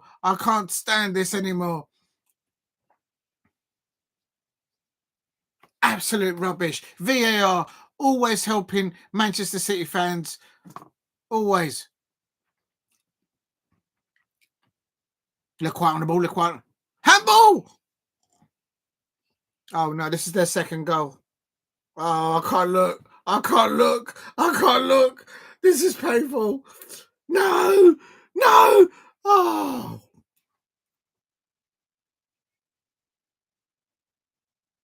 Look at how he was able to cross the ball. We got to stop the ball from coming across. I can't take this. What a day. I'm all wet today watching Crystal Palace. And then Romanese, big up Romanese. Boom, boom, boom. Romanese is in the room. Come on, Romanese. He's taking a congratulations to you coming on at Selhurst Park. And then he goes, little flick on there. And this Potter with the ball. And then here's Jefferson Lerma. El Colombiano, a ball out to the left-hand side to Eze. Eze on the ball. Eze on the ball. He's just cooked the... Eze on the ball. Eze on the ball. He puts it over there. And Daniel Munoz and around Romanese, in your face, Romanese, and he slides and he scores his debut performance, and he scores off the post. That's right, in your face, Romanese. Daniel Munoz, El Colombiano, passing the ball, and Romanese hits it onto the post, and bish bash bosh, Crystal Palace pull one back. But that was the spark of right that we had. Why didn't we do that in the first half? And here we go in the second half. And Mbeumo still with the ball. And, oh, my dozer off the post. Wissa and Mbeumo, I said it in the watch-along in the first half. Can someone get the ball off these two players? And, oh, my days. I can't take this anymore. That's a penalty. That's a penalty for Gahey. Referee. Let's have a look. Oh, my God, that's a penalty. That's a penalty all day long. Go on, Eze. I know we didn't score, but I can't take this anymore. Oh, it was just wide, yeah. I remember he was just wide, yeah. It's just had a bit too much. There's a picture of Oliver Glasner leaning against his... I'm going to take a photograph, actually, of that. Maybe not.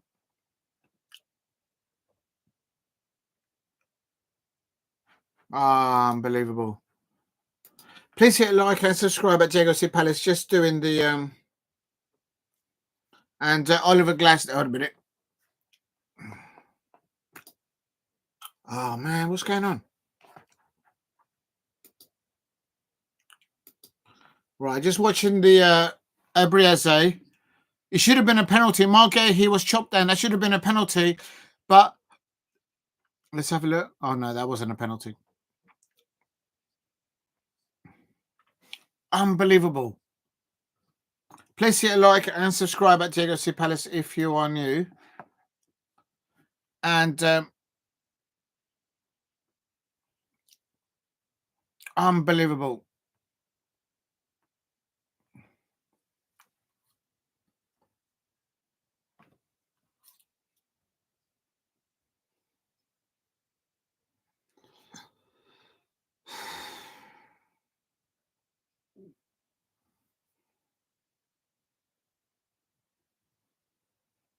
Unbelievable.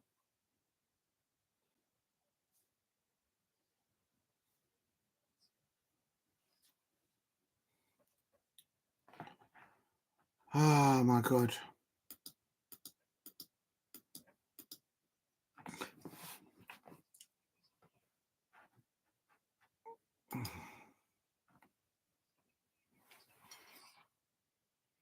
Oh, that's the Romanese goal. Hold on.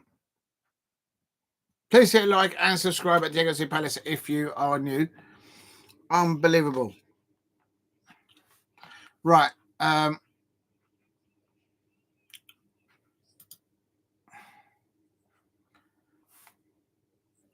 Luck against Palace. Oh, my God. See, look, he's celebrating. They're all celebrating. When they took that second penalty, they were all always celebrating. Oh, Mark Gay, he must be having nightmares at home. Oh. Yeah, it's not on purpose.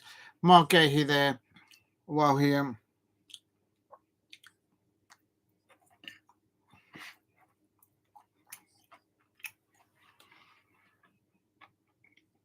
wasn't meant to be, but in the first half we weren't aggressive enough with the ball, and we gave the ball away. No one's mentioned it. I've lost. I'm sure if you go, there we go.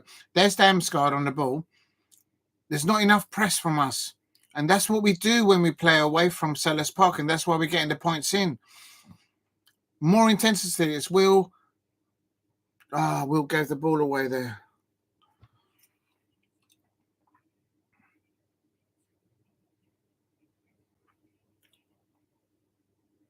Yeah, he fouled our player though.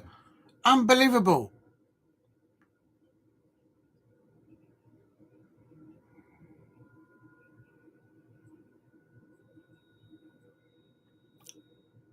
Oh my God, he's just walked through us.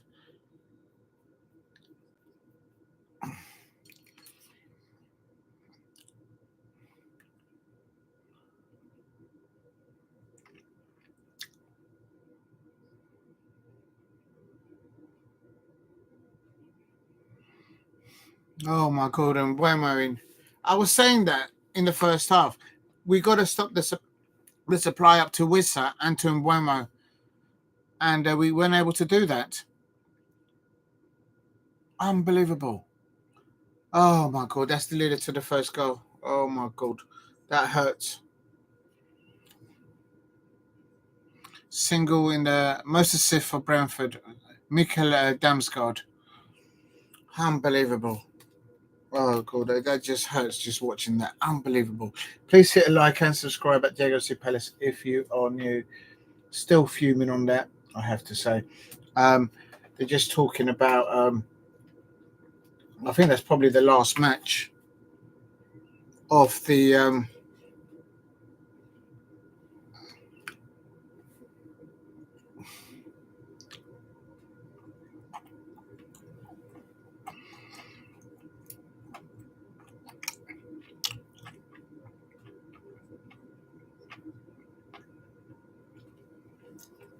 they're not mentioning the fact that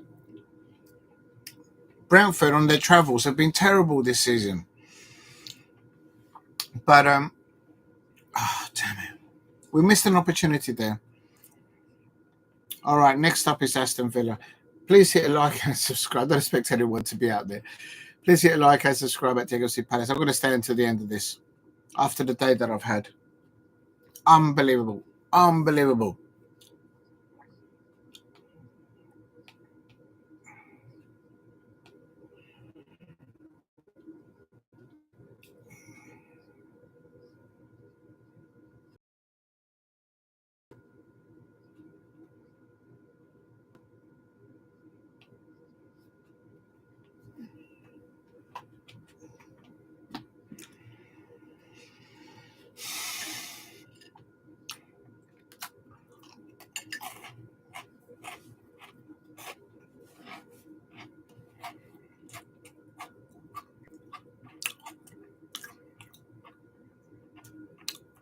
That's Unai Emery there sitting on in one of the VIP boxes or corporate boxes because he was banned from the touchline.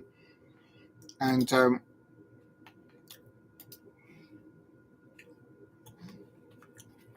oh dear. Good early goal there by Aston Villa. But quite frankly, I was watching that game and in the first 10, 15 minutes of that match, I can't believe that at first half time that ended 1-0 to Aston Villa. Real talk. It was absolutely amazing. I couldn't believe that they did that.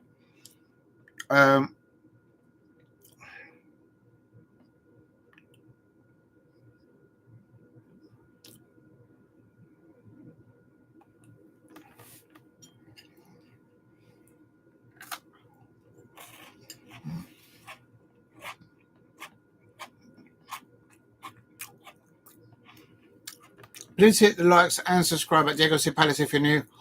Yeah, that injury there for Mings. Ouch! It's just a collision of legs. but maybe the twisting as he was turning. And yeah, no, he's not going to be able to play there.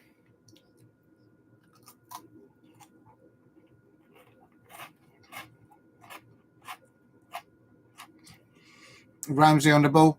How Aston Villa didn't get a second in the first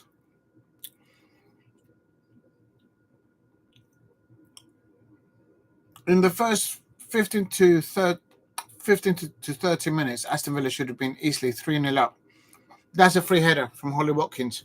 And what I don't understand is Aston Villa, they've got a goal scorer that's actually scored more goals than Ollie Watkins, and he's sitting on the bench.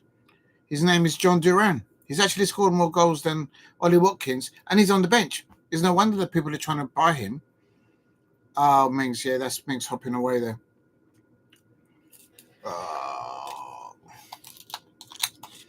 Please hit like and subscribe at the OC Playlist. I'm madness at the moment. Eating some food, having some raisins, and that is just doing a watch along now to the madness of what I saw earlier on in the wet. Well, Crystal Palace losing to Brentford, and Tillemans gets a yellow card. The home crowd of the Villa Park, they were not happy with this referee, and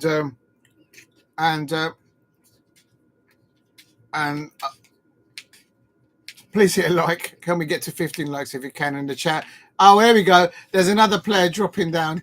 I remember someone in the chat earlier on saying, yeah, they were dropping like flies. Unbelievable. Big up to Santo. Hello there. Where are you? Near the Galapagos Islands, where Darwin once studied. That's right. On the left-hand side of to the South America. That's right. You make sure you stay safe. You got better Wi-Fi than I have.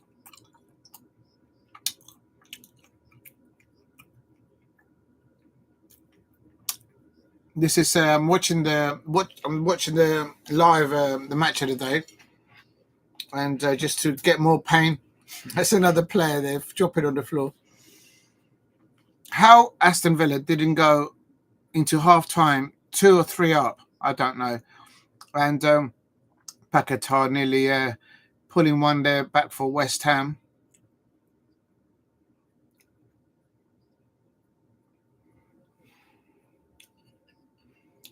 Unbelievable.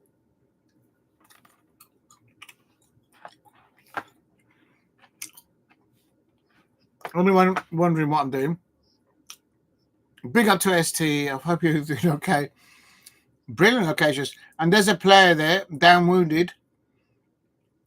Let's see what happened here. Paquetá there, off the ball. We just stood on him accidentally. I don't think there was anything in that. Wan-Bissaka on the ball. He's got a fresh, lethal life there playing for West Ham. Oh, he should have scored. Why did he turn? Why did he turn?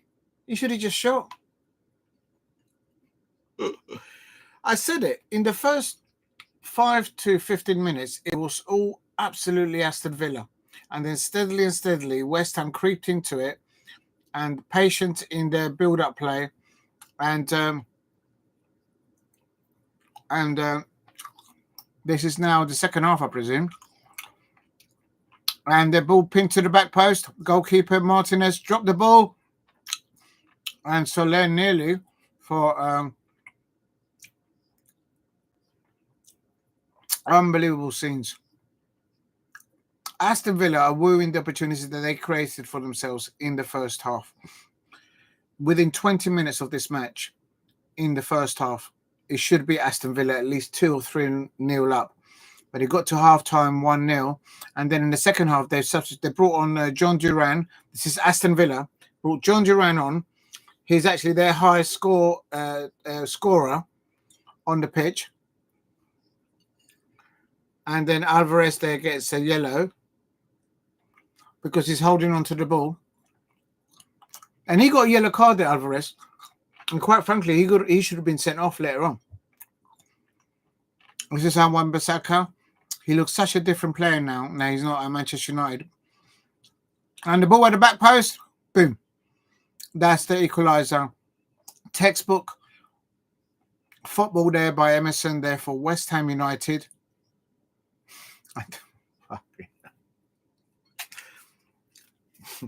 And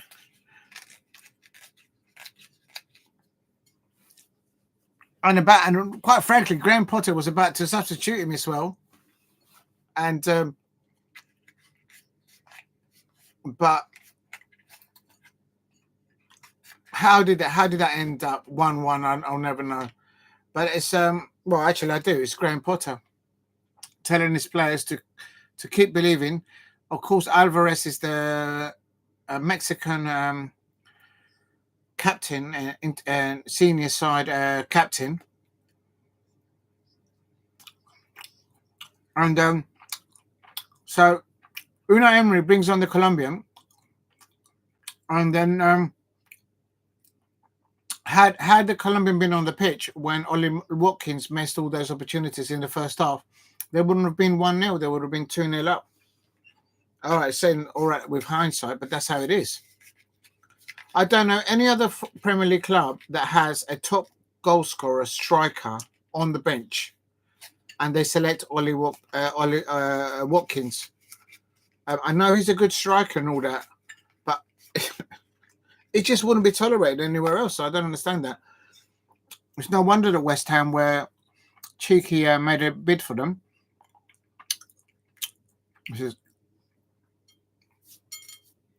That's McGinn there for West Ham. Wan-Bissaka clears the ball. This is what Ings on the ball, and this is West Ham. They could have won it. West Ham looking for a winner there, and that's a mistake by Martinez, and he got away with it. Martinez got away with that because Graham Potter celebrating with his. Graham Potter celebrated it, but then he sees that he was offside. I need to see this again because I didn't think he was offside. Oh yeah,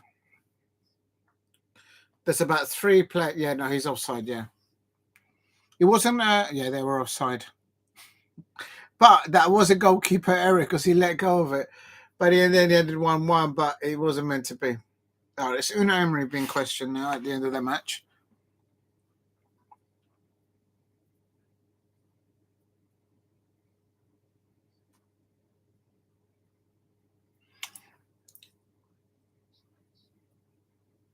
Okay, so Ruben Amorim is saying that he feels that his players did well, but they weren't fresh really in the legs.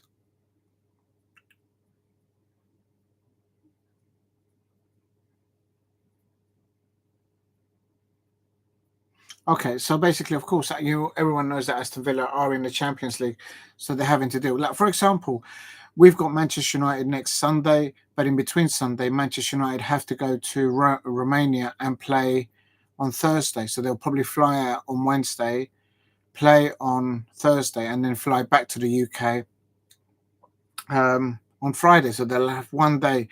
But that's what they do playing for a football club like that. It's and that's what the Aston Villa player is saying when they've been interviewed, that they're at Aston Villa and it's a club that is in the Champions League, so they have to deal with domestic competitions and European competitions. Please hit like and subscribe at Diego C. Palace here. Just watching. I'm going to round it off until watch along here to Match of the Day. I don't think anyone does watch along to Match of the Day out there. I've just covered a bit where they were talking about Crystal Palace, and that was painful. But none of them mentions on the punditry that that Brentford on their travels have been terrible this season. Unlike our Crystal Palace players, that when they go away from Selhurst Park, that's where we got all our points from. At Crystal Palace at Selhurst Park, we've only got 2 wins over Tottenham Hotspur, 1-0. That was actually easier than beating Southampton. We beat Southampton 2-1. That's after Dibbling scored. Big up to Nick Fowley. Yes, I am still here. I'm doing a watch along to Match of the Day and analysing. And I'm fuming about the way that we just can't transform our away form and both mentally, physically, as Crystal Palace players in form at Selhurst Park. Nick Foldy, I'm just absolutely fuming that at Selhurst Park we're still losing. We've only won 2 games. It's not good enough.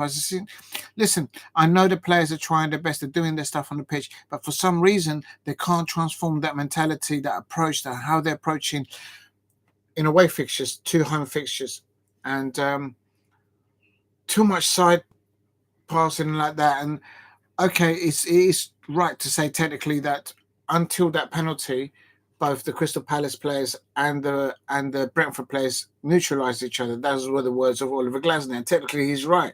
But my point being is, when the reporter then asked him, the stadium sense that sometimes when they get the ball, if everybody gets the ball, for example, it's like, what can he do with it? Let's everyone just push up. Let's everyone give him options up there. And not pass the ball sideways or back around to swap the play to one end to the other. And the reporter acknowledged it and asked him on it, Oliver Glasner. And his response was good. Oliver Glasner said, we need to keep focused. We need to keep building on what we're doing. And, Alvarez should have been... Is that Alvarez? Yeah, because Alvarez held the ball with a hand. That's it. He gets a book for a yellow card.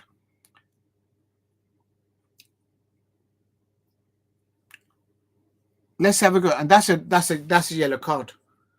That's a yellow card there for Alvarez. So literally, Alvarez should have had 3 yellow cards. That's actually probably worse than the Arsenal red card, because when his arm went across, his elbow hit the face of the Aston Villa player. That is more dangerous playing than what happened to the Arsenal player that got sent off. Skelly. I can't remember his surname. The youngster, because he got a straight red card. Inconsistency of refereeing decisions, I have to say. Big up to Nick Foldy there if you're out there. If you're new to the channel, please hit a like and subscribe. Just doing a watch along to Match of the Day here. They're discussing Aston Villa at the moment, about Emery there, of course, in European football.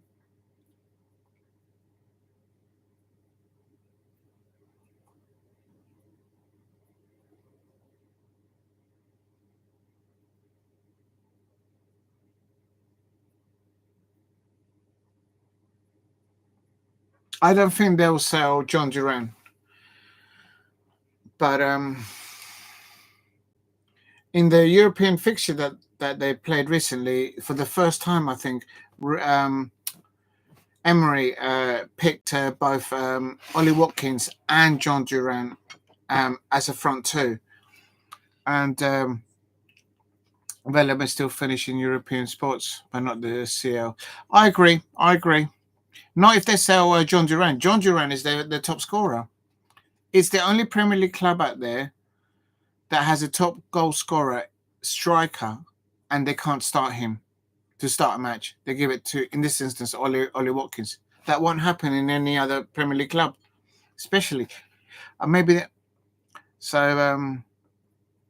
got to take favouritism out of it. It's the one that's in form. With strikers, it's all about confidence. The same with goalkeeper. Oh, here we go. Fulham against Manchester United. Oh, here we go. They're doing it in chronicle order. And Ruben Amorim, it's his birthday today. He's not 40. He's 50 years old. And that's why he's getting a big hug there from Marco Silva, of course.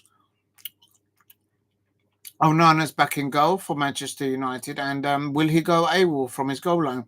And as we all know, there was a clearance on the line by Toby Collier, the Northern Ireland international. And if you look at it, Onana made a mistake because he moved to his right and the ball came across. He was wrong-footed and he was on the right-hand side of his goal of that as the ball came in.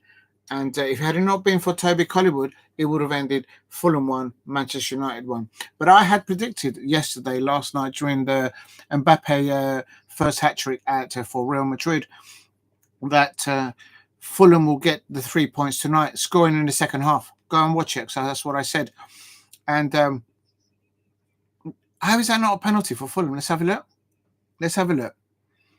Smith Rowe goes. He gets the ball. The man did a somersault. Let me have a look. He wins the ball. Was that dangerous play by Martinez? There's Fantino there, the head of FIFA, in at the cottage. Please hit a like and subscribe at Diego C. Palace. Yeah, I think Villa will do well. Oh, who's that celebrity in the background there? Oh, I don't know. Oh, it's Robinson and Jimenez. Those crosses from Robinson. Yeah, Jimenez just couldn't get it in there. That was a good cross from Robinson, but also I did notice in that first half that Fulham, through the Robinson crosses, the majority of them were just too heavy or too short, and Jimenez just couldn't get it over the line there. Bruno Fernandes there. A lot.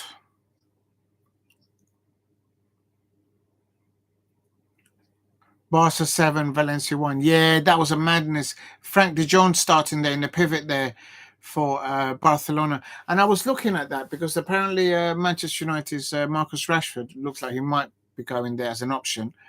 And I just don't see him getting in front of Rafinha and Lewinsky. I can't remember if that's how you pronounce his name. I can't see Marcus Rashford getting in front if he's playing on the left-hand side. If you're talking about middle of the park, he won't get ahead of the strikers. No way. So he'd be a bench player. And was that a tackle by the legit is just standing there. Yeah, he wasn't even looking at the goalkeeper, and then the goalkeeper just ran into the Manchester United right back. He was playing in a right back position today, legit. Please hit a like and subscribe at Diego C. Palace. Just we're doing a watch along to match of the day. This is the last match they're doing. It's Manchester United and Fulham. Oh, Mazarawi then getting choked up. It was just outside the area. I remember in the photo. And Castagna getting lucky there. What I found in the first half as well is that Amad Diallo was up against the likes of Robinson and Iwobi, and they're like built, they're physically grown, physical men. And Amad Diallo is still growing. He still looks like a physically as a like an under 21. But no, he did actually a few times nutmeg Iwobi. And then when they tried to, that was not gone far for Bruna there on that free kick. Garnacho, is this the last match for Garnacho? Ruben Amorim was asked the question after the match.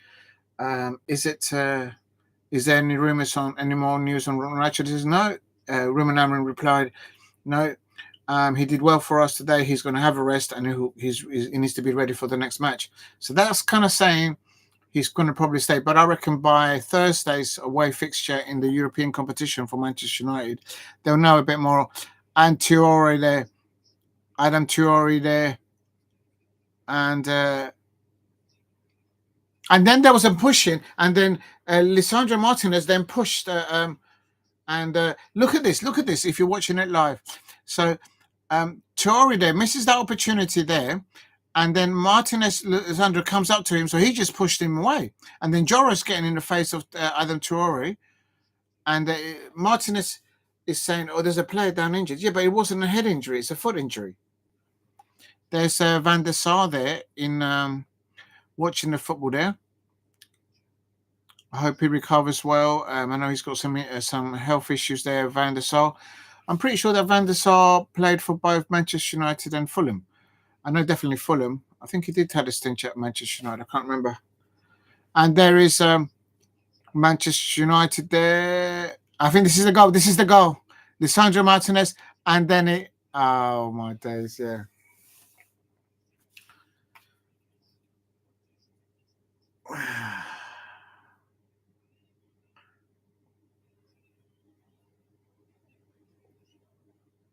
See, a player taking a chance, taking an opportunity on and off the ball, and not thinking to pass sideways or forward or backwards.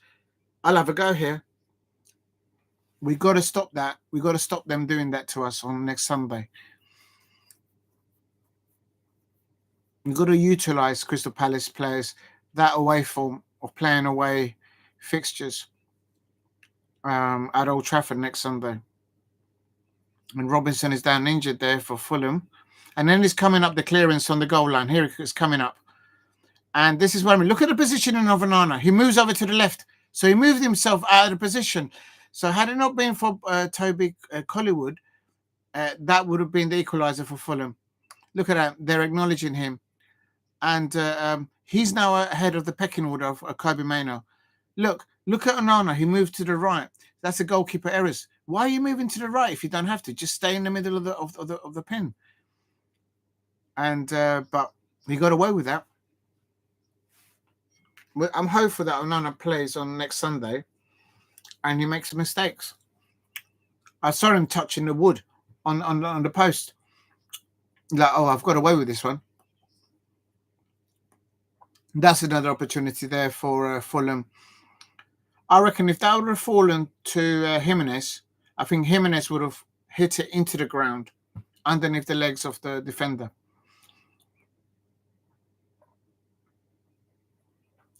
And this is the goal that was disallowed. I think that was a goal.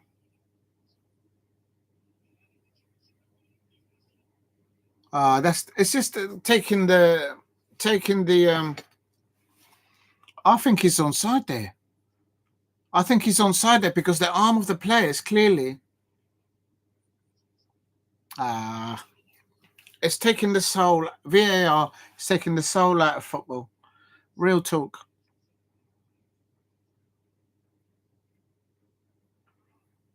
Right, let's see. Ruben Amorim. To win, it helps them to improve, says Ruben Amorim. And before they had this lack of luck, and I think tonight they've had it.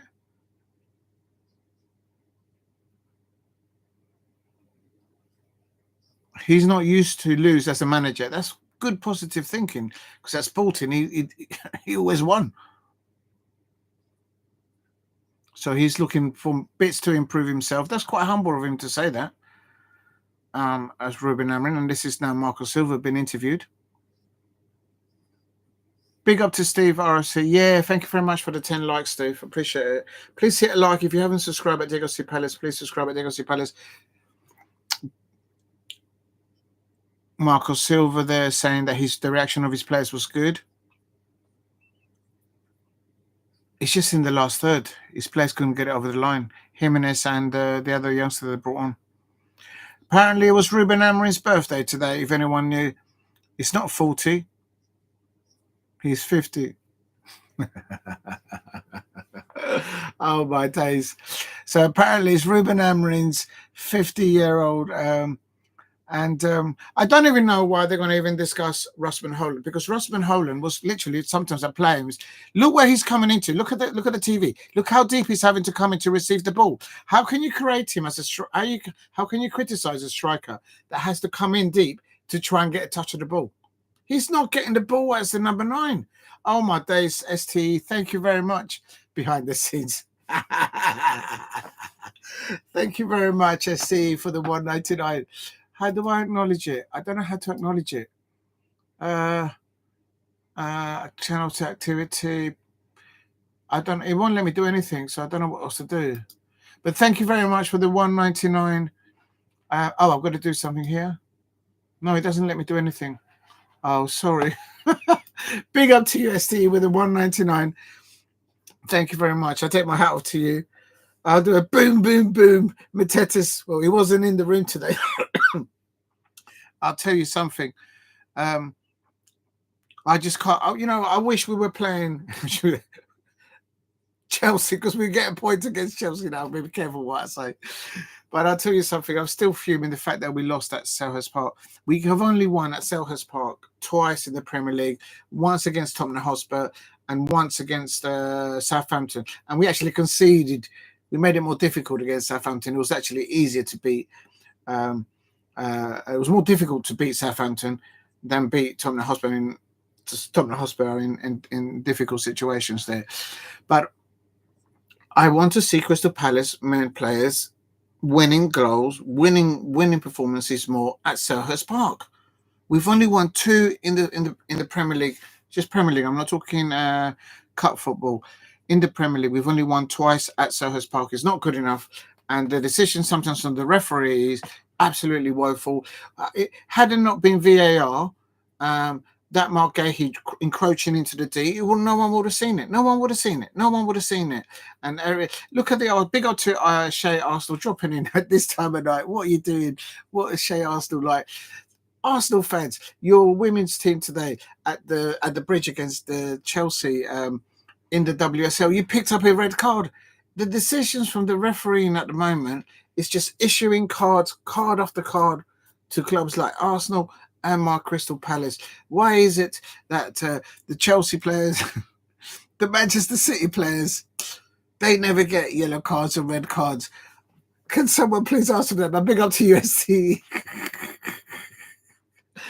Big up to Shea Arsenal at this time of the night. Says replace pinned message. It says remember to hit the like button and subscribe if you are new here. And big up to ST. How do I? Can I do anything to your 199 sticker, ST? I don't know what to do. I'm scared to touch anything because I might take it away and I don't lose it. But big up to ST with the 199. And hopefully next weekend I'll be able to say boom, boom, boom. Mateta's in the room, and the Manchester United fans will be a little bit in the mud there at Old Trafford. Not a little bit, actually a lot. Unbelievable. I'm absolutely still fuming the fact that we can't win a match of football at Selhurst Park. But if it wasn't for the likes of ST, they're back in the chat there. It won't let me do anything. But thank you very much for doing that. I appreciate that, ST. And ST says, do a cartwheel. Listen, if I move off this chair, I ain't getting back up. I've been here for like, oh my days, it's 9 hours. That is mad. I don't know if that's even possible. I don't know what to do. I'm joking. Because I know you will. Dad. Oh my days. Absolute scenes. I know what I could do. It's oh no, they're just showing repeats of Liverpool winning yesterday. Oh my days. But I don't know. It's just one of those. Thank you very much, STE. I don't know how to do that, the boom, boom, boom, but I can't even do that because we didn't win. It was like a it's just not good enough. I just want to see the Crystal Palace players winning, smiling at Selhurst Park. They're doing it in away fixtures, but they can't transcend that mentality, that physicality, that approach to winning matches at Selhurst Park like we're doing away. And I reckon the narrative is that Crystal Palace is we just get 2 more wins and then we can get that beach towel. That beach towel. Oh, I know what I could do for UST. I could do a few headers. I'm going to take my glasses off though. If I can do 2 headers, then I'll be fine. Oh, wait a minute. I nearly went in my eye. Okay, that's one. Hold on. Okay, that's one. I'm going to try and get 2. Hold on. The target is 2. There you go. Right, here we go. There! I got 2. Oh, my God. I got 2. Shall I go for 3? That's for you, SCE, for that 199. They've probably got to bed now. I can't see anything. Andy Gray, take it back. Yeah. 2 in a row, ST, but it's easier to stand. If I stand up, Steve, I'm going to do my back in. I'm going to put, wait a minute, I've dropped my hat. I'm doing things for ST that I never take my hat off for anyway, especially a Chelsea fan. Listen, when we get 3 points off Chelsea, that's when I'll take. Unbelievable. Got 2. Let me see if I can do 3, and then that's that. Okay, let me get into position. Listen, I used to be a good winger back in the day. What's this going on? Performing seal, clap. I'm going to get 3. Oh, no, that's only 2. That hit the back of my net. Does that count for 3? Hold on. Okay, the ball's gone too far now. I can't do it anymore. It's gone too far now. I can't do it. I'm going to get the neighbours.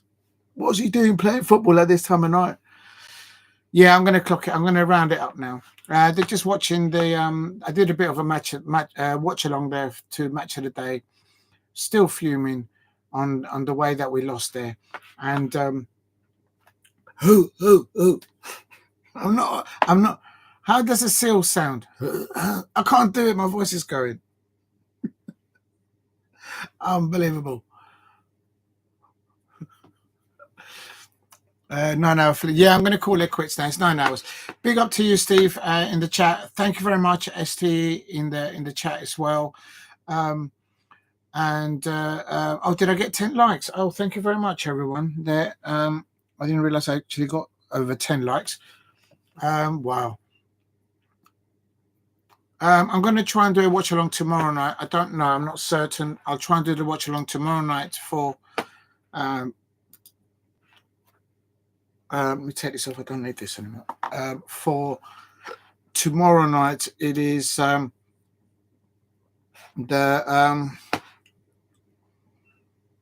actually, there is something going on at the moment. It's the NFL playoffs. No, I can't do anymore. I am absolutely shattered. You need some string at the end of it of the ball. Yeah, maybe. Where's it gone? No, I can't do any more headers. The ball's gone far away somewhere. I have to go and search for it. After all the water today at Selhurst Park and that terrible performance, the only good thing is I think I will end it on the Roman Eze introduction at Crystal Palace at Selhurst Park.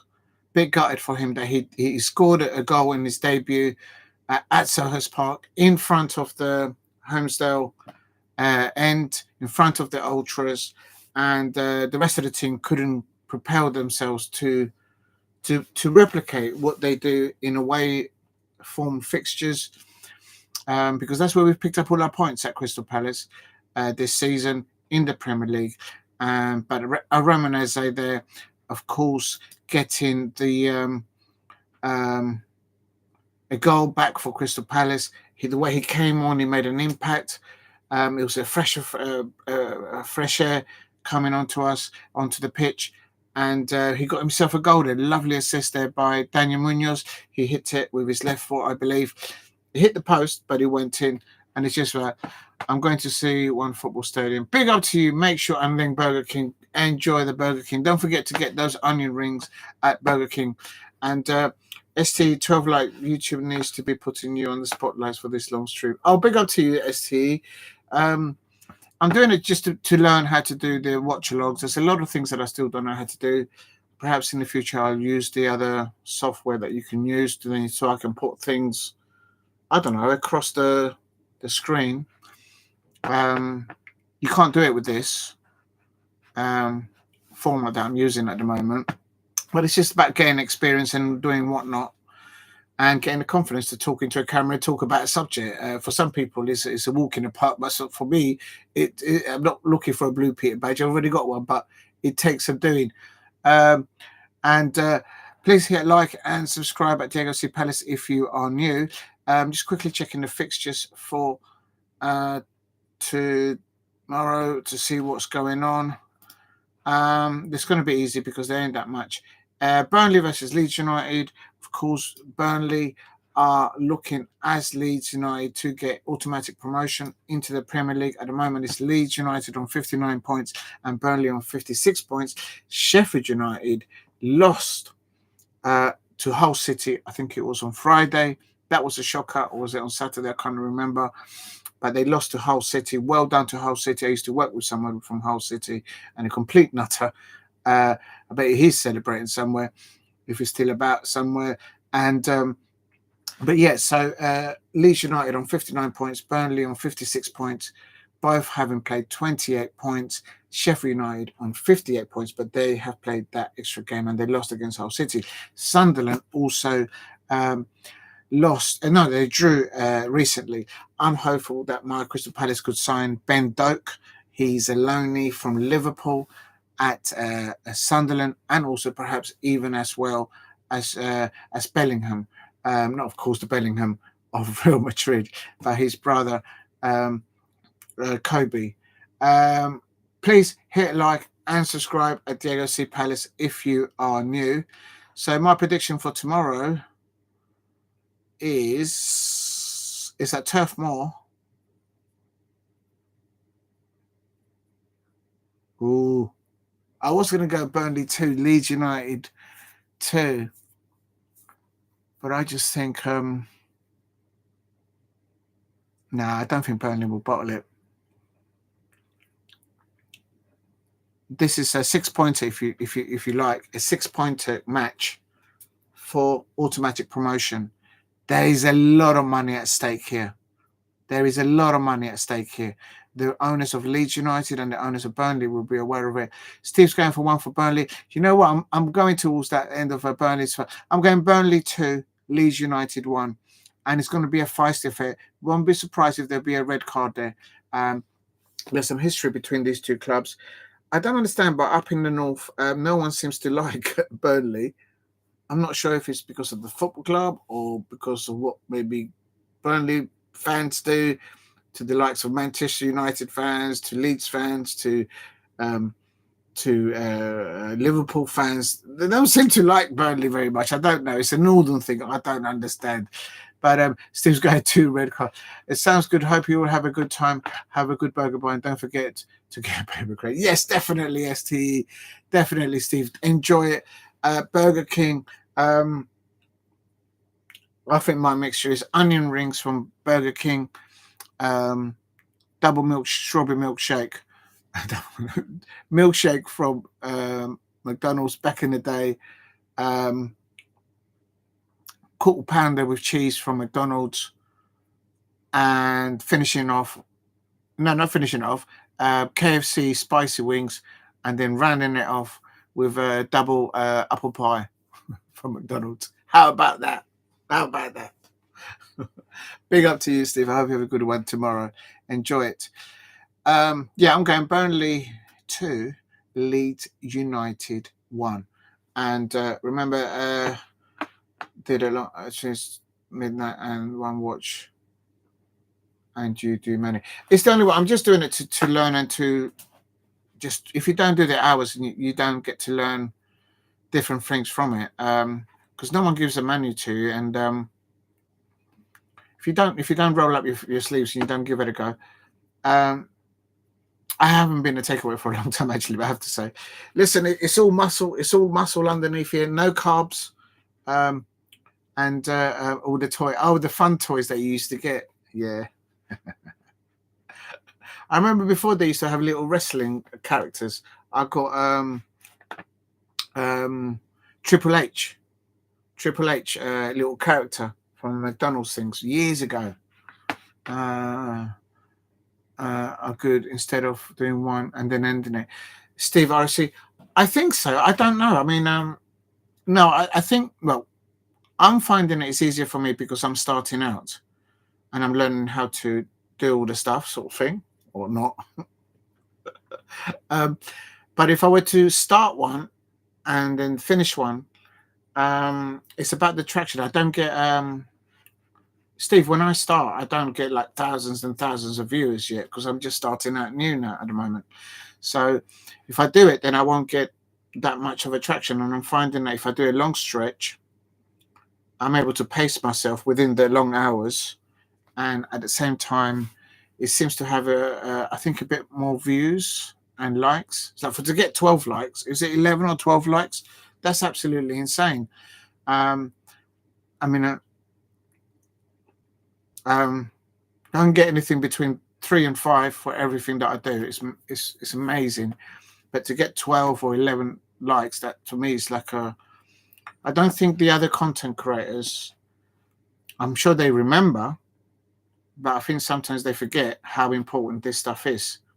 And what you're doing, Steve and ST in the chat, I'm sure you understand how important it is. The one comment on the chat, and I appreciate that. I've only got to. Oh, ST, please. Look, Look. I got a feeling. Palace have only got to. Do you mean 12,000, 12 million fans? Listen, you can do that. I can do that. Can I do those things myself? How do I go there in the chat? I should know because I've been a mod in other channels, so I should know how to do this. Actually, God, I've stopped modding for in other channels for such a long time. I forgot how to do it. Let me see. Oh no, it's not coming up. Pardon the expression. There, that's me now. That's me. Can you do one? All right. See if you can follow me then. Hold on.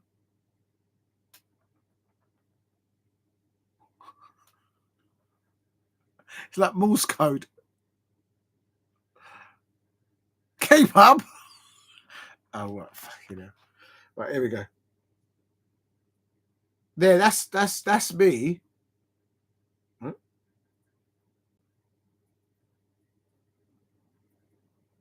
Oh, I don't know if it is. Anyway, but you know what I mean anyway. I didn't know I could do that. Oh, I didn't realize I could do it myself, but I should know that. But anyway, but yeah, no, it's just a learning curve. Steve, RFC, and STE doing these long ones. But what do you mean, STE, that Crystal Palace have only got 12 fans? Listen, we've got hundreds and tons. We have the best food at Nick Foley says nothing. No, listen, let me tell you, if there's any Manchester United fans in the chat, we have the best food, the best wine in South London at Selhurst Park. Just upgrade your ticket to a premium ticket. Go to the official webpage. You get initially Michelin star food, great wine, great beers, great soft drinks. You get cocktails. We have the best day match experience for away fans and for Crystal Palace fans at Selhurst Park. We have we don't have a mice problem. We don't have any hygiene problems. None at all at Selhurst Park at Crystal Palace. It is the real deal. Talk about Manchester United situations now. I mean, if you look at Chelsea on the Fulham Road, they don't really want to be there. They live in this world and this cloud and this iCloud illusion that they're actually on the King's Road, walking all nonchalant down the King's Road. All the Chelsea fans. Real talk. There is some other things that I could say, but I might get restricted in saying it. But since it's gone on for 9 hours, I'm going to leave it at that. ST and Nick Ford is saying that we've only got 13 fans. No, we haven't. We've got loads. I'll pick up to Steve. Steve, I don't know how you do it. How do you do it at this time of night? Oh my days. Steve ROC says Kairat arrived in Turkey for pre-season. That's what I was saying. You were saying that they haven't released their fixtures for the next season, so they must have an idea who they're going to play. I mean, surely, like who they're going to play and when they're going to play. At least the first 3 or 4 games, you would think. I mean, literally, they're only 3 weeks away from the new season, or 4 weeks. Talking about leaving it for the last day, but Steve RC says Kirat has arrived in Turkey for pre-season. We kept Zaire. He was our best midfielder in the whole league. Kirat. How do you pronounce it? Kirat or Kirat? Kirat. I'm gonna say it's Kirat. They kept Zaire. He was the best midfielder. Whose lead is a strong player. Very good passes and scores long-range goals. We could do with that right now at Palace. Oh, my days. And we kept him. Be good watching him again. So you're looking forward to one of your players. Good for that. STE says, the only thing about going to Crystal Palace is that well, actually, that is one of the great things. They're absolutely amazing. Please go and follow the Crystal Palace cheerleaders on their Instagram account. They don't just do a match day. Or actually, if you get early to the match game, go to the fan zone. It's a brilliant location. It's just in front of entrance 10 of the main stand. It's called the fan zones at Crystal Palace. And they will do a performance there. They greet the fans. I got a selfie with them in the club shop there. They're absolutely brilliant. They're Crystal Palace cheerleaders. They're absolutely amazing. And they're the best cheerleaders. I mean, have Chelsea got any cheerleaders? Of course not. because there's no room at the bridge. There is no room at the bridge for their own players in their own changing room. Have they got cheerleaders at Manchester United? Absolutely not. Because who is doing the cheerleading there? It's the mice. And the poor mice can't even watch Danger Mouse now on TV when the match is not on at Old Trafford because someone has busted the TV. Who was responsible for that? The Manchester United fans when they absolutely bottled it against Brighton. I don't normally ask anything of a Manchester United fan because literally, if you do ask something of a Manchester United fan, it goes in one ear and it goes out the other. It's like no response whatsoever. Real talk. So I asked for the Manchester United fans just win against Brighton. Nothing more, nothing less. And they all bottled it. And the poor manager, Ruben Amorim, smashed up the TV. And the mice at Old Trafford, they can't even watch Danger Mouse now on the TV because the TV's bust. Real talk. Real talk. There you go. So they don't have cheerleaders because they don't have any money for them. Real talk over there. Big, where was that going anyway? I don't know where I was going into one day. Oh my God, you guys. K-Rat says, yeah, so the only good thing that no, honestly, go and check out. It's for free. On Instagram, put the it's the Crystal Palace cheerleaders official. And they've got great stuff in there. Go and check them out. They're all amazing. I bet ST and Steve here are the same. Foldy, I don't think they are the way they come out with the stuff. I'm Steve's guilty conscience. I do say some shady stuff. Big up to ST. In 2017, in 2017, the first game was Wednesday. I don't think English Premier Leagues will play the first game on a Wednesday. And you said the name right. Yeah, all right. So thank you, Steve. So you do pronounce it Kairat. Kairat. Yeah, it should be said Kairat. It's A-A-R, Kairat. And why are they starting on a Wednesday? But that's in 2017. And then says you said the name more correct than Brechin. Yeah, I had a nightmare with that one. Brechin. Oh my days. That's yeah, some of the pronunciations. It's how it's not. It's how the vowels are used in the language of where the name originates, I expect. And then that's how you pronounce it correctly. But if you're talking about a player, because it's two says Alice said this name's correct also. Oh, okay, yeah, but it's just awkward. It's awkward. I find it difficult. This is what I'm talking about with content creators out there. I mean, of course, Alice is a tier 1 content creator. If anyone's starting to do YouTube, just go and learn from the work that she does. She's absolutely amazing and phenomenal. But for some people, talking into a camera, viewing themselves in the camera, then talking about an issue, it's like it's normal. But for some people, it takes, you have to work at it, and that's why I'm doing the long ones, the long watch-alongs. I don't sit back there the next day and watch it all back, but I do. I can get feedback on what people are viewing on that, and the pronouncing the correct way of somebody's name or a football team is very important. For example, when I put the lineups on the description or in the chat, I don't want to mispronounce or misspell a football player's name or a football club, because he said, do you miss watching the Palace when the season's run over and can't wait to get back? Steve, I said, yes, you do a little bit. It depends on the season that we've had at Palace. But if I'm on the beach with the towel, probably not. But what it is that I didn't really miss watching Palace, because during the pre-season, when the Crystal Palace players went to America, we actually beat the likes of West Ham convincingly over there. It was the last time Joachim Anderson scored for us. And then, I mean, Olise was already gone by then. But we were playing well in pre-season, the ending of last season. So I didn't miss it, because the few matches that they did have, they there was plenty to watch and enjoy from Crystal Palace. But at the beginning of the season, the form just went downhill. Big up to Estes Nieve from. Oh yeah, Nieve from Sandberg. Yeah, she's brilliant. That's another one that you can. A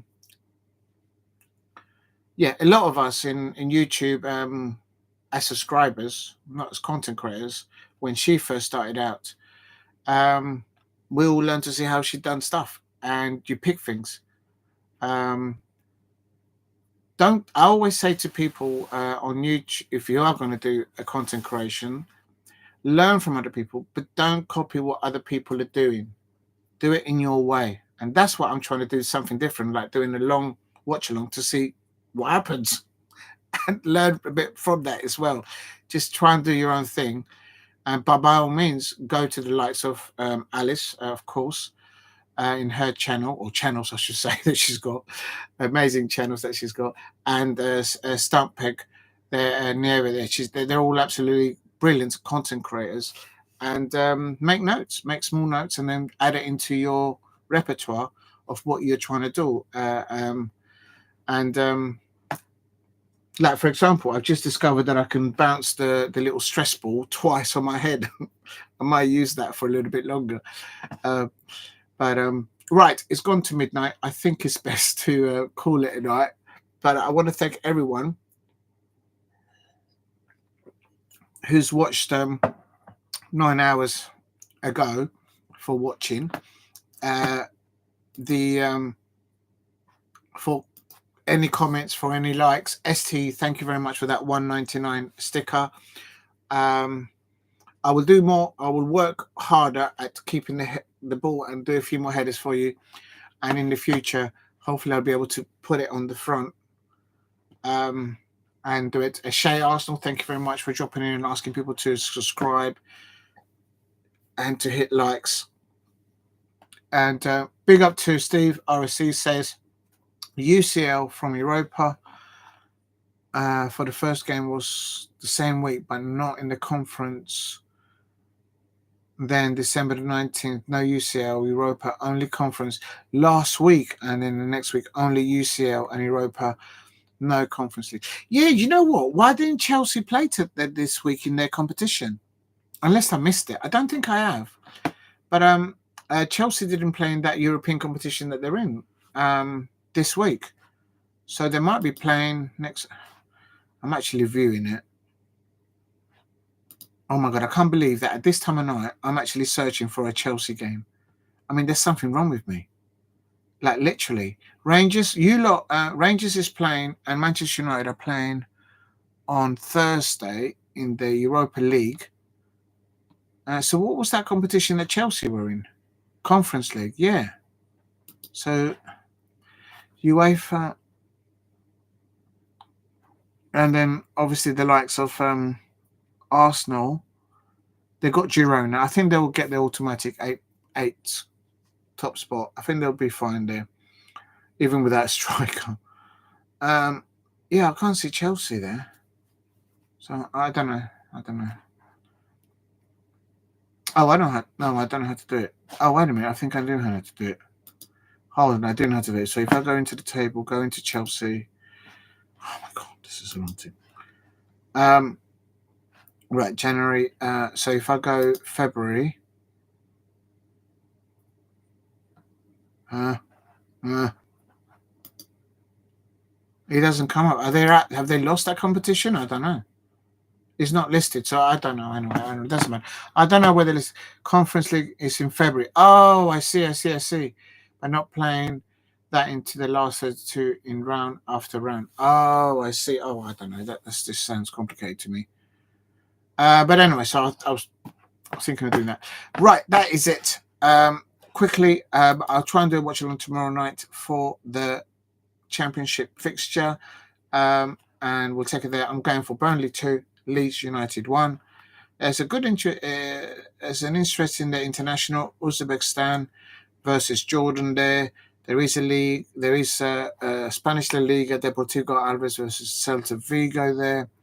Couple of Italian Serie A matches there, but none of the big ones there that I can see. And and Chelsea were playing the last 16, not the last 32 since it's top. Yeah, that's it, because they've done really well in that competition. Even they don't even have apparently they didn't have Cole Palmer listed as part of that lineup or that squad. But I think in the knockout stages they can bring him on. I could be wrong. I think that's how it works. I don't know. I don't know. And then on Tuesday there's only League One matches. Right, it is what it is. Chelsea already won the competition without finishing it. This is what I'm talking about, Chelsea fans. This is what the Geminis, and they get at me. They always get at me, even at this time in the morning. Absolute Geminis, the confidence, the overconfidence. Look, real talk, Chelsea fans. What happened at the Etihad? What happened at the Etihad? Why did Enzo Maresca substitute your Nicholas Jackson when you hadn't won the match? You took him off, and then Manchester City scored, and you needed someone to score goals for you, and you took him already off. You brought on Nkunku, who the manager's already thrown underneath the bus, because he keeps on talking about, Enzo Maresca keeps on talking about the strikers that he used to manage at his previous club. How can that bring you any confidence to your own strikers? Absolute shocking there. Oh, hello. And I remember Tom Little saying Liverpool should be winning Europa League, but didn't, lost to Atlanta, and did have Baron Leverkusen in the conference.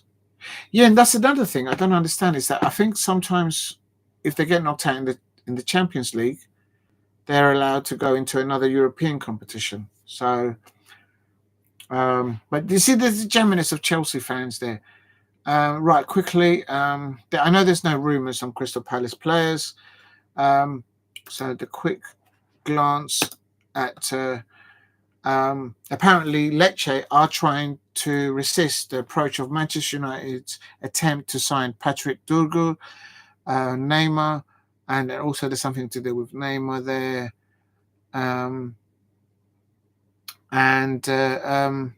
I think in that situation where Manchester United are trying to sign this Patrick Dorgu, I think they've come in at a too low a bid, and by the time they get to anywhere near where Lecce actually wants, another football club's going to come in for that player and they're going to lose him.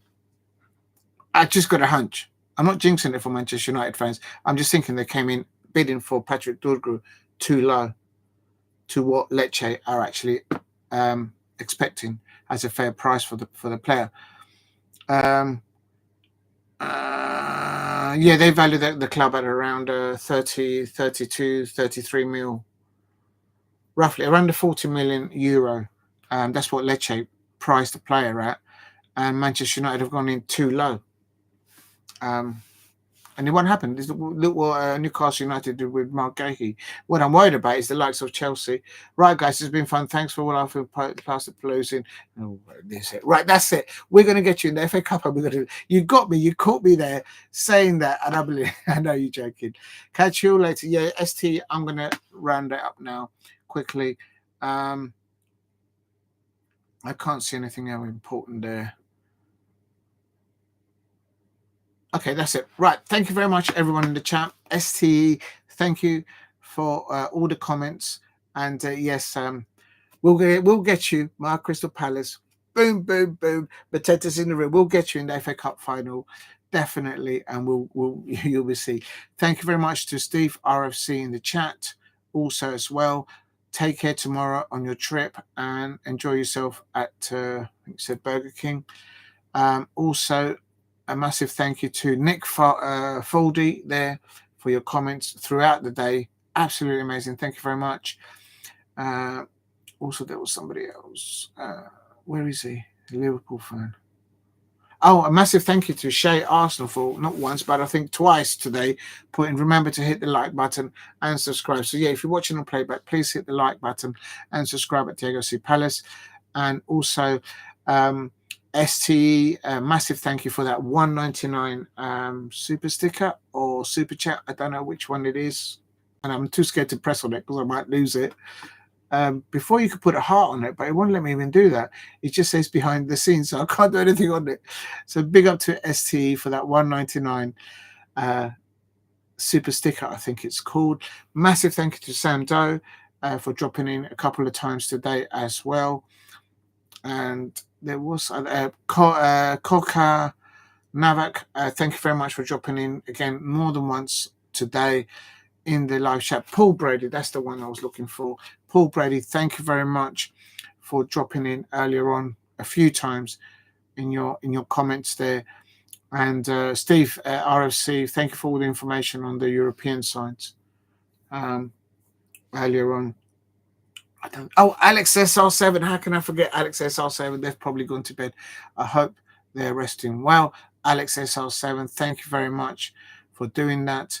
And I think that is it. I think there might have been some others, but I can't see them. I apologize if... Damo1168. Boom, boom, boom. Mateta's in the room. Damo1168, the Crystal Palace, notorious Crystal Palace fan there. I mean, no doubt. And it was a Henry Smith there as well. I saw him at one point, but I can't find him on the scrolling. He won't let me scroll anymore. But I think it was Henry Smith that dropped in as well there.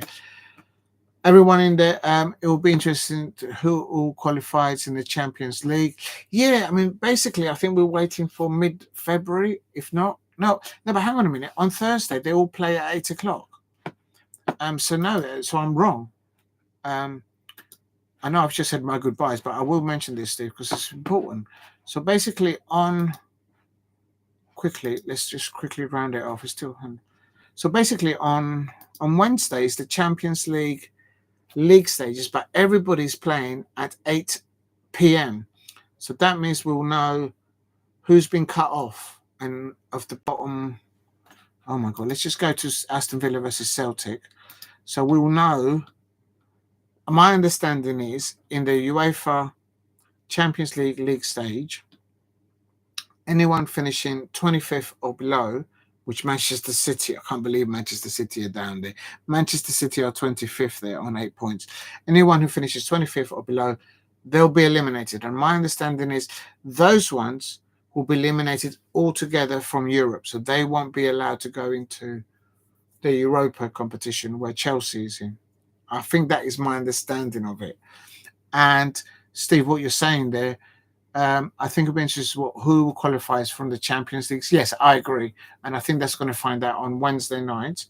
And then Kyle Walker in Milan, a loan, I have a feeling will come back to City, and Foden can stay in City longer. Yeah, that Mamouche player that they've signed, he looks a player. From a little glimpse there, he's got a remnants of how he plays the football. A bit of Suarez, a bit of Mo Salah, a bit of Luis Diaz about him. He looks a good player, that Mamesh. They paid about 70 mil for him, but the club that he came from only a year and a half ago, I think it's Stuttgart. Is it Frankfurt? Frankfurt. They didn't pay a penny for him. And a year and a half later, Frankfurt sold Mamouche to City for 70 mil. And I said it yesterday and I say it today again. I think that is the deal of the January transfer window. Imagine having a player that comes through your door, you don't pay a penny for them, only their wages for a year and a half, and then you sell that player to Manchester City for 70 mil. That's I think it's Frankfurt where he came from, the team that he plays with. Kyle Walker, I don't know. I don't see him. He's a defender, so they obviously need cover there for AC Milan. They need cover in their defensive allocations at AC Milan there, so he might do well there. And then the draw for next round is the 31st of January, this Friday. I'm not sure what time. Thanks, Steve. I'll make a mental note of that, because that will be so that's on Wednesday. We'll find out who gets knocked out completely, 25th downwards. And who's Manchester City got? Because they need to win that. I ain't even joking. Who they got? Where are they? My back is killing me. Okay, they're at home. And again, they're playing against Club Brugge. So they need to win that and win us for as many goals as possible, I suppose, for them.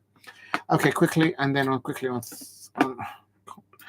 Thursday, again, everyone's playing at 8 p.m. That's the UEFA Europa League stage, and then we'll find out. As I say, Manchester United are playing away in Romania against FCSB, and then we've got Manchester United on Sunday. So I expect that from there we'll know who they've got to play. Arsenal got Girona away, yeah. But I think Arsenal. I think you pointed out Arsenal should qualify to definitely into the knockout stages. I think mathematically they still need, I think, maybe a point. I could be wrong, to get into the top 8. I'm not sure what the advantage should be. If you finish top 8, you don't go into the playoffs, obviously. But I presume the higher up they finish up on that table, you would have thought that they would be playing a lesser strong team from below. I don't know how it will be, because they've transformally changed the setup. There's some Arsenal fans out there that like this new formation of the Champions League setup, and some of them that don't. So it is what it is. A draw guarantees to top 8. Yeah, there you go. So there you are. Right. Yes, I think you mentioned then. That's why I remember it, Steve. There. Right. So that's that.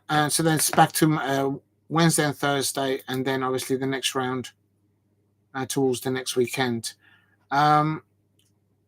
Right, that's it. Last of all, thank you again, everyone in the chat. Steve RSC, everyone in the chat, Shay Arsenal, STE, everyone in the chat, 100% for dropping in your comments, contributing. Anyone who's watching on playback, please subscribe at Diego C. Palace. Please hit like if you can. And last of all, message to Oliver Glasner. I think you've got a good team, good coaching staff there with you. If you can find a way to replicate what your players are doing on a match day away football, like the likes when we went to this London Stadium, when we went to the Amex, please get that replication on home form at Selhurst Park, because I want to see you and your Crystal Palace players smiling and celebrating, scoring goals after goals at Selhurst Park, because you deserve it. You deserve for you lot to. I want to see that happening, and I'm just absolutely distraught that we can't get home form back online. And last of all, the last comment goes to Laura Kaminski, the Crystal Palace women's football manager at Crystal Palace. My heart is actually broken in half the way that unfortunately your players, your captain, Amy Everett, had to endure that last-minute goal from Tottenham Hotspur. But I know that Amy Everett, her players, your players, Laura Kaminski, there, you guys don't give up on each other, because you play for each other on that pitch. Players playing for each other's players' abilities to improve, and playing for their manager in Laura Kaminski. I know you won't give up. So keep working hard in training, keep at it, and I know that those results in the WSL and in the FA Cup will come. It will come. Is it the FA Cup? Yeah, we're out of the League Cup. So there you go. Right.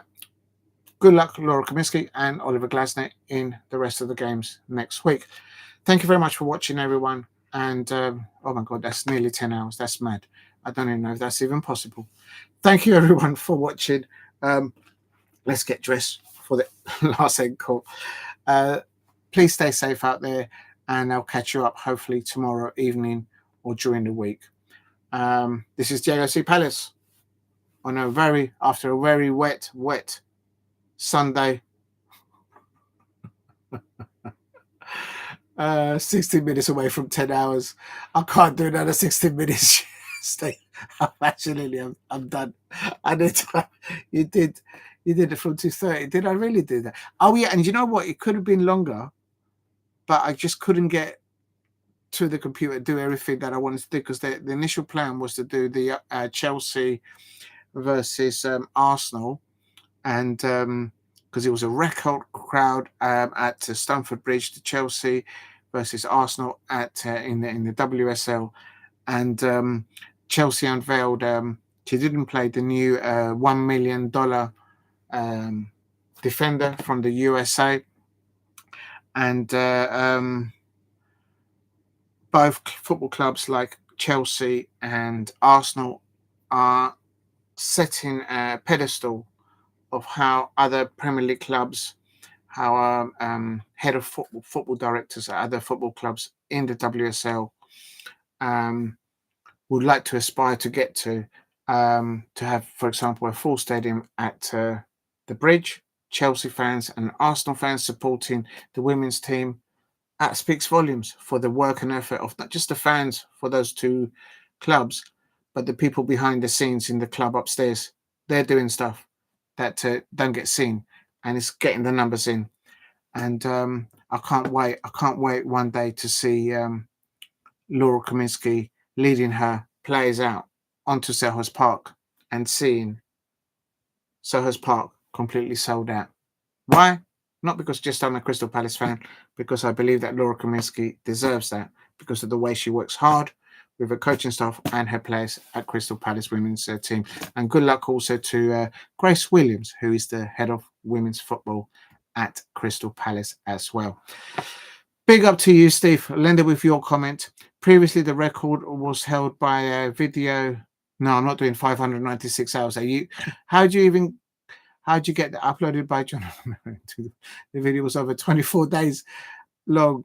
How do you even do that? 24 days? You would have to have a different backup computer because one might overheat. Yeah, I know you copied that. But yeah, big up to you, Steve. You see, you're a real one. I know that you if you didn't know something, you would say so. Yeah, I know that. Big up to you, Steve. Thank you very much for your contribution, Steve. Have a wonderful day tomorrow. Stay safe. And everyone in the chat. This is Diego C. Palace here. What a Sunday. What a wet Sunday. But you lot in the chat have been absolutely amazing. Thank you very much. Stay safe, everyone. And good night. You can't leave your computer or phone on when you sleep because you have to save it. Let's see, you need to save it. Absolutely, Steve Harrison. You need to. And also the phone the battery would just worn out. Yeah, no, it's done. That's nearly 10 hours. I'm going to stop now because my back is gone. Thank you for watching. I think I've got 11 likes and I don't know how many views, so we'll find that out. I don't know. There probably is a way for me to find out all that information, but I just don't want to press anything and accidentally delete the stream from ending correctly and then it doesn't upload. That would be the worst scenario. Steve, ROC, STE in the chat, everyone else, Shay Arsenal, thank you very much for all your contributions. Stay safe and take care and good night.